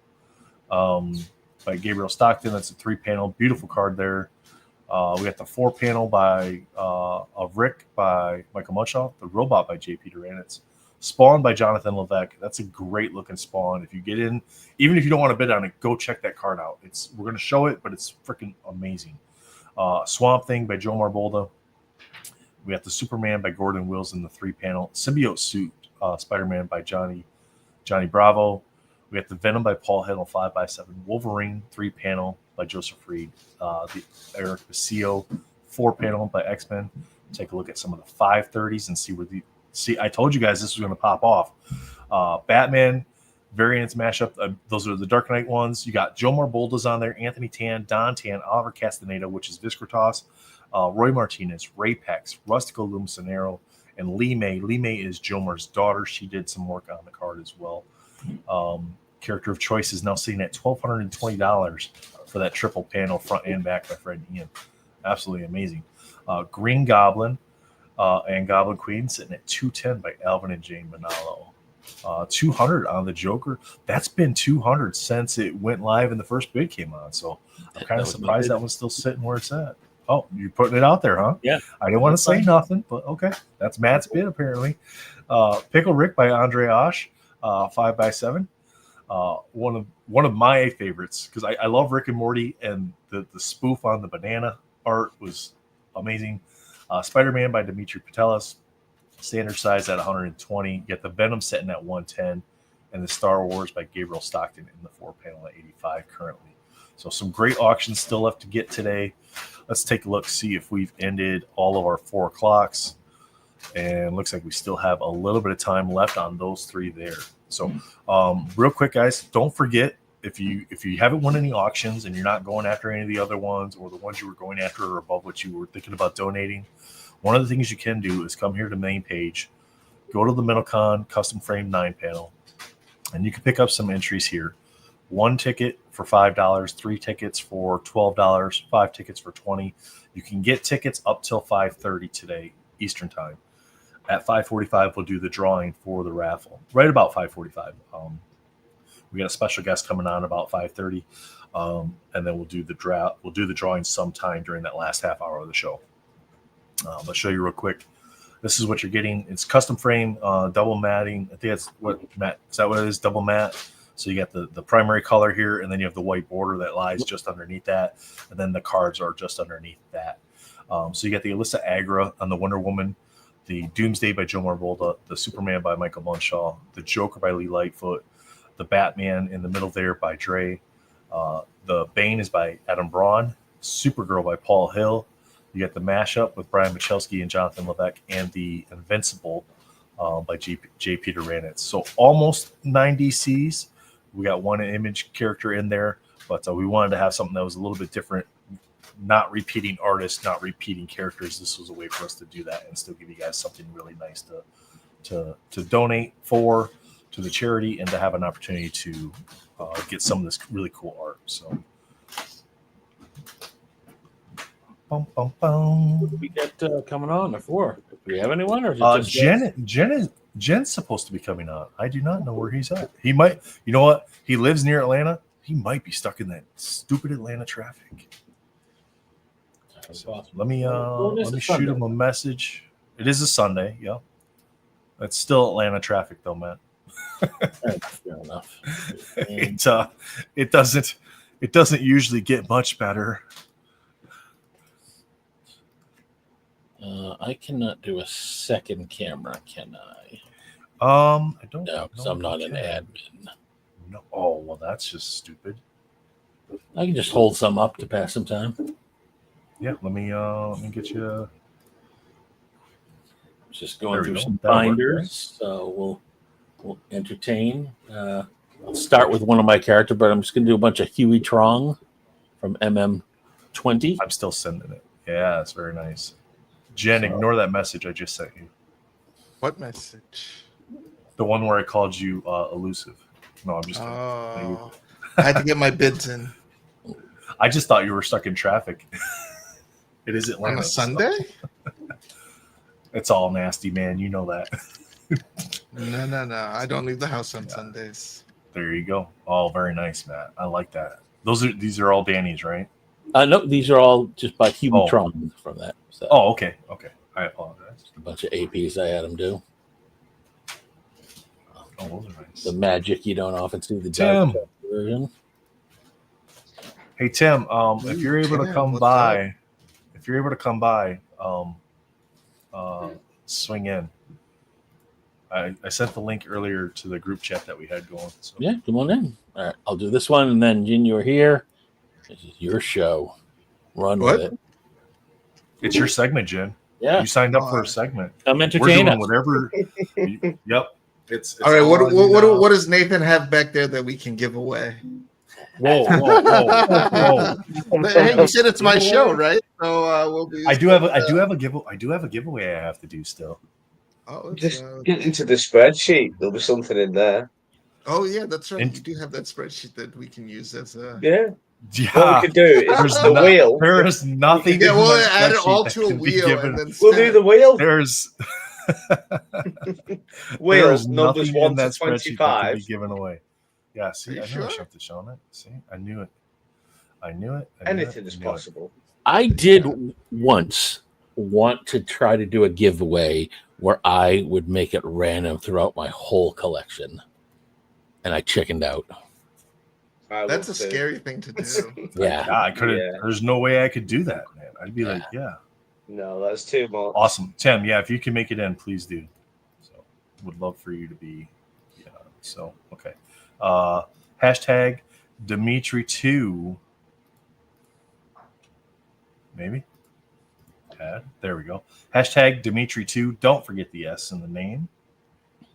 Hashtag Dimitri2. We are going to be giving away a second large print that he had done. So we'll get the hashtags going here. Get a couple of those in chat. Everybody can enter. Armando can enter, but Armando can't win because he's already won one of these. So we'll try to spread these prints around best we can. Did you see yesterday, Jen? His name won like 4 out of 5 spins yesterday. It's rigged. Yeah, it was all different. It was all different hashtags, all different drawings, collected it at different points. Should have just banned him in chat. He's on his other account. I wouldn't call him loser because yeah. he's been winning. He's Yeah, winning. right. All right. Enter this hashtag right here, Dimitris2. I'm going to pull this down. It's still collecting. Get your entries in, and we're going to share the screen with the giveaway so you guys can see what you potentially have a chance of winning. So we're estimating size because we didn't get an exact size from the artist, but it is about an 11 by 17 print. It might be like 10 by 16, gorgeous. 10 by 15, 9 by 15, somewhere in there. So it's a pretty good size print. So it's custom print from Dimitris Patelis. So definitely get your entries in. We're sitting at 14 entries right now, 35 people watching. So that means there's 21 people that don't want to win this. Why would you not want to win this? Better chances for us. Apparently, yeah. Better chances for us. So, hey, Brian, how's it going? Brian's here. What's going on, man? Hope you're having a good day. Everybody's getting their tags in. I'm just trying to check the tags, make sure everybody's got the S in there and got the 2 in there. Yeah, Armando, you got it partially right, Armando. I know you can't win and we'll respin, but I want him to be entered. I want him to be entered. So if his name comes up again, we go, Armando won, but we have to roll again. We got to keep this lucky streak going. 19. There we go. That way we can't say we're gatekeeping. There you go. 13 by 19. So we were underestimating the size. It's always good to underestimate the size. Don't overestimate the size because then you disappoint. You want to underestimate the size. So. I keep posting the size. 13 by 19 is sexy. Yeah, that's big as well. It makes a huge difference, doesn't it? Just like 2 inches, as we all know. Yep. All right, we got 20 entries, so let's get this screen back up here. Bum, bum, bum. Giveaway stream. Congratulations, Armando. Well done. You're just getting it out there now, putting it into the universe? Might as well, yeah. All right. Well done. If you haven't gotten your entry in, I'm sorry to tell you, you may have missed out. We've all lost anyway. Oh, I see Tim. I see Tim. Come on, Armando. Come on. Asian and Chunky won earlier as well, so unfortunately, Asian and Chunky. Unfortunately, we have to spin again. Wait, no. What Asian? Yeah, Asian and Chunky won a giveaway earlier. What did Asian and Chunky win earlier? Definitely, yeah. It was one of the sketch cards, wasn't it? don't remember. I didn't write it down because it was wasn't. it? I didn't have to confirm it. Was it? I didn't have to Donnie's? confirm it. Was it Donnie's sketch card? Maybe. I don't remember. Asian and Chunky, No. what'd you win earlier? I know Asian and Chunky won a giveaway earlier, so we'll have to respin. Oh no, it wasn't. Yeah, it wasn't. Wasn't it a sketch Domino cards. collection? That's what it was. Say again. Wasn't it your Domino It was not. It was not. No. The Flair Retro 2013. The Gwyn, like, the Jen 15-minute segment has been completed, and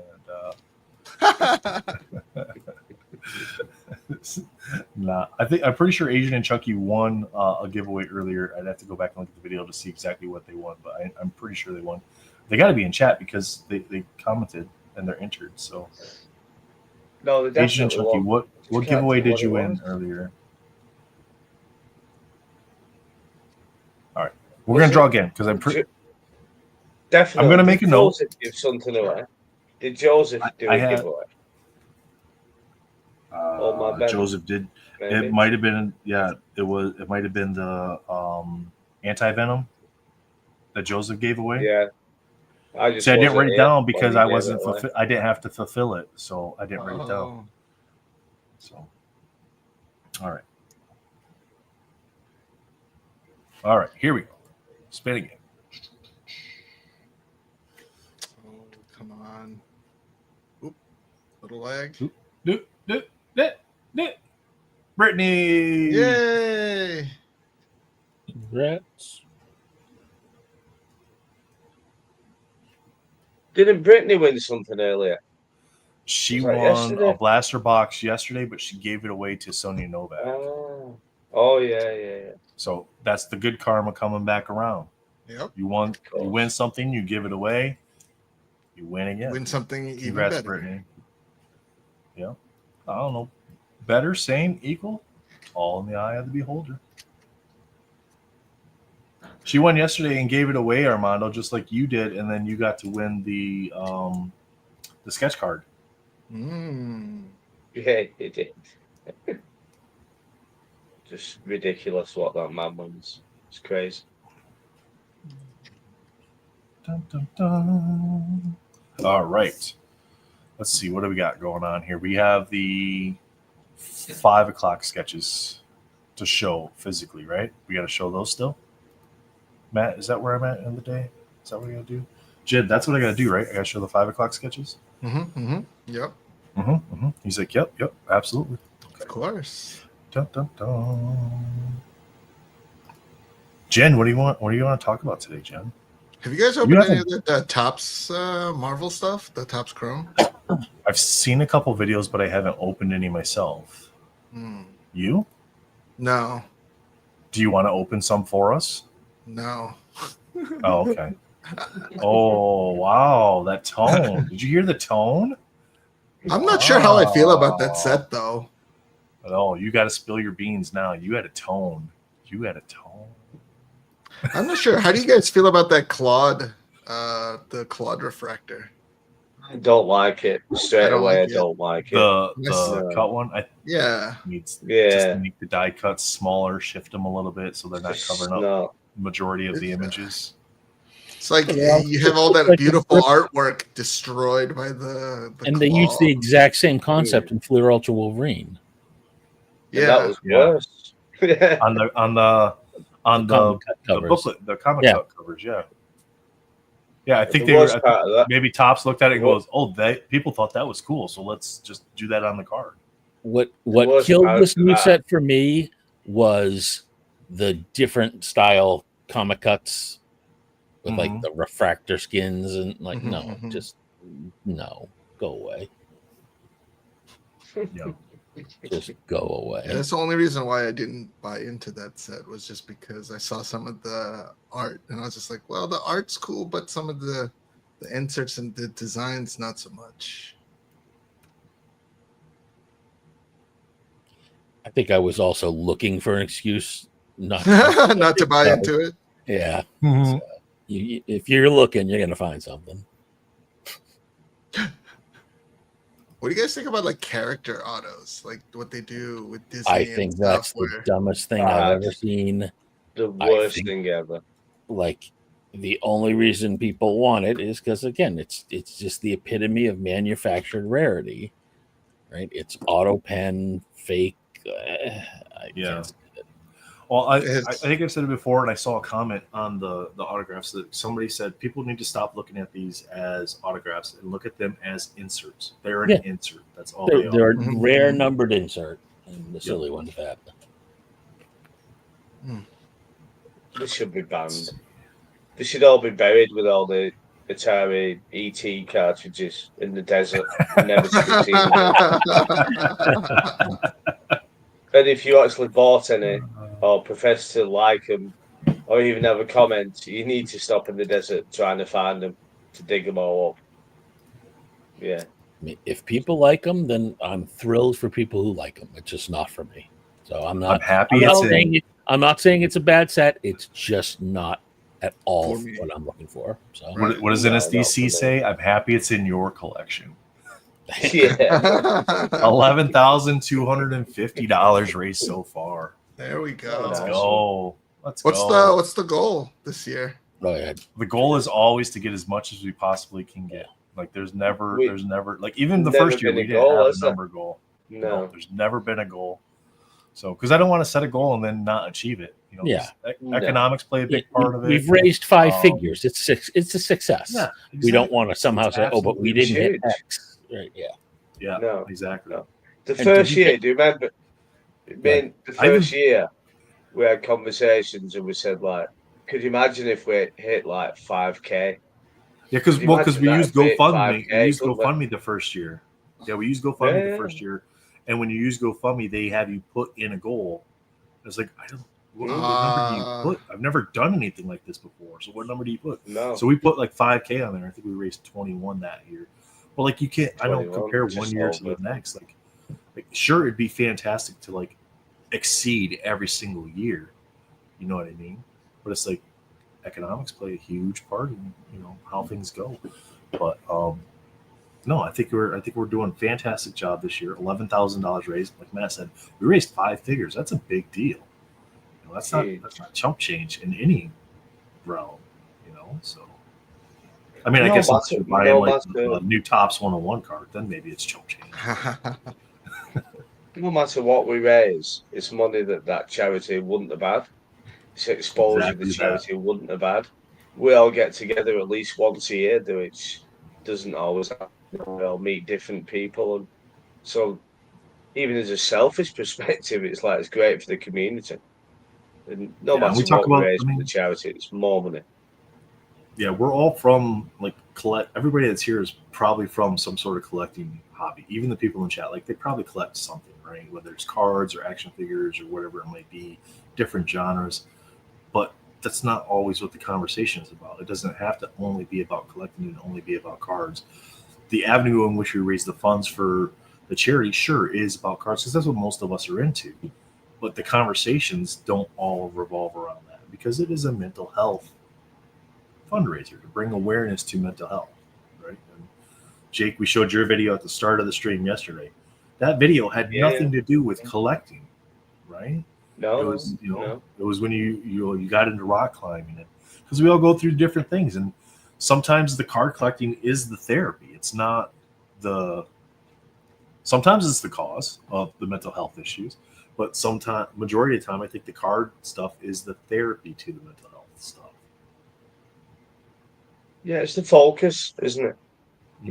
Even as mental camp, I mean, for one weekend, a lot of us focus, if it's only for 5 minutes and either, it could be in the forefront of your brain, it could be slightly subliminally. But for at least one weekend in the year, me and you personally set out to do what we wanted to do, which was raise awareness for mental health. I mean, the charity part of it really was secondary.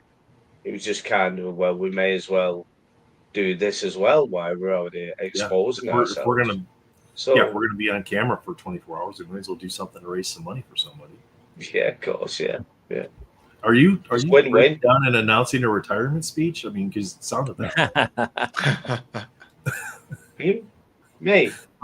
You're not retiring, right? Yeah, I retired 2 hours ago. This is like a farewell.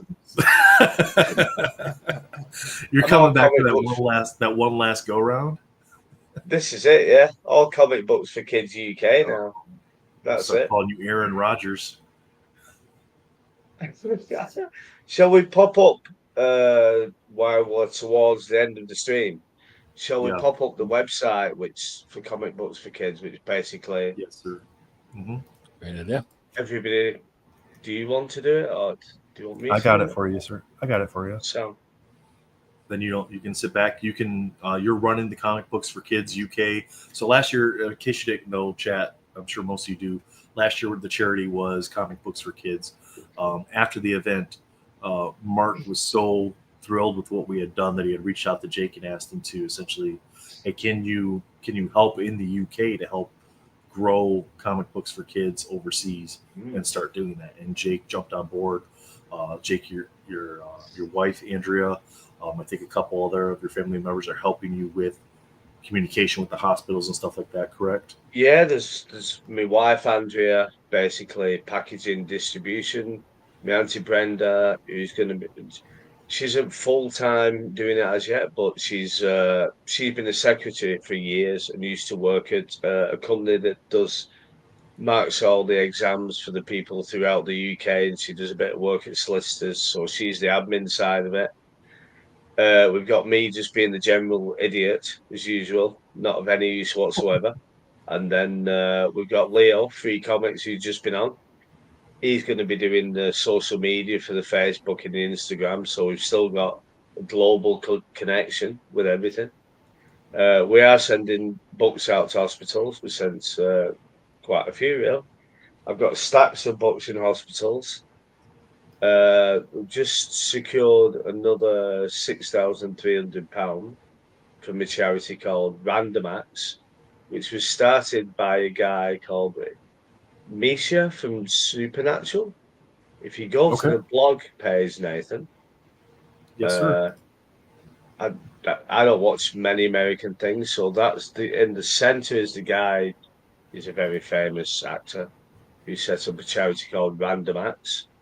So they got in contact with us. So they've facilitated our funding for a year.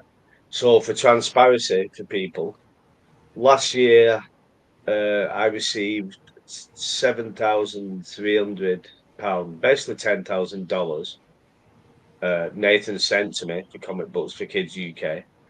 I have spent, I think, around $1,000. So on the website, some packaging and some other bits and bobs. So most of the money that we all raise as a community, I've still got in the bank account for Comic Books for Kids. You can go on the British government website and search the charities and you'll see the charity there. You'll see the money that's in there.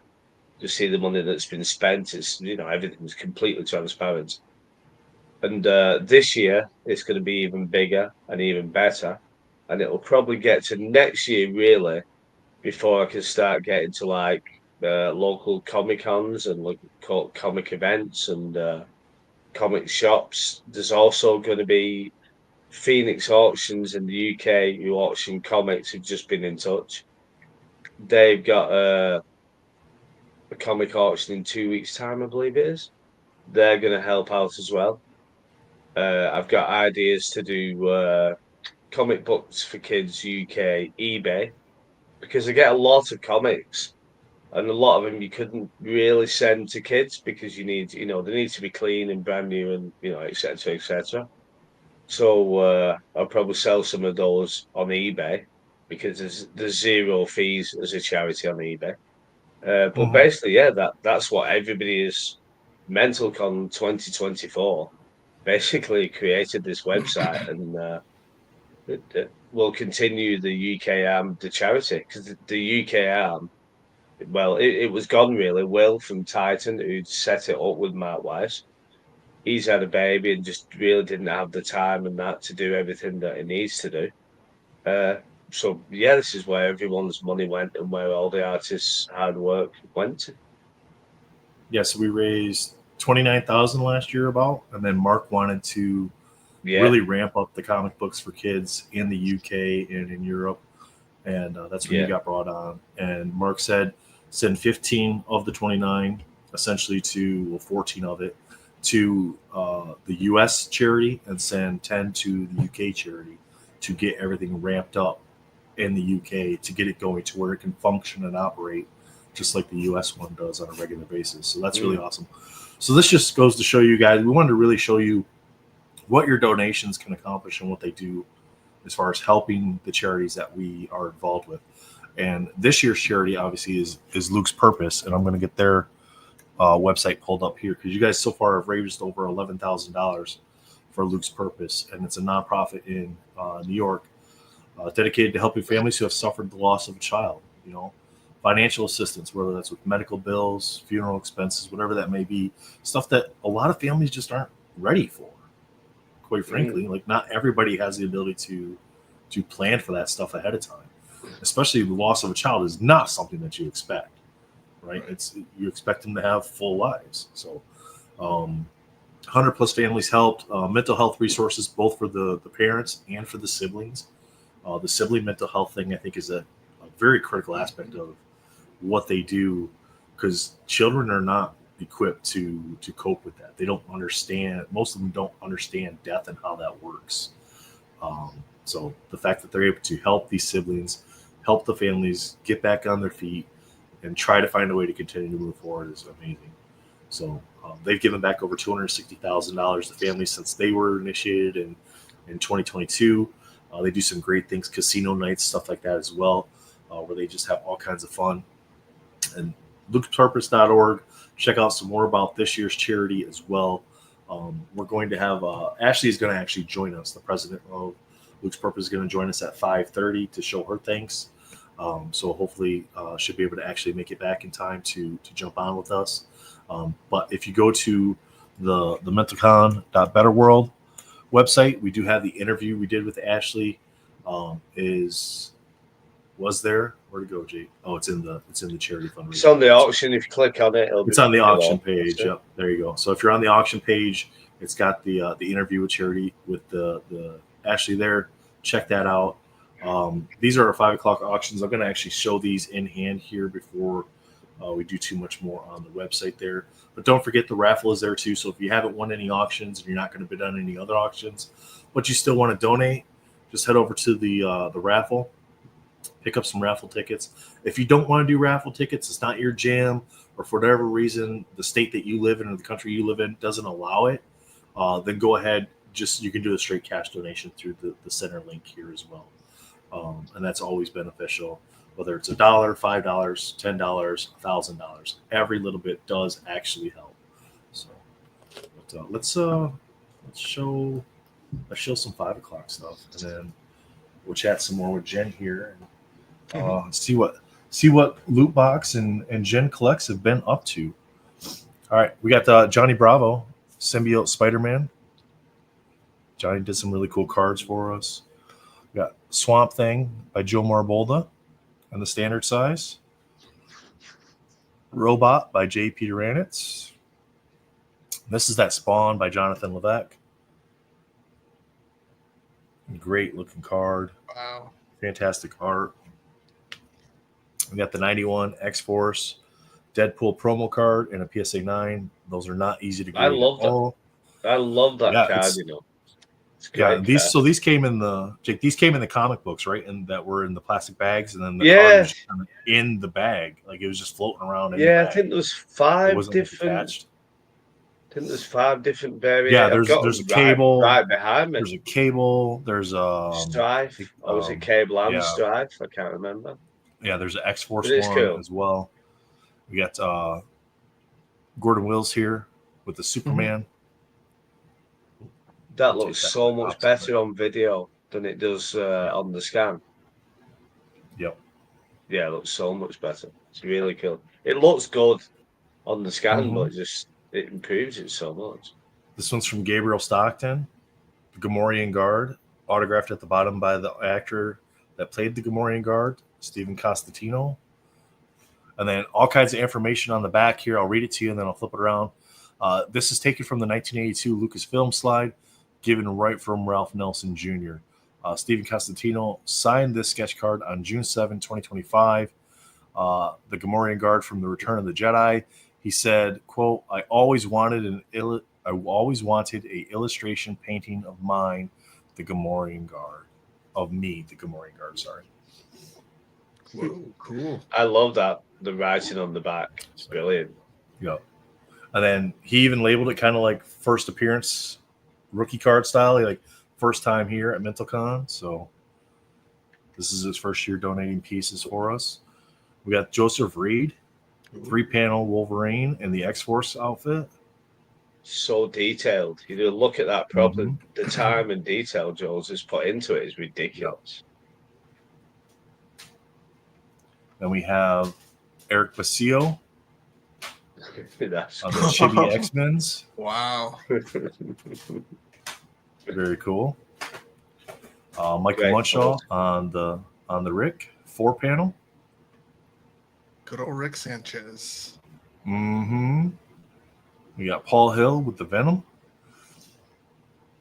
And then Amanda Zemke's final donation to the auctions. We got the 2025 Upper Deck AEW box there.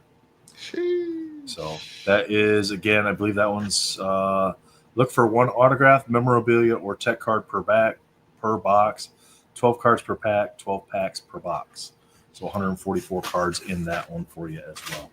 I'm going to have to ask. Autographs. Thank you to Amanda. Guess what? She donated quite a lot. She did, yes. Amanda donated tons. What is AEW? Is it like it's wrestling? When So they had the it's, ECW. I don't know much about wrestling. So it was like they used to have the WWE, didn't they? Then they had the other one where they started throwing chairs at each other and it was more violent and more underground. Yeah, that Was it one like that was ECW. Yeah, that's ECW. A lot of ECW, indie yeah. stuff does that. AEW is kind of yeah. like a mix between them. It's like a lower tier WWE. All elite okay. wrestling. All elite wrestling. Oh, okay. Yep. Nice. But a lot of their elite This one talent is seems funny. to go to WWE. I don't know. Mm.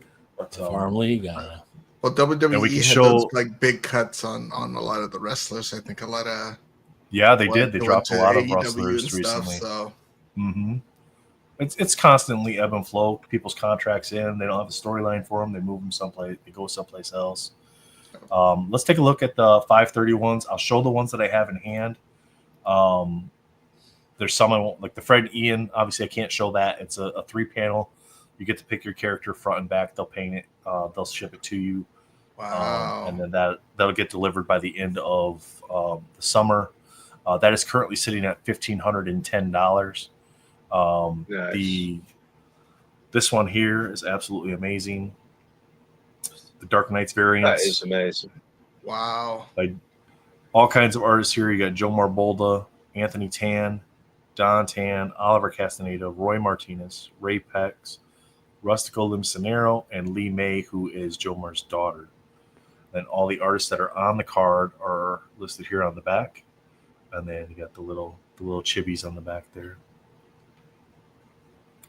We have the Jane Manalo, the Jane Manalo and Alvin Manalo mashup with Green Goblin on the front by Alvin and Goblin Queen on the back. Those are en route. Once those arrive, those will get shipped out. So both the Jane cards, the one that ended last night and the one tonight, those will ship out as soon as they come back. So if you have other cards, we can either ship your other cards ahead of time, or we can hold them until the Jane and Alvin cards come in so we can ship them all together. I think we had that happen last year. I don't remember exactly. I think it was maybe Josh Landis was patient enough to wait for those to come in so he could get the Jane card from last year. Star Wars here. And Matt, you said they combined the different eras or whatever on this one. I think it's really cool. Because the movement. the Sand People are from Tatooine, and that's from Hoth. Yeah. So you got the movement in the rope or the cable here on the speeder. Gabriel Stockton did this 4-panel piece. And again, lots of information on the back. Done in June 25. Star Wars: The Empire Strikes Back. Combat Snowspeeder takes down takes the Landwalker down. You got a Skywalker helmet remark on the back. Max speed, 570 kilometers per hour. 1 pilot, 1 gunner. Weapons, 2 laser cannons. Power harpoon. It's cool. Lots of information on the back there.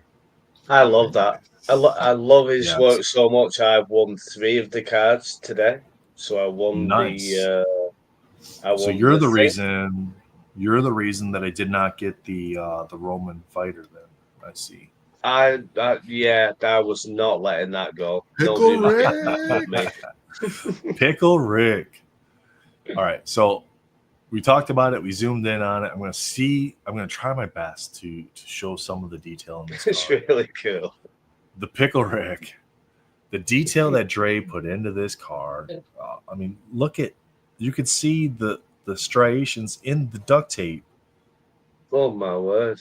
It looks like there's a piece of duct tape on the card. Literally from afar, it looks like it really is a pickle taped to a piece of paper. Yeah, just the depth perception. It looks, right? If you get it just right, you get like with no other shadow on it. Yeah, and then you get up close, even up close, like you get in close enough, you're like, that's a piece of duct tape. Let me tear that off there. Just like, I mean, look at all the little dimples in the tape from the lines that you would typically get from the threads from the duct tape. That's crazy. Just crazy work, Dre. And then Joker autographed by Bill Sienkiewicz. Thanks to Tim Cologne for the donation on this piece here. And thanks to Bill for doing something like this for us too, for the charity. Absolutely amazing. It is. So, very cool. So the Joe Marston at 210, the triple panel by Fred and Ian's at 1510, the Jane and Alvin mashup is at 210, the Joker by Bill Sienkiewicz is at 200, Pickle Rick's at 150. There is I'm going to show these ones because I don't have them in hand. That's not the button I wanted to push. So we'll go here. There we go. Okay, so let's pop these up real quick. Show these. Dimitri Patelis did the Spider-Man here for us. Autograph there at the bottom. On MentalCon stock, this is standard size. You have Venom in the background as well. You see the tongue starting to wrap around his head here. So much detail in this. That one is currently sitting at 120. And then that's the one we just did. That one. And then we have the Venom as well, sitting at 120. This is a 5x7 Venom. I love that. That's crazy. Dimitri's crazy, isn't it? In every way.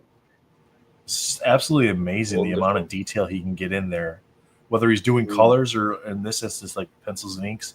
Like the amount of detail and depth that he gets, like when he starts doing the colors and stuff, the lines on the neck, the little indentations on the symbiote neck, and how deep it looks like it goes in there. Insane. And the flow, absolutely the same amazing flow, doesn't it? It follows the flow with the colors and the spots, and it's just it's crazy. I'd love to see his take on like aliens, because I think like a queen would be really, really sick. Yep. 155 tickets sold for the raffle. You have 47 minutes remaining. This does not extend, ladies and gentlemen. So at 5:30, that is the cutoff. You can no longer get raffle tickets after that time. We'll do the drawing sometime between 5:30 and 6 o'clock. I think we're scheduled right around 5:45 to do that. Again, one entry for $5, 3 for $12, and 5 for $20. Nice. And then do some math here and get us some updates.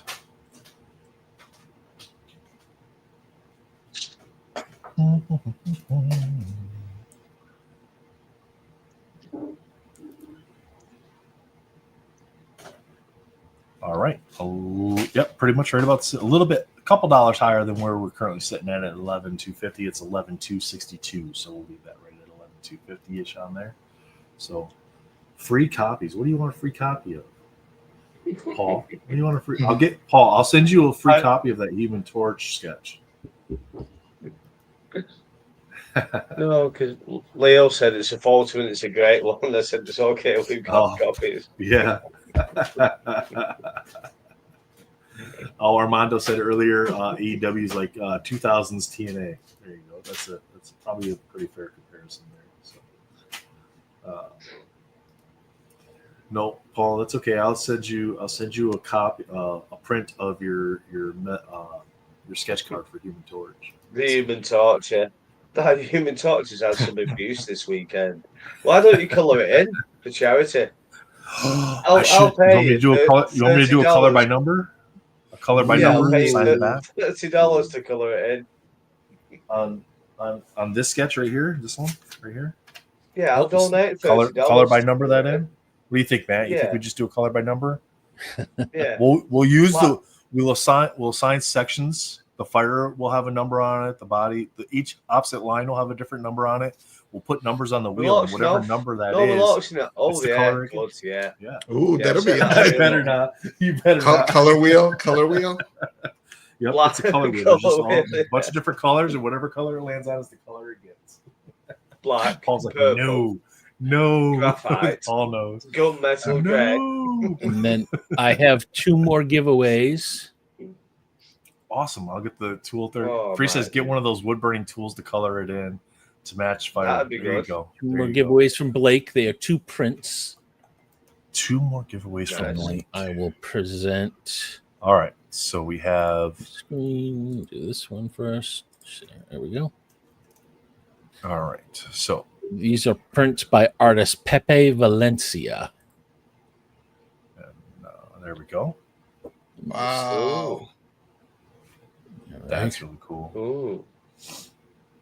And All right. and then here's the other one. Oh my Oh, goodness. wow. Cool, Are you isn't it? kidding me? That's cool. All Not right. too shabby. And thank you, Blake. Yep. Let's do this. Blake gave one away earlier. We used hashtag Blake earlier, so let's use hashtag Blake2.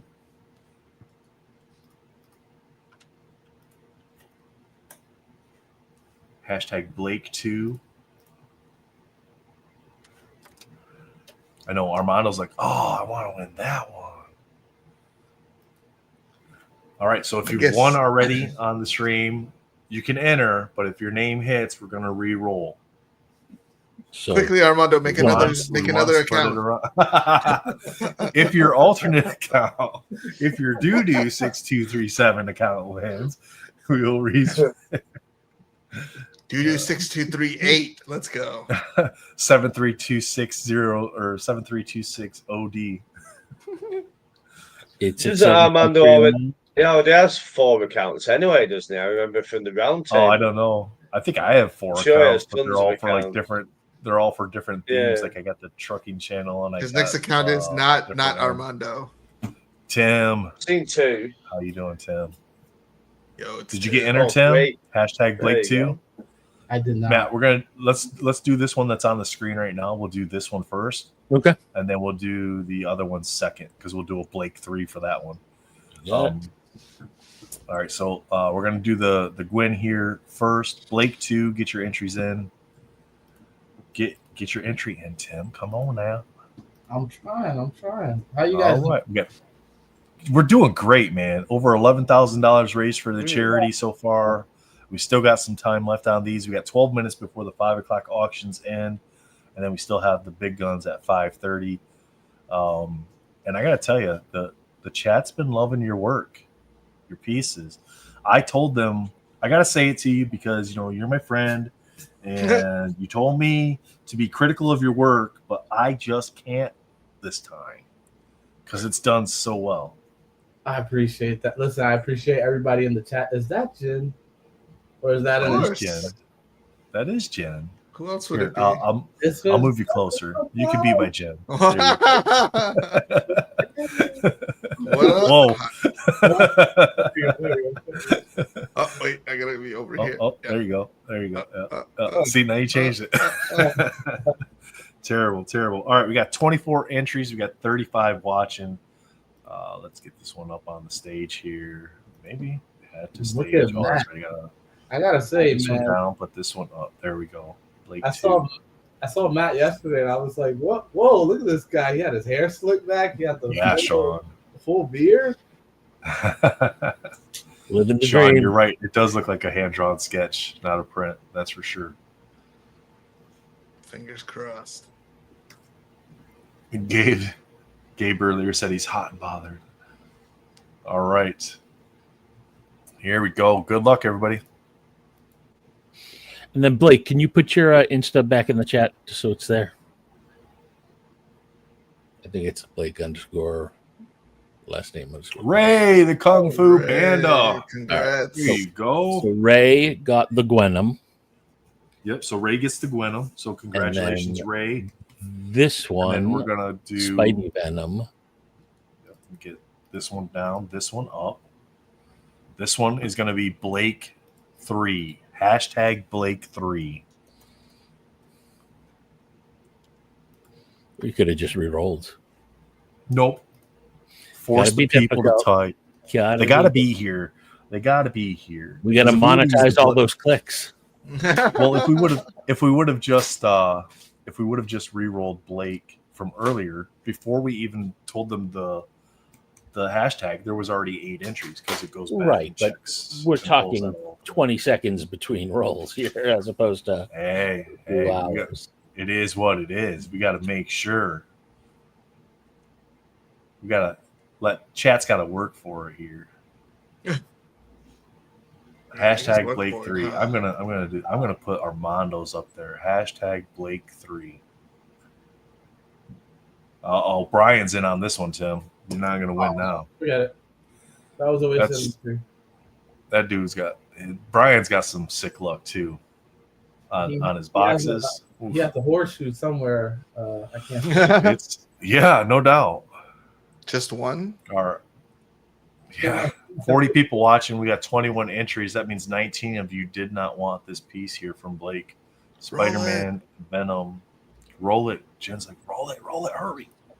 Hooray. Hashtag Blake 3, 22. No countdowns. No countdowns. Dun, dun, dun, dun, dun. Good luck. Good luck. Blake says these are large poster-sized prints as well. No! No Rigged! Reroll. Reroll. I'm just kidding. Congrats, Tim. I was just messing. Congrats, Tim. You deserve it, man. You deserve it.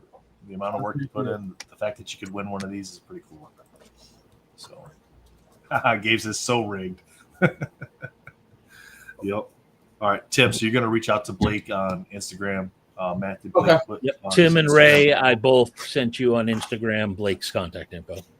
Wonderful. Appreciate it. Thanks, So Matt. you guys will connect. You guys will connect with Blake, organize the shipment of that, and coordinate all that. So wonderful. Jen, we got 8 minutes till the 5 o'clock auctions end. Nice. So chat, get on over. Let's get that timer done quick. Come on, I'm bidding on some stuff for the 5 o'clock one. So any bids that come in now between now and 5 o'clock will add 10 minutes. So don't bid. All right, we're looking at the Impel promo sitting at 20. The Deadpool, the Hobby Box of AEW is at 35. The Gamoran Guard autographed by Steven Constantino is at 25. We got the Rick sitting at 50. The Robot is at 20. Spawn is at 60. Swamp Thing's at 30. Superman at 15. We got the Symbiote Suit Spider-Man at 10. Venom at 85. Wolverine at 95. And the Eric Basilio 4-panel X-Men is at 100 right now for the 5 o'clock auctions. Your 5:30 auctions, the Batman variants is at $225. The Fred and Ian character choice is at $1,510. Wow. The Green Goblin Goblin Queen mashup is at $210. 200 on the Joker by Bill Sienkiewicz. Pickle Rick by Dre is at $160. Spider-Man by Dimitri Patelis is at $120. The Star Wars by Gabriel Stockton is at $85. The Venom by Dimitri is at $120. So some really great pieces still available. Again, if these are maybe out of your price range, go pick yourself up some raffle tickets, lower cost entry there, and you still have a shot to get some great art from the MentalCon stream as well. This Nathan, can I do something real fast? Can we do? Yeah, I gotta ask Jen why he broke into Matt's basement though. What do you mean? I just modeled my house after Matt's basement. That's all. Oh, it was just a model after. Got it. I only wish my basement was remotely clean like that. Gabe, I'm checking real quick. I got to switch over to the other account to get the messages there. Can I do a giveaway, Nathan? Yes, sure. All right. For those of you guys that know, there was a ton of Marvel sets that got canceled. And so I was on one of them, unfortunately. But fortunately for the chat, I still do have APs for the set. So I'm not going to opt this off. I'm going to give this away to the chat. Just as a thank you, from me to you guys for just all the support throughout the weekend. I know that there was a lot of things going on this weekend, but you guys chose to be here with us and for this cause, and so I'm gonna give away this Rogues Gallery AP, and I'll do whatever character, whatever Marvel character. Marvel character on Marvel stock. Hold on, I gotta put some caveats. Whatever Marvel character in PG form. Okay, we're not doing any Dusty Ladies on the card. It would have to get approved, right? If it was the case, like if it had to go through approval, it has to be able to get approved. I'll do any Marvel character you want on this AP stock. These things are hard.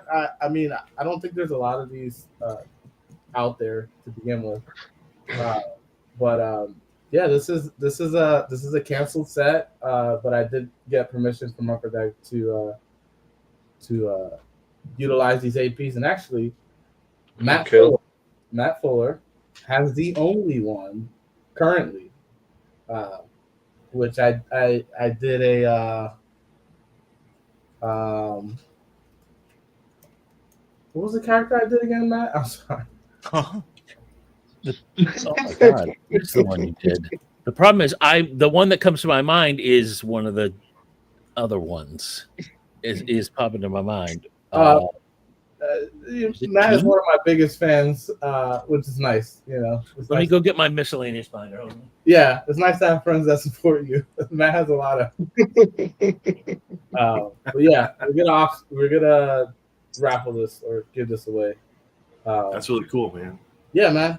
Just to thank you. Yeah, it's great. I gotta let me get my weight added to my name selector here, so it lands on my name here real quick. Give me a second. Oh no, come on. I can't believe that Matt has put you in a miscellaneous binder, Tim. That's what? I'll get the miscellaneous binder out. Listen, what? Matt's not the only one. Anytime I have to fill out any government document, I gotta check off some miscellaneous. Gabe, I'll get you the information for the Discord group as soon as I can. Tim, I think Charizard's a new Marvel character, right? Yeah, I'll do a Cheeto. It was the Mystique, Tim. Yes, Mystique turning into X-23. Yep. You want to put this up real quick, Nathan? I can show people what they can expect. Yeah. Wait a minute. What's going on here? What have I missed? You've done what? That's a bit unfair, Matt and Tim. I would have liked that. Matt paid for that one. So. But I appreciate you guys just hanging out all weekend with us. I'm excited just for the charity and for Ashley, for the weekend, because we know from last year how much good everything can do, and whatever figure we come to is absolutely amazing already, and we've not even finished. And we all know we always end with a big bang, don't we? Always. Once you get your entry, and make sure you get over. If you're bidding on the 5 o'clock stuff, it's almost over. So. Oh my! It is. All right, Tim. You tell me when to pull the trigger, Tim, and I'll pull the trigger on it. Yeah. Hey, man. Are we ready? Let's go. Oh, you said yeah. You said yes. I pulled the trigger, man. That's sniper reflexes. Billy! Wow! Oh, nice. Watch me open. Nice. Nice. Well deserved. That's brilliant. Oh, congrats, Bill. That makes me happy. I think I know. I evolutionary. I evolutionary is the character. Right? It fits on the stock too. Rogues Gallery. Look at Yeah, yeah, that's cool. Actually, Billy, I don't think we can hear you. Amazing. No, yeah. Well, that's a first. Can't hear Billy.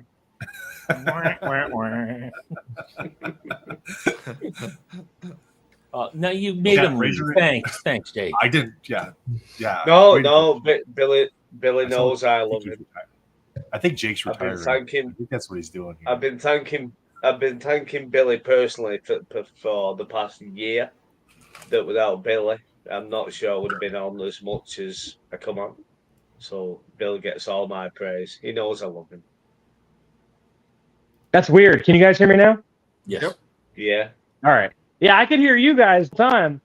And then I didn't know. And then I saw a little button that said I was muted, and I unmuted it, and then I couldn't hear you guys, which was weird. And then I could hear you guys again. You still couldn't hear me. Not sure, man. Not sure. Armando. Everybody's here now. Everybody's here now. But yeah, that's awesome. Thank you, Tim. I'm stumped. No, man. Listen, you deserve it, man. You've been on this thing since yesterday, man. Just killing it, man. Yeah. Hey, I'm just here to help.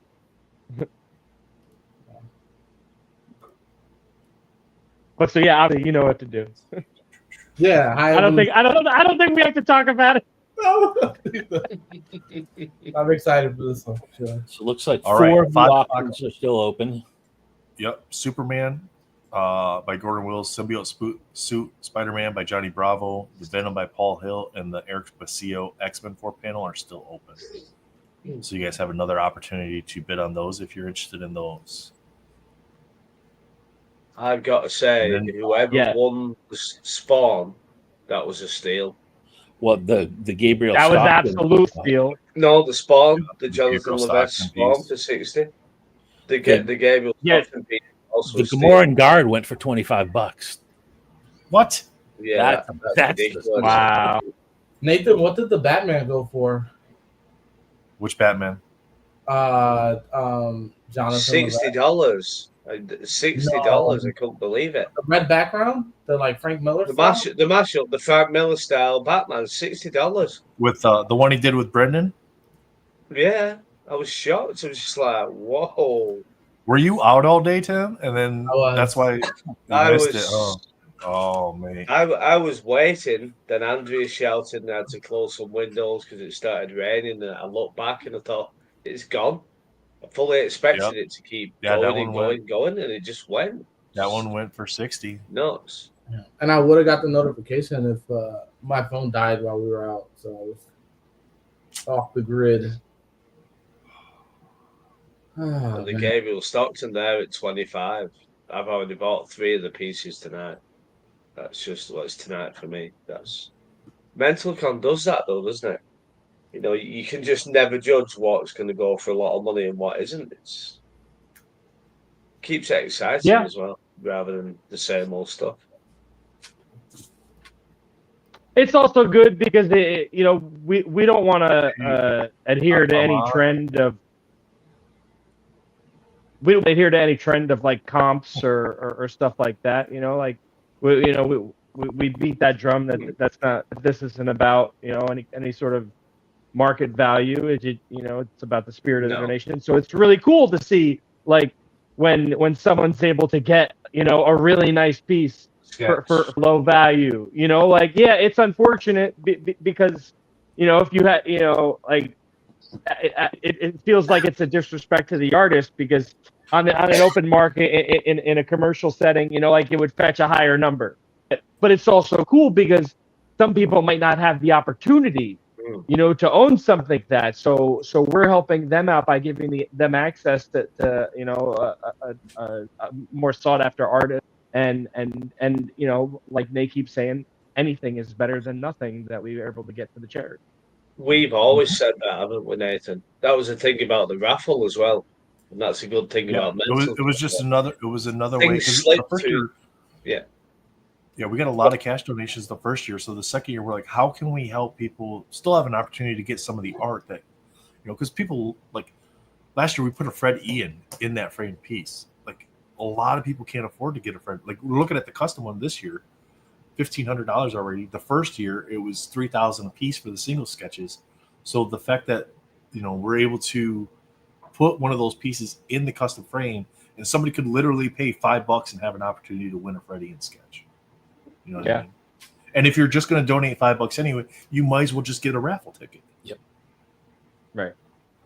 If I remember rightly, that was Will Melfi Collectibles who gave us that idea, wasn't it? If you remember. Yeah. Will was the kind of the birth of the idea, wasn't it? Shout out to Will. Also, shout out to Melfi. Yeah. He traded this to me. Like we hit different. We hit different. He hit the High Evolutionary. It was it was like a raffle situation, and I hit Legion, and he traded straight up with me because he knew that I was looking for it, and I gave him like a kicker card for being a good guy. But yeah, he was like, of course, no brainer. He wasn't trying to run my pockets or fleece me or see what he could get out of me. He was like, hey, this belongs to us. So I love when that happens. I mean, obviously, I love when it happens to me, but I love when I hear about it happening in general. So Melfi's a great guy. Excuse me. I'm gonna refresh. I know it's the last half hour, like at the last 24 minutes of auctions here. Just looking now. Look at Johnny's Superman, Johnny Bravo's Spider-Man there. Yeah, yeah. Shout out to Venom. Johnny, man. Johnny's the real one for sure. That's my guy. Johnny is my favorite collector of stuff, all stuff. And the Dimitri Venom really came out great. Yeah, it did. That's a 5x7 on that one, Bill. Yeah, Spider-Man's. I mean, it wasn't like I wasn't hopeful for it, but you didn't see. We saw it pretty early on, and it's just got some great detail in there. He's a master of detail. I wish I could afford it, but my pockets won't be as deep as that'll go for. All right, no more bids. Everybody quit bidding on the things I'm bidding on. I've lost everything.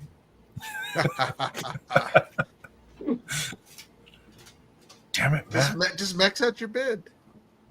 I'm gonna look at my look at the shipping packages, and it's gonna be all Matt. I was like, I bid on that card. I can imagine that. Yeah. I opened a pack of Batman Forever cards. Mm-hmm. I love that. I got this pretty hologram. Ooh. Which I think the holograms were one per pack. Cool. It's cool. Yeah. I love those cards. Super nostalgic. I have I have the Batman Metal card, the Metal Blaster card, and a PSA 10 that Melfi Will sent to me. Well, nice. The gold ones. The gold ones, Tim. Oh no, I don't have those. You talk about the black and gold ones, right? Yeah, I love them. I've got a set of those. Yeah. Amazing. I don't think they're expensive, are they? I've had them years and years and years. Just so cool. I wanted to ask Jen on everything that you guys got going on. You and Juice with Lootbox. If you could talk about what you guys got going on, changes coming to the channel and stuff like that. Are you able to talk about that? Yeah, I mean, he's obviously out in Vegas. I'm here in Atlanta still. Yep. I'll be eventually moving out there, hopefully, in the next maybe year or two. Nice. Okay. They want me to come out there, film a lot of content and stuff like that. So they said there's a lot more opportunity out there. So that's what it'll be interesting to see. Yeah. And we're just trying to change up the channel, there's a billion opening channels and things like that. So just reshifting our focus and just pivoting to what is less costly, which obviously it's not the first time sports card product and eating big losses. Yeah. So I mean, hopefully box prices for everything starts to come down, is more reasonable for just the general community to buy into. So nice. Yeah. It's been the content as of late.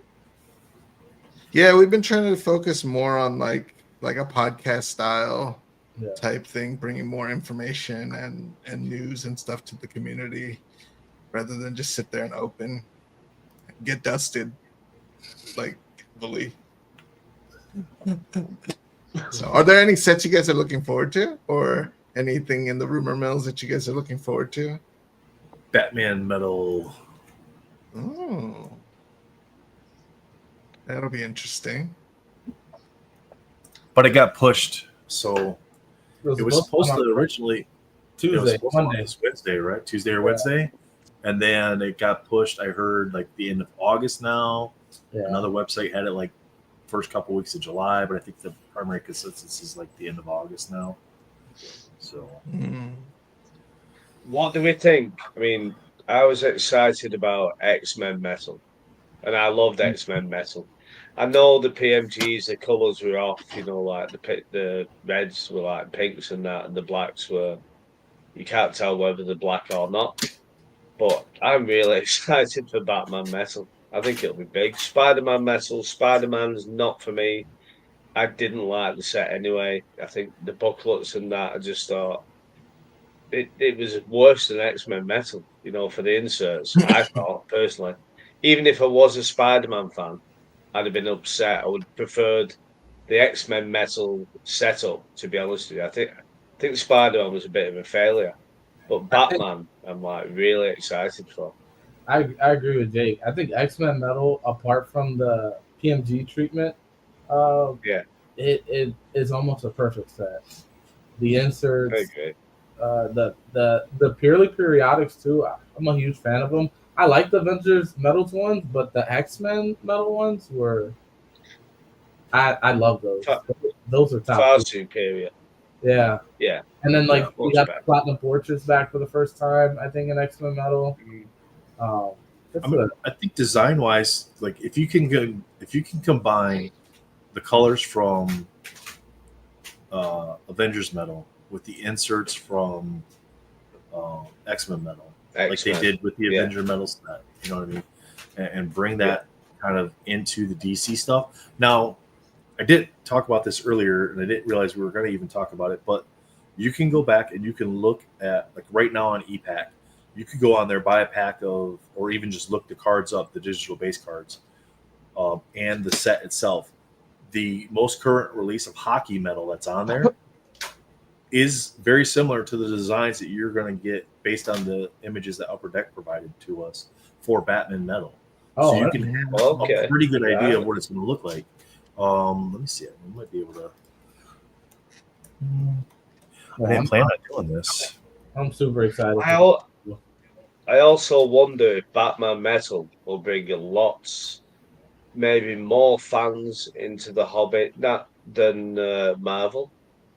Now, I know like Marvel movies are big, but Batman movies are huge. Batman as a franchise, I'd say, is much bigger than Spider-Man. I'm guessing, I could be completely wrong. For collectors, not as in people going to the cinema, because there's a lot more kids in that, but I would have thought as a card collector that, you know, the Batman stuff might be really, really popular. So the design they sent out for the Batman Metal is not exact. But it's similar. It's a similar style. Okay. You know, they've revamped it a little bit. But if you went through the recent hockey set and looked at what the parallels are, we're probably going to see very similar parallels in the Marvel set. It's typically what happens is the hockey stuff comes over to the comic book stuff. They did it with Marvel. They did it with all their other product lines that they had put out there. Whatever set it's coming from or pulling from, like Platinum was based off of the Apici Platinum hockey set. So a lot of the stuff that was in the hockey set went into the Platinum Marvel set. So a lot of times you can look at the hockey stuff ahead of time and get a really good idea of what you're going to potentially see. Like, are we going to see rookie cards? Probably not. But you may end up seeing, like, if you could find a metal or a parallel that's similar in name. I mean, I only opened a couple packs of Hockey Metal, so I didn't. Are you a Red Wings fan? Yes. No. Just a little bit. No. No. You know, I got a lot of Red Wings cards, but, you know, I don't really like them. You know, they're fine, whatever. But I think some of the inserts that we were looking at, right, Nathan? You were the one that told me those are hockey inserts. Like they're hockey inserts. Yeah. But Topps does it too. So the new Topps Chrome set, they have the Jen, what's the baseball one, the Future Stars one? That's a baseball insert. Yeah. It's not a Marvel set. That's a Bowman insert, right? They're all gonna, yeah. No, I think it's just a Topps insert. I don't think Future Stars is a Bowman insert. I think that's a Topps Chrome insert. Okay. Yeah. But it's everything that they do, these companies do, the comic book stuff is not their primary line. So they're not going to create brand new things every single time they do a set for us. They're going to go, No. last year we used this. Oh, we got to make this Marvel set. Dump it into this. Add the images. All right, change a couple small things. Rename the parallel, whatever you might do, and then put it out there. Because it's easy, it's quick, it's easy for them to print. Now, Upper Deck has an issue with getting sketch cards back, getting autographs back. And I think that causes a lot of the delays in the sets, probably, would be my guess. Tim, you probably agree with that, right? Yeah. But it's like, yeah, Topps seems to be on it. Like, if it's not back, it's not going into the set, plain and simple. We've seen it already with sets Topps releases. We get checklists well before the release, almost at the point in time that the pre-orders come out or the EQL drops. Upper Deck, it's like you don't get a checklist till a week and a half before the set actually comes out. So I agree, Tony. It's a little creepy. What's a little creepy? Jake in the darkness there? Yeah, he's got mastermind vibes. And he's only moving in small little increments too. I'm getting some real Joe Pascal vibes from you, Jakey. Because if I move big, it's like this. It's just like, I'm trying to hide the booze from Nathan.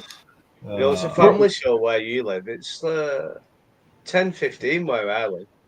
Unbelievable. Narnia. Hey, you've been absolutely well. He has been well behaved all weekend. So Jake, thank you for that. So thank me for Jake being behaved. Yeah, that's probably true as well.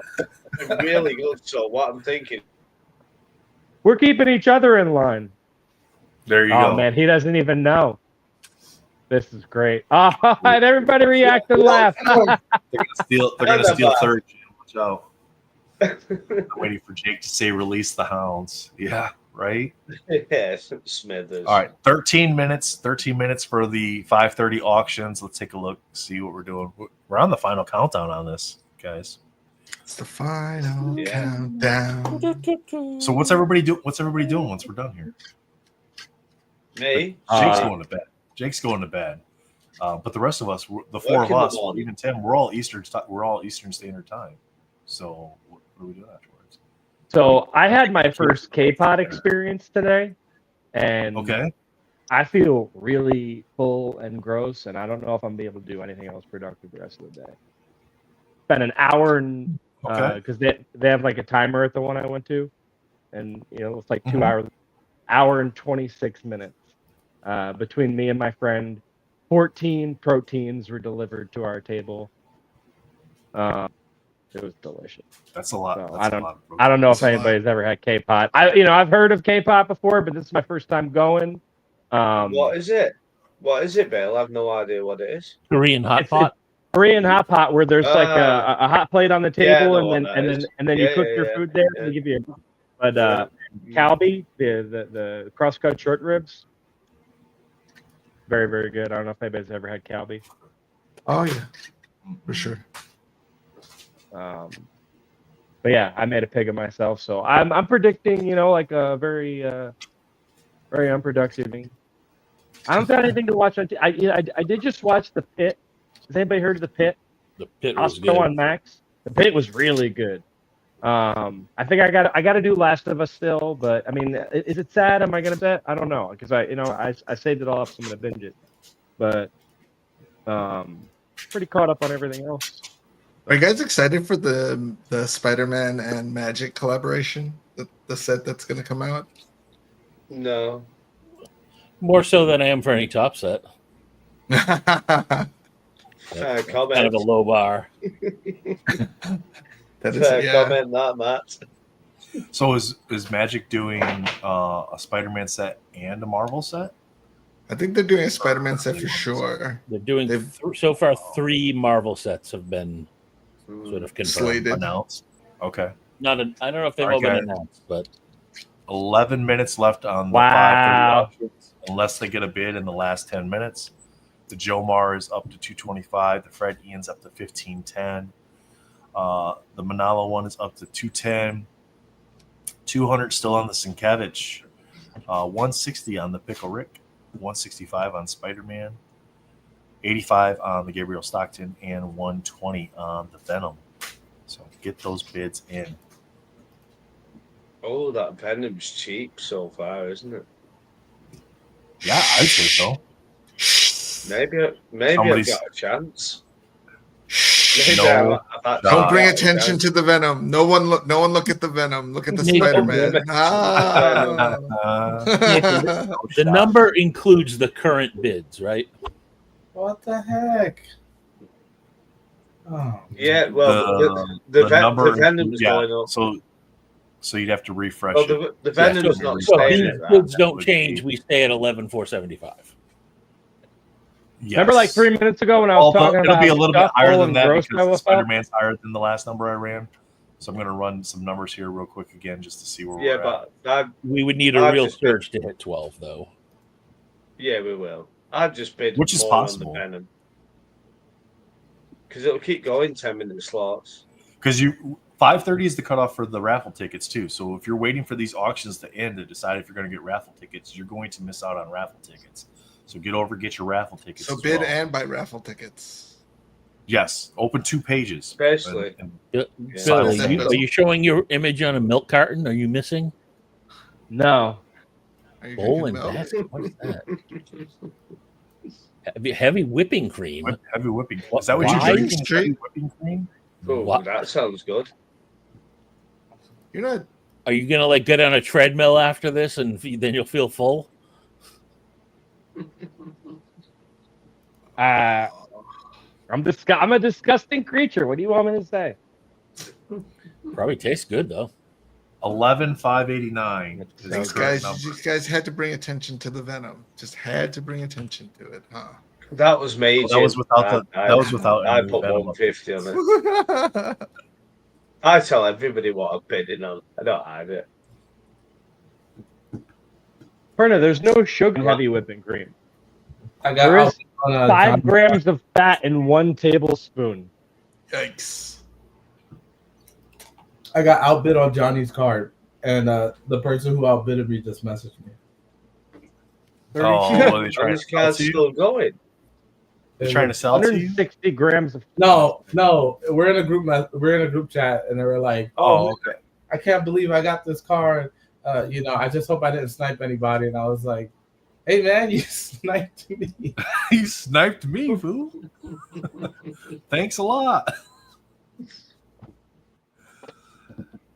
You know me, Tim. I would have been like, you should have cared more about the charity. Yeah, right. I put that. That's what I did. You said it yesterday, and I put my max bid in as my actual bid. Mm-hmm. You know what? Maybe I should have used the max bid feature. You misled me, buddy. Oh, Venom's 175. I misled you. Yep, they're going up. They're going up. But maybe talking about the Venom is a deflection tactic to bid on something else. You know what I'm saying?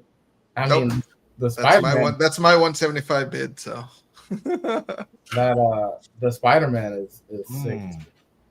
I know I want to bid on that Spider-Man too, but Bid on it all.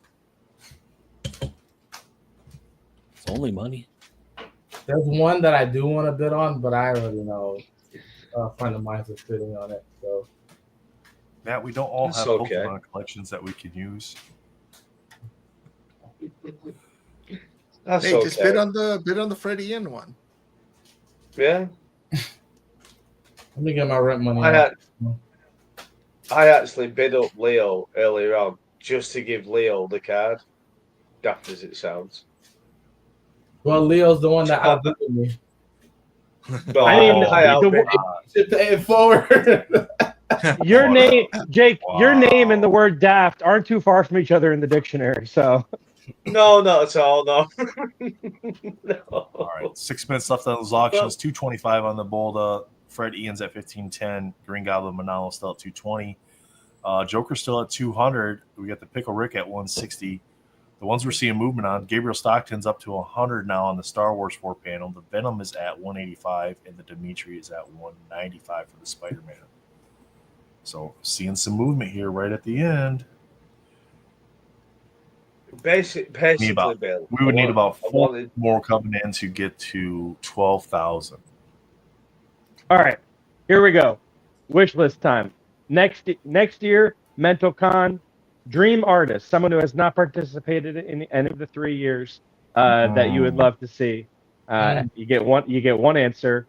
You can, we don't have to go in any order. You can go when you're ready, but we got 5 minutes for all 6 of us to go. Del Otto. Okay. Peach. No, change your mind. Actual possibility. Maybe not. Lives in the UK now. Adi Granov. Very close anyway, aren't they? That would be a good one. But yeah. I'm going to go with that guy that I mentioned, Dan Peetons. He does those a lot of those hockey card sketches.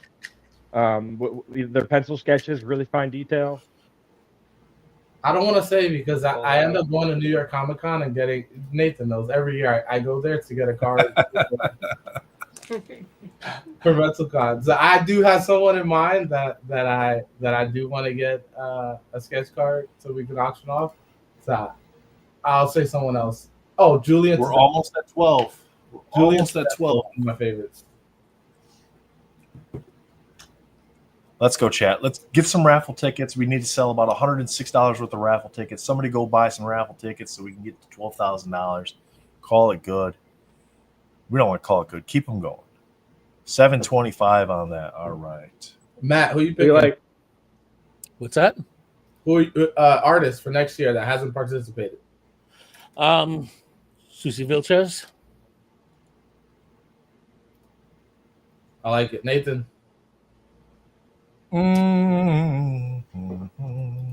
Just like so, we're putting it out into the we're trying to put it out into the universe. This is the ice bucket challenge. Tyler Kirkham. Nice. Okay. Well, hey, if anybody knows any of the artists that we've mentioned, and you've got connections, reach out and tell them about this event. That's a lot of how this happens. Is networking. We don't cold call, bang on people's doors. We know somebody that knows somebody, and then they send in work, and that's that. So, 3 minutes. Go get your raffle tickets. Get your bids in. I like the people that the folks in the chat are putting in. It'd be awesome to have any of those artists. Yeah. Oh, and we're so lucky to have the artists that we've already had. Like Freddie and Perna. And Dimitri and Dre and John and Brian and him, No, Raj. Ash did not retire. He did pieces this year, but the post office decided they didn't want to actually deliver them, so they're just like in limbo somewhere. So if they do show up at some point in time, then we will get them set up to run auctions on those for a designated time as well. Yeah, shout out to Ash. I hope has PJ done one yet? No. Yeah, PJ would love. PJ seems like he's into stuff like this.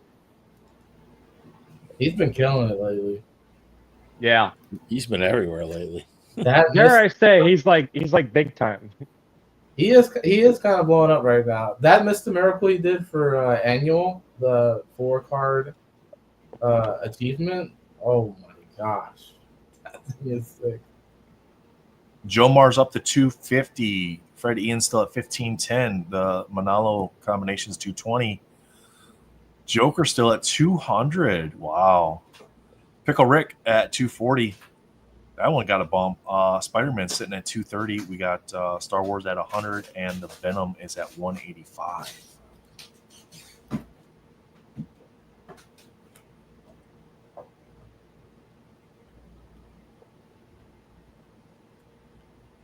Dun, dun, dun, dun, dun. Trying to see where our numbers are at. The raffle tickets are almost sold out. Oh, there's a limit? Yeah, no, I mean in that at 5:30 you can't buy raffle tickets anymore. Oh, okay. So that way it gives us time to like get in there, do the drawing, do all that stuff. So Yeah, wow, sold out 186 tickets. okay, so the So website. let's talk about so soft goals that you guys had. Looks like only Joker has ended so far. no goals. It was no goals. It was raise as much as we possibly could raise. You help the didn't charity have any, based on what we have, we think it, should be around this. I had a goal of Jay not saying the F word one time for a total of 20 hours, and he's accomplished that. So Wow. He said it once. did he? Ah, Yeah. screw it. I'm out. I'm done. See you guys. I thought, but I still one is great. These prices are jumping right now, guys. It was more than one.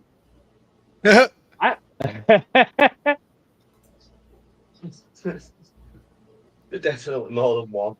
Give me some credit. All right, the leader's not here. Let the real show begin.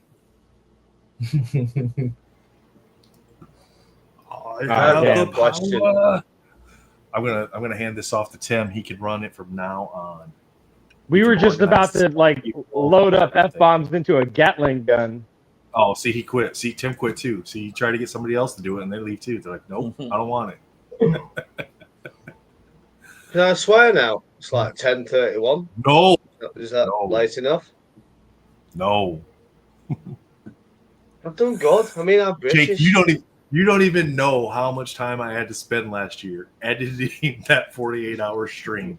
It took an entire week. I know. Well, the first year I had a migraine for 24 hours. The second year I had chronic back pain and I'd taken Andrew's tablets, which just sent me nuts. And this year I've had no problems. So I've been behaving well. Next year, every couple hours, you should just slip one in, just so that at some point Nathan has to go through it all. Well, and find all them I'm saying, right? I'm a man of facts. Let's ignore Pedro Pascal and touching teddy bears and stuff. I'm a man of facts. And since I've stopped swearing, the bids have gone down. So maybe it's a final flurry. If I do a load of F-bombs out now, all the bids will just shoot up. The bids will go up. They're paying $1 an F. Yep. All right. The Joker and the Manalo piece are done. All right. So we have Are they? 6 pieces in extended time. Both the Dimitri pieces sitting at 100 right now. Yep, sitting at 100 right now. Pickle Rick's at 240. The Fred Ian's at 1550, and then the Batman is sitting at 250. So the Dimitri Venom was still at 195. Oh, I don't know. I'm shocked at that. I see Jake doing math in his head about how much. What's that in pounds? What do I need to have in my bank account to be able to put a bid in? I've got the money in the bank account, but what the problem is, Bill, is I equate it to cans of cider. So I'm trying to now work out. That was $5.94. That was supposed to be $5.94 earlier. I put $8.94, didn't I? Yeah, because we're at $8.61. That was supposed to be $5.94 earlier. You're just dangling it in front of us. Yep. We're still right there. I mean, we made enough to catch back up to what I had there originally. But I was like, how's that? Have you seen Leo's comment in the chat? Free. Time remaining on the Gabriel Stockton 57 minutes. Does it have the wrong time on it? Yeah, it is as well. Yeah. 56 minutes. Yeah, it said that for me earlier. I noticed that and I thought I was wrong. Well, I'm gonna. Yeah, that was an error on my part. So that's still got an hour on it. I mean, we won't be live when it ends, but because I don't want to adjust the time on it and have it screw the auction up somehow. Well, I guess I could put it at like 40. Just leave it. Just leave it. Yeah, just leave it. Yeah, I'd just leave it. Just let it run its course. A little bit. It's a little over. Yeah, it's a little overtime. We'll know what it's at by the time we get ready to end the stream. So. Dun, dun, dun, dun, dun, dun. All right, how are we just looking? Don't want to. The Batman piece is only at 250. Yeah, Batman piece is only at 250. Let's see. All right, present, share screen. Here. So Batman piece 250, Fred Ian piece 1550, Pickle Rick at 240, Spider-Man at 230, Dimitri, the Venom's still at 195. Yeah, I'm tempted. I'm really, really tempted. Well, to have a Dimitri piece would be amazing. Okay, let's take a look. Left on the Venom. Do you think it's because it's pencils? I love pencils. Well, I really love pencils. And do you think it's because it's 5x7? And people, I love 5x7. I think they're amazing. I love 5x7 frame too. it, put it on your wall, can't you? Absolutely. You can frame it. Yeah. Okay, let's go ahead. We're done with the giveaway, so let's get this pulled up, added to the screen. Get zoomed in here, and we will draw a winner for the raffle. Woohoo! Woohoo! Amazing. All right, let me see if I can. It doesn't let me move that over any. Okay, I'm not able to move that over, so that's not over top the. I can hide the chat real quick. Hide the chat real quick. That way everybody can see. Okay, so Better World is going to randomly select a winner for us. All we have to do is to select a winner. So press the W to randomly select a winner. Venom has been extended. Jomar has been extended. Looks like you can't select the winner for 8 more minutes. I'm assuming they're Central Time. Yeah, Central Time. Winner selection. Oh, because we scheduled the selection time at 4:45. So then we can actually select it. Okay. Cool. So we got 8 more minutes on that. So 8 more minutes, we'll be able to select a winner. Pickle Rick just went to 260 and extended. Hell yeah. A Pickle Rick. I wish I had the money for Freddie, and I haven't got that money, but I wish I did. That's an amazing price. You can't not get Freddie in commission, can you? It's just not possible. No, you can't. I mean, it's not even about. They don't do it. I had my little Pickle Rick thing, Matt. Like you got your little goat thing. I had my little Pickle Rick thing, and I don't know where it's at though. They weren't even going to do it. It was all by chance conversations. Venom's up to 225. We'll do something. Venom I still think that's a steal. Batman's are up to 260. Pickle Rick's at 260. Venom's at 225. Spider-Man's at 230. The Star Wars is still at 100, but that's got some extra time on that. So let me get an update on our numbers here. I'm checking 1550 US dollars to GBP.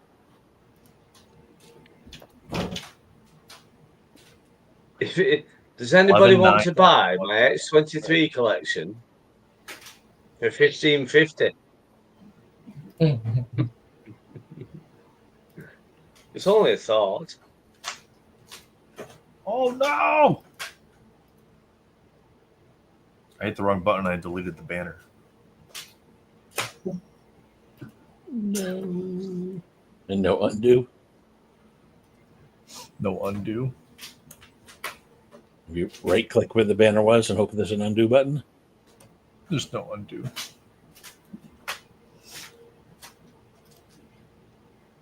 I can delete the entire folder. That sounds worse. That sounds worse. 11/9/21. Do that. The Spider-Man ended. What did it end at? It says 2:30. 2:30. The Venom's up to 250. Venom's up to 250. Right, I said this. The Venom's amazing. Freddie, it's got a minute left. Oh, what? 11,946. Leave my Venom alone.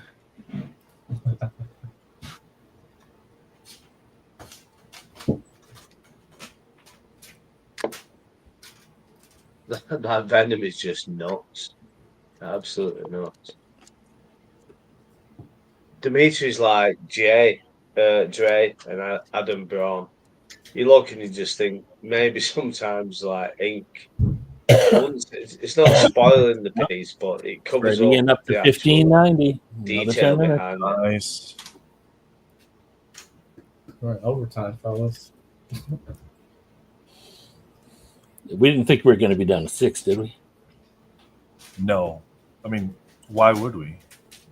Like, we haven't been able to stick to one of these things in a long time. Mm-hmm. Like, the fact that we stayed pretty much on schedule the entire stream is a miracle, right, Jake? The not 24 hours was a good call. Yes. I miss those streams. Come on. During the streams was 72. great. The 3 days after the 72 hours streams next year. were rough. I've got to admit, last year I was ill for a week. She's like, oh no, I wasn't ready yet. I don't mean to interrupt.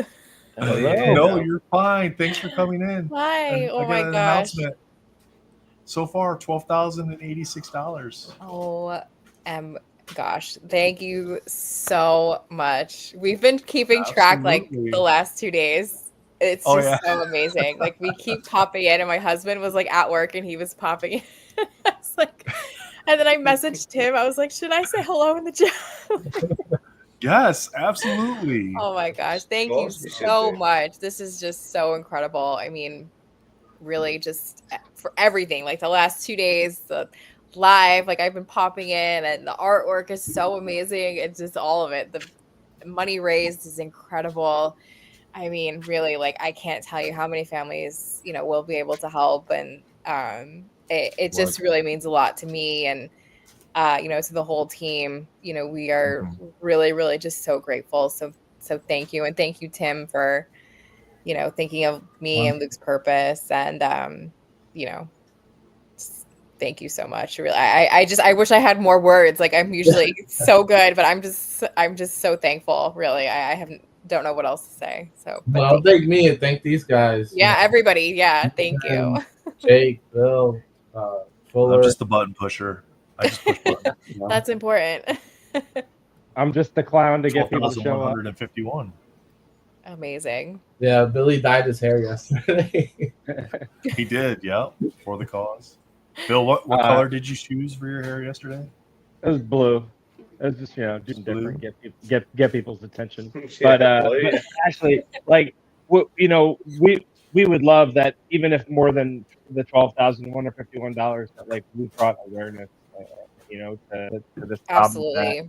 problem that exists for so many families. That I keep saying that unless it's happened to you or somebody you really don't take a pause, think about how devastating things like this can be.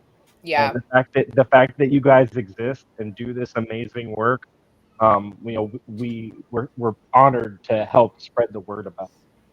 Thank you. And that's definitely a big part of it too, is just obviously spreading awareness. And you said it too, like, when this happened, even when it happened with us, before it happened, we would hear about it, right? Like we would hear child loss and, we would hear that this would happen, and you just don't ever think it will happen to you. And then something like this does, or it hits so close to your, your inner circle, your family, your close friends. And, in the initial days, people were like, what can we do for you? And I was like, I don't know what I need. I just want my son back, but then after we started realizing like, oh my gosh, like this is going to cost this much money, and this is going to cost this, and the cemetery and the funeral and all of these things. And we didn't have the headspace to really,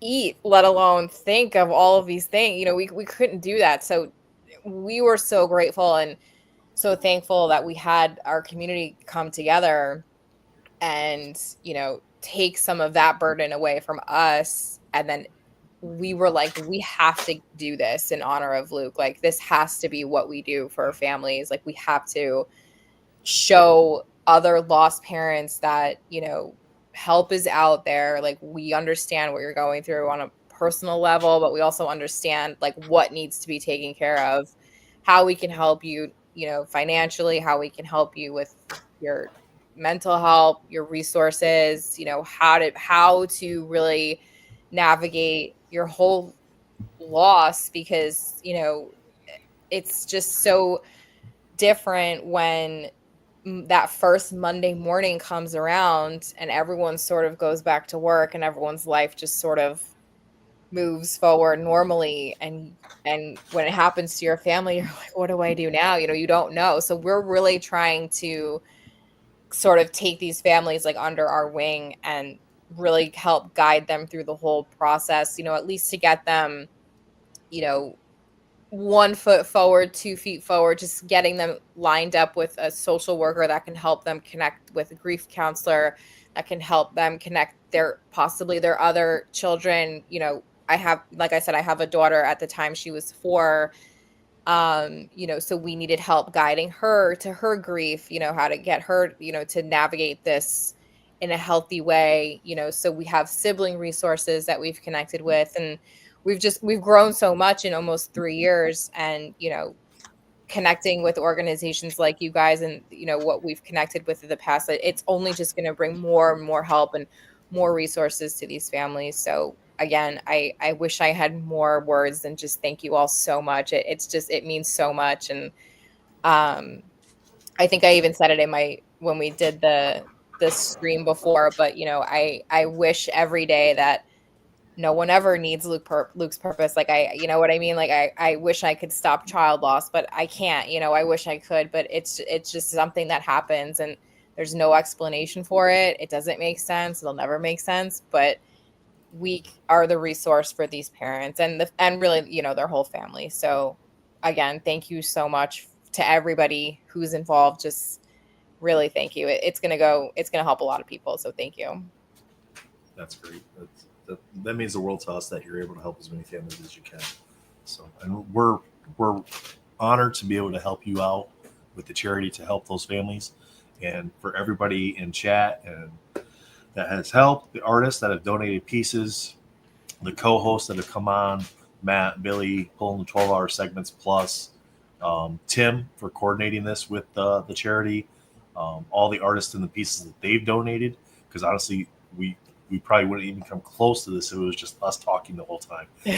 So, without the artists, I don't think much of this goes around. So you guys out there are absolutely amazing. We do have a couple pieces that are still running. Looks like the Fred Ian piece has a little bit of overtime left on it. That's at 16:55.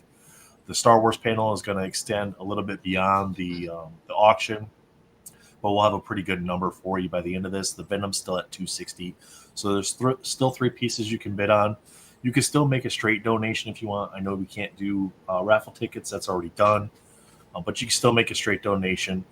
But instead of making that donation directly to MentalCon, I'd prefer it if you would go to luke'spurpose.org and make that donation directly through them. We'll be coordinating with Ashley in the next few days once we get everything processed to be able to get the funds that you guys helped raise over to the charity through whatever means is the easiest for them. But yes, moving forward, luke'spurpose.org for straight donations. Help them out as much as you possibly can when you can. Skip that cup of coffee, send $3, whatever it is, that'll build up for them and it'll help them out so much. So, thank you. Shout out to Doom for the design, the aesthetics. Yeah, the design. Yeah, can't forget Doom. The design up here, the logo. I'm gonna.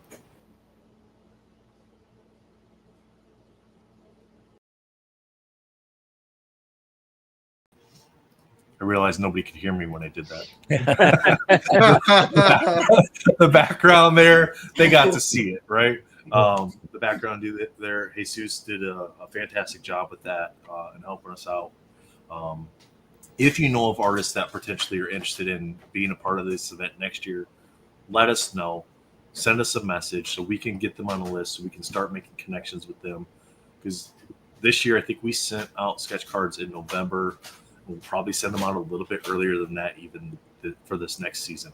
If you know of a charity that you think can benefit from what we do here, let us know. We're happy to take recommendations. We'll do some looking into them, make sure that they're a true nonprofit, that they are more about what they're doing than about building a big board or something like that. And Ashley, your guys' charity is absolutely the epitome of that, to where you care a lot about the community that you're serving. So thank you. Thank you. Chat, who wants to do a raffle? I know we want to do a raffle already. Yeah, it's time, right? We can do it. Yeah, we can do the raffle now. So let me get into the dashboard, go here. All these buttons, see? All the buttons I got to push. All right, manage. Select a winner. Can we do this yet? Can we select a winner yet? Let's scroll down. Down here. There It you said go. press the W. See, it said press the W. After you click start. Winner, Oh, I gotta see that. See, Bill, that's why you're here. I didn't read the directions. Matt did this last year because I was out. I was out at the something's end gonna of the pop up. Yep. Okay. Matt did this last year because I was out sick with the migraine at the end. So, okay, here we go.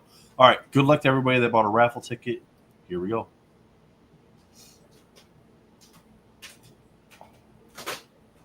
Okay. Scroll down. Oh no, it's froze. Yep. It stopped. It's not going to happen. Now I think you hit W. Press the W key. Hit this right here. Randomly select the winner. All right, let me get zoomed out. I want to make sure it's on screen so the entire thing's there. I think it scrolls in that white box, if I remember. So you'll want to actually zoom in. This is what I hit. So okay. All right, here we go. Good luck, everybody. I don't remember. I was drunk. Mark LaFonte. Congrats. Gambit hands.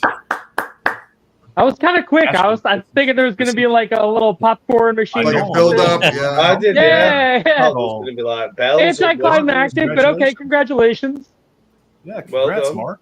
I don't have to ship it to Canada this year, so I mean that's great. That saves a little bit of money on that.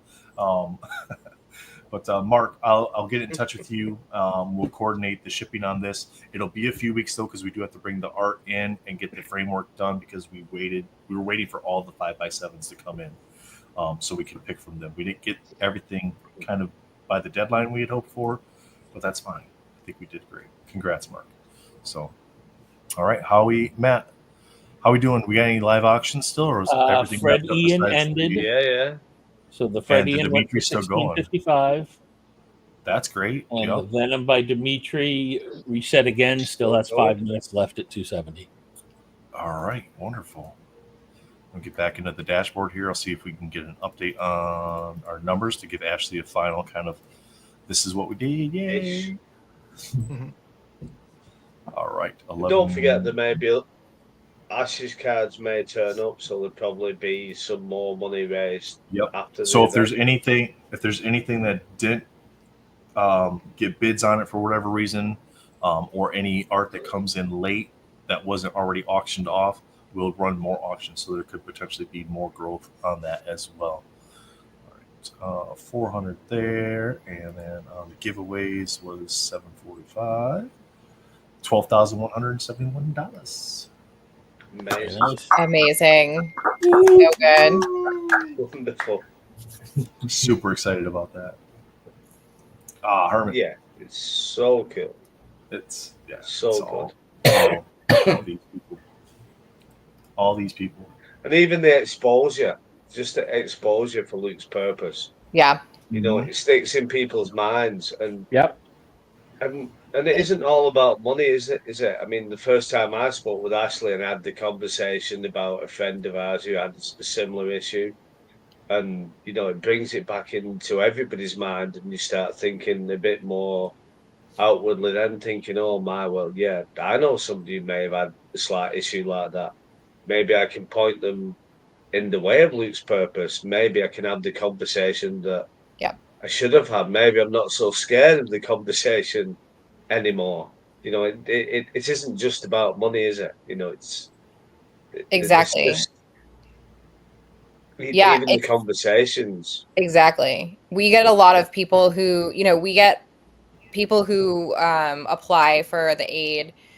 They usually apply on behalf of a family, or, when we always sort of ask, where did you hear of Luke's Purpose? And a lot of times people will say, I heard through a Facebook group, or I heard through, word of mouth. I saw you guys on, somebody recommended it from here, or my friend knows your sister's brother's, like, it's just a chain. So the more people, the more we bring awareness to our organization, the more word spreads, and it's just so helpful that more people know that help like this exists. And a lot of the times too,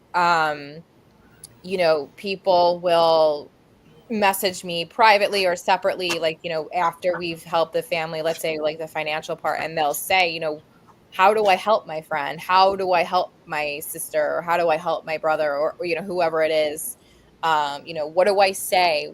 What shouldn't I say? Just how if they're going back to work, what's important when they go back to work. So stuff like that. So, I really can only give my experience of what's helpful and what's not. But over, the 3 years, I've spoken to so many lost parents, and a lot of the times they'll say, I hate when people say this to me, but I love when people say this to me, or this was not helpful, but this was so helpful. So we keep track of that too. And, a lot of the times, like I said, somebody will apply on the behalf of a family, and they'll say, what was so helpful in that first week? And I was like, send food. Like, don't even call them, just send food, or, send,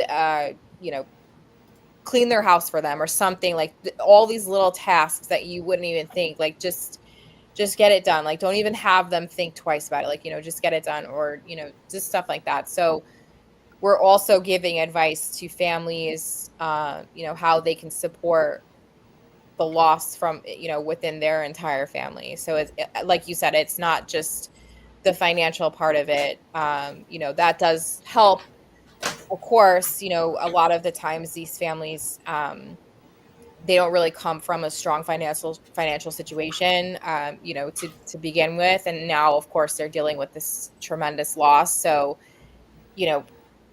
for us to just be able to pay for, a headstone for them, or just to be able to pay for like this small, a funeral for them, like a proper burial that they wouldn't have been able to give their child. Like, it's so emotional, but it takes away so much of a burden for this family. But like I said, like we were just saying, it's like, okay, well, how do I help them now? Like, where can I go? What can I do now? What can we do next? So we're always there. We check in sometime, months later with the families. I've gotten pretty close with some of the families that we've helped to, just right down the next town over, what happens. But again, it's awareness too. It's such like a double-edged sword. It's like, I wish people didn't know we existed, but I'm glad the word is getting spread out, because it does happen, and people deserve this kind of help. So Ashley, I totally get what you're saying, because just as rewarding as it is to be able to have the opportunity to share about you guys with people.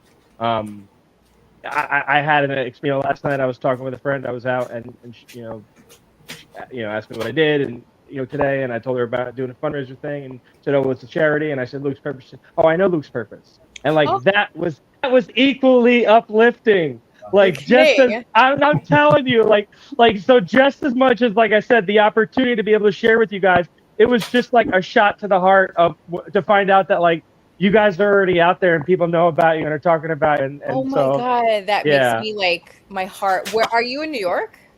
New Jersey. Oh, okay. Yeah. Oh my gosh. That makes my heart so happy, because I just feel like, we're spreading around the whole, we're sharing Luke with the world now. So that makes me just like, oh my gosh. Oh wow. Thank you for sharing that. It's where in can I ask where? I'm down the shore in Tom's River, Seaside. Okay. Got it. Yeah, I have a friend who is in Jersey who I believe is that kind of near, she's like 20 minutes from Atlantic City. So that's like near. Okay, yeah, that's about a half hour from me. Okay, yeah, so maybe word is spreading through. Yeah. Through that. That's amazing. Thank you. That's great. Mm-hmm. Well, gentlemen, any final words before we sign off for the night? This was great. Awesome. Absolutely. Another successful year, Jake, I'd say. I'd just like to say thank you very much. Thank you all very much, so much. Ashley, again, thank you. Artists, thank you. Everybody that contributed in some way to the stream, thank you so much for all of your help. We're going to wrap this up. Just over $12,000 raised for the charity this year. Fantastic job to everybody that participated and were a part of this. Don't forget, check out lukespurpose.org. If you have any questions, just reach out to Ashley over there. Yes, thank you all so much again. I can put the information in the chat too. I'm sure it's somewhere, but it's lukespurpose.org, like you just said. Yeah. Okay. I'll drop that in there real quick before we sign off. But we do have that. We do have that in the description of the videos as well. So. Perfect. Yeah. All right. Wonderful. Thank you guys so much. Take care. Have a great night. Stay safe, everybody. Thank you all again so much. You're welcome. Bye. Bye. Next year.